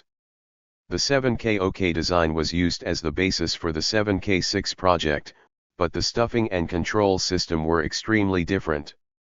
It was assumed that the 7K6 would be able to perform visual intelligence gathering, photographic reconnaissance, execute maneuvers for rendezvous, and in the future it would be able to be used to destroy a potential enemy's spacecraft. 2 years after work had begun on piloted vehicles for military use, Kilomi's Almaz and Kozlov's 7K6, Mishin proposed halting these projects. 6. I must say that Mishin's deputies and our leading specialists supported him in this local war. We did not want to lose our monopoly in piloted spaceflight. The arguments against the 7K6 were rather convincing. Why duplicate the 7K? We were capable of modifying it and performing all the requisite military tasks on the very same vehicle. If the general so desired, we were even prepared to place guns on the spacecraft. As regards the Almaz orbital station, this was Kilomi's expensive and futile undertaking. A piloted orbital station for intelligence gathering was not necessary. The automatic systems that Kozlov was producing were capable of performing all the tasks. Mishin depended on Kirimov's support in the arguments about the 7K6. But when it came to the Almaz, I was trying to persuade Mishin not to fight and criticize Chelomi because he was our ally for the circumlunar flight. Moreover, coming out against the Almas threatened to strain our relations with the Minister of Defense. 7. We need to seek unity with Chelomi, I convinced Mishin. Discussing these problems with Okapkin, Busheyev, and Tragub, we reached the conclusion that clouds were gathering over us, not only because of the disruption of the circumlunar flight and N1L3 programs, but also because of Mishin's belligerent behavior. We had received warnings from good friends in the offices of the Ministry, the VPK, and Central Committee that an execution was looming. In the process of signing off on the changes that we had introduced to the 7KOK for the upcoming launches, I met with Alexander Mrkin, who had finally attained the long-deserved rank of general. After talking business, he switched to a confidential tone and requested permission to ask a question, warning me in advance that if I didn't want to, I didn't have to answer, that he would not be offended. The question had to do with my relationship with Mishin. I replied that I had known Mishin since before the war. He and I had always had a good rapport. We rarely had conflicts and only on technical problems, for example, a conflict about the development of the onboard digital computer. We had differing points of view on that problem. Mishin had taken Korolev's place because all of his deputies and the OKB-1 party leadership, myself included, had written a letter to the Communist Party Central Committee. Mrkin said that he had always valued my opinion highly, but in this matter it seemed to him that an old friendship was preventing me from making an objective assessment of the situation developing around Mishin. Mishin was uncompromising. He ruined relations with other chiefs for no reason. He allowed himself to say things that were demeaning to others. Mishin considered himself an absolute authority not only in technology, but also in missile strategy. Without having delved into the military's demands, he proposed putting a halt to operations on the 7K6, despite the fact that a government resolution was issued calling for its development. And he didn't want to listen to people with different points of view. I had to agree with Mrkin that after Korolev's death, after Mishin's confirmation as chief, and his election to the academy, his shortcomings in interpersonal relations had become more obvious. My relationship with Korolev was very complicated, said Mrkin, but no matter how much we disagreed about something, ultimately we were able to compromise. Mishin sometimes takes absolutely irreconcilable positions for no good reason. This is not just harming him, but TSKBEM as a whole. Regarding 7K6, I noted that this wasn't just Mishin's personal position, but also that of other specialists of ours, including me. In my opinion, we didn't need such a variety of piloted vehicles. Now that the Americans were so obviously outpacing us in the lunar program, it was all the more important for us to concentrate all of our efforts on developing a reliable 7KOK orbital vehicle, further perfecting it, and testing systems for lunar vehicles on it. I told Pylyagin and Ryazansky about my conversation with Mrkin. Out of the old sextet of chiefs, only they had remained on normal, friendly terms with Mishin. They both warned me that there were signs of reprisals in the offing against us. In Ryazansky's opinion, we would be flogged along with Mishin for any transgressions, but it was unlikely anyone would be removed from the job. Afanasyev wouldn't mind replacing Mishin, but without Ustinov's blessing, and then that of the Politburo as well, he couldn't do that. Ustinov won't agree to replace Mishin now because he was a hostage to the N1L3 program. If the program failed, they'd be able to pin all the blame on him and on our firm. If there were a setback with the N1, Mishin would be responsible. If they removed him, then who would take the rap? One thing is clear: no one is going to turn to the Politburo with personnel issues now. Pylyagin was more optimistic. In his view, the Ministry, the Central Committee, and the VPK were so wrapped up with us by obligations, promises, and decrees, that as long as there is no regime change, they will thrash us, but no one will venture to replace the chiefs. In January 1968, a meeting was held in the Central Committee during which a harsh conversation took place with our minister. Afanasiev decided to convey us his own interpretation of part of what had been said to the ministry while also providing us with his organizational findings. On the morning of January 23, 1968, Mishin called together his main deputies and warned us not to run off. The minister would be coming by to have a serious conversation with us. We had been expecting this encounter, but had hoped that we would be allowed another 2 or 3 months to work calmly in order to finally execute a successful circumlunar flight, if only in an unpiloted mode, and to nail down our success with the 7KOK and confidently begin a series of piloted Soyuz launches. The N1L3 hung over us like the sword of Damocles. Here, it would be very difficult for us to make excuses. It was useless to ask for an extension of the deadlines, they were automatically slipping to the right. Afanasiev arrived accompanied by Tyulin, Litvinov, and Kirimuov. He began his speech saying that he had decided to make clear to us Ustinov's opinion and the mood that dominated the Politburo. After our rise in space, we have been experiencing a continuous fall. We are in a very serious situation. The Politburo no longer believes our promises. Very many organizations are just spinning their wheels. Your factory number 88 isn't busy. Everyone is trying to invent and remake his system without factoring in production stock and outside experience. Nobody has any respect for his or her own words and promises. There isn't a single decree that hasn't missed its deadline by a year, 2 years, or even more. Things are going very badly in the space field, and especially where Comrade Mishin is concerned. We are like a rabbit facing a boa constrictor. It is the duty of all of us to correct Chief Designer Comrade Mishin. We respect him as a scientist, but he must also consider other people. Many of them understand as well as he does, but he doesn't want to listen to them. In the US they are working day and night on the Apollo program. They complain that the lunar module schedule has been disrupted by 80 hours. We find that amusing. Our schedules are disrupted not by hours, but by hundreds of days. You at OKB1, the head organization, need to make a turnaround, and right away. 8. Mom views you as an organization that is operating very poorly.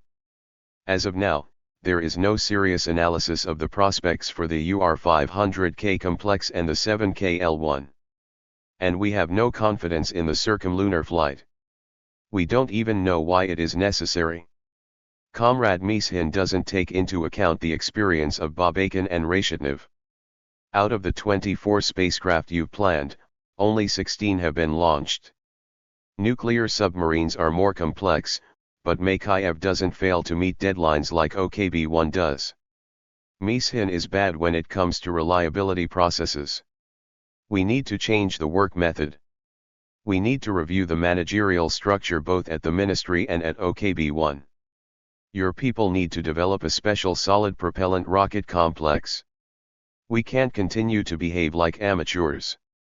The 7KOK, L1, and L3 programs are constantly changing. You're being given tremendous resources, and you're driving the entire country into a dead end. The Politburo has instructed me to review the space program yet again and make things happen faster. In the US, Saturn V is moving along without a hitch.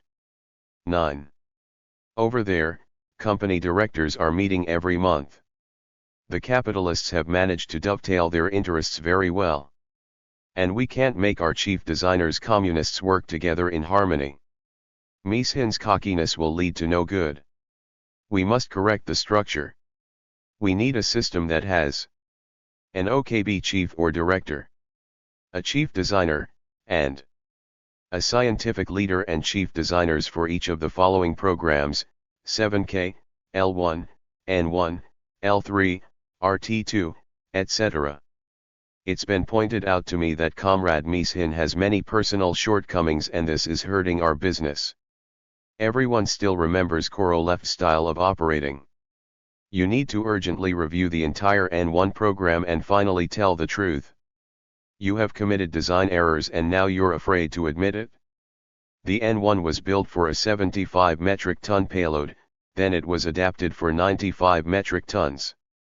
The Saturn V gives 120 and promises 140. Who among you is responsible for such blunders? And the Saturn V launch weight is less than that of the N1. 10. I am not going to abdicate responsibility. These are the ministry's blunders. Where were the expert commissions and our scientists at the head institute looking? 11. Glushko requested that he be assigned the hydrogen-oxygen engine, but Comrade Mishin is being capricious. He doesn't try to compromise with Glushko. On the contrary, he exacerbates relations with him. I was told that Mishin was the one who started the rift between Korolev and Glushko over the N1. We have a terrible fear of good cooperation between the chief designers. The N1 is way behind schedule and they're asking me in the Central Committee why I'm not punishing anyone. I can hand out reprimands, my colleagues would support me, but this will hardly help. How can Mishin and his deputies be made to answer for everything they do? Despite the small audience, Afanasiev spoke about Mishin in the third person. By this he emphasized that he wasn't expressing his own personal thoughts, but was passing on part of what had been said somewhere among the powers that be. Who among those powers had participated in the discussion of these problems besides Ustinov, Afanasiev did not say. Then Afanasiev switched from paraphrasing to the directive portion of his more than hour-long speech. Projects need to be strictly distributed among Mishin's deputies.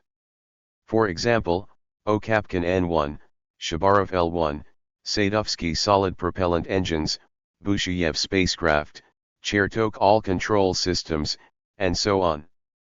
In the Collegium we will now regularly do a thorough examination, project by project. I will demand that all matters be brought to a head. No more studying schedules that we don't stick to. State discipline has fallen. All of you, and I along with you, are soon going to be called to account by the party for idle chatter. At the lowest levels, among your rank and file co-workers, life goes on quietly and smoothly. There is no emotion, no stress. An intense tongue lashing is needed. You need to rally your people up the way you knew how to do under Korolev. After all, Korolev didn't achieve brilliant success all by himself. He did it with your help. We're going to develop a new complex for the RT2. 12. I am issuing the order myself. Don't hold your breath waiting for Comrade Mishin's proposals. We know that even when Korolev was alive, Mishin was against solid propellant rockets. Sergei Pavlovich began this work, and we won't allow Mishin to lay this combat missile to rest. Space is a political issue and not just nuts and bolts. This is the nation's prestige. I am attaching a great deal of significance to today's meeting. We need to turn things around. Image credit, from the author's archives. Presentation of awards to leading engineers at Korolev's Design Bureau. From left to right they are I.B. Hazanov, G. Yat. Semyonov, Boris Chertok, Mikhail Kamiakov, Alexander Kosho, and Yevgeny Shabarov. The minister wanted to stop, but after glancing at his notes, he continued, why is there no standardization of design, equipment, and developmental testing for the 7KOK, L1, and L3? You promised that everything would be identical and standardized. Does this mean this is all a sham? You proposed the 7K for the moon, and virtually nothing remained of the 7K in the lunar designs. You promised to take the main system on all three vehicles for developmental testing. You yourselves assumed a sensible engineering policy, and then you abandoned it? You're pulling the entire ministry into a whirlpool. After ending on that high note, the minister waited. Other presentations started up, in which Afanasiev once again got involved, not allowing us to lapse into general political blather and excuses. Mishin began his presentation with the words, the causes for the disruptions of our operations and plans are considerably more profound than just the poor work of OKB-1. After the liquidation of the Sovnarkozy. 13. At the mention of the Sovnarkozy, the minister interrupted Mishin, don't even think of reminding any of the brass about the Sovnarkozy. I really caught it for that before. Keep in mind, all of you, that everything we tell you here, and what you say is passed on to the brass in a very filtered form. Don't remind anyone of the Sobnarkozy. That's my advice for you, although I know that life was easier for you with them. Mishin continued, the difficulties involving weight on the N1L3 and the difficulties involving deadlines are intertwined. Each of our managers, in terms of the level of problems he solves, outranks the chief designers of our subcontractors. I'm in favor of my deputies or managers of various complexes being called chief designers. But the most important thing now is that I ask you not torment us with organizational matters. The solid propellant rocket project needs to be taken away from OKB-1. It's difficult to produce a vehicle when you don't believe in its destiny. The minister interrupted once again, I'm not the one who foisted solid propellant rockets off onto you. You began this project yourselves at Korolev's initiative. Why were you silent then? I was against this project then and still am. Keep in mind, I will not give my support for the closure of these projects. For some reason, all the Americans' combat missiles are solid propellant, and we just hang on to liquid propellant missiles. But this is a whole different issue. And I advise you to be careful. You are still going to have a separate demand for combat missiles. At this juncture, Yakov Trugub could stand it no longer. Officially, as Mishin's deputy for flight testing, he bore no direct responsibility for the design and development of solid propellant missiles. But, having been drawn into the process of in-flight development testing of the RT-2, he had become steeped in faith in the prospects for this rocket. Along with Sadovsky, often without asking for Mishin's blessing, he appealed to the brass and received assistance both from our mom and from the Ministry of Defense. Trugub said, I don't agree with the confessions that have become so fashionable now at our OKB-1, that we have rashly taken on many projects, and nobody knows why. SP did not just take the L1 out of technical necessity. This was the result of the policy of consolidating all the lunar projects into the same hands. We need help, but not everywhere. We don't need help on the 7K OK. If Chertok and Hazanov organize the production of instrumentation and the work among the subcontractors, if the deadlines for fitting out the vehicles aren't missed, and if they develop new testing stations at the KISS and at the engineering facility, we will catch up. As for the RT-2, this is a separate long conversation. But I must say that your deputies Udarav and Tabakov are a tremendous help to us. 14. I believe that we will put this system into service. Busheyev interrupted Trugub, we have done an enormous amount of work on all the projects. The problem is that many issues were solved for the sake of deadlines and to the detriment of technical matters. We all understand and sense this perfectly. In many cases, SP took responsibility himself and others went along with him. Now it's easier to let us have it, but this won't help matters. No one objected to Komarov's launch. But now everyone is so much smarter and they're telling us that before Komarov's launch, for the sake of clean operations, we should have done an unpiloted launch. But they didn't tell us that was again deadlines and deadlines, that we were lagging behind the Americans. Busheyev's speech alluded to the most recent Central Committee and Council of Ministers decree and the subsequent orders for the ministries involved with the lunar program. Tyulin also felt compelled to put a word in, we all need to take a serious look around. If we really give unrealistic deadlines, then who needs that? We need colossal efforts to support a piloted circumlunar flight. Where are we going to get this kind of manpower? Only from other projects. The L1, if we take this project seriously, will take on different, very important political overtones. But you all know that this project also has opponents. Because of it, we buried Kilomi's lunar dreams. So, might this project be taken away from you? Mishin disagreed, we still need to perform automatic launches. Regardless of whom they assign this work to. It's still early to be putting a human being on the UR-500K launch vehicle. A program needs to be put together, scheduling unpiloted launches for developmental testing not only of the spacecraft, but also the launch vehicle.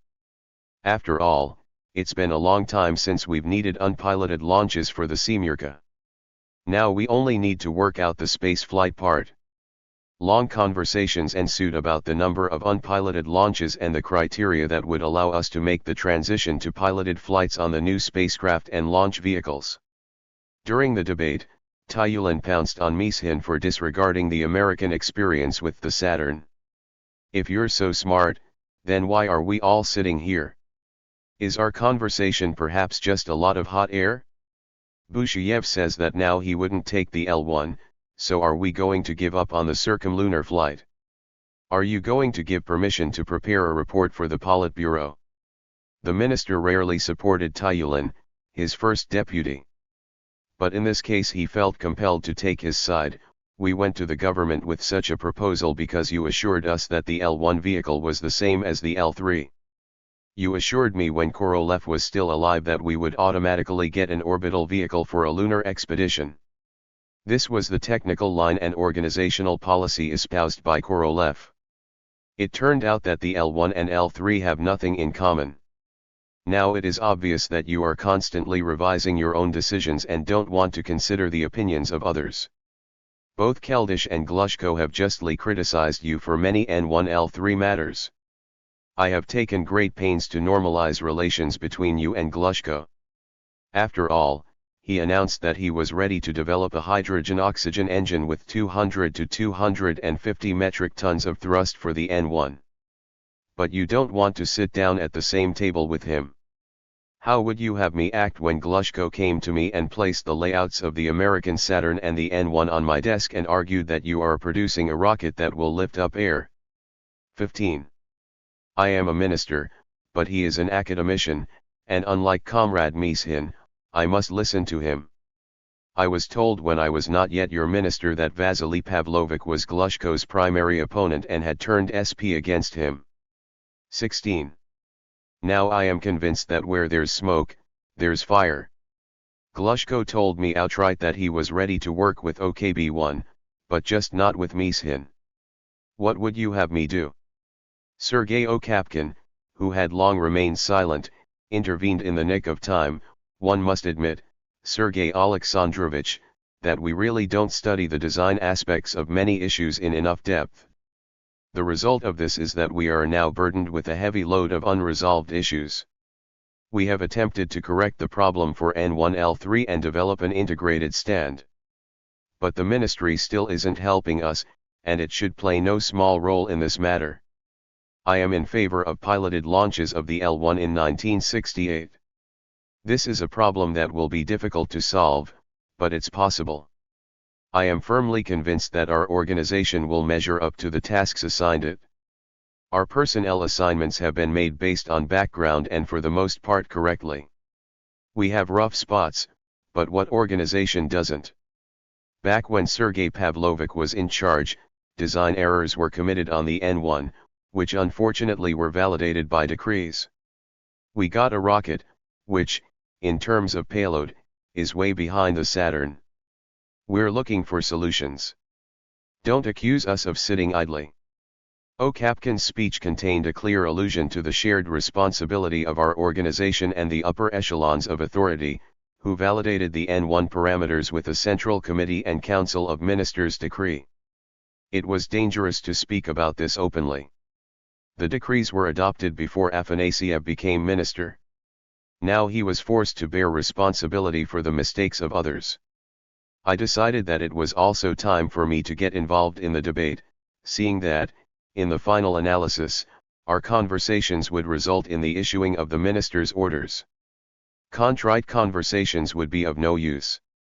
We needed to go on the offensive, drawing on Okapkin's allusion. You can criticize us. We deserved it. But our work involves objective difficulties that in the next few years will be the decisive factor in our race with the Americans. The first of the problems is that our country lags behind in electronics in general and in computer technology in particular. We are not to blame for this, nor is our ministry. The minister interrupted me, I've heard this a million times. Do you want me to just pull new computers out of a hat for you or something? No, I replied. You, Sergei Alexandrovich, need to arrange with Kalmykov and Jokin so that they be at least so kind as to give us access to the developments in their organizations. 17. There is the hope that in 2 years, no sooner, we will have onboard computers. Meanwhile, the circumlunar flight on the L1 will be done with a primitive computer. And then, for the L3, especially for the landing and liftoff from the moon, we'll need one that is quite different, both in terms of speed and number of commands. For this reason alone the L1 system is different from the L3. The L3 has rendezvous and docking hardware that the L1 doesn't need. This is the second principle that makes the L1 fundamentally different from the L3. The third is the time in space. The L3 will be there twice as long as the L1. That means that we must have solar arrays, which are not essential on the L1. Unfortunately, our industry cannot provide the electrochemical generators that the Americans have been putting on the Gemini spacecraft for a long time. Finally, there is no comparison between our electronics and the Americans in terms of reliability and dimensions. That's where our weight, overall dimensions, and layout issues are coming from. And you can hardly help us there. Who made what mistakes and when is a matter that can be studied over a long period of time for history. We, of course, are the first individuals responsible, but we are not capable by ourselves of making the N1L3 the national mission that Americans have declared their Apollo program to be. This is really their one and only and primary space mission for today. And we are plugging away with the 7KOK, L1, and N1L3, we're responsible for combat missiles. Chelomi is rolling out his ALMAS program, which is also piloted. What are our subcontractors supposed to do under these conditions? For each of these programs they receive a decree that says that this is a crucial mission and it needs to be fulfilled as an absolute priority. So they send us into a queue of absolute priorities. The entire supply of sandwiches that had been prepared in advance was devoured during the 5 hours of the continuous meeting. Kozyakov saw to it that for our subsequent conversations we were provided with tea and cookies as refreshments. But this too was quickly devoured. Afanasyev realized that it was time to move on to the directives. Like it or not, I am going to issue the order to develop a special complex for the RT2. And Comrade Mishin must fulfill it. Submit proposals for the appointment of managers and chief designers to me within 3 days. You'll have another 2 days for the rest of the proposals concerning structure. Prepare for me an order of everything that you want from our ministry organizations. We will help you in every way we can. But don't think it's going to be easy. Don't be greedy. Tell us what to give away to whom to lighten your load. As for the 7KOK and L1, there's nothing we can do. Just keep in mind, you will be held responsible and no one will cut you any slack for your problems. When we said our farewells, Valentin Litvinov, who had fallen behind the minister, gave us a firm handshake and, with a cunning smile, said, "How about this?" During the war and right after it, when Stalin was in power, amicable conversations like these didn't happen. 18. Chapter 24. Zond 4. The educational program that Afanasyev, Tyulin, and Kirimov conducted on January 28 galvanized TSKBEM managers to a certain extent. We understood full well that this heart-to-heart talk had been at Ustinov's initiative. Neither Mishin nor his deputies could pretend in front of their staff that nothing had happened. We convened several times and attempted to formulate a program of priority measures. By the 50th anniversary of the October Revolution we had, after all, achieved success. We had gained a foothold with automatic docking. But at the same time we were finding so many trouble spots in the Soyuzes. During rendezvous, the approach and attitude control engine systems used up almost all of the fuel from the active vehicle. Instead of executing a guided descent, one of the vehicles was blown up, the ionic system operated erratically. Despite the whole gamut of hardships, we kept our chins up. Beginning with 7KOK number 7, we started to install the infrared vertical sensor. Now it was possible at any time to control the vehicle's attitude around two axes, roll and pitch. All that was left for the Ionka, or any other system, was yaw attitude control. Experimental development of the parachute system continued. After all of the improvements, there was complete confidence in the primary parachute system, but the backup parachute system proved to be unstable for the increased weight of the descent module. If TKKEV could not increase the parachute strength, or if we could not reduce the mass of the descent module by 150 to 200 kilograms, then the three-man flight would have to be eliminated from the program. Even winos only drink as a threesome. To depart from this tradition in space is unacceptable. We heard jokes like these during the debates about the future program of piloted flights. 1. There were all sorts of other problems that ran up against each other in the course of discussions. The priority undertaking was the launch of the L1, which, based on its readiness schedule, was slated for early March. Mishin was pleased with the new lead designer for the L1, Yuri Pavlovich Semyonov. 2 Actually, after Semyonov and Topal were separated and Semyonov was assigned his own independent sector, the L1, things at the production facility and during preparation at the firing range were a lot more pleasant. In any event, the deadlines for releasing the L1 vehicles throughout 1968 were not cause for particular misgivings. However, there were still more than enough technical problems, especially related to control and navigation, which we were handling together with Pyliagin's people. The most crucial and most cursed question for the L1 remained: when will a human being fly around the moon? This was the primary political mission. Now, as far as I can recall, and the more I talked to veterans, it seems that we didn't have a great deal of faith in a piloted L1 flight. Despite Komarov's death, each of us felt and was convinced that there would be 2 more unpiloted flights, and in a pinch, 2 more, and then after that, there would only be piloted 7KOK flights. But as for the L1, if we fly around the moon in unpiloted mode and return the spacecraft to the ground at re-entry velocity before the Americans, then why send a human being on this risky journey? It was another matter for the Americans. They needed this as a training run before landing on the moon. For them it was crucial to perform a circumlunar flight using the Saturn V launch vehicle and Apollo spacecraft designed for the lunar landing expedition. Our L1 spacecraft was a hybrid, the result of an opportunistic attempt to reconcile Korolev and Chelomy. Even in our own circle, we did not dare express such seditious thoughts. But we each knew what the other was thinking. The L1 program had been blessed by resolutions of the Central Committee and Council of Ministers. It was considered to be a project of critical national importance. In such cases Sergei Okapkin used to say, "God forbid and have mercy if you should have any doubts."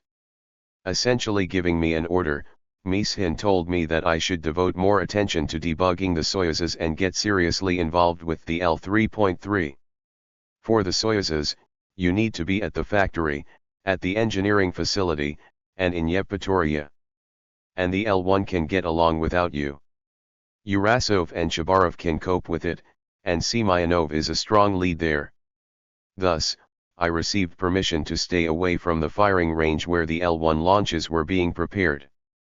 And as for flight control, bearing in mind the decisive role of the control system, he proposed that I participate another couple of times, and then, Agadzanov and Trugub will need to get along without you and Roskenbuk. Often such conversations switched to the subject of how woefully far behind the Americans we had fallen in terms of computer technology. That's what we need to be concentrating on instead of all of us flying to the firing range and Yevpatoria. The testers should get by without us. These were dreams that were not destined to come true. 3 launches were scheduled for March and April, L1 number 6 and 7KOK number 7 and number 8. The Technical Review Team and State Commission needed to hold meetings to approve the final flight programs, to verify and account for the implementation of all the Commission's recommendations regarding all the failures throughout 1967. It turned out that during this entire time, From the end of January to the end of February, the cosmonauts who usually participated in these activities were occupied with completely different matters. They were graduating from the Professor N. Zhukovsky Air Force Academy, or Zhukovka for short. Gagarin and all the cosmonauts who had already flown, with the exception of Tereshkova, had to defend their graduation projects by February. 4. We had known for some time that Gagarin, Titov, Nikolaev, Popovich, Vykovsky, and Leonov were students at the renowned Zhukovka, but we had thought that in any case they wouldn't have time to seriously pursue science, and for that reason during all sorts of meetings and conversations we never inquired how their studies were going.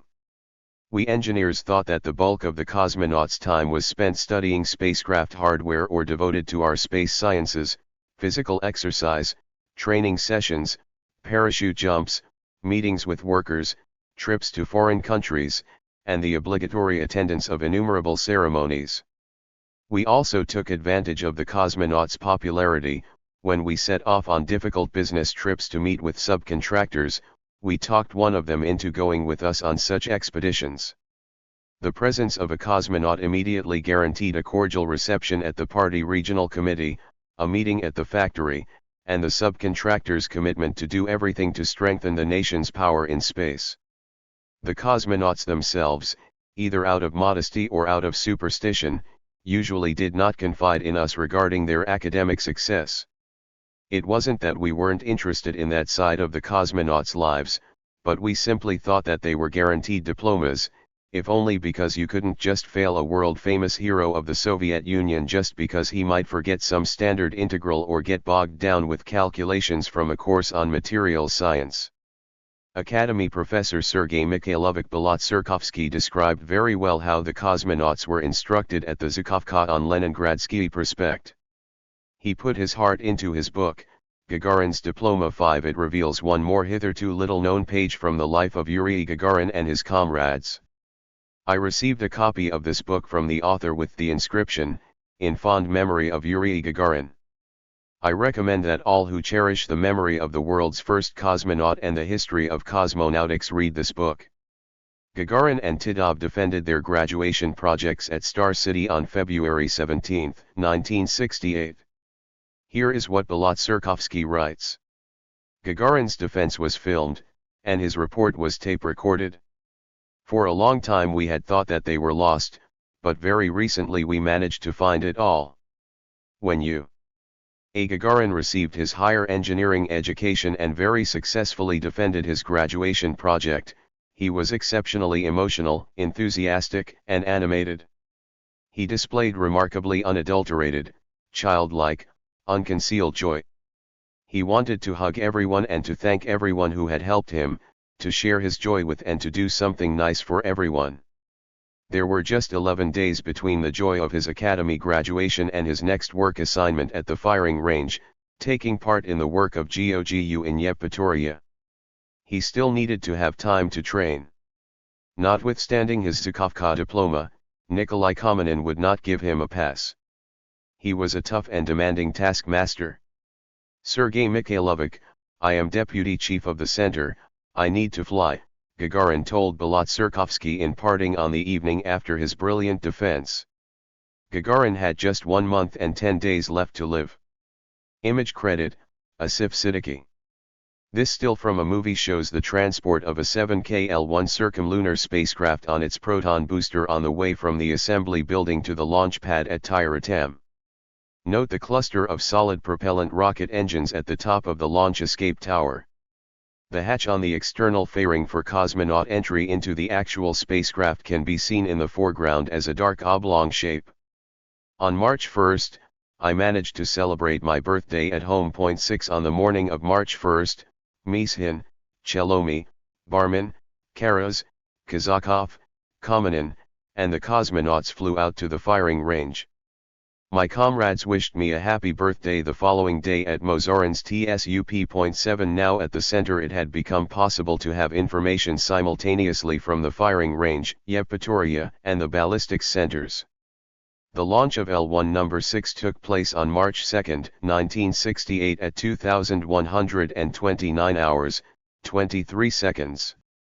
The most exciting segment according to our previous experience was the second firing of the Block D upper stage, the boost toward the moon. It was successful. The ballistics experts figured that perhaps no correction would be required all the way to the moon. On March 3 at 12 p.m., I flew out to Yevpatoria on an An-12 accompanied by Ryazansky, Boguslavsky, and Chertok, with a stopover in Saki, as usual. When we landed, there was already pandemonium at the airfield. An Il-18 had arrived from the firing range carrying more than 70 people. Mishin, Tyulin, Shabarov, and dozens of testers and guests, whom Mishin, for unknown reasons, had collared and who had nothing directly to do with flight control, had landed. As Shabarov managed to whisper to me, in celebration Vasily Pavlovich had had a few, gotten mellow, and decided to reward people with a flight to Yevpatoria.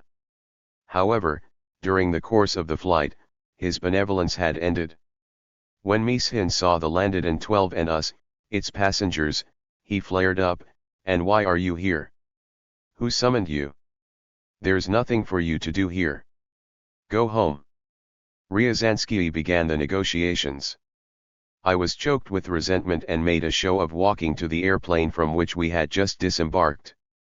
One of the local officers caught up with me, grabbed my suitcase, assured me that the ceremonial part of the reception was over, and Agizak and your comrades are waiting for us. Boguslavsky and Chertok were sitting in the Gizak.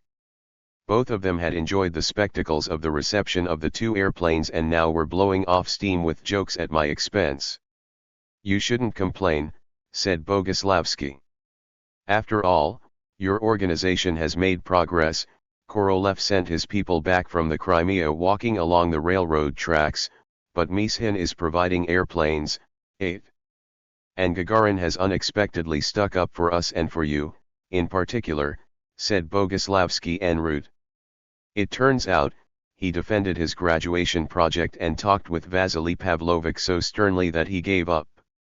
The cavalcade of cars rolled into NIP-16 for the beginning of the latest communications session with Zond 4, which Levitin had already announced. 9 This L-1 flight really was just a probe. The spacecraft was supposed to fly not around the moon but to a precalculated position 330,000 kilometers from Earth. In this case, the moon was not necessary. We had set as our main mission to test out the technology of control, stellar correction, return to Earth, entry into a precalculated corridor, deceleration with 2 atmospheric passes, and landing. Having ascertained that all onboard systems were in order, we nevertheless decided to follow the recommendation of the ballistics experts and perform stellar correction on March 4 and fire the correcting engine for a small burn. 10 The first correction failed. What began next was an epic episode of a series of stellar corrections involving inexplicable failures of the 100K star tracker that later entered the annals of space folklore. Excellent engineers, led by Vladimir Krustalev, worked at the Geophysica factory, which developed all sorts of optical sensors. None of us doubted their integrity and qualifications.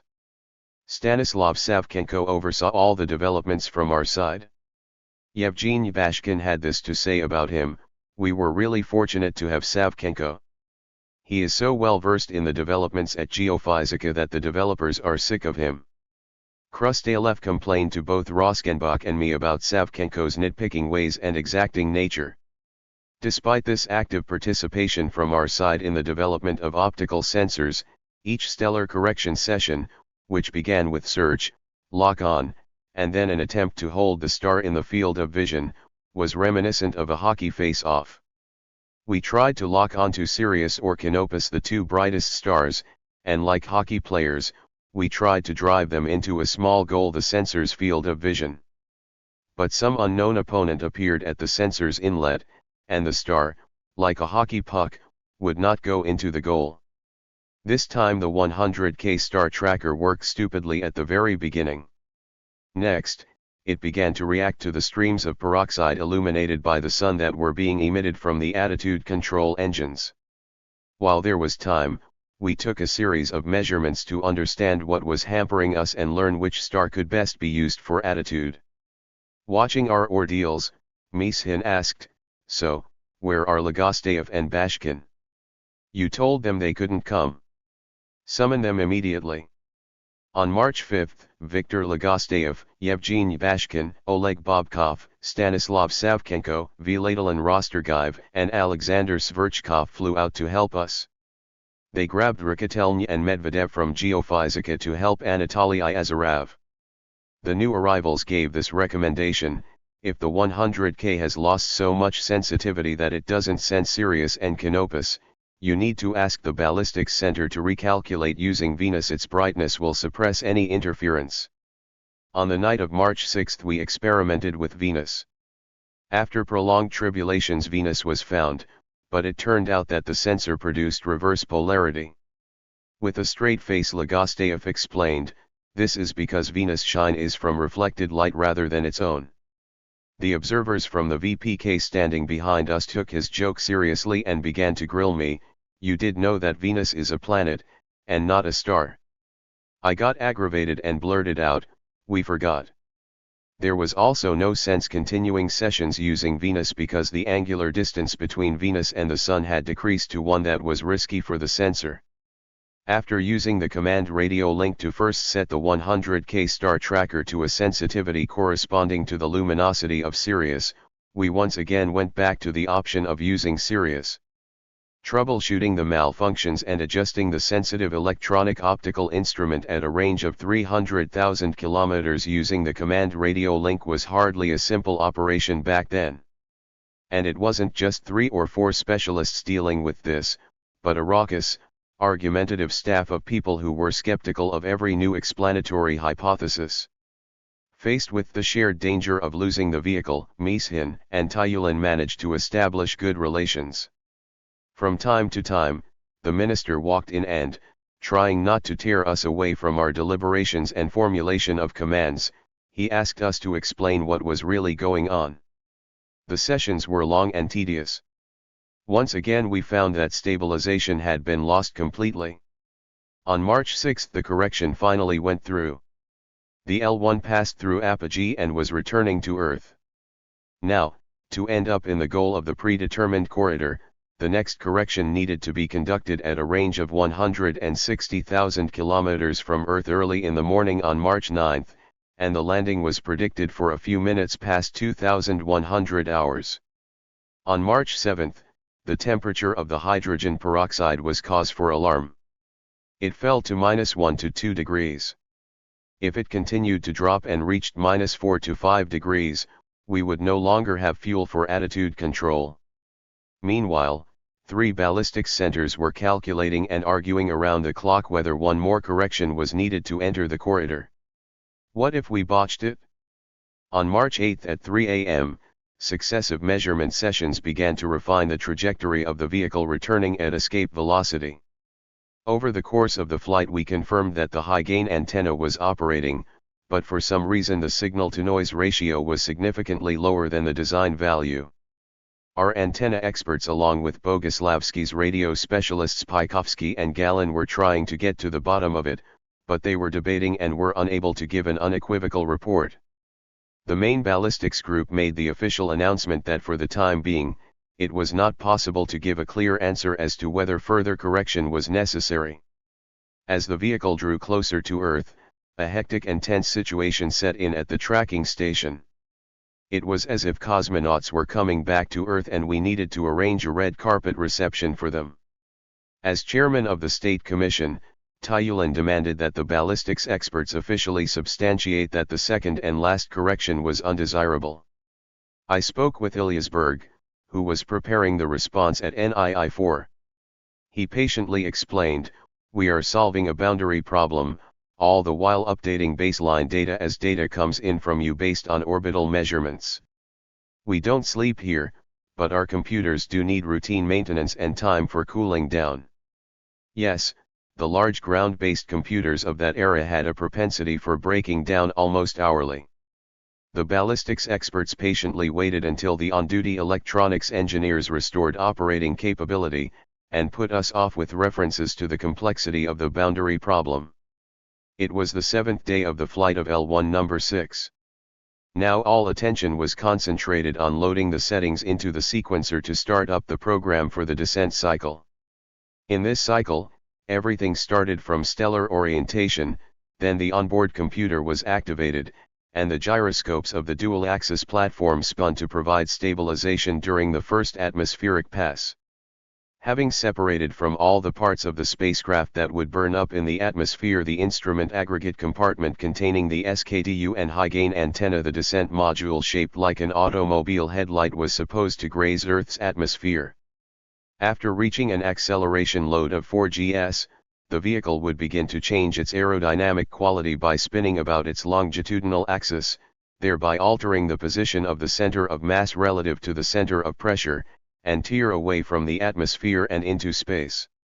Having lost speed during the first atmospheric pass and having flown part of its way in an Earth orbit, 20 minutes later the descent module was supposed to finally dip into the atmosphere and land in the predetermined area. By midday the cramped hall of the command post was packed to overflowing. People were debating, the latest telemetry data were being discussed, arguments continued concerning the strange behavior of distant Sirius and the reflected light of unruly Venus.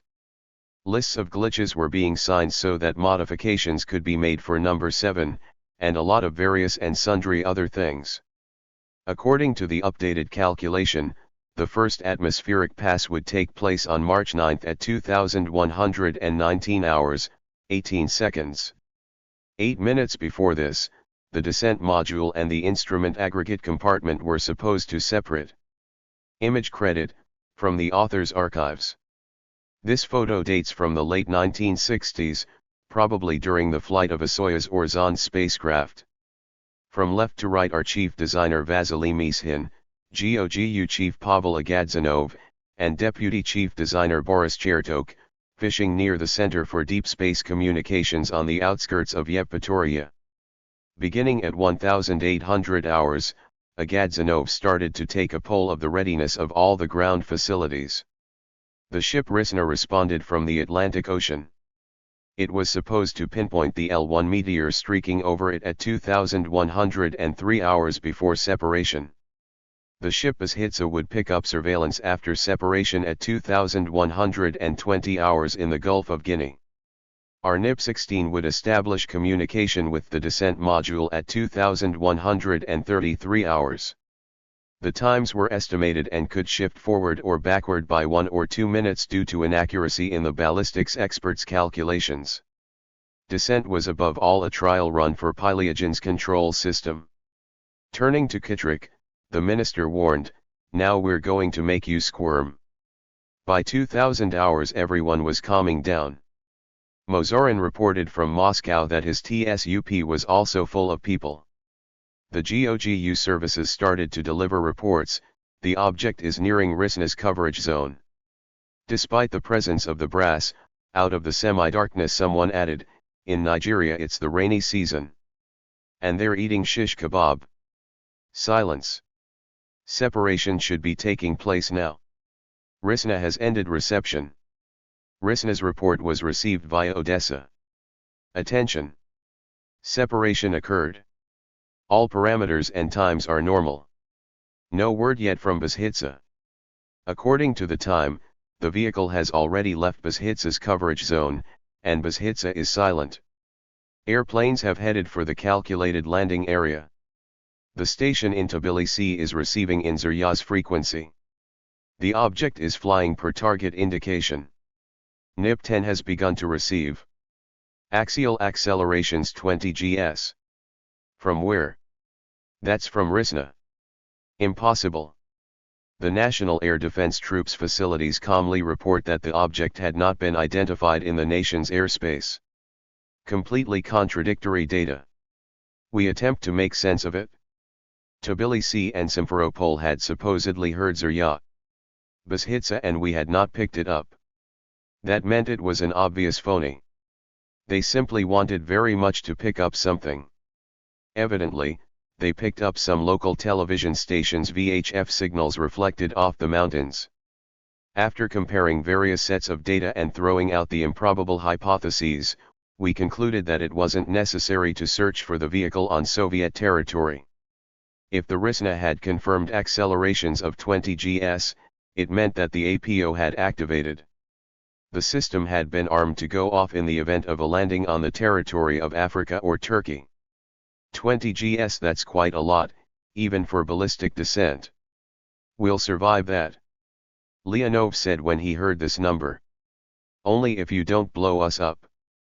In order to make things add up, I constructed a diagram of radio communications allowing for the communications blackout period during the first passage through the plasma. My diagram matched up with the easy-to-understand picture that the ballistics experts had constructed in the event of a ballistic descent. Working together, we tied the events to the times when the RISNA's and BASHITS's radio contacts began and ended. The RISNA had contact with the vehicle from 21:11 hours, 39 seconds until 21:19 hours, 58 seconds. Reception ended when the descent module plunged into the atmosphere. The vehicle did not ricochet out of the atmosphere, but continued its descent on a steep trajectory, and the BASHITSA intercepted it at 2121 hours as it left the plasma. At that point communication finally broke off. The APO system activated over the coast of Africa. I've no need for the beaches of Turkey, and Africa's nothing to me. 11 That's how I tried to sum up what had caused the APO system to destroy the vehicle. I was personally responsible for the system's reliability. But why didn't it resurface after the first atmospheric passage? Chertok has to explain that. While we argued, the RISNA provided more details. During the orientation session before the atmospheric pass, a number of things happened. A strong light bias was detected, then the activation of the gyro-stabilized platform was inhibited, there was no star available, and finally, the autonomous control system went dead. What was going on? Perhaps the 100K had once again cranked out some random number, confused Sirius with Canopus, and issued an inhibit. We needed the films from the RISNA for thorough analysis. It was already heading for the coast of Africa at full speed so that an IL-18 could pick up the films in Somalia and deliver them to Moscow. But this would take 6 days. And meanwhile the minister really made us squirm. Both Chertok and I confessed that the 100K had not lived up to our expectations, but for the time being we had not come up with another attitude control method for guided descent. Around midnight we decided to break up so that we could depart for Moscow at 9 a.m. the next morning. On the way from the command post to the hotels Leonov stopped us. Today is Gagarin's birthday. Yuri Alexeyevich really wants you to stop by the dining hall. 12. Honestly, in this commotion we had forgotten to wish Gagarin a happy birthday. We stopped in. All the tables were covered with tablecloths and set in expectation of the guests. A normal landing had been anticipated at 2200 hours, and we had not only blown up the spacecraft, but then we had debated until midnight. All the cosmonauts on the circumlunar flight team had gathered. 13 Yuri himself was a bit embarrassed by the whole affair. He smiled and asked us to forgive him for robbing us of precious hours of sleep, and invited us before the cognac got cold to celebrate the first return to Earth at re-entry velocity. He didn't have to twist our arms, especially since the richly laid out table demanded action. We drank to the health of the first cosmonaut, to his brilliant defense of his graduation project, to his graduation from Zhukovka, to our harmonious joint work, to the health of all of us, and finally, to the future victories. Launches of Soyuzes and L-1 number 7 were to take place no later than April. Finally, after saying our goodbyes to Gagarin, completely exhausted but in an excellent mood, Agadzanov, Ryazansky, Trugov, Boguslavsky, and I strolled down to the seaside. During our walk everyone argued, but, if there had been a cosmonaut, he would have taken control and your APO system would have been unnecessary, Boris. I agreed and responded, the Americans put more trust in people. Far away on the dark horizon, a multi-decker ship twinkling with lights plied the waters. There, people who had absolutely no idea about our lunar worries were enjoying themselves and relaxing. At 9 the next morning, we were already at the airfield in Saki. The cosmonauts flew out ahead of us on their own airplane. The minister and Tyulen left with them. An Il-18 aircraft was waiting for us.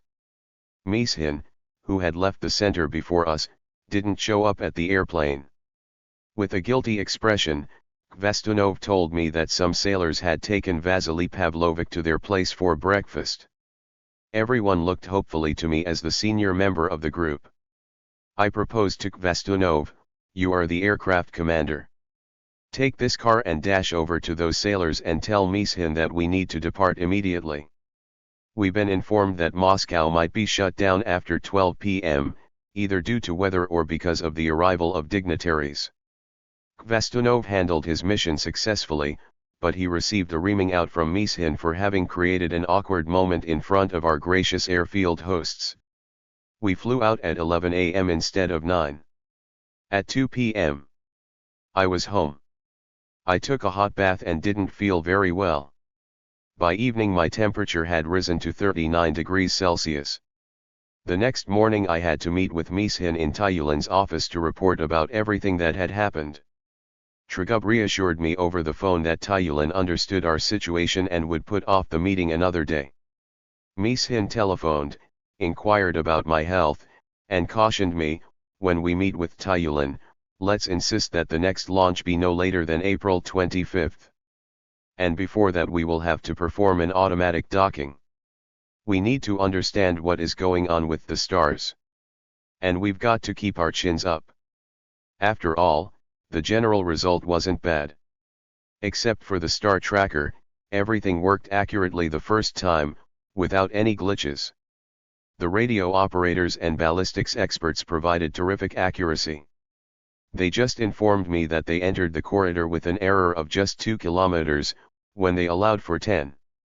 Get well. I've got to assemble a review team for the 7KOK and then a state commission. I sensed that Mishin was in a good mood. I don't remember who first uncovered the secret of the tricks that the star tracker played. The reason for its failures proved to be so instructive that later I included this example in a course of lectures that I teach to students when we get to the subject of reliability. The sensor's lens shade, in the form of a tube with light occluding screens to protect against the sun's glare, was painted black. In the vacuum of space under the effect of the sun's direct rays, the shade warmed up, the unstable paint sublimated, and its particles nebulized in the zero gravity and settled on the lens. Krustalev's team at Geophysica reproduced and experimentally confirmed this hypothesis. "This is a case of you couldn't have come up with this if you'd tried," I told Tyulen to preempt his wrath toward Geophysica, and I asked him not to call his colleague, the Deputy Minister of the Defense Industry, who oversaw Geophysica. On March 12, without our participation, Gagarin and Leonov gave an account of their impressions based on the results of the L-1 flight. The first candidate for the circumlunar flight and leader of the lunar cosmonaut team, Leonov, the optimist, tried to argue that it wasn't a catastrophe yet. Kamenin was outraged that we did not disable the APO system. Why blow up the descent module even if it is headed for Africa? We could test the parachute system. Ultimately, we would have found the module and learned a lot. But the ideologues in the Central Committee believed that not a single tiny rivet should end up outside the cordon. Not because some technical secrets might be revealed from the fragments, but because the very fact that a failure had occurred must be concealed. We must not and cannot have failures. Kamenin telephoned Tyulen and Mishin and threatened that for the next launch he would officially demand that the APO system be disabled regardless of the landing area. I immersed myself in preparations for the report on the 7KOK at the State Commission. Having taken an interest in how things were going, Mishin said with a certain irony that Air Force Commander-in-Chief Marshal Konstantin Vershinin had already approved the cosmonaut training program for the N1L3 lunar landing expedition, and yet we didn't even have a mock-up of the lock yet. 14. Tyulen called us on the Kremlin direct line to check once again how things were going with the 100K star tracker. Everyone who had a Kremlin direct line assumed that their conversations might be recorded, but nevertheless sometimes allowed themselves liberties. Tyulen, in passing, said, "Uncle Mitya is very upset by the pace the Americans are keeping.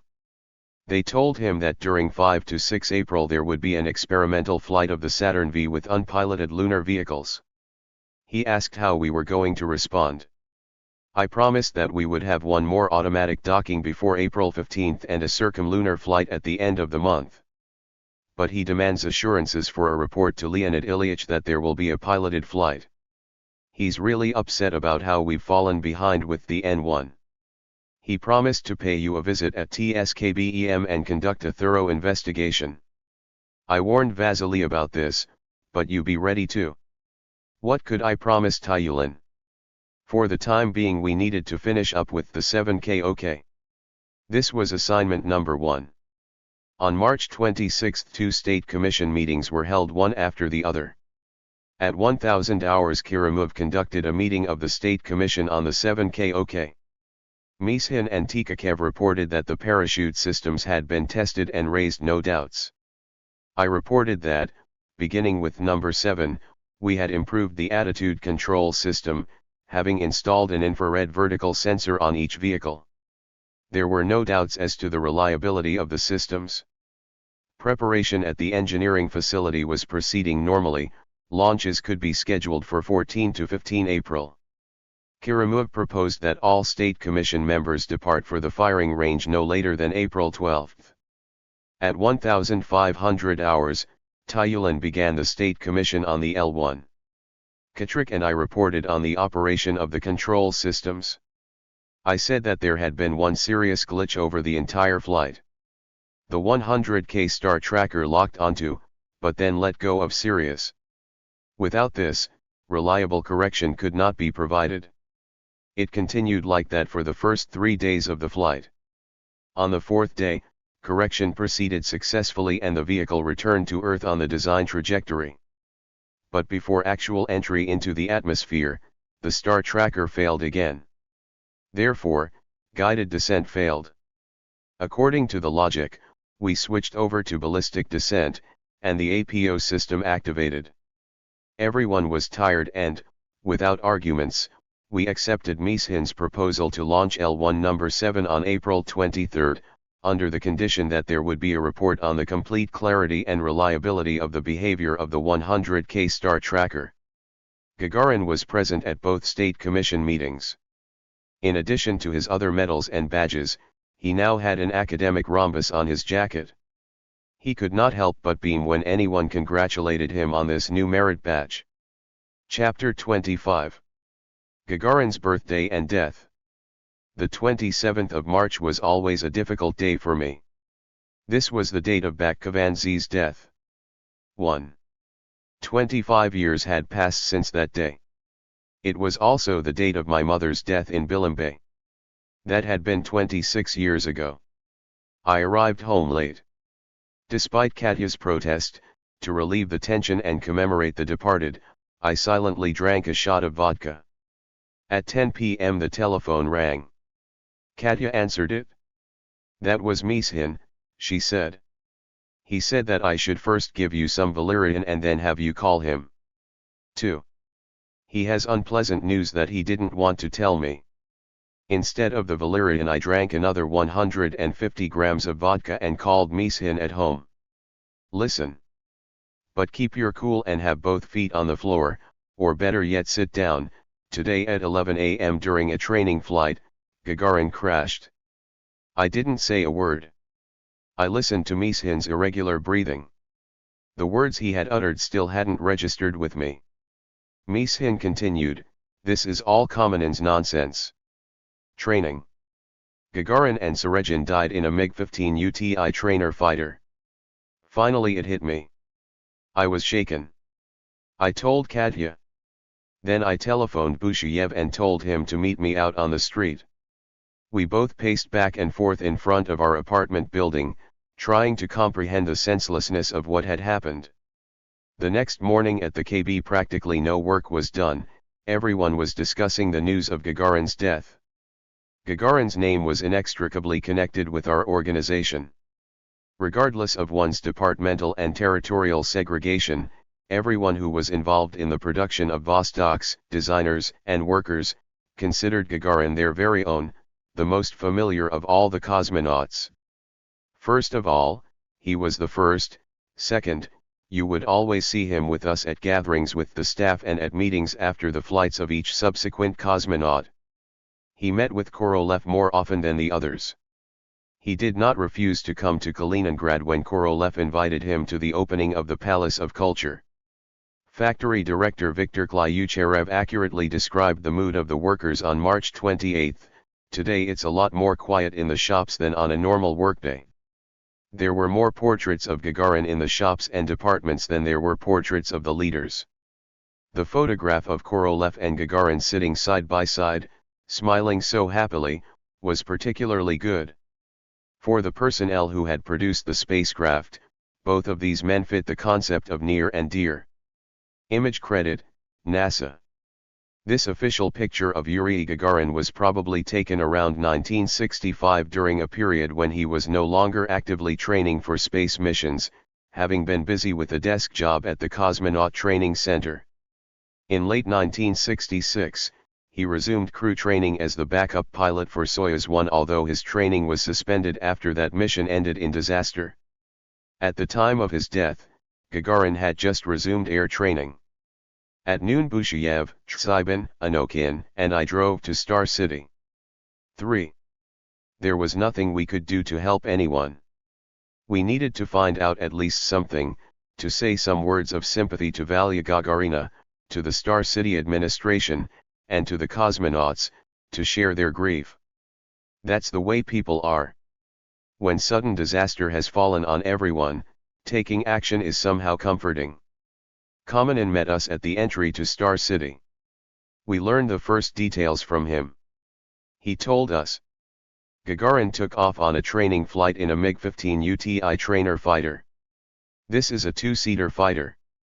These aircraft are produced in Czechoslovakia. This model of the MiG-15 jet fighter had been stripped of armament and the second seat was for an instructor. They flew into the zone in the area of Kerchach at 1019 hours. At 1027 hours, Gagarin reported that their mission had been accomplished, the aircraft was in the zone near Kerchach, and he requested clearance to return. His mission had taken just 8 minutes to fulfill. He had time left over. At 1029 hours, he received clearance to return. He did not respond. At 1032 hours, he was asked repeatedly why he did not respond. They called for both Gagarin and Serezhin to make radio contact. There was no contact. Before this, radar had indicated that they were heading toward the airfield and were descending.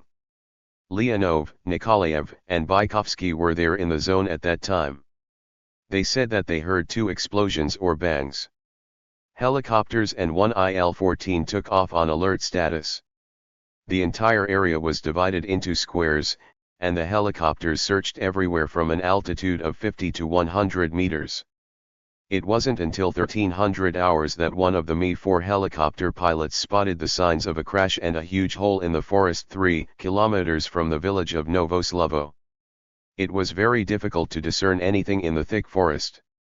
2 more helicopters approached and the pilots finally managed to find the site that the first helicopter had indicated. I flew out there. It wasn't possible for a helicopter to land near this site. We made our way there from the road over very deep snow. We caught sight of a huge hole about 4 meters deep. Judging by the trees that had been cut down, one got the impression that the airplane had cut in at a 60-degree angle. Based on the debris field and the size of the crater, experts estimated that the impact velocity was around 700 km per hour. They were unable to find anything intact. Everything was pulverized into tiny particles, mixed with earth and snow, and scattered over a 200 by 100 meter area. The engine had the sturdiest parts. They were presumably deep in the ground. We made no announcements and no reports until we found proof that the pilots had died. Maybe they had ejected. There was that glimmer of hope. By around 3 p.m., we had determined that one of them had died. That was clear. We found a piece of skin, someone's scalp. They were able to identify Serezhin's jaw by his teeth. Then, on a tree, they found part of a flight jacket with a pocket. It contained a breakfast voucher with the name Gagarin Yuri Alexeyevich. Only after this were Brezhnev and Kosygin informed. All the pieces of the bodies were gathered and sent to Moscow for blood tests. We quickly received an answer.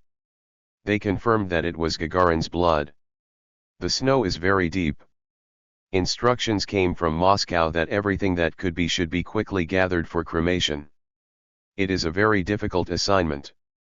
In order to cremate them separately, a blood test needs to be performed on each little piece. Dozens of people are working there now. But for now there's actually nothing to cremate. Before it gets dark maybe we'll gather up something. The impact was very intense. The aircraft was 30 kilometers from the airfield at the moment we lost contact, and it followed a heading southwest of the airport. Why didn't they eject? Kamenin gave his account in fragments with long pauses. It was difficult for him to speak, but he couldn't stay silent, either. Gagarin had been very close to him. He felt that he was partly to blame for the catastrophe. Kamenin hadn't slept all night, and now he would not be able to rest until the Accident Investigation Commission appointed by the Ministry of Defense began to work. Air Force Commander-in-Chief Vershinin would be in charge of that commission. Suslov would be in charge of the commission for funeral arrangements. During all of the space flights, no matter how much the descent module deviates from the predetermined landing point, the search and rescue service finds it within a matter of minutes.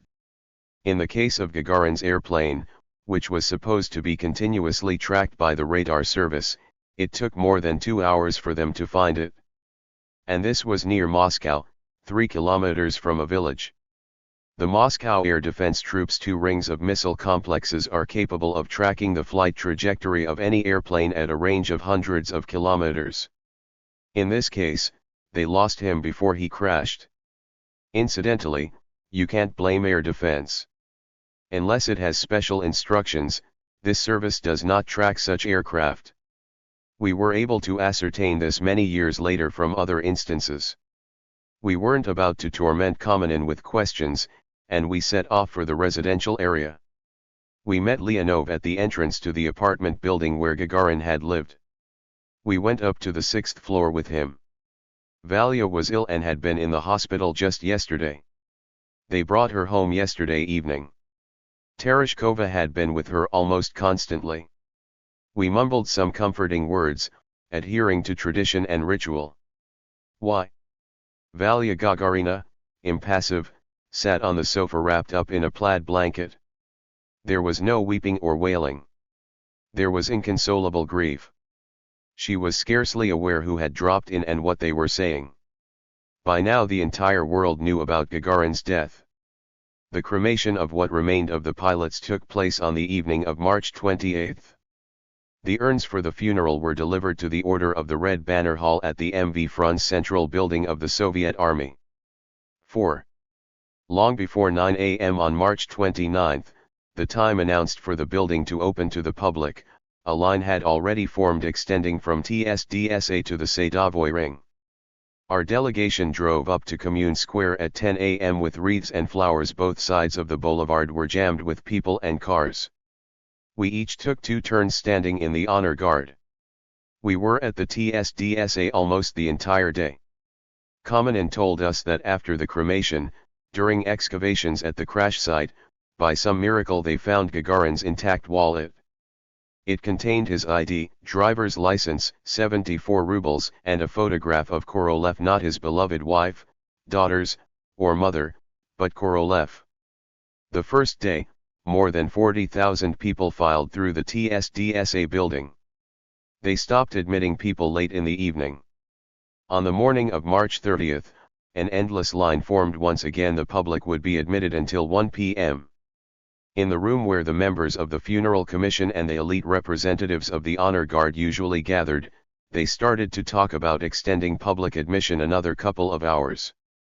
But the colonel from the Council of Ministers Directorate of Affairs, who was in charge of the entire ceremony, said that Red Square was already full of people and we couldn't take liberties with the procedure that Suslov had approved. The funeral procession moved from THDSA to the House of Unions along a corridor formed literally by two living walls of people held back by policemen and soldiers. The crowd was larger than the one for Korolev's funeral. For the majority of people, Korolev had been an abstraction. Before his official obituary appeared, most of our citizenry knew nothing about him. Hundreds of millions of people all over the planet had seen Gagarin smiling joyfully in person or on television. He was theirs, familiar to everyone, and at the same time a citizen of the universe. If only it had been his destiny to die far away in the cosmos, in space, rather than in this senseless accident. These were the thoughts expressed by those who were outraged that Gagarin had been allowed to fly in a fighter. It is more difficult to control the fate of a human being, at least without strong coercion, than it is to control a spacecraft. Gagarin himself was raring to go on this fateful flight. No one forced him. No state commission heard readiness reports or made the decision for this flight.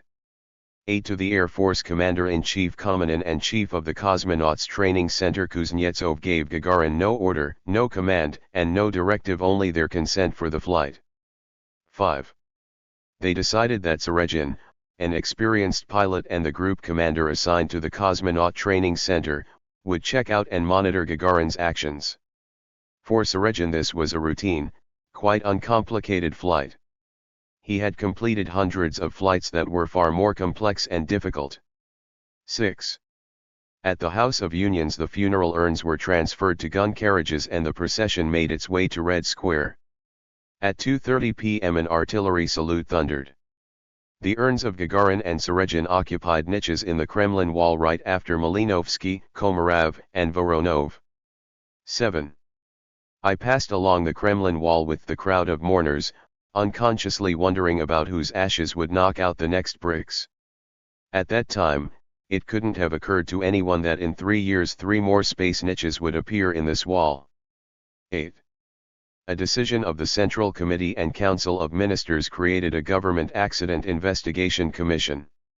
Ustinov was appointed commission chairman. To keep abreast of the activity of the numerous subcommissions, Mishin delegated Anokin to visit Lee and meet with friends and acquaintances working in these subcommissions. Sergei Anokin, a very experienced test pilot, could assess the veracity of the different scenarios better than any of us. All the Air Force, civil aviation, and industry services needed for the investigation had been called in for the commission's work. The people in our circles were happy with Ustinov's appointment as chairman of the government commission. We did not doubt his objectivity in this case. On Mishin's recommendation, Anokin, Tsibin, and Feoktistov were recruited to work on the subcommission concerning cosmonaut flight training methods. The subcommission, which was made up primarily of generals and officers, Air Force pilots, was clearly dissatisfied as it listened to Feoktistov, who argued that flight and parachute training for cosmonauts was generally dispensable. In its findings, the subcommission had stated that flight training was an absolute necessity. Now, after the passage of many years, I would say that it is wrong to categorically deny the usefulness of aviation flight training for the commanders of spacecraft. With the emergence of such winged vehicles as the Space Shuttle or Buran, the situation has changed. An experienced professional pilot will certainly master and execute control of the landing better than a cosmonautics enthusiast who has little flight experience. However, for cosmonauts who spend hundreds of days on an orbital station, and in the future, a year or two on an interplanetary flight to Mars or working at a lunar base, flight and parachute training is hardly necessary. The biggest battles took place between the subcommissions of the Chief Engineer of the Air Force M.N. Mishuk and another Deputy Commander-in-Chief, B.N. Uriman, who was responsible for the study of flight training, flight support, and its organization. The first 2 weeks of the most intense work of hundreds of highly qualified specialists recruited for the work of the Government Commission shed no light on what caused the disaster. For the time being, everyone agreed that the airplane had been flying at a speed sufficient for horizontal flight before the crash. Neither pilot had attempted to eject. According to Gagarin's and Serezhin's watches, which had been found, the crash occurred at 1031 hours, 1 minute after Gagarin's com report. Had both pilots been able to perform seconds before the crash? That was the crux of the main arguments. Virtually all the parts of the airplane and its equipment had been gathered. The Scientific Technical Institute for the Operation and Maintenance of Aviation Technology reported that, as a result of diligent excavations and sifting of earth, everything that was gathered amounted to 95% of the total mass of the empty aircraft at the moment of the crash. 9. They weren't able to find all the glass fragments from cockpit canopy. This gave rise to hypotheses that the canopy might have been destroyed before impact with the ground. But how? To destroy the canopy, there would have to be an explosion on the airplane. The possibility of sabotage was categorically rejected. Nevertheless, Kamenin and his supporters maintained that the pilots were for some reason unconscious. Meanwhile, after several days in a state of shock, preparation continued for the flights of the Soyuzes and the L-1. On April 12, Cosmonautics Day was celebrated for the first time without Gagarin. I had to greet this day in the air with a group of my comrades, rather than at the Kremlin's Palace of Congresses. We took off from Vinokovo 3 at 0930 hours on an An-24 bound for Saki and then on to Yevpatoria. We would be participating in the flight control of 7KOK number 7 and number 8 with a mission to execute an automatic docking on April 15 and one more attempt at a circumlunar flight on the L-1 before May 1. In the gap between the launches of the 7KOKs and the L-1, one more Malny Ya-1 was supposed to be launched in order to provide, without fail, a television broadcast to Siberia and the Far East via the Orbita system for the May Day holiday. Flying on the airplane were Ryazansky, Tragub, Bolshoi, Golinsky, Popov, Roskenbach, and Star Tracker specialists taken as hostages Rakatelny from Geophysica and Arsavchenko, and Viktor Rasputin, who had still not recovered after the funeral of his father, Academician Rasputin. 10. After takeoff, as soon as we got above the clouds, we spontaneously pulled ourselves away from the windows and started to argue over what had caused the death of Gagarin and Serezhin.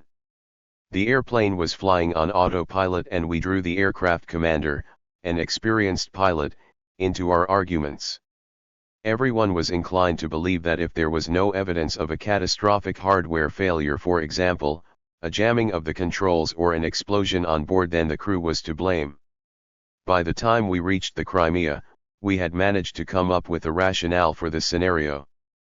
The day before, Gagarin had sat on two state commissions, one for the 7KOK in the morning and for the L1 in the evening. His head was crammed full of problems concerning the management of the Cosmonauts Training Center. He was, after all, deputy chief. On April 27 he and Kamenin were supposed to argue once again as to who would be included in the crews for the future piloted 7KOK and circumlunar flights. He was in a hurry. The commission found no hard and fast instruction regarding what he specifically was supposed to do in the zone. This was on the conscience of Serezhin and Gagarin himself. He had spent so much time trying to get permission for this flight. Finally, he gets to fly. The sensation of flight after a long break makes you want to have a little fun. There was still some time. Perhaps, by mutual consent, the pilots flew out of the radar coverage zone and held off responding to the ground's request to communicate. They performed some maneuver and lost altitude. After popping out of the clouds, they were momentarily disoriented, and held off responding to the ground. Serezhin was a very disciplined pilot and a group commander to boot. But in this case, he didn't manage to seize the initiative. Still, one must understand him psychologically. Not everyone is assigned to fly as an instructor with the first man in space. Perhaps he had realized that, given the maneuver that Gagarin had undertaken, they needed to eject. Per the instructions, the person in the second, or rear seat, ejects first. But, could Serezhin really bail out of the airplane if Yuri Gagarin was sitting in front of him? And what about Yuri?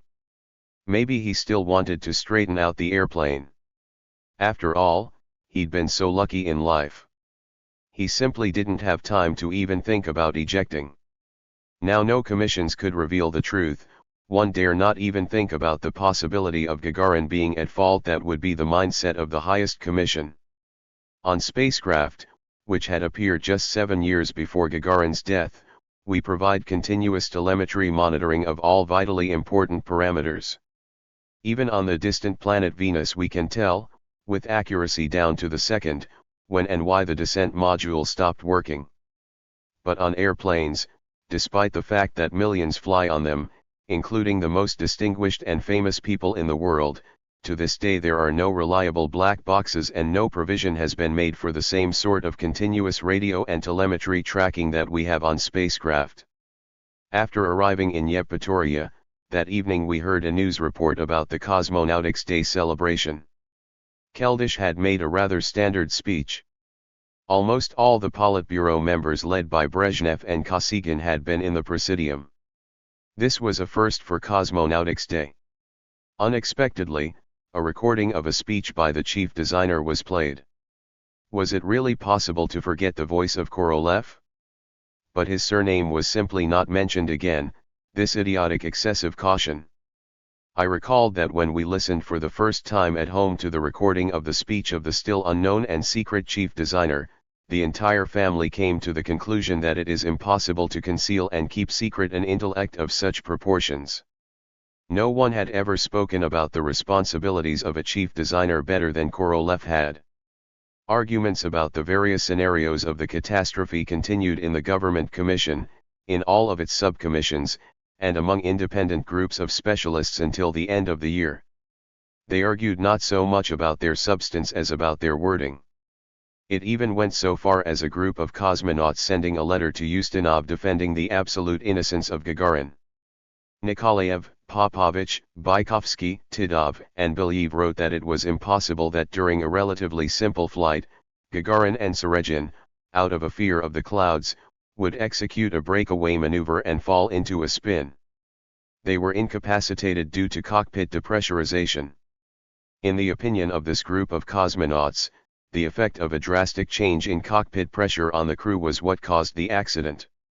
Mishuk's subcommission categorically opposed this scenario. It wasn't until December that Ustinov made up his mind at last to sign the final wording of the Commission's decision. The upshot of the decision was that the cause of the accident had not been reliably determined. The most probable cause of the death of Gagarin and Sergin was a breakaway maneuver executed by the aircraft in order to avoid collision with a sounding balloon. A less likely cause was a breakaway maneuver executed from the top edge of the clouds. As a result of the abrupt breakaway, the aircraft reached the stalling angle, complex meteorological conditions made it difficult to control the aircraft, and the crew perished. A Central Committee decree called for a severe reprimand for Kamenin, a reprimand for Marshal Rudenko, and censure for some other guiltless generals. To this day there has been no clear answer to what took place on March 27, 1968. After the work of the government commission was completed, scientists, experienced pilots, and even psychics have developed hypotheses as to what caused the disaster. Professor Sergei Bolotserkovsky, Gagarin's diploma project advisor, conducted a large research project, which included dynamic simulations of the possible conditions surrounding the accident. 11. In 1992, the Mashinostroyeniye publishing house issued S.M. Bolotserkovsky's book The Death of Gagarin, Facts and Conjecture. 12. By my reckoning, this is the most serious research published 24 years after the government commission completed its work. 13. In his work, Bolotserkovsky cites the collective findings signed by a group of specialists in 1988, 20 years after Gagarin's death. The signatories included S.A. Mikoyan, hero of the Soviet Union, distinguished test pilot of the USSR, candidate of technical sciences, and retired Lieutenant General of Aviation. 14. A.I. Pushkin, hero of the Soviet Union, distinguished military pilot of the USSR, retired Lieutenant General of Aviation. S.V. Petrov, distinguished test pilot of the USSR, Lenin Prize laureate, candidate of technical sciences, retired colonel. G.S. Titov, hero of the Soviet Union, pilot cosmonaut of the USSR, military pilot first class, candidate of military sciences, Colonel General of Aviation. A. Leonov, two-time hero of the Soviet Union, USSR State Prize Laureate, pilot cosmonaut of the USSR, candidate of technical sciences, Major General of Aviation. S. M. Bolot-Surkovsky, USSR State Prize Laureate, Doctor of Technical Sciences, Professor, retired Lieutenant General of Aviation. A. V. Mayarov, USSR State Prize Laureate, Doctor of Technical Sciences, Professor, retired Engineer Colonel. P. G. Sigov, USSR State Prize Laureate, retired Engineer Major General, and A. M. Sasanov, USSR State Prize Laureate, candidate of Technical Sciences, retired Engineer Colonel. There are no doubts as to the objectivity and expertise of the signatories of the findings 20 years after the aviation disaster. I cite a brief excerpt from this document below. As was the case 20 years ago, we express our firm conviction that a scenario entailing improper actions or a lack of discipline on the part of the pilots must be rejected. Sergin could not have committed an outright and senseless violation of aviation procedure by permitting Gagarin to undertake an advanced aerobatics maneuver instead of fulfilling a command issued by the flight director to return. We have all arrived at the firm conviction that only some unexpected circumstance could have led to such an adverse turn of events. The pluralism of opinions in this matter still holds. After the first publication of the text of this statement in the journal Grazdanskaya Aviatsiya, S. M. Bolot-Surkovsky cites the results of additional research on a hypothesis entailing the near collision in the clouds of a fighter plane taking off from Ramenskoye airfield and Gagarin's airplane. Under Bolot-Surkovsky's supervision, a group of scientists developed methods for the computer simulation of the behavior of the MiG-15 UTI trainer fighter that Gagarin was flying in, focusing on a spin stall caused by an evasive maneuver or by passing through the trailing vortex of another aircraft, or a combination of the two factors. The researchers succeeded with a high degree of reliability in reconstructing the final flight stage from the last radio exchange until impact with the ground. This stage was only 1 minute long. The results of this very conscientious, scientifically organized research in combination with other materials and evidence, which unfortunately the State Commission did not check out thoroughly enough in 1968, show that this is the most credible of all the possible scenarios. The crew did everything possible to recover after the aircraft's sudden spin stall. But they needed 1 or 2 seconds and 150 to 200 meters of altitude more. Back in 1996, Alexei Leonov laid out this scenario for me again and again with great conviction when I met with him. I have to admit that he spoke very emotionally and demonstratively about facts that had each seemed insignificant in 1968, and that, for various reasons, had been rejected. However, taken all together, they could have had tragic consequences. The thoughts we entertained earlier during our flight to Yevpatoria in 1968, which I mentioned above, now seem naive to me. However, after the publication of the collective findings of 1988 and after the release of the book The Death of Gagarin in 1992, scenarios devised by military aviation specialists continue to appear. One cannot consider the authors of these publications to be naive or lacking expertise. March 1995 marked the 27th anniversary of Gagarin's death. Quite unexpectedly, while leafing through a copy of the newspaper Argumenty I Fakti that I'd just pulled out of my mailbox, I discovered a brief article entitled Gagarin Took a Risk for the Last Time. 15. According to the text of the article, its author, Anatoly Grigorievich Kolosov, had been a pilot instructor in the late 1950s and, among others, had taught the young Gagarin to fly. At that time Gagarin was a student at the Chkalov Military Aviation Institute for Pilots. In Argumenty I Fakti, Kolosov writes that on that fateful day of March 27, 1968, he had met with Gagarin at the Chkalovsky airfield. Kolosov's version, published 27 years after the fact, is so close to the thoughts that we expressed in our airplane on April 12, 1968 that I am citing an excerpt from the publication here so that the reader will not have to set off searching for the old newspaper. The large commission created to investigate the accident confirmed that the aircraft and its equipment were in good working order. To the very end the pilots maintained their ability to perform.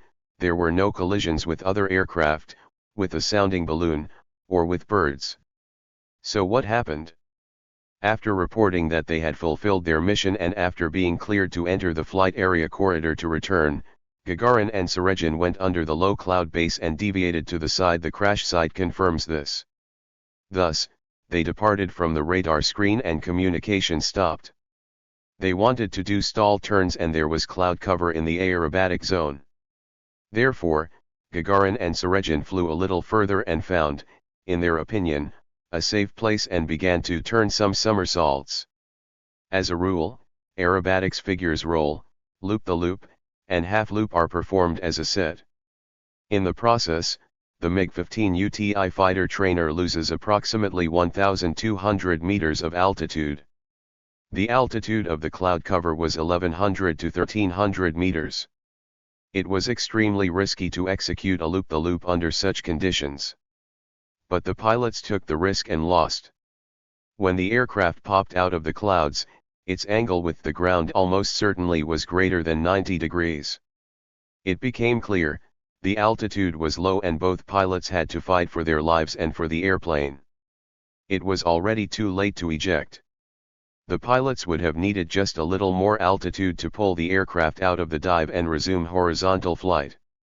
As sad as it is, daredevilry and undue risk caused the death of Yuri Gagarin. Almost 1 year later, in February 1996, Moskovsky Novosti published an interview with the former chief of the Air Force Flight Safety Service, Major General of Aviation Yuri Kulikov. Kulikov categorically disagreed with the version that entailed the possible near collision with another aircraft and Gagarin's aircraft ending up in the stream of its trailing vortex. This version casts a shadow on the ground services of flight control and monitoring of what goes on in airspace. It is natural that the chief of the Flight Safety Service would dismiss any thought about mix-ups that occurred in the air through the fault of the ground services. A Moskovsky Novosti correspondent asks the straightforward question. So the victims of the crash are completely at fault? I don't think so, answers Kulikov. It's more that they fell victim to the procedures in place at that time. Everyone knew that Yuri Gagarin was loaded down with all sorts of extracurricular activities, various and sundry official events, etc. But none of the chiefs dared pose the question either about suspending him from flying or improving his flight skills. The same could be said about Vladimir Sergin, of whom the first cosmonaut was very protective, as everyone knew.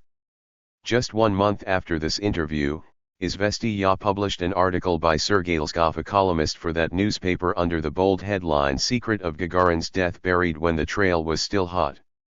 16. Lskov cites the opinions of specialists who are also reputable and qualified, one of whom advised against meddling in investigations where you won't dig out the truth. Nevertheless, at the end of the article Lskov cites the comment of one of our reputable test pilots and cosmonauts, hero of the Soviet Union Igor Vok. It is unlikely that anyone will manage to reconstruct the circumstances surrounding the death of the world's first cosmonaut. And today, essentially, only one scenario, involving Gagarin's airplane getting caught in the jet stream of a supersonic fighter, is discussed seriously. This scenario is disputable, but there is no other. On March 27, 2003, in connection with the 35th anniversary of Gagarin's death, the newspaper Komsomolskaya Pravda published a hypothesis under the bold red headline "Russian slovenliness and disorderliness killed Gagarin." 17. Despite references to documents from the KGB archives, which had become available, this shrill publication revealed nothing inherently and sensationally new. In this same newspaper, military pilot Colonel Spravtsev, who flew with Gagarin more than once, asserts that there was no spin, and he declares, "I err on the side of a collision with a weather balloon." In this same newspaper, two-time hero of the Soviet Union, USSR pilot cosmonaut Boris Volynov, who had also flown more than once in the MiG-15 with hull number 18 in which Gagarin crashed, writes, "There was something that we most likely will never know. On Cosmonautics Day, April 12, 2006, Parliamentskaya Gazeta printed an article by the General Director of the Center for Scientific Technical Research and Expertise, Yevgeny Kuzminov, entitled Second Flight into Immortality. Arguing against the findings of the Government Commission, the author of the article asserts that, more likely than not, there was no spin. He raises a scenario in which Vladimir Serezhin suddenly falls ill. A brain hemorrhage caused such reflexive muscle tension that it bent the leg in the hip and knee joints, and it was not possible to straighten it at the knee completely. Yuri Gagarin resorted to exerting tremendous muscular force to regain control of the aircraft. However, according to Kuzminov's scenario, his efforts were in vain. The final conclusion of this scenario, Vladimir Serezhin's falling ill, resulted in the role of commander being transferred to Yuri Gagarin, and after reporting to flight control that an off-nominal situation had occurred on board, right away he would have received the order to immediately eject. However, down to the last second of his short life, Yuri Alexeyevich fought for the life of his comrade in distress.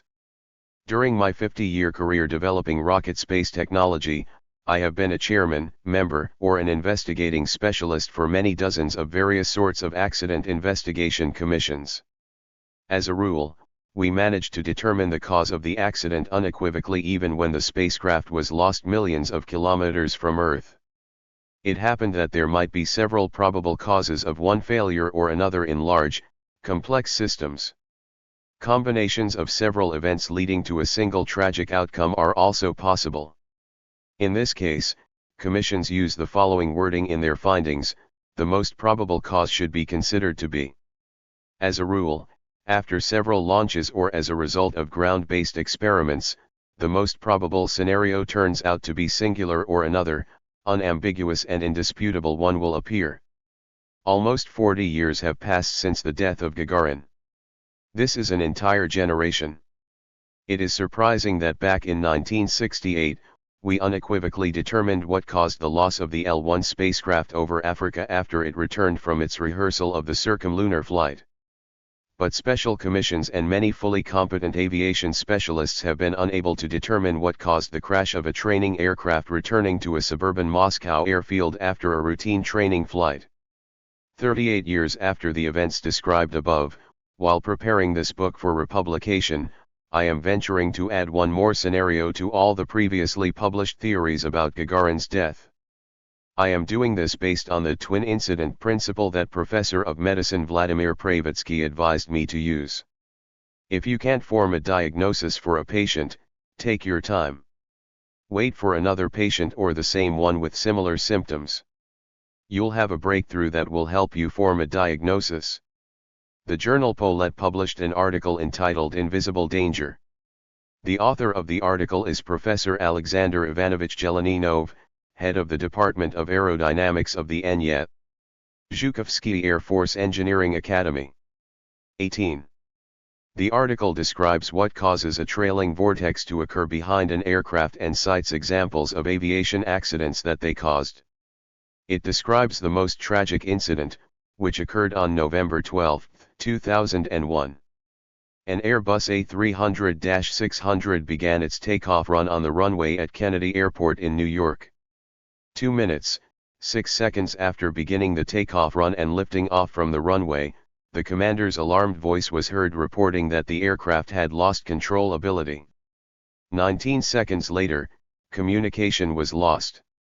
Witnesses of the Airbus takeoff watched with horror as the multi-ton vehicle began to fall apart in mid-air and spiraled into the ground. 251 passengers, 9 crew members, and 5 persons on the ground perished. An investigation of the causes of the disaster showed that it all began when the Airbus A300-600 entered the trail line of a Japanese Airlines Boeing 747, which had taken off less than 2 minutes earlier. The lateral forces caused by entering the trail line resulted in overload sufficient to rip off the tail fin, and then the 2 engines as well. The process developed so rapidly that the pilots didn't have time to understand what was happening, much less report to the ground. The article has more examples. A DC-9 weighing 80 metric tons, during a landing approach at an altitude of 40 meters enters the trail line of a 185 metric ton TriStar airplane 11 kilometers away. As a result, the DC-9 banks sharply. Despite the immediate actions of the pilots, the banking angle reached 35 degrees. The aircraft reached an altitude of 20 meters before the pilot managed to level off the airplane and avoid colliding with the ground. On January 17, 1987, in the city of Tashkent, a Yak-40 airplane weighing 16 metric tons took off behind an IL-76 airplane weighing 160 metric tons. The time interval between the two airplanes was 65 seconds. At an altitude of 20 meters, the Yak-40 banked sharply to the left, lost altitude, and crashed into the ground. The article cites several more examples of aviation incidents caused by an airplane entering the trail line of an airplane flying ahead of it. The trail line behind an airplane is a complicated vortex formation, the behavior of which depends to a great extent on the aerodynamic makeup, the flight speed, the atmospheric conditions, proximity to the ground, and other factors. The author of the article cites statistical data from the International Civil Aviation Organization. 20% of all aviation incidents take place due to external influences, and according to the data of the U.S. National Transportation Safety Board, of these, 13 to 17 incidents per year occur due to an airplane entering the trail line of airplanes flying in front of them. Anokin, whom Mishin delegated to monitor the work of Ustinov's commission, said that conversations started up again and again about the airplane that supposedly took off from the airfield in Zhukovsky and could have turned up in the area where Gagarin's airplane was located.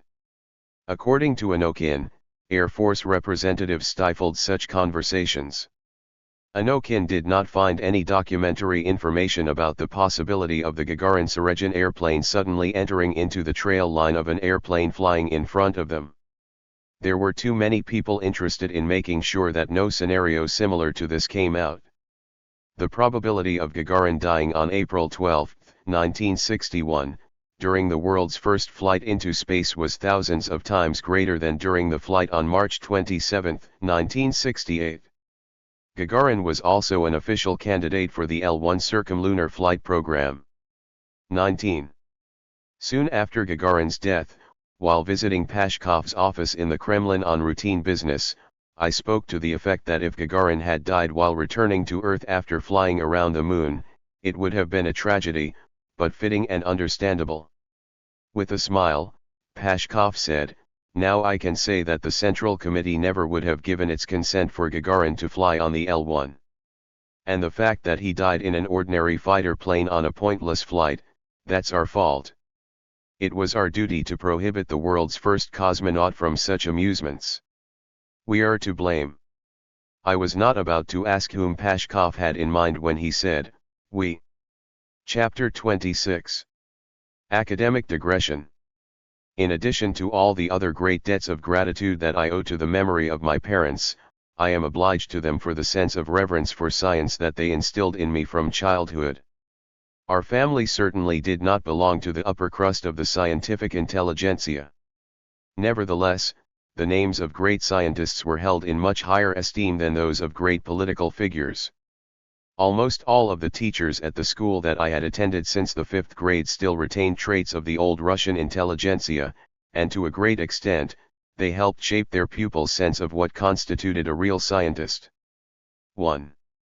In 1933, in my first year at the institute, after looking through the syllabus, I was disappointed when I discovered that there was not a single professor among the lecturers, let alone an academician. Students, who were closer to the caste of the scientific intelligentsia than I, reassured me that this was how it worked at institutions of higher education. Nobody is exposed to any great scientists until their 3rd year.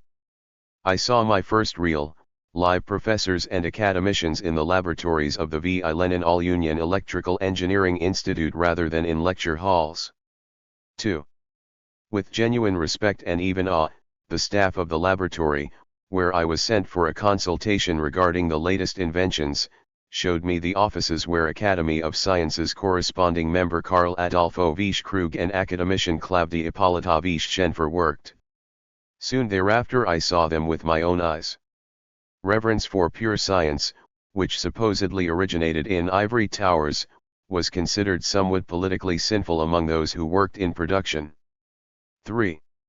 However, back then, under the influence of my factory experience, I began to understand that the slogan during Reconstruction, "Technology determines everything," meant becoming considerably more familiar with that form of science that the newspapers semi-ironically referred to as pure. Now it is easy to explain this attitude without any politics. Since the beginning of the 20th century, the work of the overwhelming majority of scientists has been converted into a variety of collective industrial work projects. Historical literature has helped to develop a certain notion in our country about the style, way of life, and research methods of a scientist from the second half of the 19th century. The tumultuous industrialization of our country and the scientific technical revolution that started in the world even before World War II have broken down the caste-like insularity. 4. The cognitive process has lost its purely academic interest in science for the sake of knowledge. During the war, the line between pure science and the process of its industrial implementation was erased with particular urgency. During the early post-war years, it was not just politicians and scientists, but also the broad masses who grasped the great significance of science as both a productive and terrible destructive force. Despite the internal and global upheaval in the upper crust of the old scientific intelligentsia and among the young scientists who had aligned themselves with recognized masters of science, the idea of selfless devotion to truth and scientific technical progress remained. There were no regulations enumerating society's moral and ethical standards for a real scientist. Nevertheless, it was considered self-evident that ideals, a sense of responsibility, decency, and independent thinking should be qualities inherent to any representative of the upper tier of the scientific elite. When I began to lecture in front of a student audience as a major scientist in the field of large control systems, I realized, not without personal satisfaction, that the reverence for science and its top representatives that had been common among young people of the 1930s still exists today. True, in recent years, with the excesses of democratic freedoms and the disappearance of the restraining force of ideological administrative control not only in the student body, but also in the realm of science in general, there is now a tendency for each individual to act according to his or her own thoughts, to pursue their own personal interests. The concepts of conscience and decency have proved to be hindrances. Push your competitors out of the way, defeat and sink them, pillage, insult, or better yet, if you're lucky, simply leave this country. In November 1968, I was elected to corresponding membership in the USSR Academy of Sciences. For me, this event was more significant than any distinguished awards I had ever received.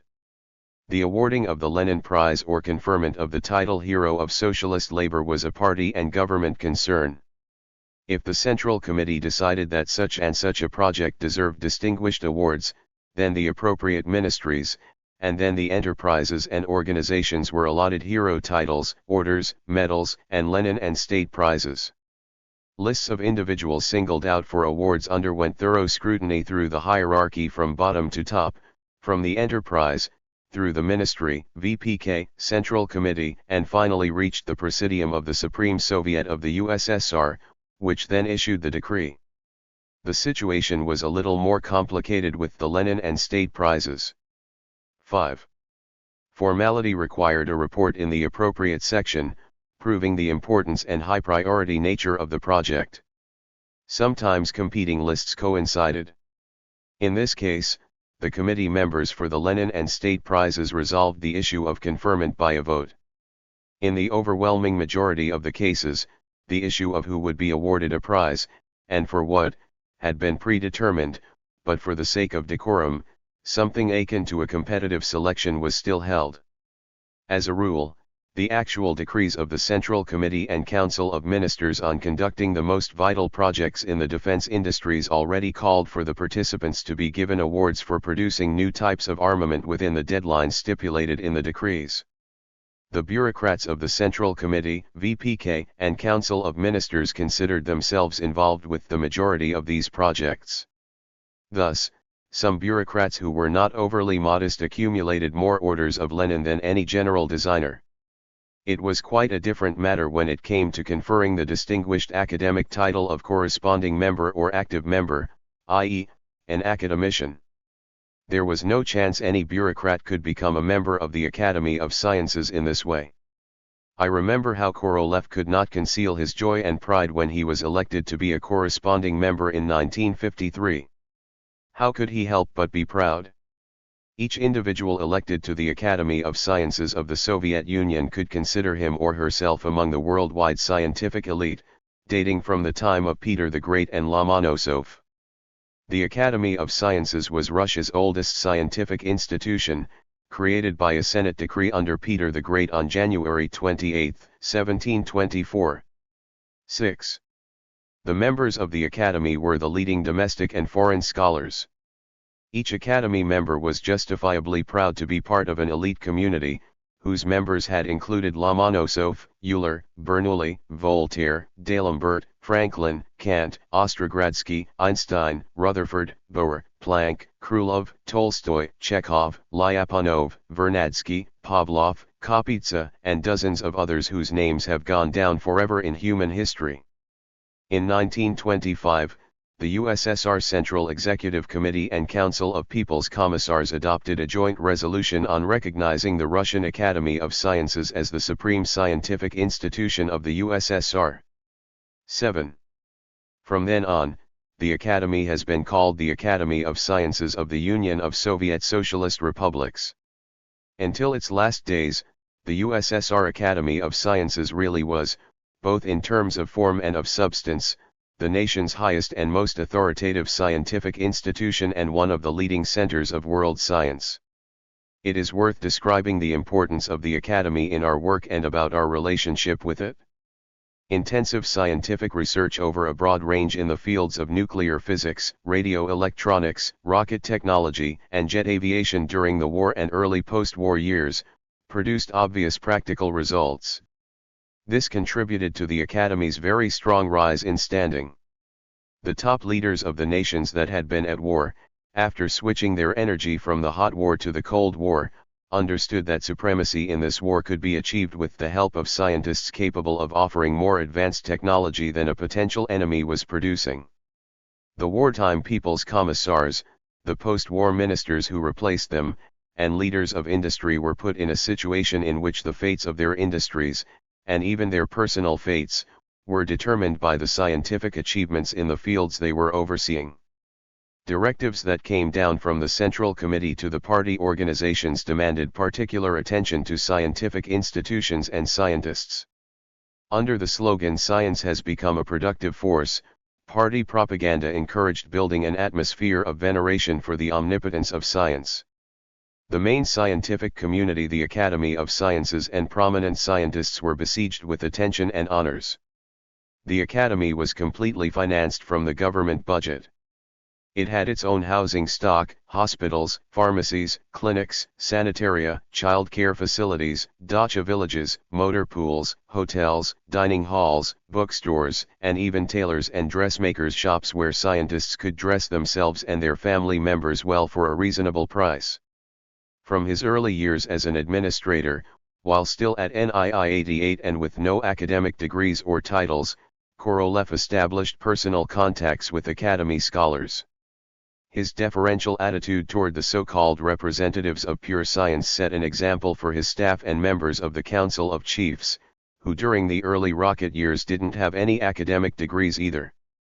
I cited examples of the broad engagement of the Academy and its scientific institutions in the initial period of our activity in my first 2 volumes of Rockets and People. 8. They assisted in the development of rocket technology, not only through their personal creative contribution, but also by promoting the actual creators of this technology up the hierarchical ladder of degrees and titles. The highest party echelons encouraged this process. Even before satellites appeared on the scene, the scientific instruments of academic institutes were payloads for high-altitude launches of combat missiles. The scientists who developed experiments used the results for publications, dissertations, and subsequent scientific careers. Engineers, rocket specialists, and participants in experiments also received state prizes and letters of commendation from prestigious academic institutes, which enabled them to receive academic degrees without the complex procedure of defending dissertations.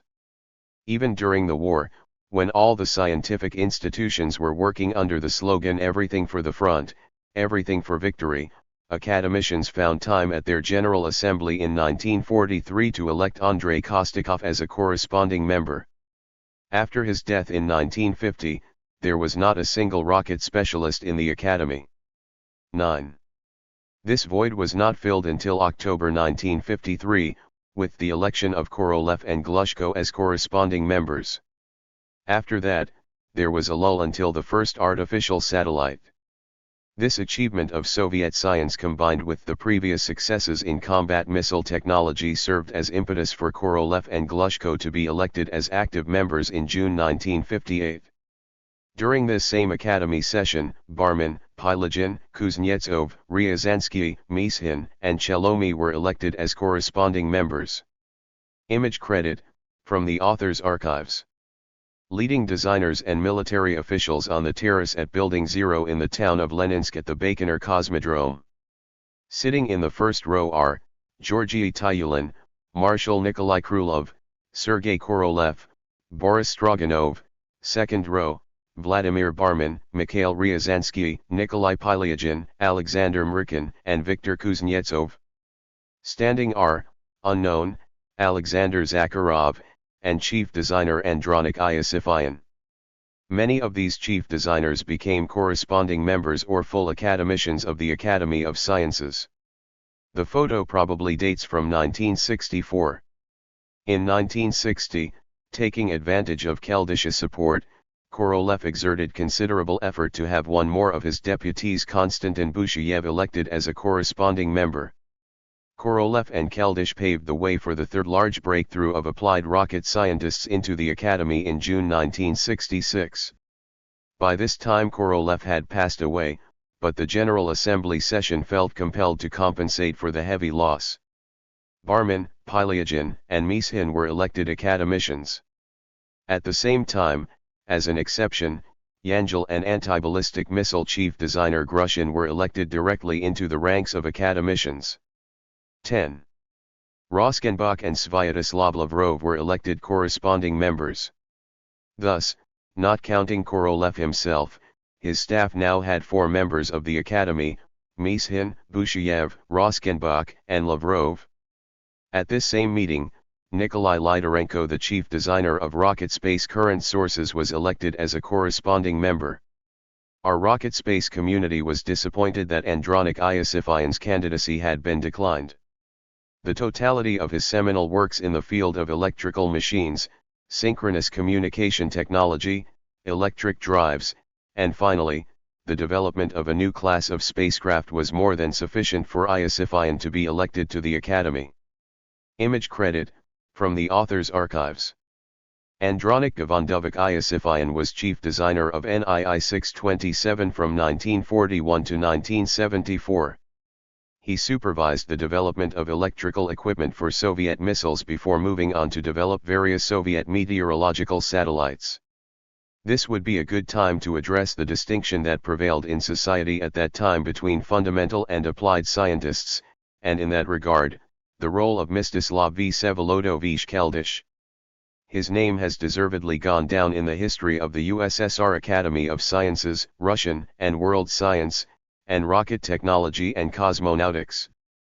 And nevertheless, while writing these memoirs, as I reflected on Keldysh's career, it occurred to me that the actual historical role of Keldysh's work has not yet been properly evaluated.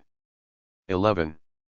Officially, according to the rules, to this day all Academy members fall into 2 categories: associate corresponding members and full-fledged active members, or academicians.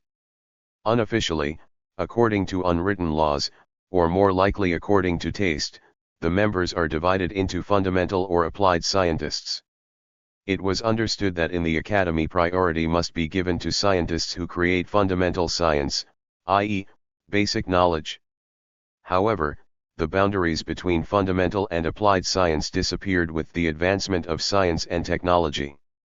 The diffusion of fundamental research into the field of practical production, and vice versa, i.e., the influence of applied research on fundamental principles, started to snowball during World War II. It is curious that the terms fundamental knowledge, fundamental research, and their respective counterparts applied science and applied research began to be mentioned in academic circles relatively recently.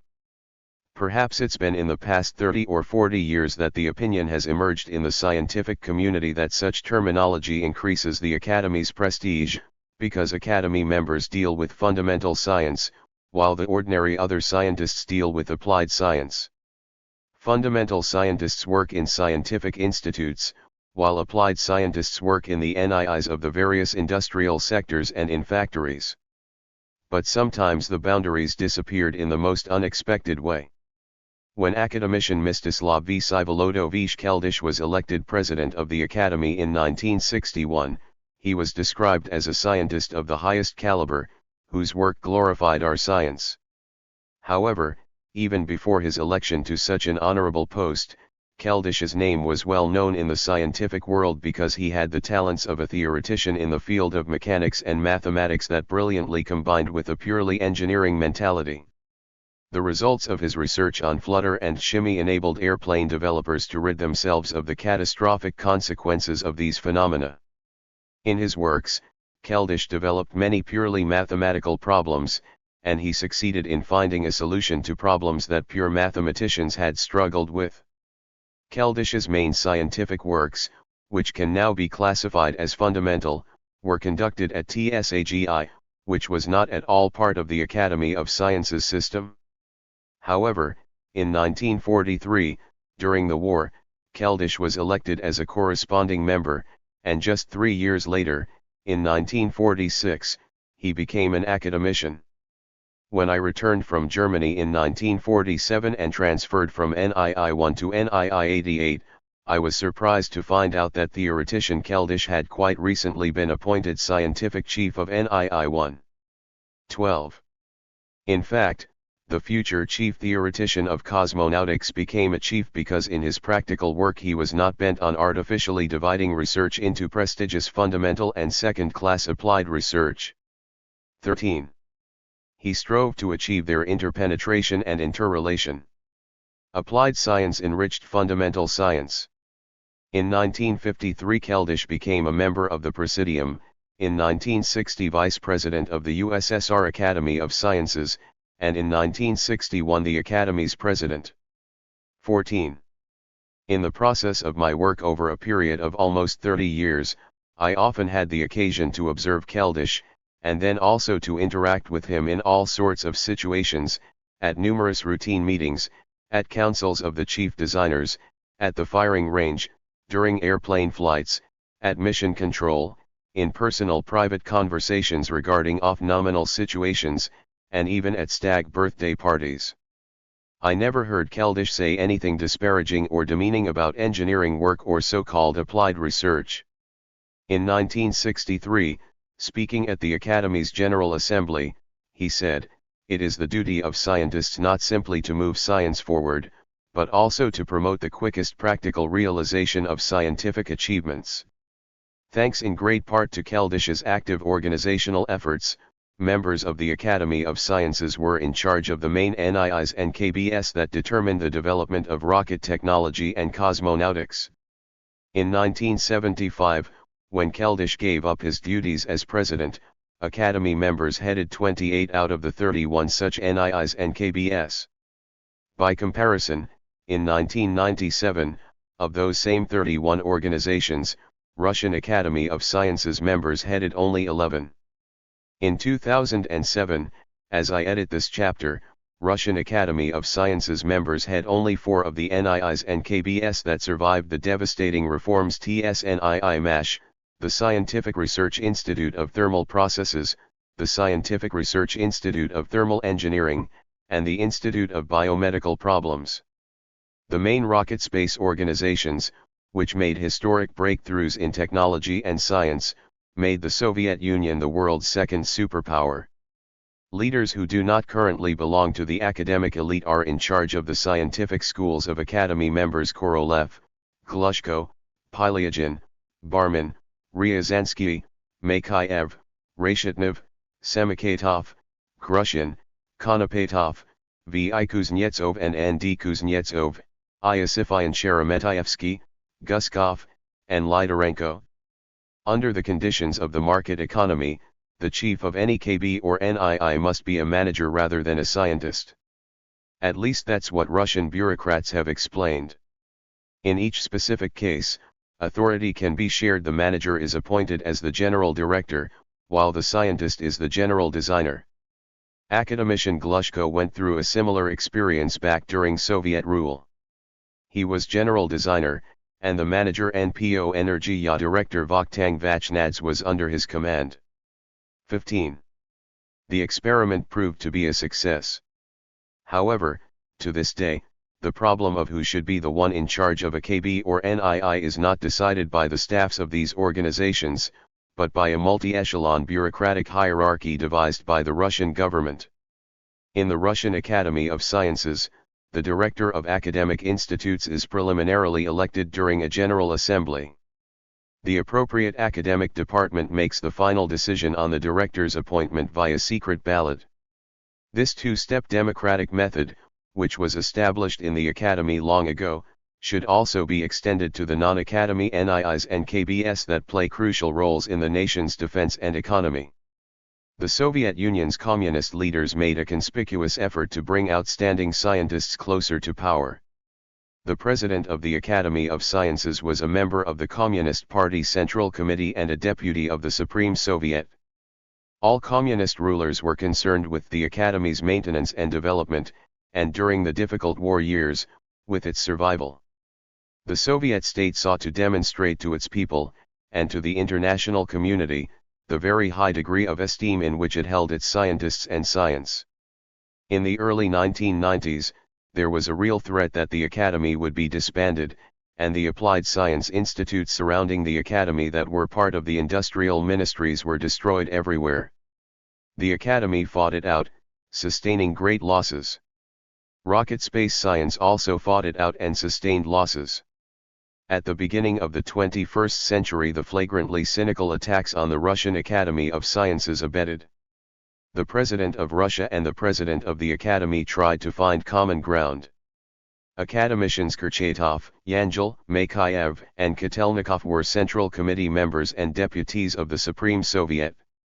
Even under Stalin, Academy member Nikolai Alexeyevich Vosnesenskiy was elected to the Politburo in 1943, and in 1958, Boris Nikolaevich Ponomarev was a candidate for membership in the Presidium of the Communist Party Central Committee. Historian Petr Nikolaevich Pospelov was elected academician in 1953, and soon thereafter, he was elected Central Committee Secretary. One can cite many other examples of how the top political leadership of the Soviet Union sought to bring the regime and the scientific elite closer together. Sometimes, when it came to resolving critical issues concerning the selection of defense technology, decision-making authority was shifted from the Minister of Defense to the President of the Academy of Sciences. That is why the Academy of Sciences had exceptionally high standing in the Soviet Union, and a person who received the title academician gained a certain new aura. RTSKBEM and the Collegium of the Ministry of General Machine Building nominated me as a candidate for election into the Academy in 1968. At that time, the total number of the scientific elite academicians and corresponding members was 600. Elections to the Academy were held once every 2 years. Unlike all other elections in our country at that time, this really was a democratic election and not an appointment under the pretense of an election. 2 months before the election, Izvestiya published a list of the candidates. Those who desired had the opportunity to approach the Academy Presidium to support or criticize any of the candidates. Next came the complicated procedure of preparing for the secret ballot. The first stage in this process was the allocation of open positions by departments and specialties. The Academy Presidium performed this task, having first opened up the maximum possible number of vacancies by a special decree from the Council of Ministers. Expert commissions were created in each of the 14 departments. 16. During strictly closed sessions, these commissions prepared proposals for an assembly of the departments. From the plethora of candidates, these commissions were supposed to single out one or two for each vacancy and then report their recommendations to the department assembly. Several days before the assembly, each department was invited to a traditional tea party with the president. The academicians in the given department took their seats around tables in the small palace hall of the Academy Presidium. The president and two vice presidents, who were familiar with the scientific discipline of the department invited to tea, were seated at the head of a pie-shaped table. At the table set with bowls of cookies, there was only room for academicians. Corresponding members, who already knew that they would soon be kicked out, humbly seated themselves in the rows of chairs that had been set out. At the tea party, as a rule, there were no discussions. The members of the expert commissions only praised the recommended candidates.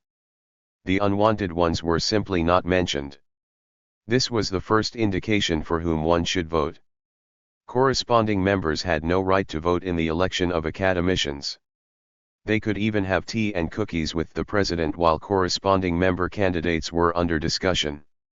When it came to the discussion of academician candidates, they left the hall, being aware of their inferior status according to the Academy Charter. The first years that I participated in elections, I found this procedure offensive. Apropos of this, one of my colleagues who left the meeting hall with me remarked, "Don't be offended. Remember that Albert Einstein, Max Planck, Lev Tolstoy, Ernest Rutherford, and Thomas Edison were also corresponding members of our academy in their time. And if these tea parties had been held back then, they would have had to leave the hall with their heads hanging, too." The General Assembly of a department was the defining stage of the election process. As a rule, academicians who were members of expert commissions spoke first. They did not reject anyone outright, but simply praised the more worthy candidates. Everyone followed the tradition, support the desired candidate and don't challenge even a clearly unworthy candidate. Each person who spoke for a candidate usually was a member of some particular faction or was affiliated with it. My candidacy was in the Department of Mechanics and Control Processes. Almost all the chief and general designers of aviation and rocket technology were members of this division. Germogen Pospelov, who was elected to this department 2 years before me, drove home the point to me that two mafias had formed in the division, aviation and rockets.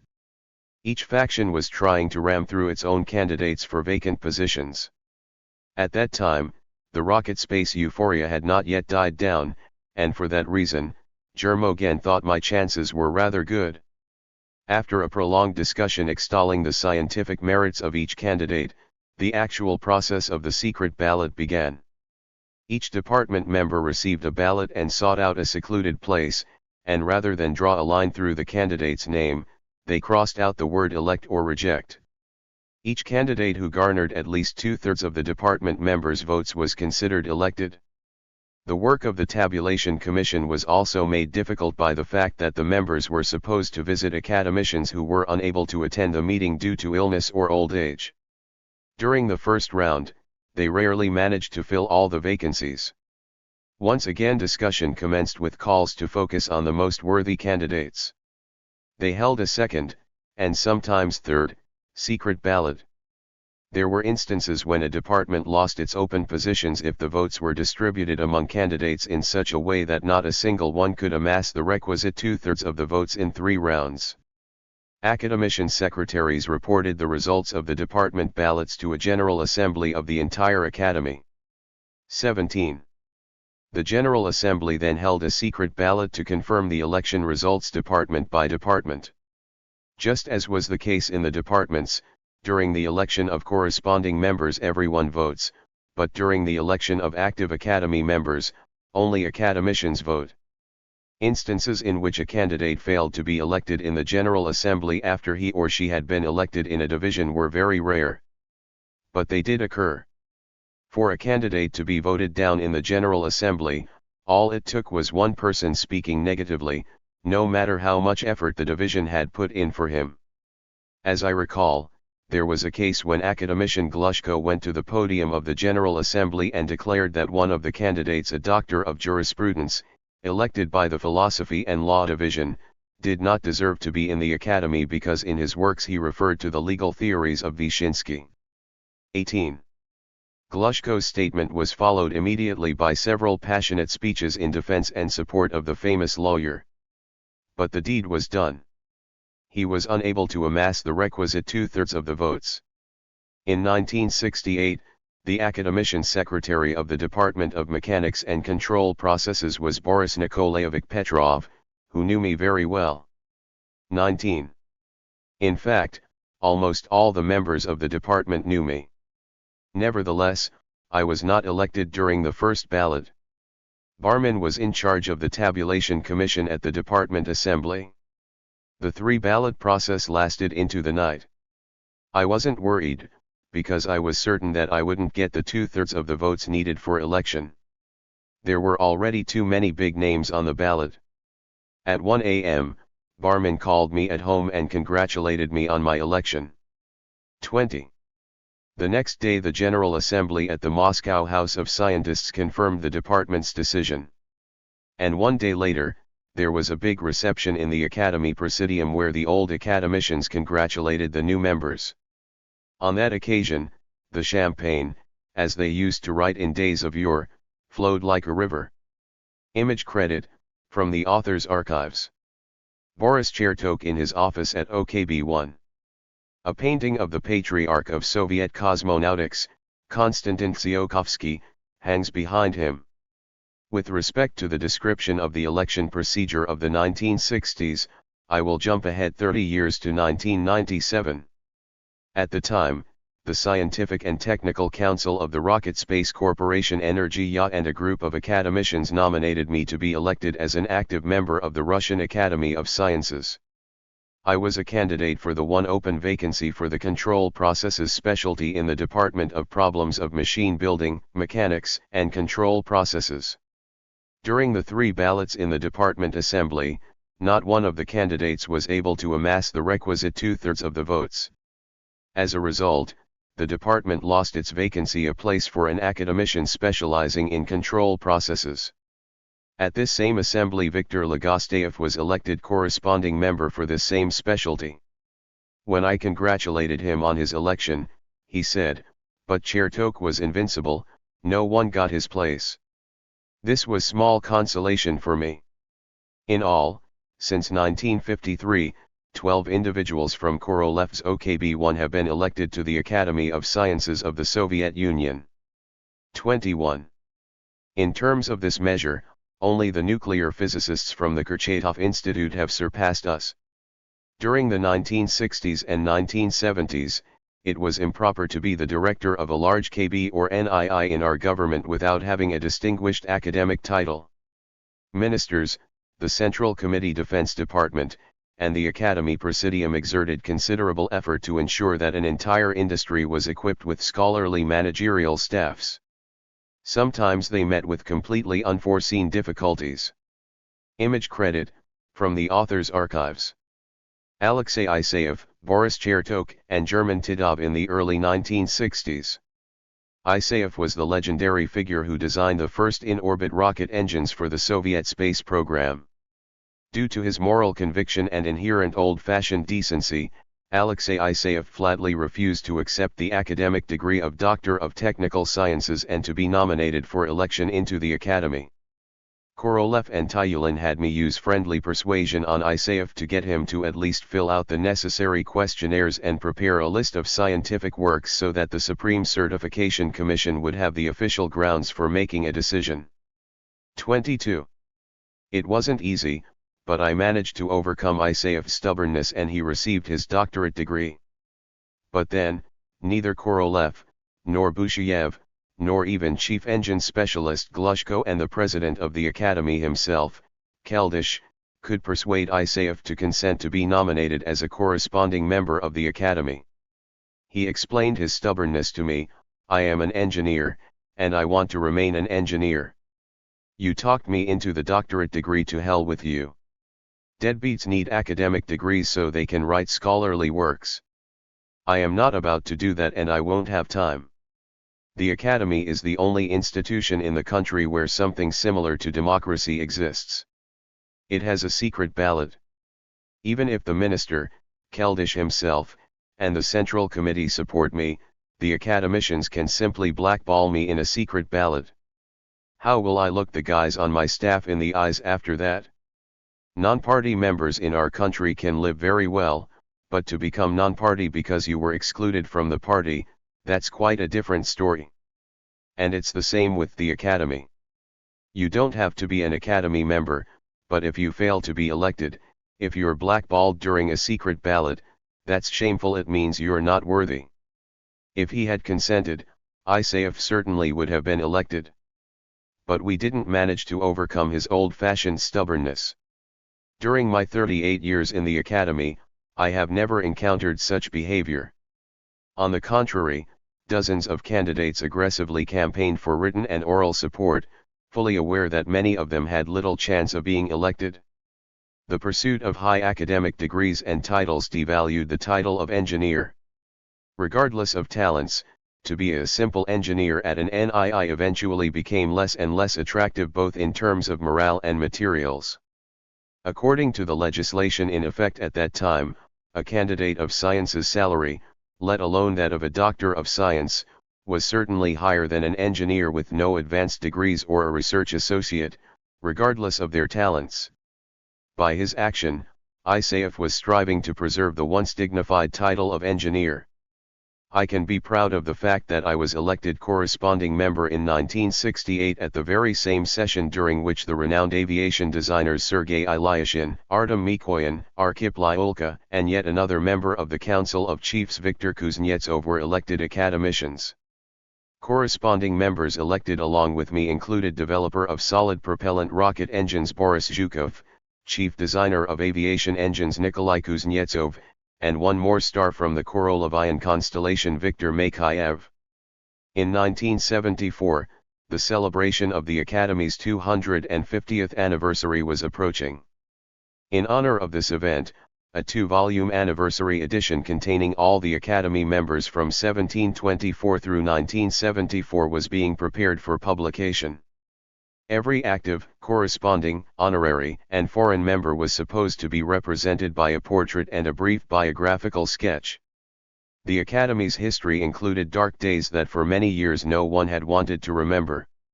During Stalin's regime, a large number of prominent scientists became the victims of mass repressions, iniquity, and desecration of human dignity. 23. Some scientists were forced to emigrate.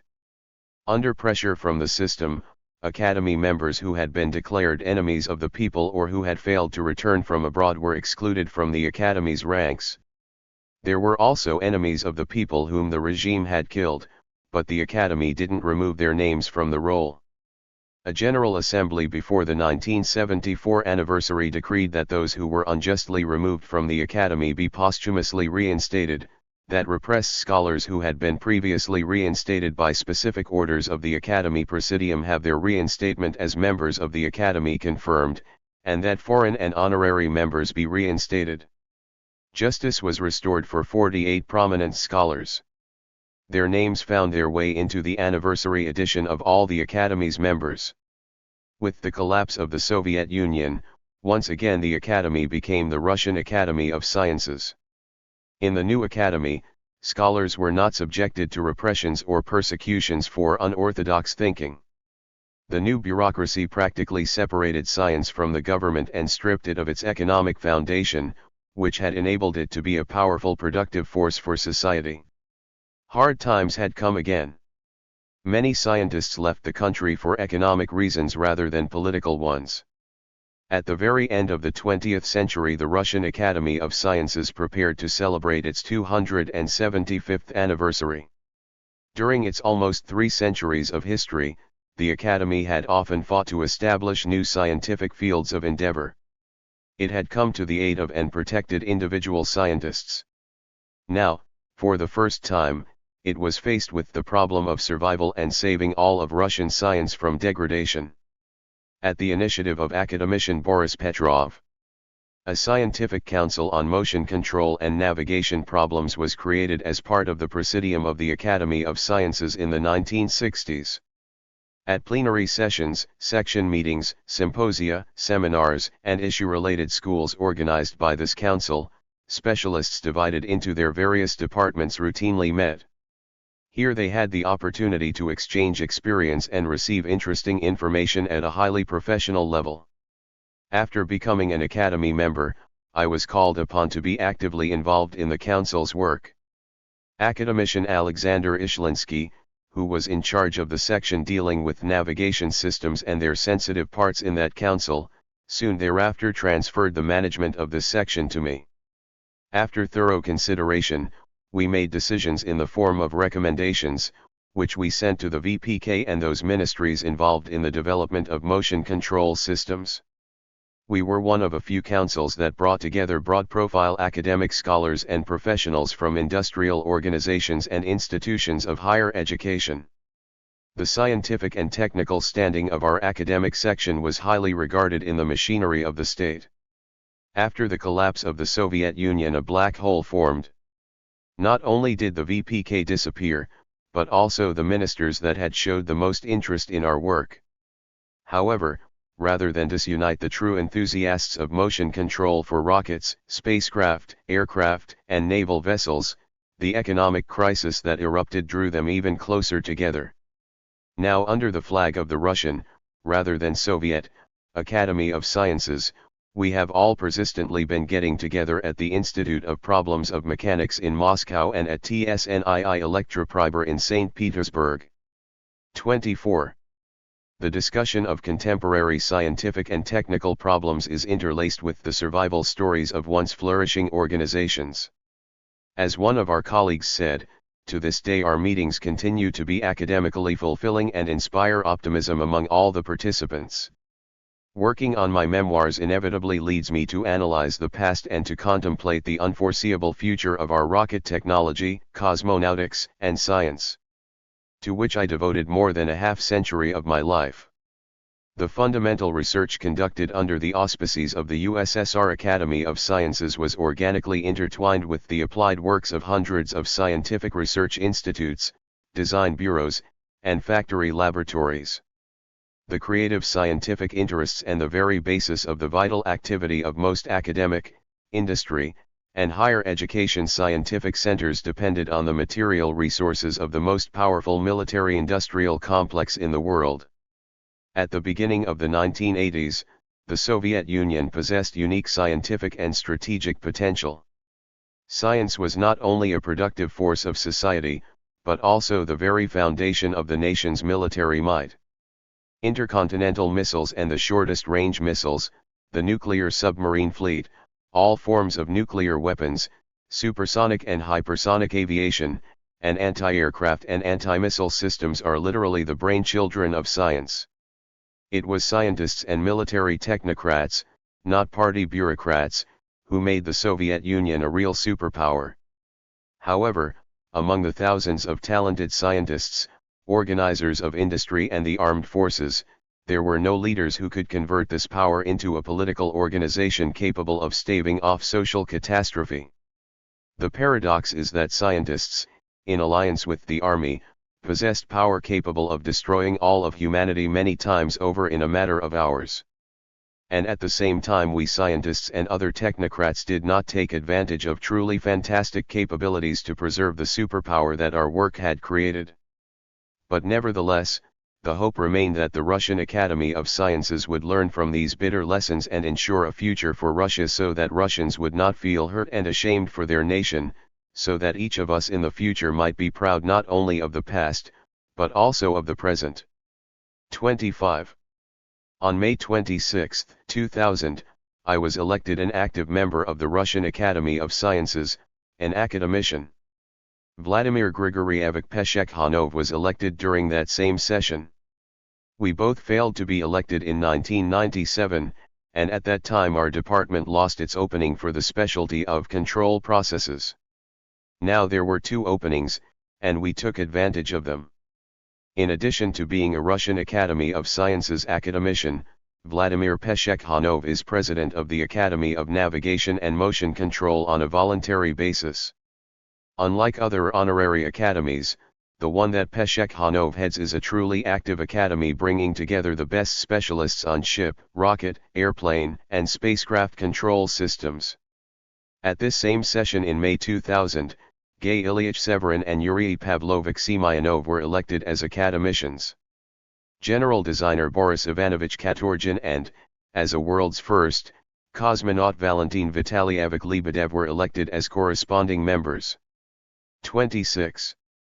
I write world's first because it was 7 years later that one more cosmonaut, Viktor Petrovich Savinik, was elected to the Academy. 27. Elections are elections, but the fate of the entire Academy of Sciences, of which I have had the honor to be a member for just less than 40 years, troubles you like the illness of a dear friend. The Russian Academy of Sciences is Russia's great national possession, handed down from the disintegrated Soviet Union. It is the heir of the Academy of Sciences of the Soviet Union. This community has a right to be proud of the fact that the scientists who created the great superpower the Soviet Union were its members.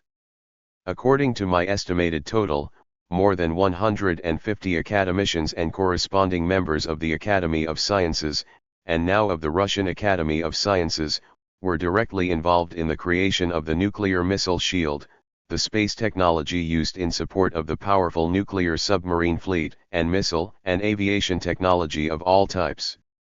And suddenly after the triumph of liberal democratic reformers and absolute dilettantes in governing our great state, the very existence of the Academy of Sciences was in question. The fact is, if we have an enormous amount of petrodollars, then we can buy everything abroad, even science. After the first attacks of various high-ranking crooks were beaten back, a purposeful campaign began to discredit the achievements of Soviet, and then, according to the logic, Russian science.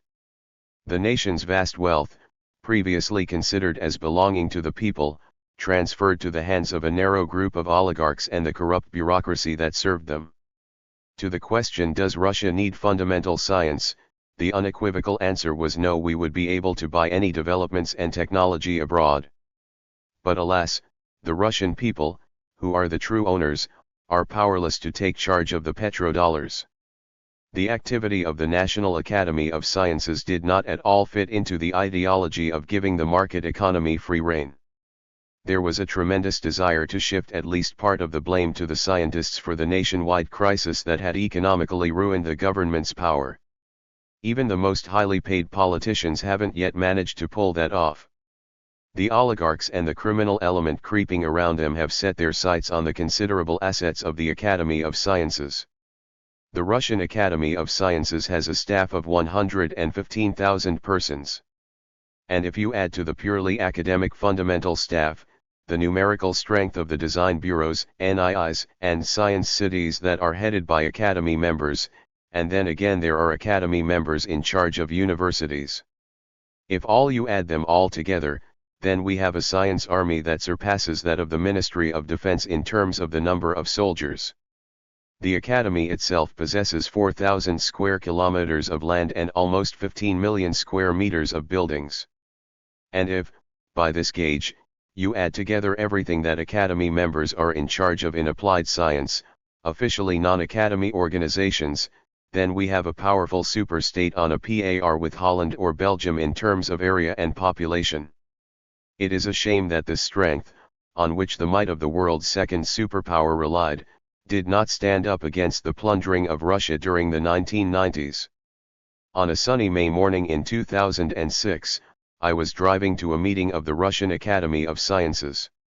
Now they hold the meetings in an enormous new building at 34 Leninsky Prospect rather than in the cramped old house of scientists on Prechistenka. I had prepared myself in advance and it seemed I was firmly convinced of whom I would support in the upcoming election, not simply with a secret ballot, but with a persuasive speech before the balloting began. The clarity of my convictions before the elections should have set my mind at ease. At the May 2006 session of the Russian Academy of Sciences, An optimistic mood prevailed. Supposedly, the Academy president had convinced the president of Russia to curtail all talk of disbanding the Academy of Sciences. However, there remained the real threat of amending the charter as a concession to the bureaucracy. Image credit, from the author's archives. Boris Chertok and Vladimir Syromyatnikov in June 2006 with Rockets and People series editor Asif Siddiqui. Syromyatnikov passed away only months later. The photo was taken at Korolev's old house in Moscow, which is now a museum. I have digressed terribly in my narrative from the Ostankino Sadovoy Ring Profsoyuznaya Street route. The Academician Trapeznikov Institute of Control Problems is located on Profsoyuznaya Street. Our Department of Problems of Machine Building, Mechanics, Control Processes, and Power Engineering is located in this institute. The department has become so large that the first stage of the secret ballot is conducted section by section: mechanics, control processes, and machine building, and power engineering. After 3 rounds of balloting, 2 staffers from the Korolevian School of RKK Energy Vladimir Sergeyevich Syromyatnikov and Yevgeny Anatolievich Mikrin were elected as corresponding members. 28. Syromyatnikov was well known to the international space community of scientists and designers. In 1956, for a reason I no longer recall, Korolev delegated me to meet the junior specialists who had been sent to OKB-1 and give them their work assignments. While talking with Syromyatnikov, I offered him a job as a designer of electrical mechanisms in Lev Borisovich Velitsky's section. He unenthusiastically agreed. He had dreamed of beginning to design spacecraft straight away. Syromyatnikov became world famous in the field of electromechanics. For a while, his work gave Russia a monopoly in the design and production of complex electromechanical assemblies, allowing spacecraft to automatically dock with one another and with orbital stations. Syromyatnikov's international standing began to take off in 1975 with the Apollo-Soyuz program and reached its apogee during the International Space Station program. 29. During the last few years, at his own initiative, he developed a design for a reusable cargo transport vehicle with retractable wings, for a controlled landing on an airfield like an airplane. 30. He also had other interesting ideas that were always completely practicable from an engineering standpoint. For example, he proposed mirror satellites that would illuminate northern lands during the dark winter months. During the elections, Syromyatnikov was in the hospital. We hoped that a joyful announcement of his victory in the very stiff academic competition would give him strength in his difficult battle with cancer. Alas, the extremely costly medications did not save him. Vladimir Sergeyevich was a corresponding member of the Russian Academy of Sciences for just 3 months. 31. An honorary certificate was given to Svetlana Ilyinichna, his widow. By then, Professor Yevgeny Mikrin and I have offices off of the same corridor in building number 5 at RKK Energy-Ya's second territory. During the past few years, he has been primarily involved in software for DOS, Mir, and ISS onboard systems. Like Syromyatnikov, he was standing for election to the Russian Academy of Sciences for the second time. His advantage over his competitors turned out to be his youth. 32. There was a special opening for young people. I did not have much trouble making a case to the old guys that, among all the young people, he was the best and the brightest. He won the secret ballot by a wide margin. Cosmonaut Viktor Savinik, 2-time hero of the Soviet Union, was elected without any intervention from me as a corresponding member in the Department of Ocean Science, Atmospheric Physics, and Geography. He became the second Academy of Sciences corresponding member among the cosmonauts, after Valentin Lebedev. He was not elected so much for his heroic achievements as for his actual scientific merits. He is a doctor of technical science, the president of the Moscow State University of Geodesy and Cartography, the chief editor of the journal Rossiyski Kosmos, and one of the active champions fighting to preserve the high status of Russian higher education. In the 1970s, Viktor Savinik was an engineer in the Department of Sensitive Elements and Optical Instruments that was part of the TSKBEM control systems complex that I headed. In my pre-election speech, I asked for the support of Valentin Lebedev's candidacy to become an active member, an academician. He was director of the Academy's Geoinformation Center. However, director of the Irkutsk Computer Center Stanislav Vasilyev was elected to the only vacancy for an academician.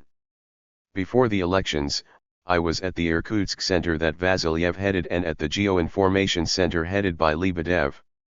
Both were completely deserving of being elected as active members. But there was only one opening, and in such cases 1 or 2 votes decide the election.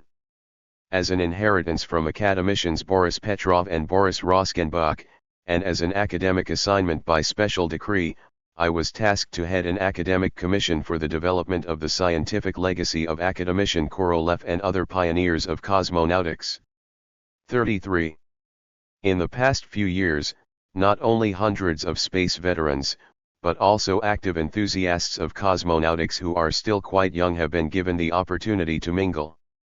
A fresh breeze at the Korolev lecture series has given rise to optimism. But I will have more to say about this in the next volume.